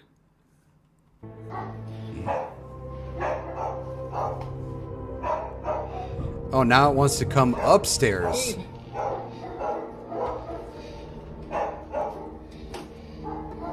Quiet. Quiet.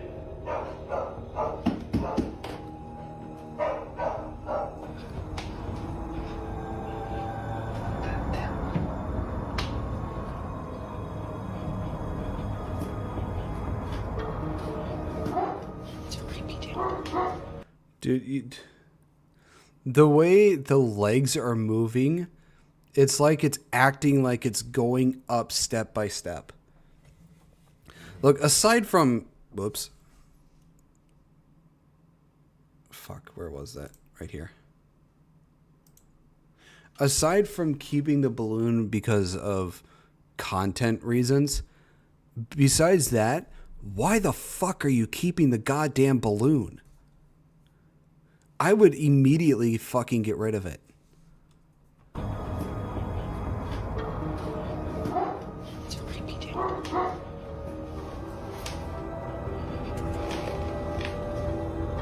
You know, for shits and giggles, I would actually punch the thing back down the stairs.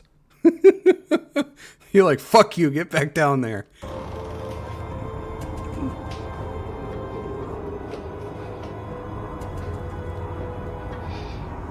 I swear to God, if I had a house and I had a balloon and it started doing this shit, and if it came upstairs and went in front of the kids' room, I'd be like, at that point, I'd be like, no, nope, done. We're done. Fuck you.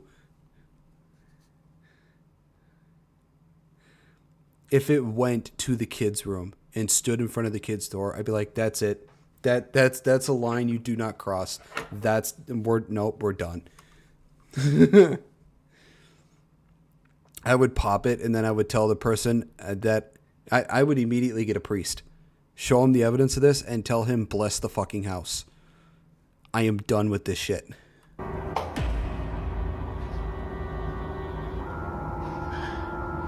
The light turned off. So now the obvious question. You could, like, hang on.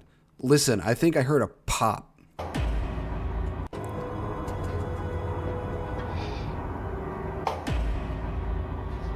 Yeah, that was a pop.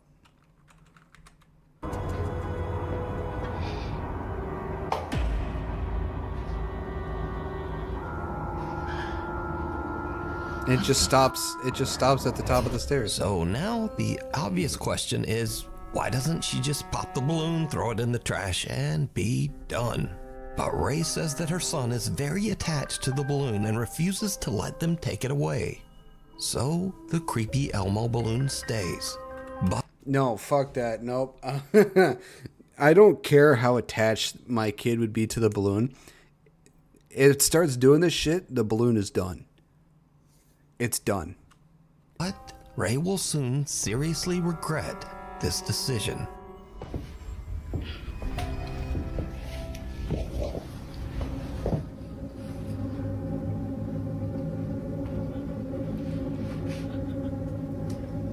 Yeah, I'd be like, you know what?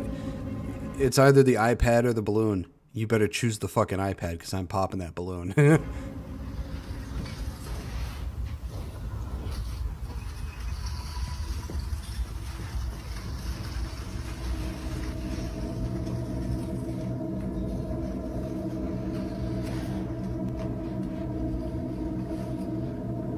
It's stuck on the book.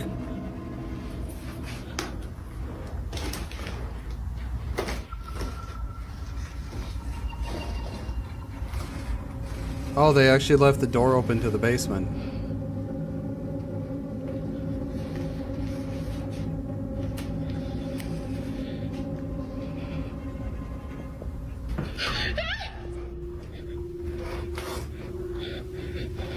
What the hell? Wait.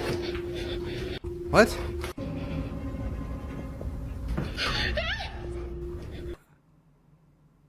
I think she may have heard something come up the stairs.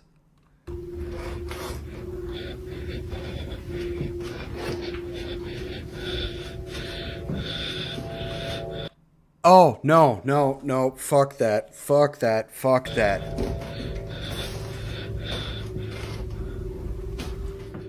Did you see it? Nope. Nope. Done. Immediately done. That's it. Nope. Fuck that. I'm getting a priest. A strangely shaped forehead seems to be peeking around the top edge of the basement door. When slowed down, we can even see what looks like a bizarre set of dark eyes and the bridge of a nose. So is Ray's house haunted by an entity that is manipulating this Elmo balloon? Or is it all just an elaborate hoax? You decide. If you see something that you think would be perfect for the top 5, email me at nukestop5@gmail.com. You can also tag me on TikTok at nukestop5official, and be sure to tag me only at nukestop5official because there are a lot of fake accounts on there. Late one. Yeah, immediately. If I saw something like that, I'd be like, nope, that's it. I'm calling that entity the Puppet Master. I'd be like, if I was, I can't believe I didn't see that right away. If I was recording the balloon going to the basement, and immediately if I saw some pale forehead with black hair and black socket eyes, done, just done. I'm calling an exorcist and blessing the fucking house because I am not about to deal with that shit, especially if I have a kid. It's trying to coax the kid into coming down to the basement. No, I'm not taking the chance of it doing anything to my kid.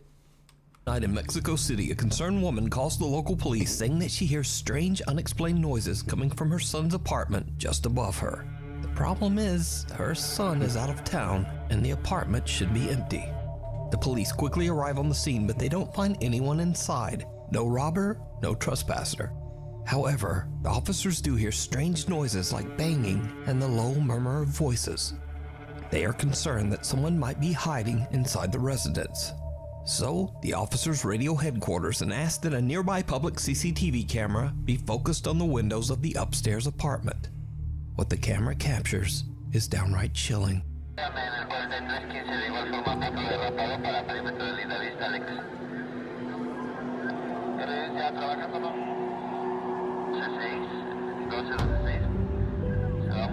Oh, I see it.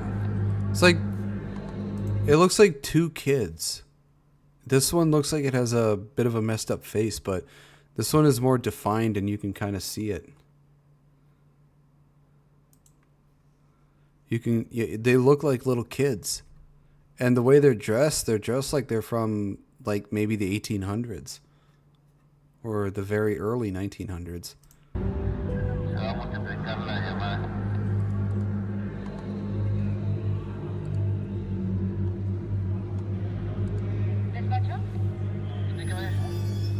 Oh, there's a third one.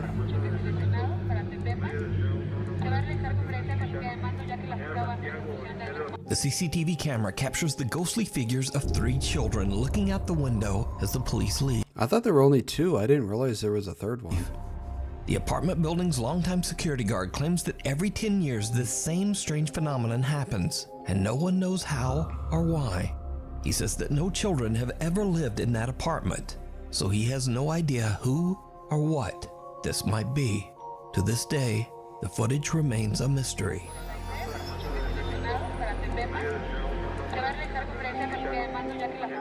Gimme shelter. Yeah, that third one that came out of nowhere, I think was like the older one that was telling them, like, come on, let's go, because it used a hand to motion to them to, like, let's go, or something like that. YouTuber Tyson Pierce has a channel dedicated to travel, the outdoors, and basic survival in nature. But on one fateful day, it's kind of like the Outdoor Boys.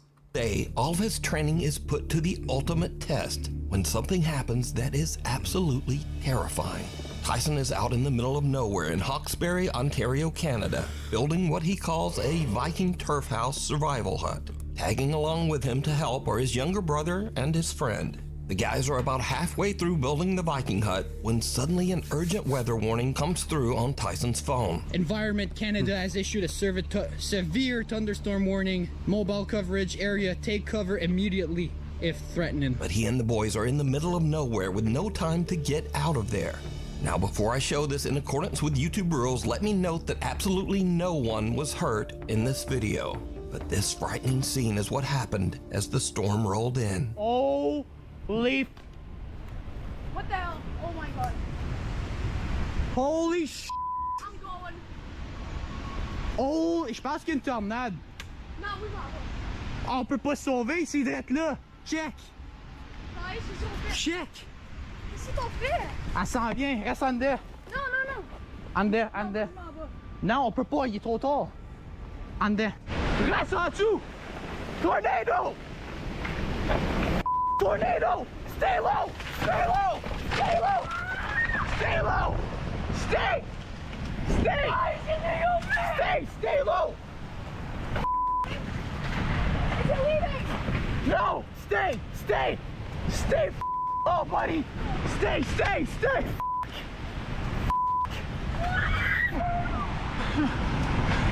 Stay. Stay.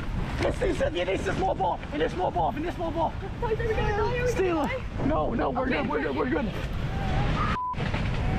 No, we're dying. We're dying. We're dying. No, stay. Bro. Oh my god. Tice. Stay, Miguel. Stay. We're gonna wait until... Holy f***. Please, don't make me. C'est good, on est good. On est good? But sir, 100% sir. Please, God, please. God, s'il vous plaît. Oh my god, no. Stay low. No. Stay. God. God, that's got to be terrifying. Stay, please, God, please. God, please. Stay good, on it good.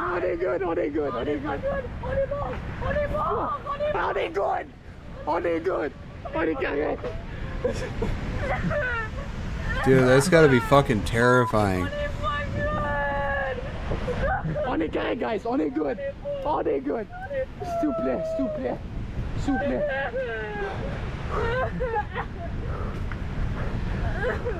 Now again, let me repeat that in accordance with YouTube rules, none of these guys were hurt. Because of the amazing stability of Tyson's shelter, everyone survived and made it out without a scrape. Tyson returns a few days after the storm to check out his shelter in the surrounding woods. That's my cabin. 2 trees. 2. Dude, he built a stable ass hut. It looks like it didn't even bend or snap in any place whatsoever. Cabin right there. That is insane. Oh, that snapped though. Oh, something did snap. Snap. I need to clear the trees. That snapped there as well. The trees around the shelter have been uprooted and blown to the ground, but the shelter is still there. The guys are even able to find their bikes buried under one of the downed trees. Oh, yes. Oh my God, no way. I know. It was really good. Wow. Good spot. My bike. Our bikes are good. So Tyson's amazing nature shelter actually saved their lives. He considers it a blessing that they were all able to escape without injury. Thank you. It's cold outside. Yeah, it's a miracle they made it out just fine without any injury whatsoever. Goes to show that he did a damn good job making that shelter. You can keep warm in some all-new Nuke Stop 5 merch. Now, of course, we have t-shirts, hoodies, and coffee mugs. But we also have blankets, pillows, and long sleeves. We even get stockings and wrapping paper. Anyway, shipping is free and be sure to order by December 10th to get delivery before Christmas. Go to nukestop5.com to shop now. Or, you know, like whenever you feel like it. Maybe after the video. A grave situation. A young woman named Britt lives on a large horse ranch in the mountains. She says that lately, things around the ranch have gotten a little strange. Well, actually, they've gotten a lot strange. It all starts one day when Britt's dog Josie just completely freaks out. So, I'm recording this just in the off chance that no one believes me. Maybe I can catch it. And by the way, I have a freaking cemetery in my front yard. I was just inside. I'm by myself with my dog.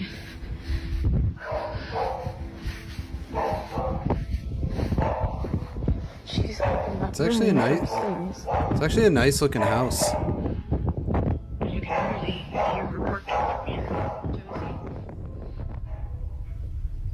Josie.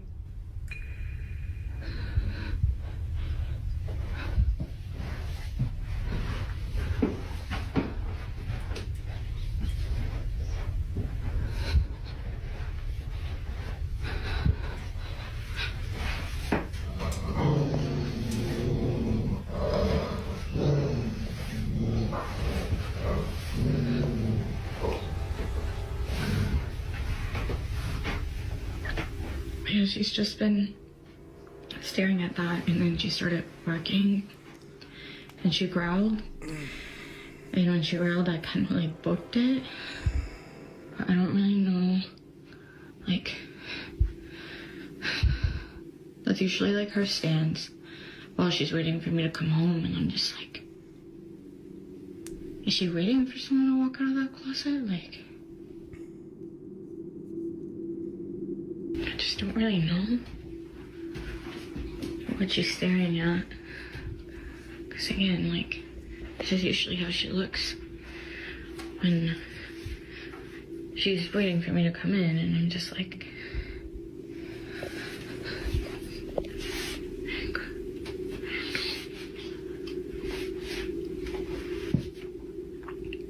What? What is it? What is it?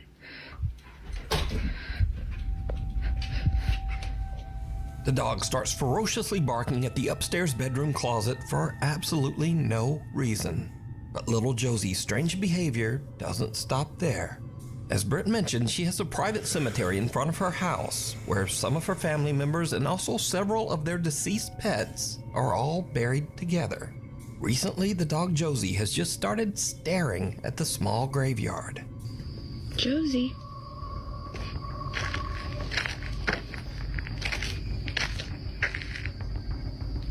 Josie, what's going on? The horses on the ranch often just stare toward the small cemetery as well. Well, that's not creepy. Seriously, what are you two looking at?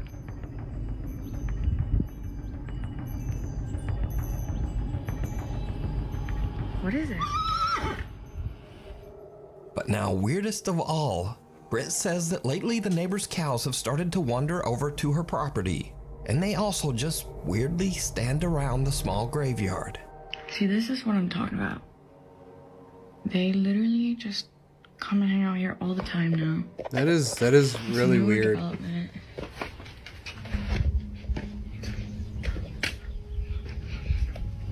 Like, why?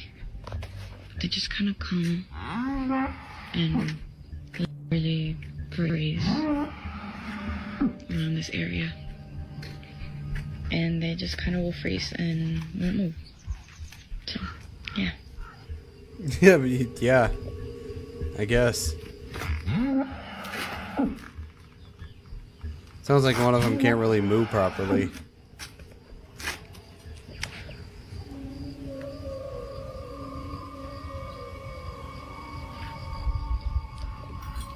What's up?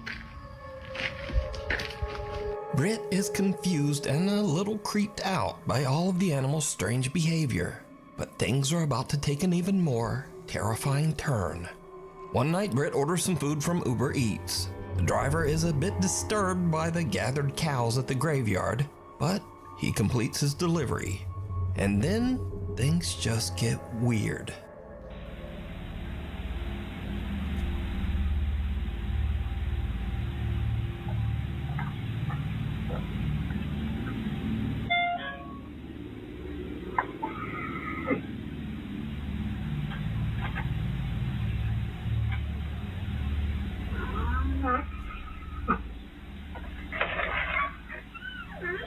Thank you. Thank you so much. Sorry about that. This location is outside, no here.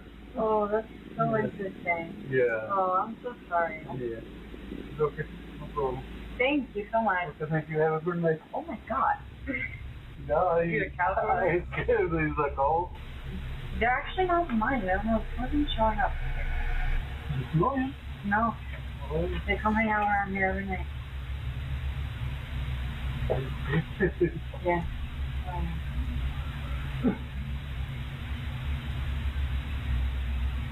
What would you do if this happened in your house? Yep.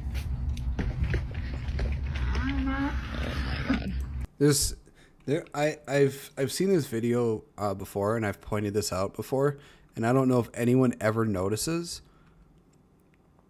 but look at right here. Like behind this trailer, you see on this white fence, there's this little black entity thing, whatever it is. Watch how it acts when this cow goes towards it. Thank you. Thank you so much. Sorry about that. Or wait, am I in the way of it? I'm kind of in the way of it. I'll move my. I'll move down a little bit so you can see better. Okay, this little black entity right here. What I don't know what it is, but watch how it acts when this cow that's behind my head. Watch how it acts when this cow goes towards it. Location is outside, no here. Oh, that's so interesting. Yeah. Oh, I'm so sorry. Yeah. It's okay. No problem. Thank you so much. Okay, thank you. Have a good night. Oh my god. No, he's scared. He's like, oh. They're actually not mine. They're not showing up. No. No. They come hang out around here every night. You see how it just went back over the fence? Like it was running away? Yeah. I don't know what it is.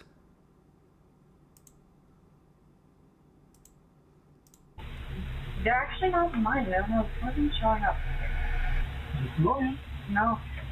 They come hang out around here every night. But it's really weird. I could never figure out what it is, but it's some sort of black thing. Yeah.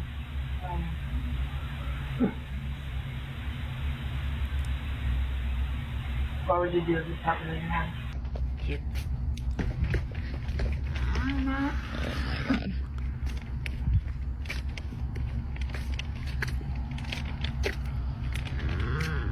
And the weird thing is, it's never talked about in the video, or Nuke's Top 5 never says anything about it. So I don't know if anyone has ever caught it before. Hey.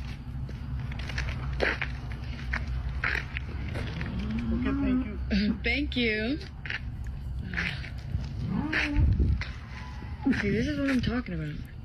Every freaking night, like even at night, they even come and hang out here, and they just like stand and like.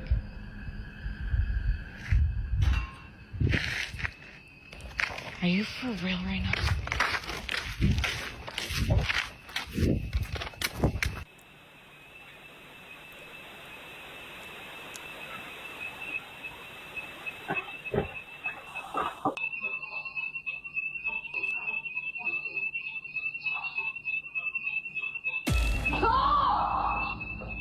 Yep, something pulled on his shirt. Something sets off the alarm inside Britt's house, and as she carefully walks back inside, some unseen force seems to actually grab and pull her shirt. She drops her food in terror and runs back out. Britt says that she was too afraid to return to the house. She spent the rest of the night in the family RV that was parked outside, off the wall. And the food just sat there getting cold on the floor. What a waste of money and food. Now this next clip is over 12 years old and was filmed with someone's phone pointed at a CCTV screen. I'll keep my guy down here so things are a bit easier to see. So obviously it's complete potato quality, but the clip was so strange that I just had to include it in the list. Now this video was filmed in the Ciudadela Plaza in Guadalajara, Mexico. Through the years, many workers and shoppers at the plaza claim to have experienced strange, unexplained events. Workers say that they often hear a child running and playing in the dead of night, and many shoppers claim to have seen a little boy who then vanished right before their eyes. So late one night after closing, security guards at the plaza spot a lone little boy running through the back hallways, all alone. Some plaza workers are reviewing the footage, and they are shocked by what they see. Oh, it's a little boy.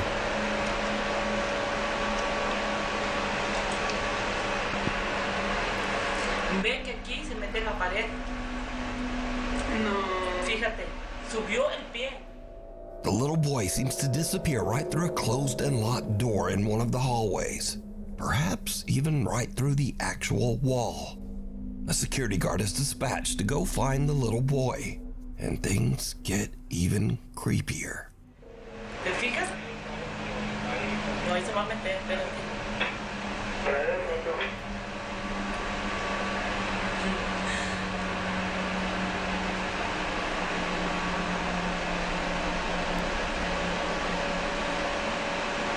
Adelante, chicos, déjalo en 9-1. Over, a los 38 se acaba de hacer el síndrome de Capayo de Edo Conti que cancelaron que hasta mañana a las 7. Ay, no mames. No, ¿y sabes qué? De esa manera. He just poked his head out at him to stare at him. It's like he was poking his head out to say, ha ha, can't see me.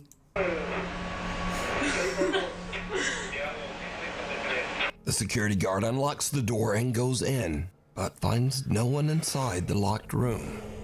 But the plaza workers watch in disbelief as the little boy's head appears again right beside the guard, and he seems to be peeking right out of the actual wall above the man's head. So could this be the little boy ghost that plaza shoppers claim to see? Yeah, I think this is probably just an innocent little child spirit just playing around. Know what you think. Intruders. A young woman named Jeanette moves into a new apartment, but not long after, as she is recording herself practicing a new dance routine. I've seen this one a couple of times. This one it's really, really, it would be terrifying for anybody for what happened to this woman. Something happens that is truly terrifying. What was she doing, like interpretive dance?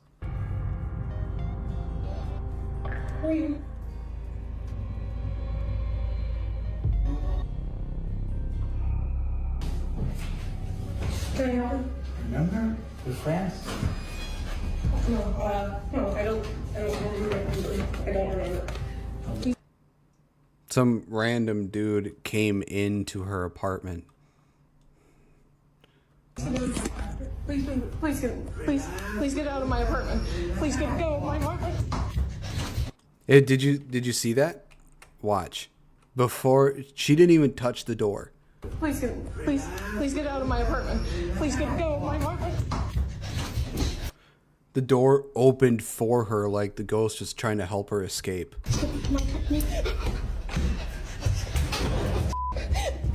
Luckily, Jeanette escapes unharmed. She calls the police and they check her apartment, but the intruder is no longer there.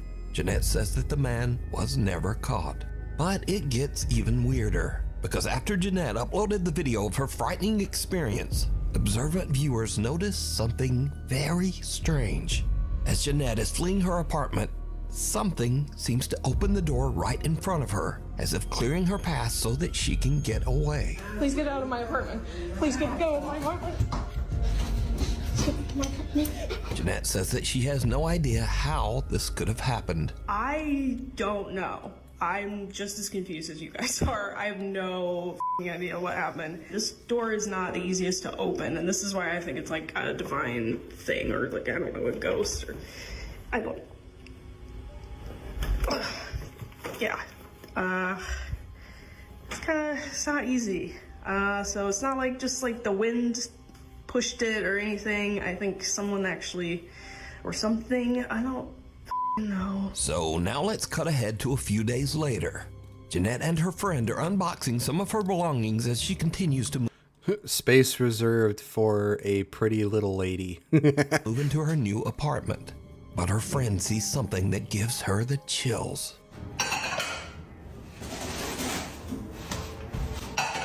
Square plates. What? I saw a man in your bedroom. You saw a man in my bedroom?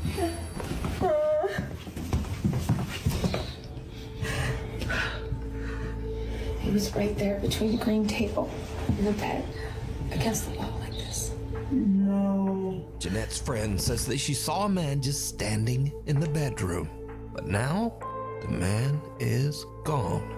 A few days later, and again Jeanette hears some strange noises from somewhere in her apartment. What happens next is pure nightmare fuel. It's Fluffy. That is a really floofy kitty.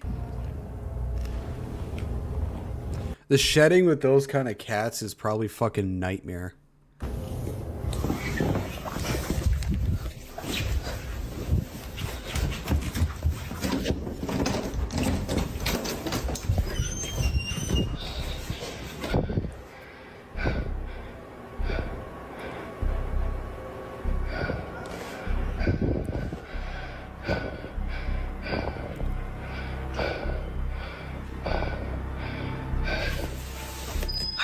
Super floofy, yes.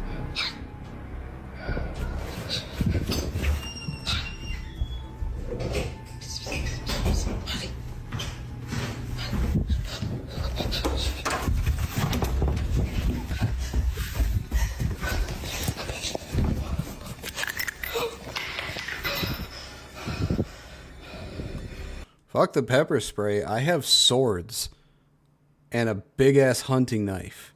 Anyone tries to come in my apartment by force, they're gonna find out real fucking quick that that was a bad idea.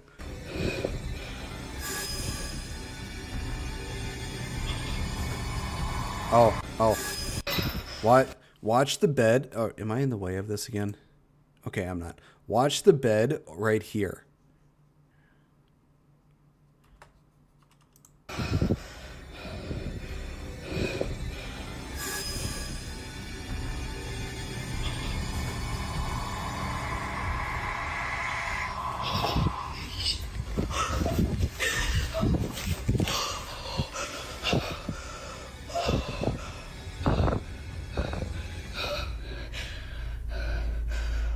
Jeanette considers running out the front door, but instead she rushes into her nearby bedroom and grabs her pepper spray.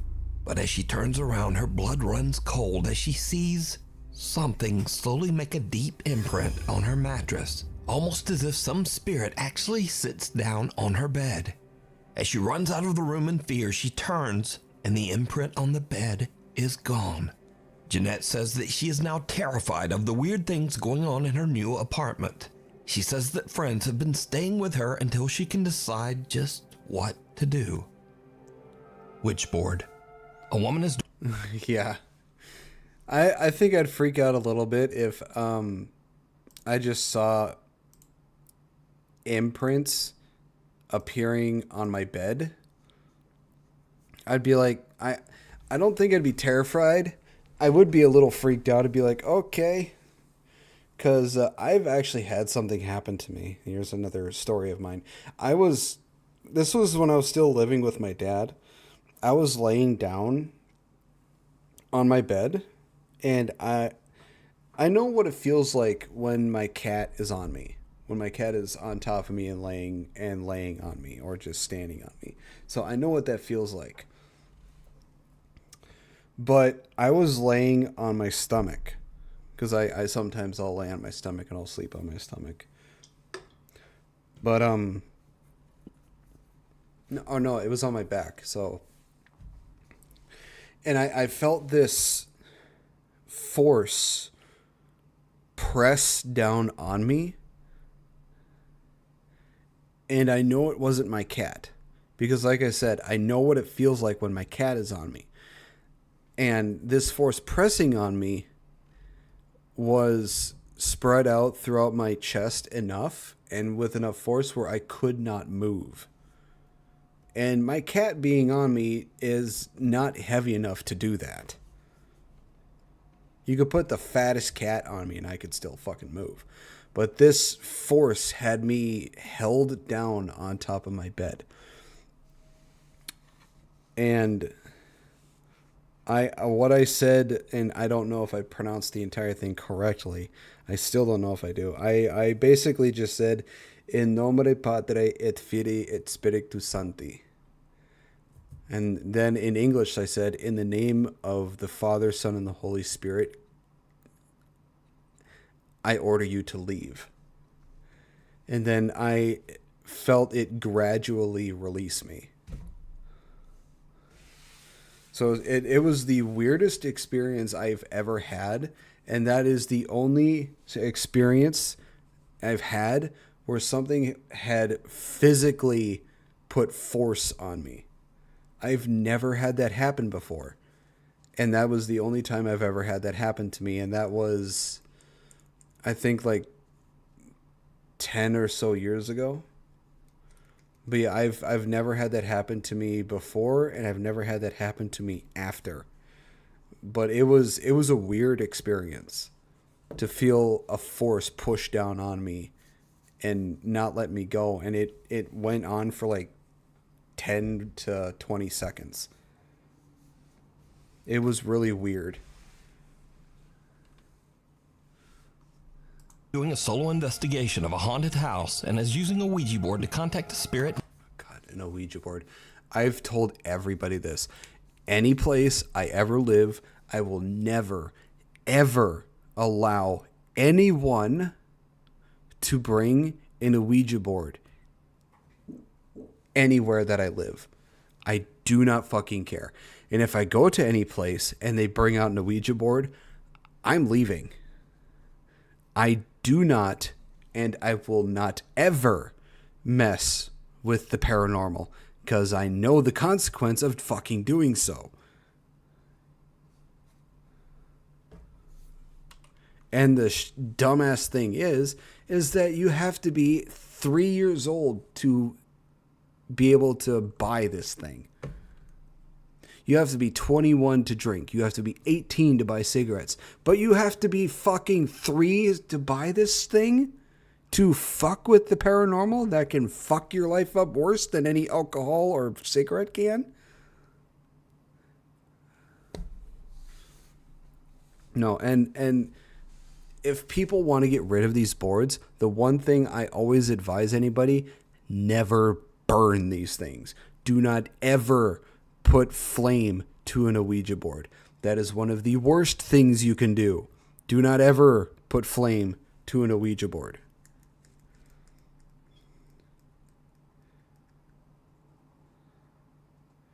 It is categorized as a game. Sadly enough, it is categorized as a board game.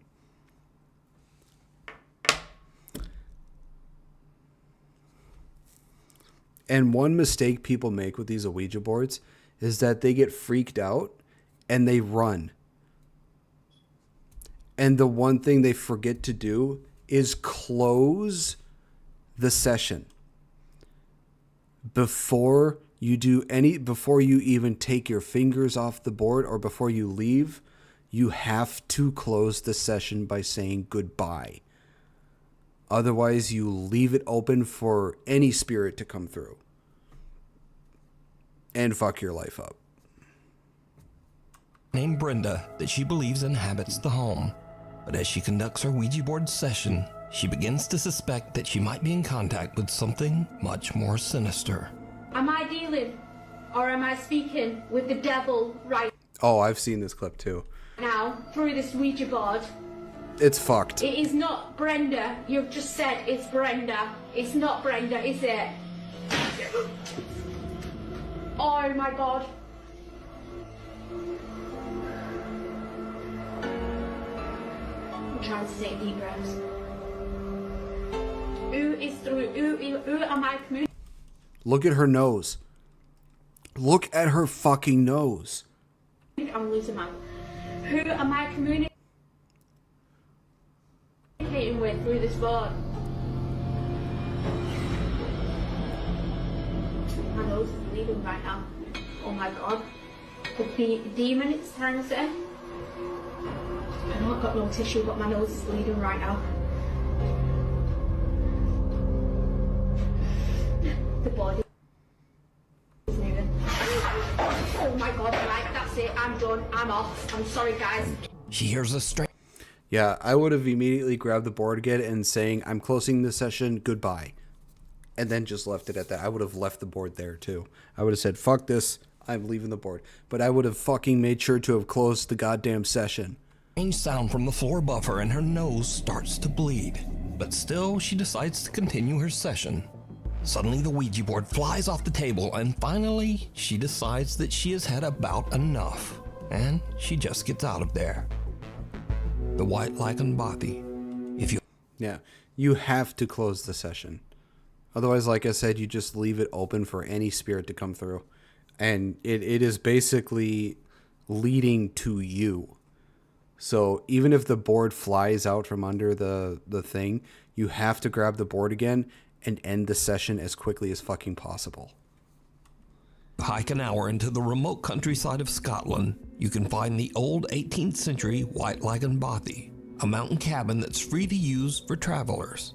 The creepy old cabin has no electricity, no running water, and perhaps most disturbing of all, there are no locks on any of the doors.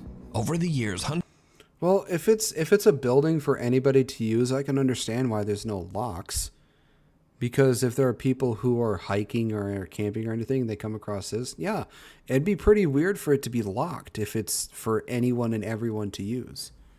So yeah, you know, if you're going to make a cabin for anyone and everyone to use that hikes or camps or whatever, yeah, I wouldn't put any locks on it either.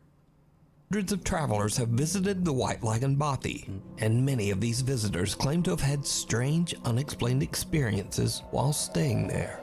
A few outdoor and travel For how far it is out in the wilderness too, I'm not surprised that it doesn't have any running water. YouTube channels have... Right, and you could use a makeshift lock like a stop. Yeah, I mean, people could make their own locks while they're staying there. Visited the White Lagoon Bothy as well, and most have experienced at least something a little weird while staying there. I'm really quite scared of it staying here, to be honest. I'm sure it'll be fine. I'm sure it really will be fine. Again, let me stress that all of the following videos were recorded by travel and outdoor channels. None of these people are ghost hunters, and in fact, every one of these YouTubers say they don't even believe in ghosts at all. I just heard something move outside. What? Yeah, my brother is a skeptic. He doesn't believe in any of the paranormal stuff. They also can't explain what they experienced at the White Lagoon Bothy. Today, I'm going to be staying in a bothy in Scotland for the first ever time. First up, seasoned solo traveler Ruth Asling spent a night in the old Scottish cabin, and she found it a bit unnerving. So, I don't know why I'm feeling a little bit anxious, because I've stayed in a camper van so many times in different countries. I feel like here is just so remote, and to get away, you have to hike like over 1 hour, like to get back to the camper van. So maybe that's why. And also there's no locks. So on my camper van, I always lock the doors. Maybe that's also why. I don't know. Oh God. I'm hearing some strange noises. I don't know if it's maybe a mouse or it's the chimney. It feels really weird without curtains because... With a lot of these camping and travel channels, like when they usually catch something, it's a lot more believable because they are not a ghost hunting channel. They are just a camping and traveling channel. So it's like easier to believe that they've caught something. What are you doing?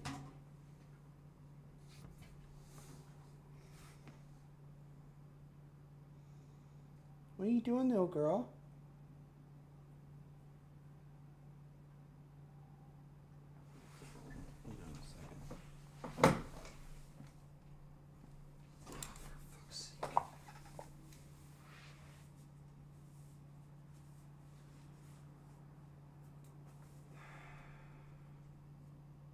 Can you learn to pee in your own goddamn litter box? Oh, great. Hang on. Cat decided to pee on the goddamn carpet.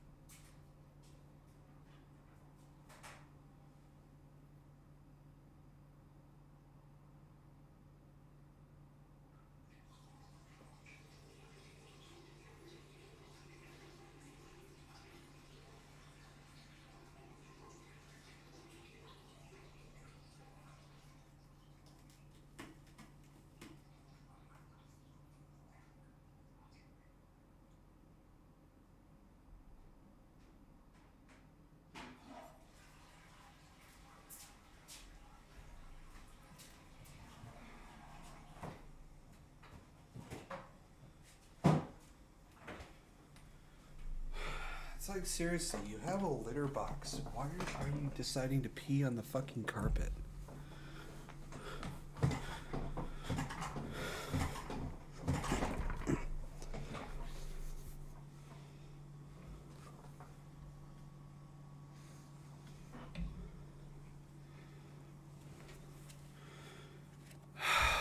I can never understand that.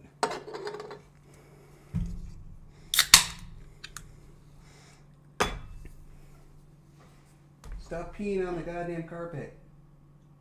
You have a litter box. Fucking cat, I swear to God.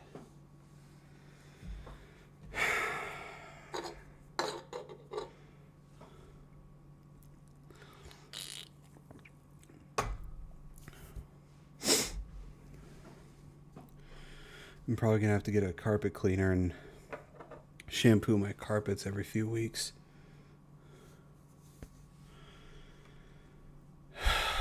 Just to make sure that shit doesn't, the carpet doesn't go bad or whatever. Alright, back to the video. I feel like someone could be standing outside and looking in the window. I don't know, I feel really scared. I don't know why. I just feel really nervous. Ruth stays the full night at the cabin, but she doesn't exactly get a restful sleep. Last night I was a bit scared. There were some strange noises and I had some earplugs with me, so I put them in to block out the strange noises. God, I'm still hearing weird noises. Throughout the night, while completely alone, Ruth keeps hearing bizarre noises that creep her out. And oddly, she decides to just ignore the strange sounds and put in earplugs, which kinda seems like a bad idea when you're staying all alone in a cabin in the middle of nowhere and there are no locks on the doors. But to each their own. Bye-bye, Bothy. Next up, a camper that goes by the name Happy Hippie, who says that he does not believe in ghosts or the paranormal, has a similar creepy experience. I've set up my bed for the night. Gonna get the fire on when it gets darker. This will probably be me for most of the night now. I just get the music on, enjoy this beautiful fire, and then get back outside tomorrow in my hammock. I got one of them water filter straws, and it comes with 2 little bags as well, so you can attach the straw to that. But I've not got to use. Maybe this is the guests. There was no one there. I don't know if that's just the people with me or something. I don't know if that's something they do. But I don't think it would be that family if it was just a dad and his daughter and son. Oh well, we'll see. It was just knocking on the door again, and then I went out, but there was no one there, so I don't know what's going on, but I've heard of any haunted bobbies or anything. I've never had weird shit.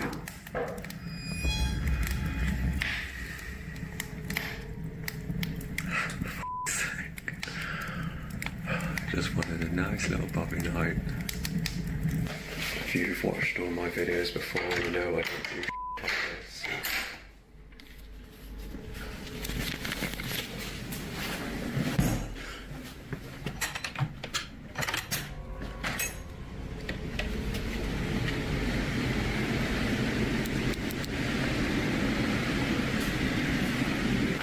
This is gonna be a fun night. Now walking around into the room, and then I go in there and it just stops.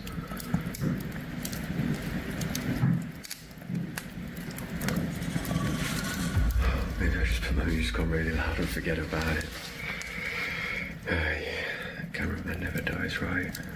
The Happy Hippie spends the night in the cabin, but the next day he still can't explain just what happened. Good morning. Had a bit of an experience last night. I couldn't really explain what was happening next door with the noises, but I'm not really a believer in ghosts myself. It was a bit creepy, but I'm more of an alien guy.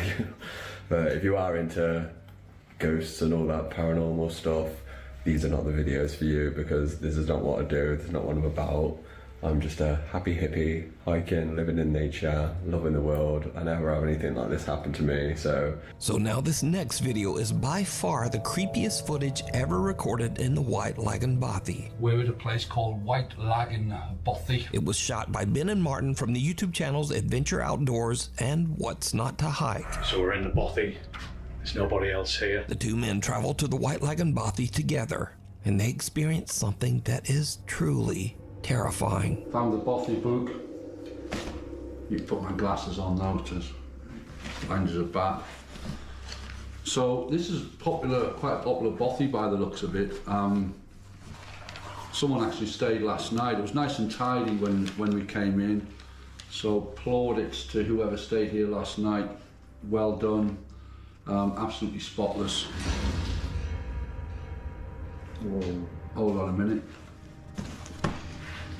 Whoa.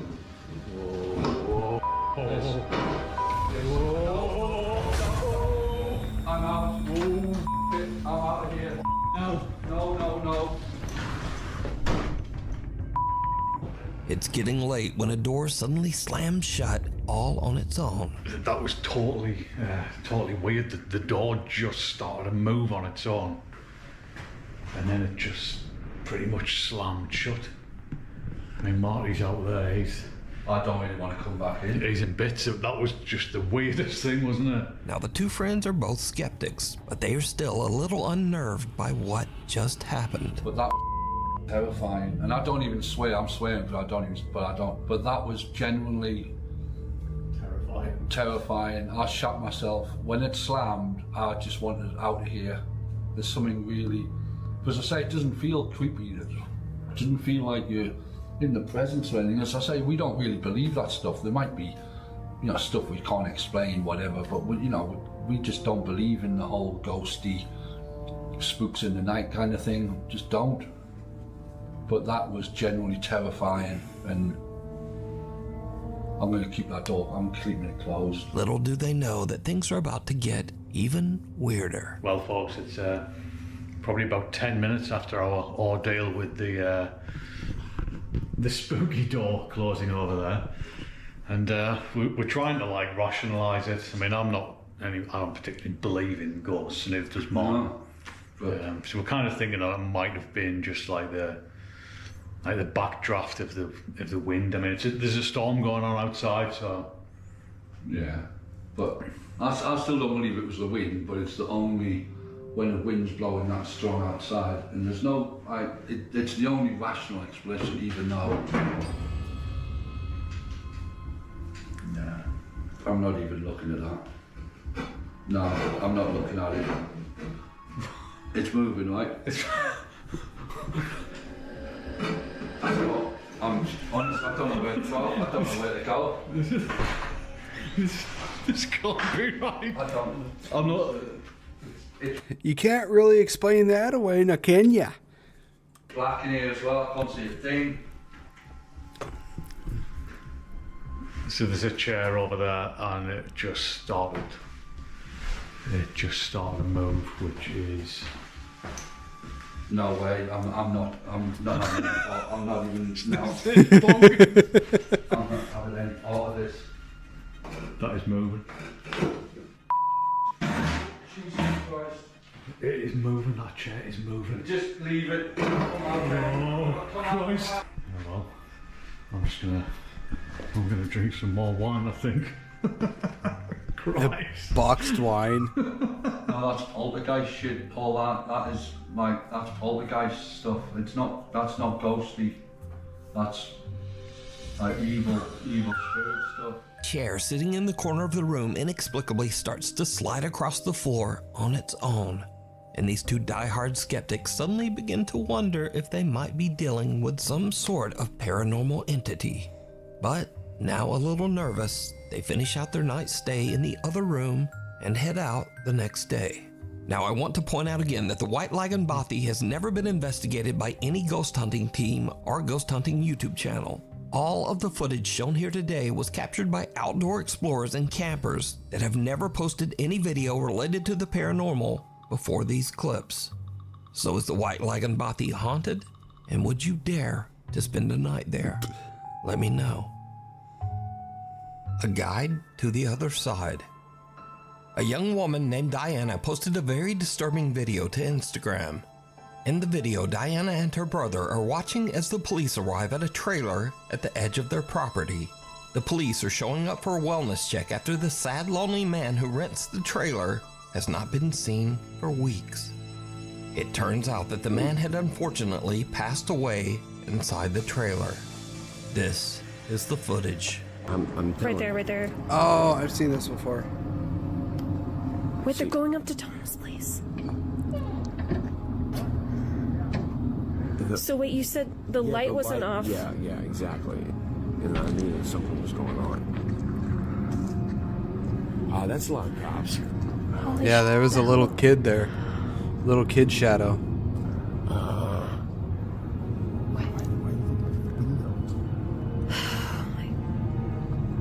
Oh my god, they're calling. Are they calling something? There's the little kid shadow again. They're going back over. What was Tom doing? Is there like an app you can check or something to figure out? Oh my Jesus.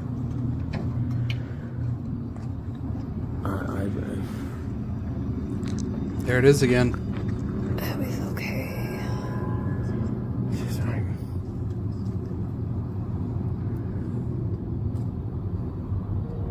And now it's not there. Did you see it? The small shadow of a child can be seen lurking outside the trailer, seemingly lost and abandoned. But the police don't even notice, walking right by as if they can't even see the child. And then suddenly the small child shadow just disappears.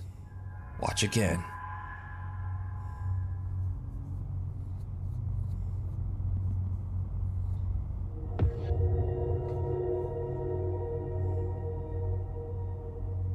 The figure disappears into thin air right in front of the police, but they don't seem to see anyone. Viewers of the video pointed out that there was another odd apparition in this video, something that looks like the shadowy figure of a man standing in the trailer window. So a few days later, Diana and her father go to check out the trailer, and things get really weird. Oh my goodness.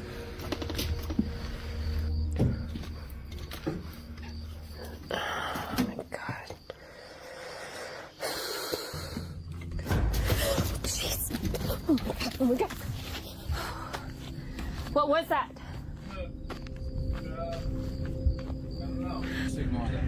Oh,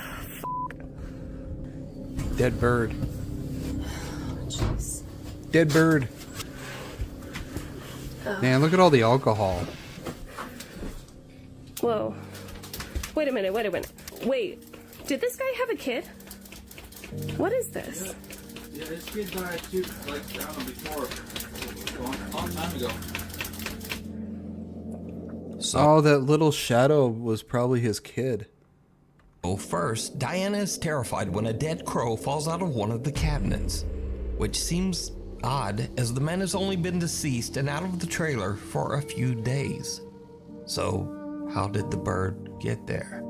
But next, Diana sees a child's paintings on the refrigerator. Her dad tells her that the man had a horrible tragedy where his young daughter passed away many years ago at a very young age. But the man kept her drawings and mourned her for the rest of his life, descending into sorrow. Yeah, okay. Now the alcohol makes sense. And alcoholism. So, is this childlike shadow figure the man's daughter coming back to meet him as he passes to the other side? What do you think? Probably. It's really Hunter sad. Or hunted? Nick and Ted from the YouTube channel The Hunting Public are out bow hunting on public lands in the remote wilderness of Missouri. Suddenly they hear something that sends chills down their spines. Yeah. Now, let me say before I show you these clips, in accordance with YouTube guidelines, no one is shown being hurt in the following video. There is absolutely no evidence that any crime was committed in this video or that anyone was injured in any way. Alright, so, while Nick and Ted are hunting, they hear a gunshot, followed by some insane screaming. They immediately grab their camera and start recording.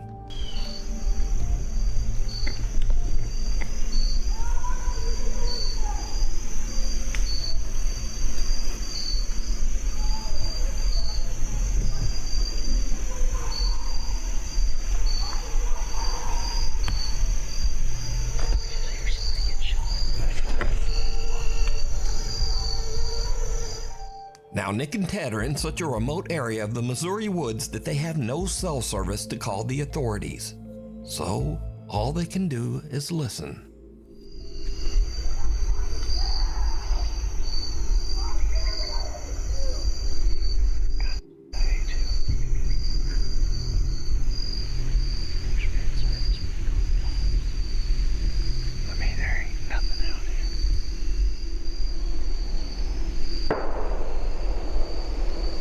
Damn. I keep getting chills all down my back. Yeah. Somebody is screaming at the absolute top of their lungs over there. Very not good obscenities to someone else. I've never witnessed anybody screaming like that. I mean, you got to be really pissed to be screaming that loud at something.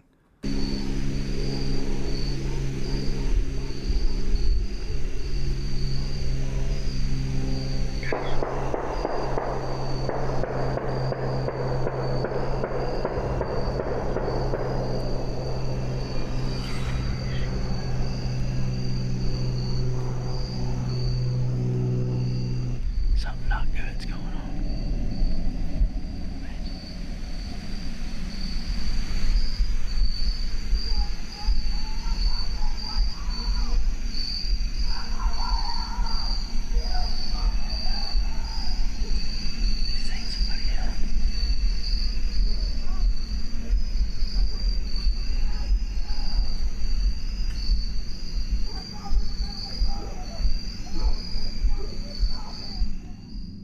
Again, Nick tries to call someone to report the incident, but they still can't find a spot in the woods with cell service. We ain't got any service in here, so can't call the police and tell them to go over there and see what the heck's going on, but sound like something off a dang horror movie over there. I mean, it sounds like a guy that's absolutely losing his mind over there. At this point, Nick and Ted are totally I'm not freaked sure. out. All I could hear is just screaming at the top of their lungs. It's like they're just pissed at something. They just head back to their truck so that they can get out of there and call the police. I've heard some stuff that I feel needs to be reported to the police department. Okay. I was hunting, me and a buddy were hunting, and at about 6:45, we heard gunshots, which is not uncommon. But then for 30 minutes straight or so, there was lots of screaming and just obscenities, and it sounded like something really bad was going on over there, and there was 20 or more gunshots ended up happening. I have pins dropped on a map about how far we were from where we think this was occurring. We didn't know what to do, and we had no service, so we're trying to report and see if anything had been reported about there. Days later, Nick and Ted provide an update on what happened after their terrifying encounter in the woods. So after that hunt, you can see we alerted proper authorities, and the days following that event, I had some contact with the state game warden, and they told me that they found nothing on this situation, and they went in there, and there was nothing to be found. Even though Nick and Ted reported the disturbing incident and even provided GPS coordinates to local authorities, nothing was found at the site. There's absolutely no evidence that any kind of horrible event ever took place there. You know, it freaked us out, and, you know, we really got unsettled by it, and we weren't scared that, you know, someone wasn't coming after us, but we had... I mean, the other thing they could do is, like, if they want to give evidence as to what their, like, validity to what they were saying, is they can actually give that, I don't know if they did or if they didn't, but they could give that video to the authorities, and the authorities could actually hear about what the fuck is going on and feel like, yeah, there was probably something. Heard something that it could have been, you know, your mind goes to think about what could that be, and, you know, I immediately go to worst case scenario. So did Nick and Ted just hear someone having a random temper tantrum or a breakdown? Was it just someone freaking out and maybe just shooting guns at a tree stump?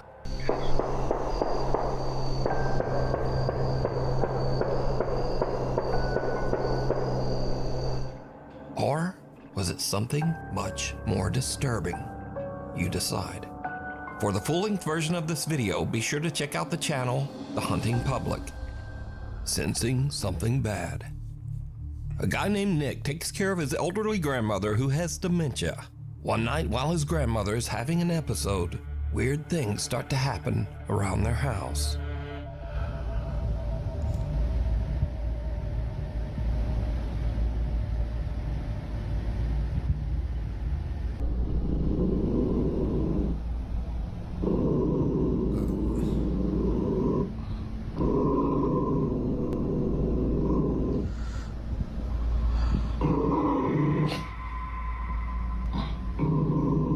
It's a Roomba.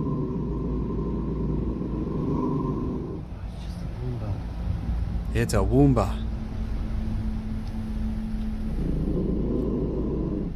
Freaking me out.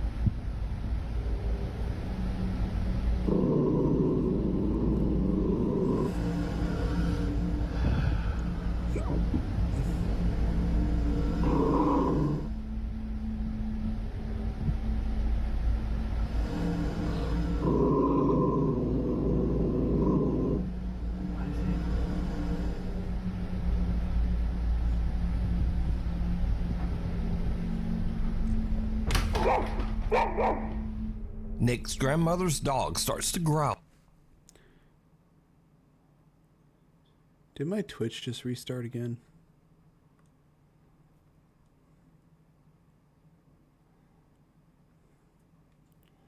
I think my Twitch just restarted it again. Son of a bitch. Toward the kitchen for no reason. Then the roaming Roomba seems to randomly start and stop, as if it's sensing something right in front of it. But there's nothing there. And finally, something falls from the top of the fridge. Now, as for the randomly stopping Roomba, Nick later shows that the little Roomba is functioning normally, and usually only does this when it is about to collide with something, like a person standing in front of it. Can you try to step in front of that? And so it just does that. Move away. So that comment says that the Roomba doesn't do that unless someone's in front of it. And so in the video, we also see something fall. Well, Nick also explains this, and it's a little creepy. One of my grandma's little angels fell off the fridge last night. My grandma loves to collect little figurines. You see how far back they are. Genuinely. I mean, the significance of an angel falling and not legitimately anything else she has. Nick says that now both of his grandmother's dogs have become absolutely petrified of the kitchen. He says that both dogs sit and stare at the kitchen every night and often just refuse to enter that room. I was watching my show and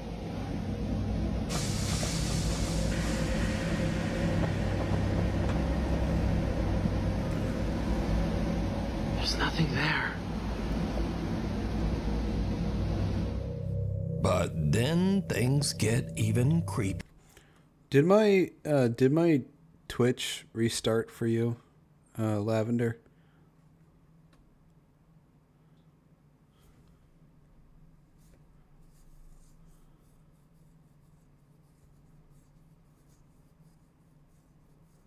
Okay, yeah. This is the third time it's done it now. Here. Because one night, the Roomba at Nick's grandmother's house again just starts to act very strange.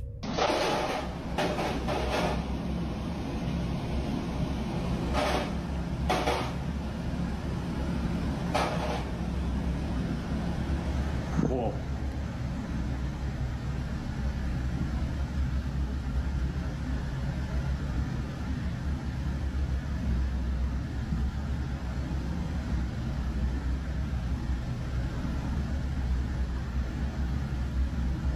Whoa.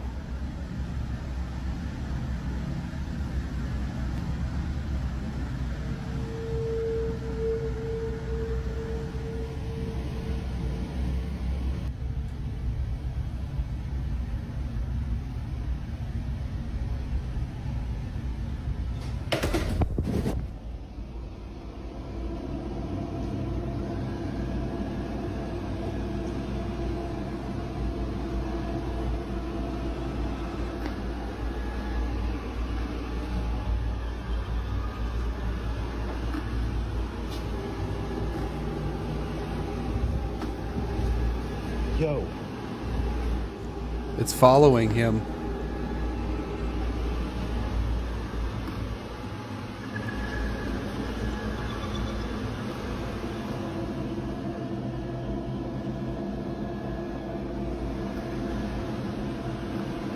Oh, that's cool.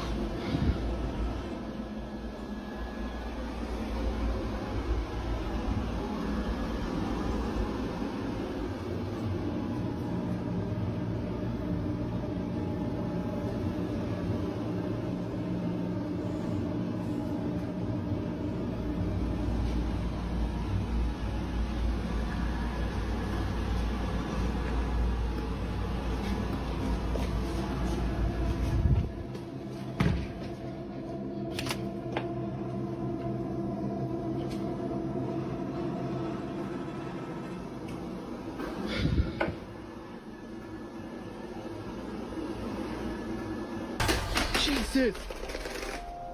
Now, the Roomba following Nick around and crashing down the stairs is odd enough, because, well, they're just not supposed to do that.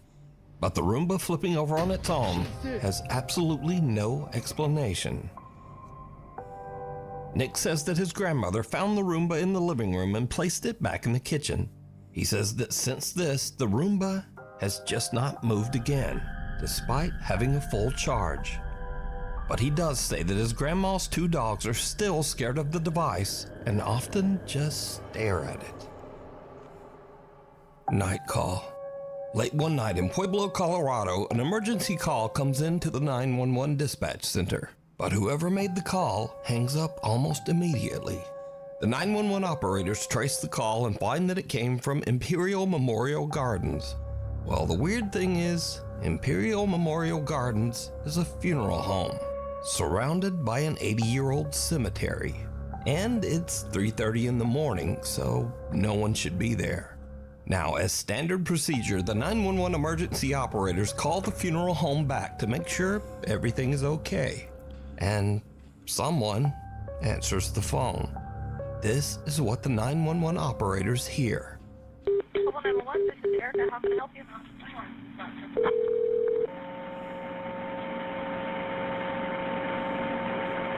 Hello? Hello?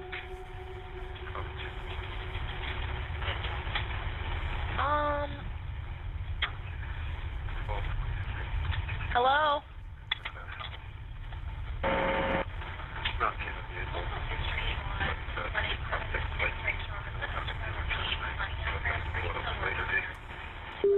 You can kind of hear multiple voices.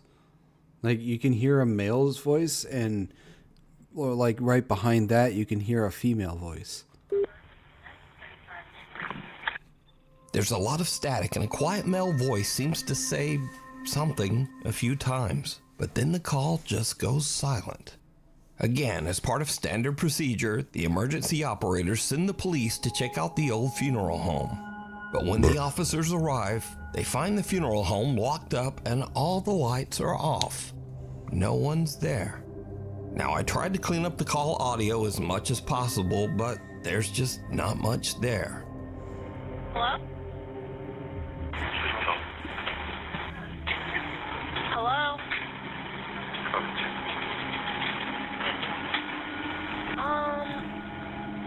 So, just who made this call?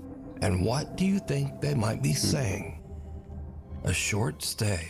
A guy named Brendan has a YouTube channel where he camps in his van in some strange and sometimes very dangerous locations across the UK.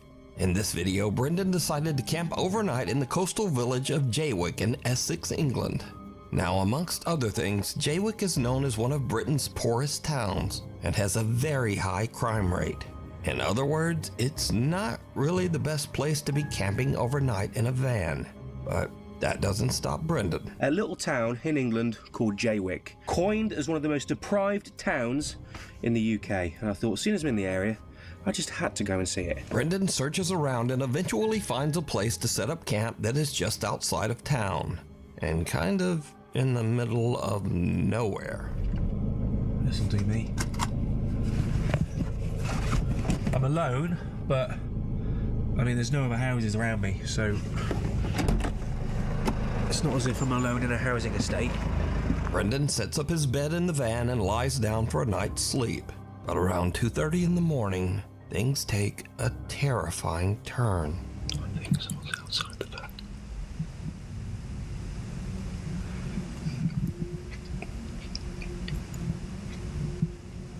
Half-past 2.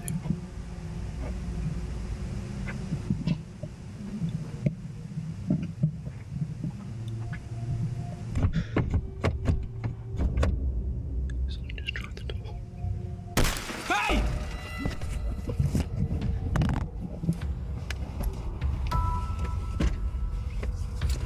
Right, whoever the that was has now gone. I'm gonna get out of here. Yeah, I would too. Oh my god.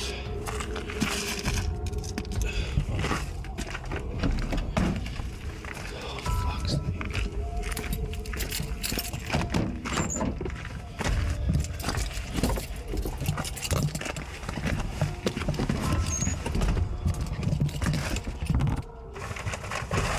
Where's my phone?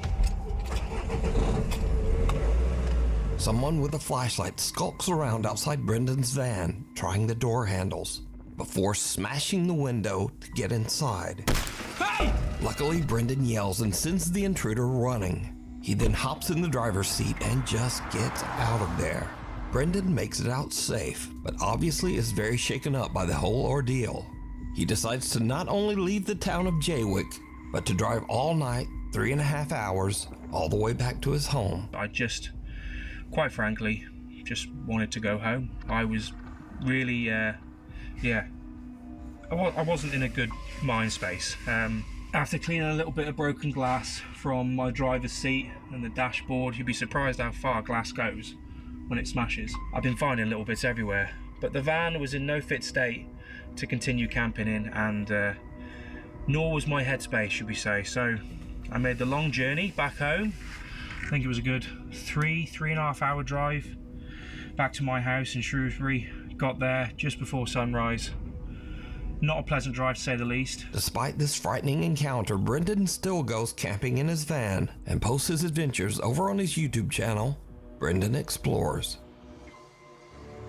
Next. Yeah, if you hear about like a very destitute place, I would suggest not camping anywhere near that place, because especially if they also say there's a very high crime rate. I'd be like, yeah, let's not go there because I'd rather not risk my life or my things. Especially here in America where it's worse. Stop nowhere. 3 friends are on a summer trip to Spain, staying in a large high-rise hotel. One night they hop on the elevator to head down to the lobby, but that's when things start to go very wrong. Yo, so this elevator is acting mad weird. We started a few floors up, and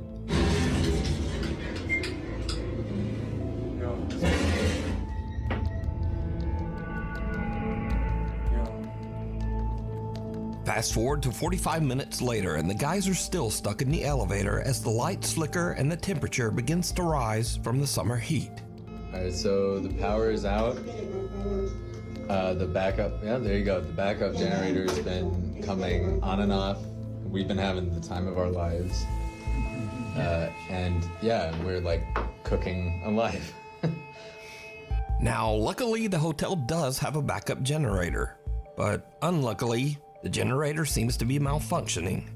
And here is where things start to get a bit weird, because for some unknown reason, the elevator takes them to the hotel's 16th floor, which is currently abandoned and under construction. Oh, no, look, it worked. No. What? Alright, so it's been doing this for a minute. And there's nothing out there. No, that did something. No. Dude, I don't know. What is going on? Are we too heavy? Is there someone there? At least we know they're alive, because they were alive to post this. What the? God God, that noise. Oh, that's ear piercing. The doors shut again, trapping them inside. But a little bit later, and finally there's a silver lining, as the elevator power seems to come back on. We're moving. Fine. Thank you. Where are we going? Oh, wait. This is stop. No. No. That's the same one as before. No. All right. The power comes back on and the elevator starts to move, but inexplicably it somehow just ends up back on the creepy abandoned 16th floor. At this point, the friends debate just stepping out and trying to find the stairs, but with the floor completely blacked out and under construction, they decide it's safer to just stay put. And now, over an hour has passed, and the guys are starting to get a bit stir-crazy in the hot, cramped elevator. There you go, I got you. Oh. Oh, he's cooking something. What are you doing? Yep. Yep. I gotta pee. Oh, you gotta pee. It's making my bladder. I gotta pee. You gotta pee. I feel like a rapper. Go. I gotta pee. Oh, yeah. I'm holding my bladder. Yep. I gotta pee. Yeah, I think I'd probably start going stir crazy too if I was stuck in an elevator for over an hour. I gotta pee. It's making me mad. Going like so. I gotta pee. Angry like Bowser. Guys, this is probably the worst thing anyone did. Now, shortly after this clip, power was fully restored and the guys finally made it down to the hotel lobby. They upload videos of their harrowing adventure on the elevator, but their viewers spot something truly chilling. Again, did you see it? As the guys are goofing around while I stuck just on the saw it. 16th floor, something black seems to appear behind them and rise up from the floor. So just why did the elevator keep dragging them back to that closed-off 16th floor? And why was it shut down in the first place? But most importantly, what is this? Let me know what you think. St. That's Andrew's creepy. Church. Stealth camper Chris from the YouTube channel Blot Outdoor Show sets out with his friend Mick on an overnight adventure to the abandoned St. Andrew's Church in Consett, England. The church was built in 1769, and it's been abandoned for nearly 50 years. We're going to do a stealth camp right next to this old, spooky, abandoned church. It's been abandoned since like the 1970s. Now, it should be mentioned that Chris is not a ghost hunter, nor has he ever uploaded any videos related to the paranormal. In fact, he says he's a skeptic and doesn't really get spooked by that sort of thing. I mean, I'm very skeptical of that kind of stuff, so I'm not going to try and condingo, use mandingos, if you know what I'm talking about. Now, to make this even creepier, the church is surrounded by an old graveyard. So Chris and Mick set up their tent amongst the graves and, relax. Soon it gets dark, and then the two guys decide to take a peek inside the old church. There we go, folks.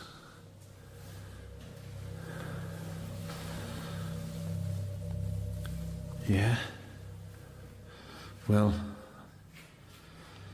like I say, I'm not scared, and I'm not one of these people that get a shiver up the spine or things like this. To me, it's not spooky, but we'll still have a look around. Abandoned churches like this tend to be, in my opinion, very eerie. Like I say, guys, been abandoned since the 1970s. Obviously, they must leave the door open now and again.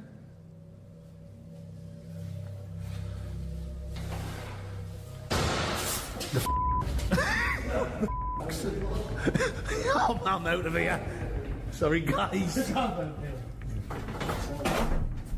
What the was that? Oh, I think Mick's filled his pants. I get skin in my dinners only be done these. I think Mick's got a lug of a jugger in his only padandies. You know what I mean? Something about this reminds me of 28 Days Later. Nice. That's a fast up. It's been forever since I've seen that movie. Never seen you run. The two friends hear a loud bang that spooks them enough that they need a refreshing cold beverage. in the graveyard. But after a bit of cold beverages, Chris is able to convince his friend Mick to go back inside the old creepy church once more. It did not go well. He's not happy about it, but I've convinced Mick to have one more look inside this so-called haunted church. Go on then, Schmick. You ain't got closer. He's drunk. Oh well, I'll go on first. I think he's like tipsy, bordering on drunk. I think the first time we came in, I think we just let our imaginations run away with ourselves, which is easy when you're in the pitch black and you're having a few. Just leave that door open, Mick. I mean, I can see why people come here, Mick, and do the old spooky, ghostly tours and look for the paranormal readings and stuff like that. It's not my kind of thing.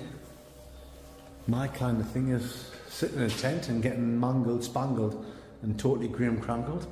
But each to their own, wherever your hobby is. Let's have a look over here, Schmick.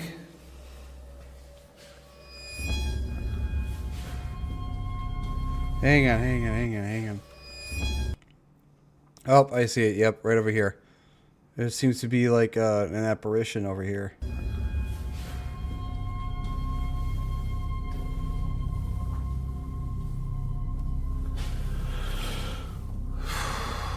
Drunk ghost hunting would be intense and dangerous. Yes, it would.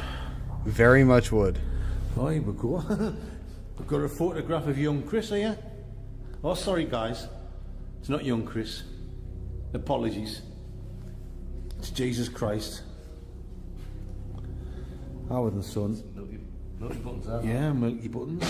What? What the What? Mix away.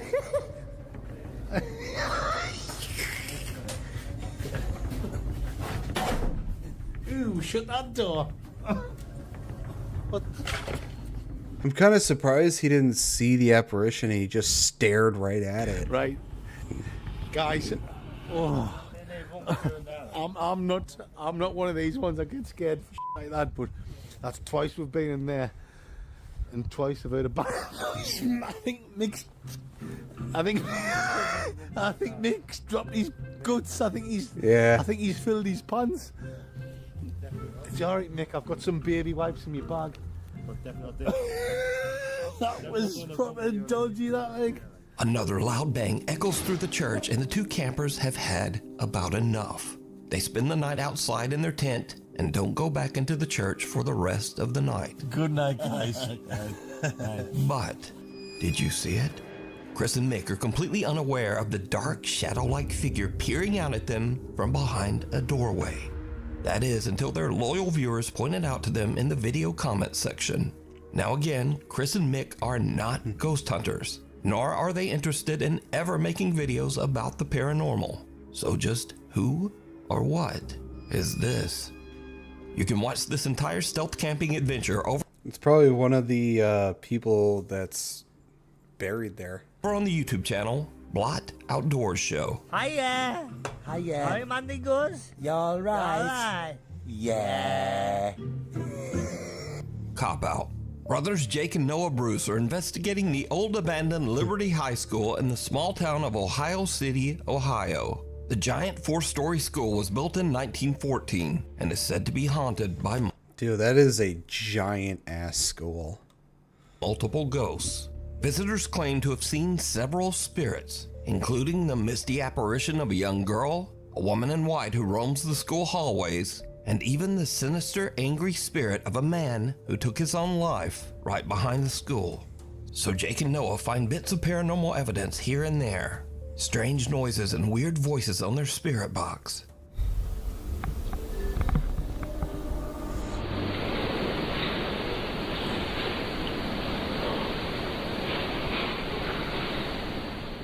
Dude.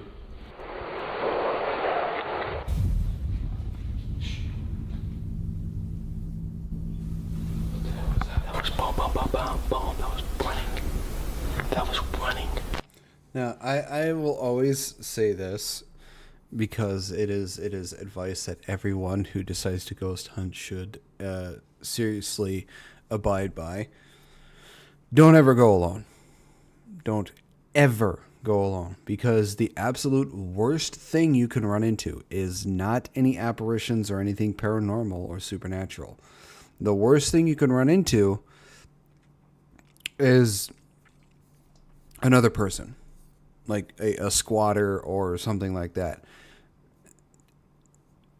because you don't know if they are psychotic or insane or just out of their mind or whatever, and they will just as easily attack.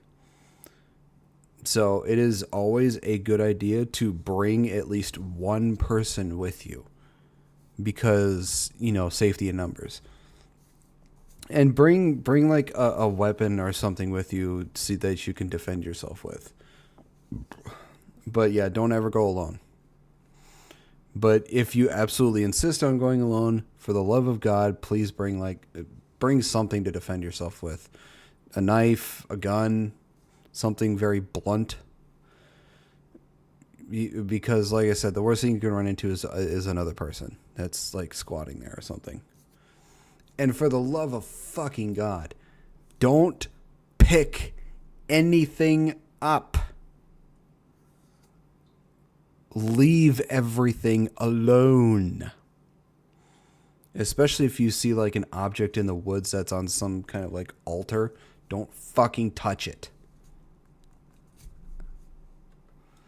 It's like, so it's a one mistake people seem to make is like, oh, look at this, I found this in the woods.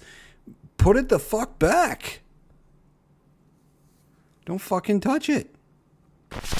Dude.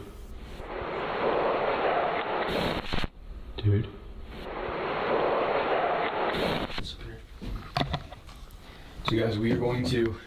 Has this been on? What was that?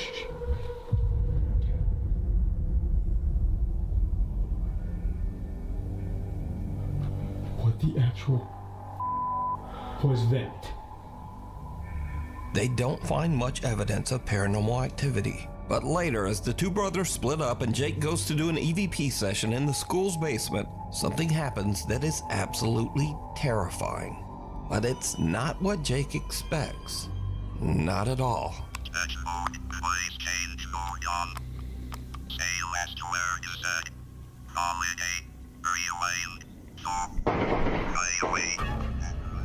Jake! Oh my God, Jake! Was that inside? Yeah. Shh. Get down here now. Now get down here, dude. No, you come with me, bro. That was on my level. Call the cops on my phone now. Call the cops. Call the cops.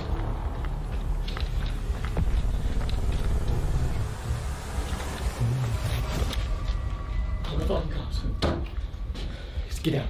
Turn the lights off. As Jake is doing his investigation, real gunshots ring out from somewhere in or around the abandoned school. That was gunshots. That was gunshots. Just sit down. Turn the light off.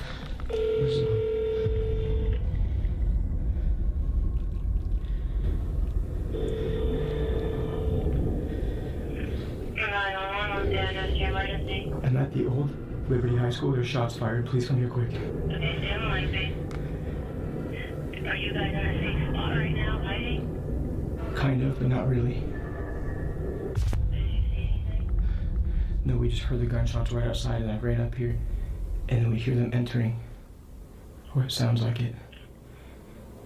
Okay, where does it sound like the shots came from? Outside by on the north side. Eventually, the local sheriff's department arrives on the scene to investigate. Put your hands up.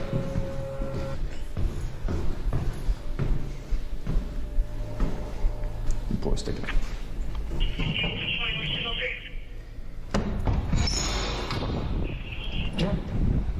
Thank you all. Yep. We go over here. You guys armed at all? No, we have nothing. Are you the callers? Yes, yeah, we are. So what happened? Well, we're in back here.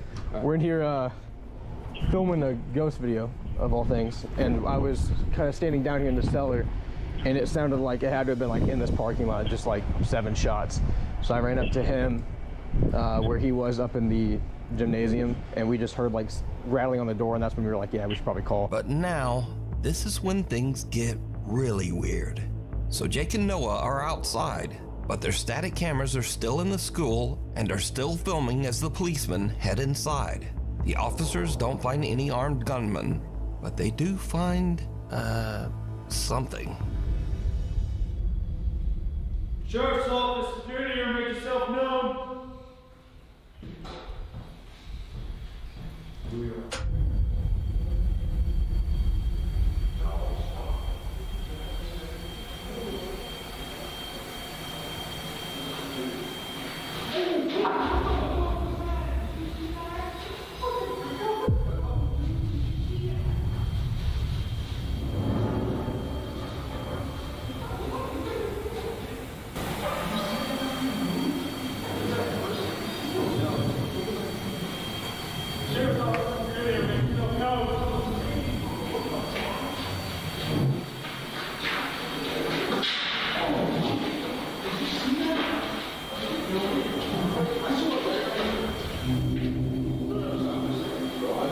The policemen are getting the.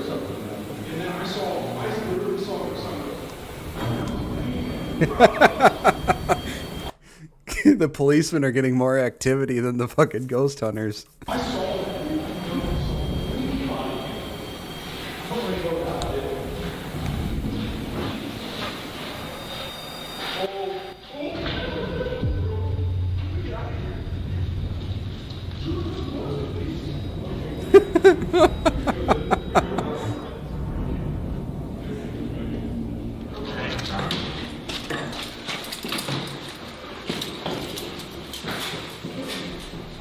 There's nobody in there, but there's something in there. Are you serious? For real? Yeah. Like, what do you mean? Like, what? Let me just. For real? So right there on the second floor, Yes. we were looking this way. I heard pitter patter, like that, along that. What would that be? The east wall. Yeah. And then he hears it at the end of the hallway, and as I'm taking my light down, I see something go like dart across. Are you guys dead ass? Swear. Do you have And then body we were cam? like, no. But we were talking about you guys. We were like, let's just black out for a second. So we went completely black in there, and all of a sudden we heard movement behind us, and we just ran. For real? Because there's nobody in there. Okay. Dude. I've never seen anything like that before. No. That's actually scared me. Good luck. Damn. All right, well. The static cameras got them talking, but fucking police got more fucking ghost action than the goddamn ghost hunters themselves. Great. So if you guys need anything else or hear anything else, Yeah. preferably if it's a human being, let us know. Yeah, definitely. Well, we appreciate you guys checking. Thank you guys so much. So, while Jake and Noah didn't seem to find any ghosts in the old abandoned Liberty High School, apparently the Ohio City Sheriff's Department did see something. Something that they just can't explain. Dude, That's what funny. The is happening? The cops saw a ghost. Yeah, I don't know. Guys, we're gonna get out of here as fast as we fucking can. When in the history of paranormal have you seen cops on camera run out of a damn building and say good luck and leave? Yes. The last passenger. God, if the cops just came in as I was ghost hunting and just said good luck and just left and booked it out of there, I'd be like, okay, let's get our stuff and leave. There's enough of that. Japanese explorer K from YouTube's Chicken Ball channel travels to the old coal mining village of Yubari, hidden away in the remote countryside of Japan. Back in 1985, a disastrous gas explosion in the local mine tragically claimed the lives of 62 people. Today, the village is nearly deserted. To preserve the city's history, the local government built a museum and preserved the old railway station, along with passenger trains, wedge plows, and coal cars. The old train is said to be extremely haunted by victims of the tragic coal mine explosion. Now it's already getting late when Explorer K arrives at the old preserved train station. His goal is to investigate whether any spirits of the deceased are left wandering the trains. でこれ駅ですね。当時のこれが駅でホームだったんですね。あ、開いてる。本当に開いてますね。あ、古い車両となってますが、これ扉閉めますね。That's really squeaky. Kay sets up his cameras and sits in silence as he listens for anything out of the ordinary. That's when things take a creepy turn.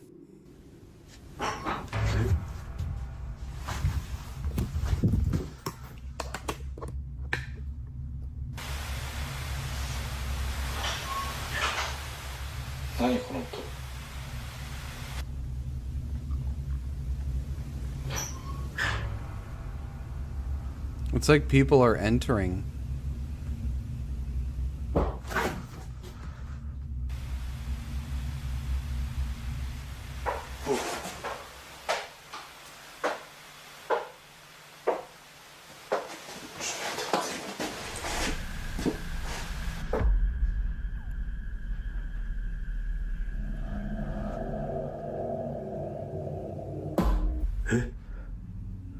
Dude, that sounded like it was right next to him.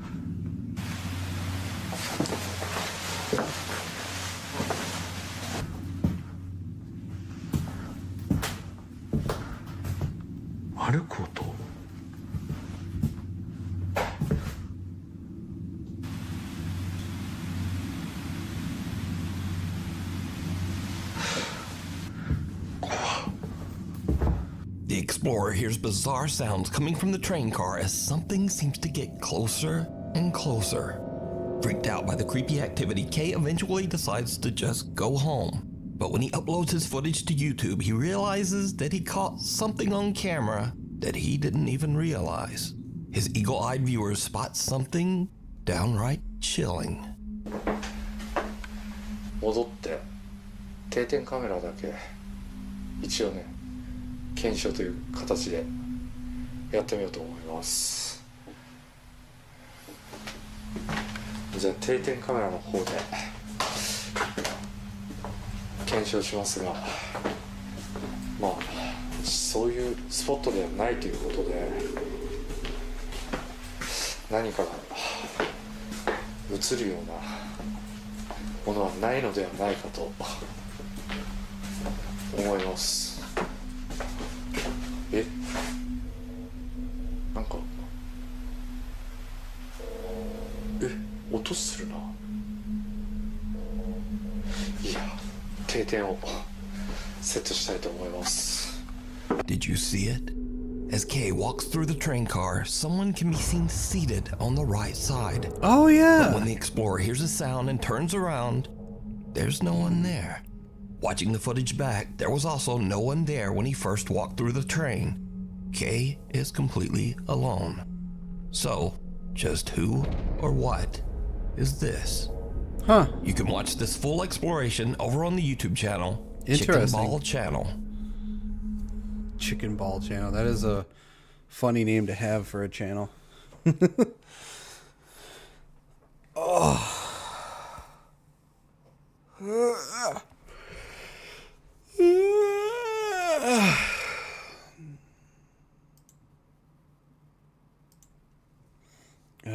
Damn. It is past 5:30 in the fucking morning. Ay, ay, ay, ay, ay.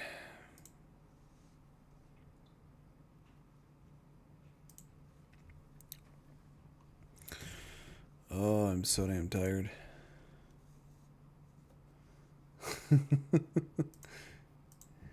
Well, I think I will probably go ahead and end the stream.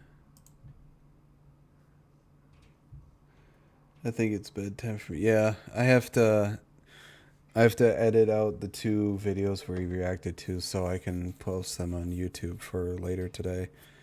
Like normally, I would have a video scheduled for 8 a.m. and 4 p.m. like Monday through Thursday. Fuck, it's Saturday. So, actually, I'll probably...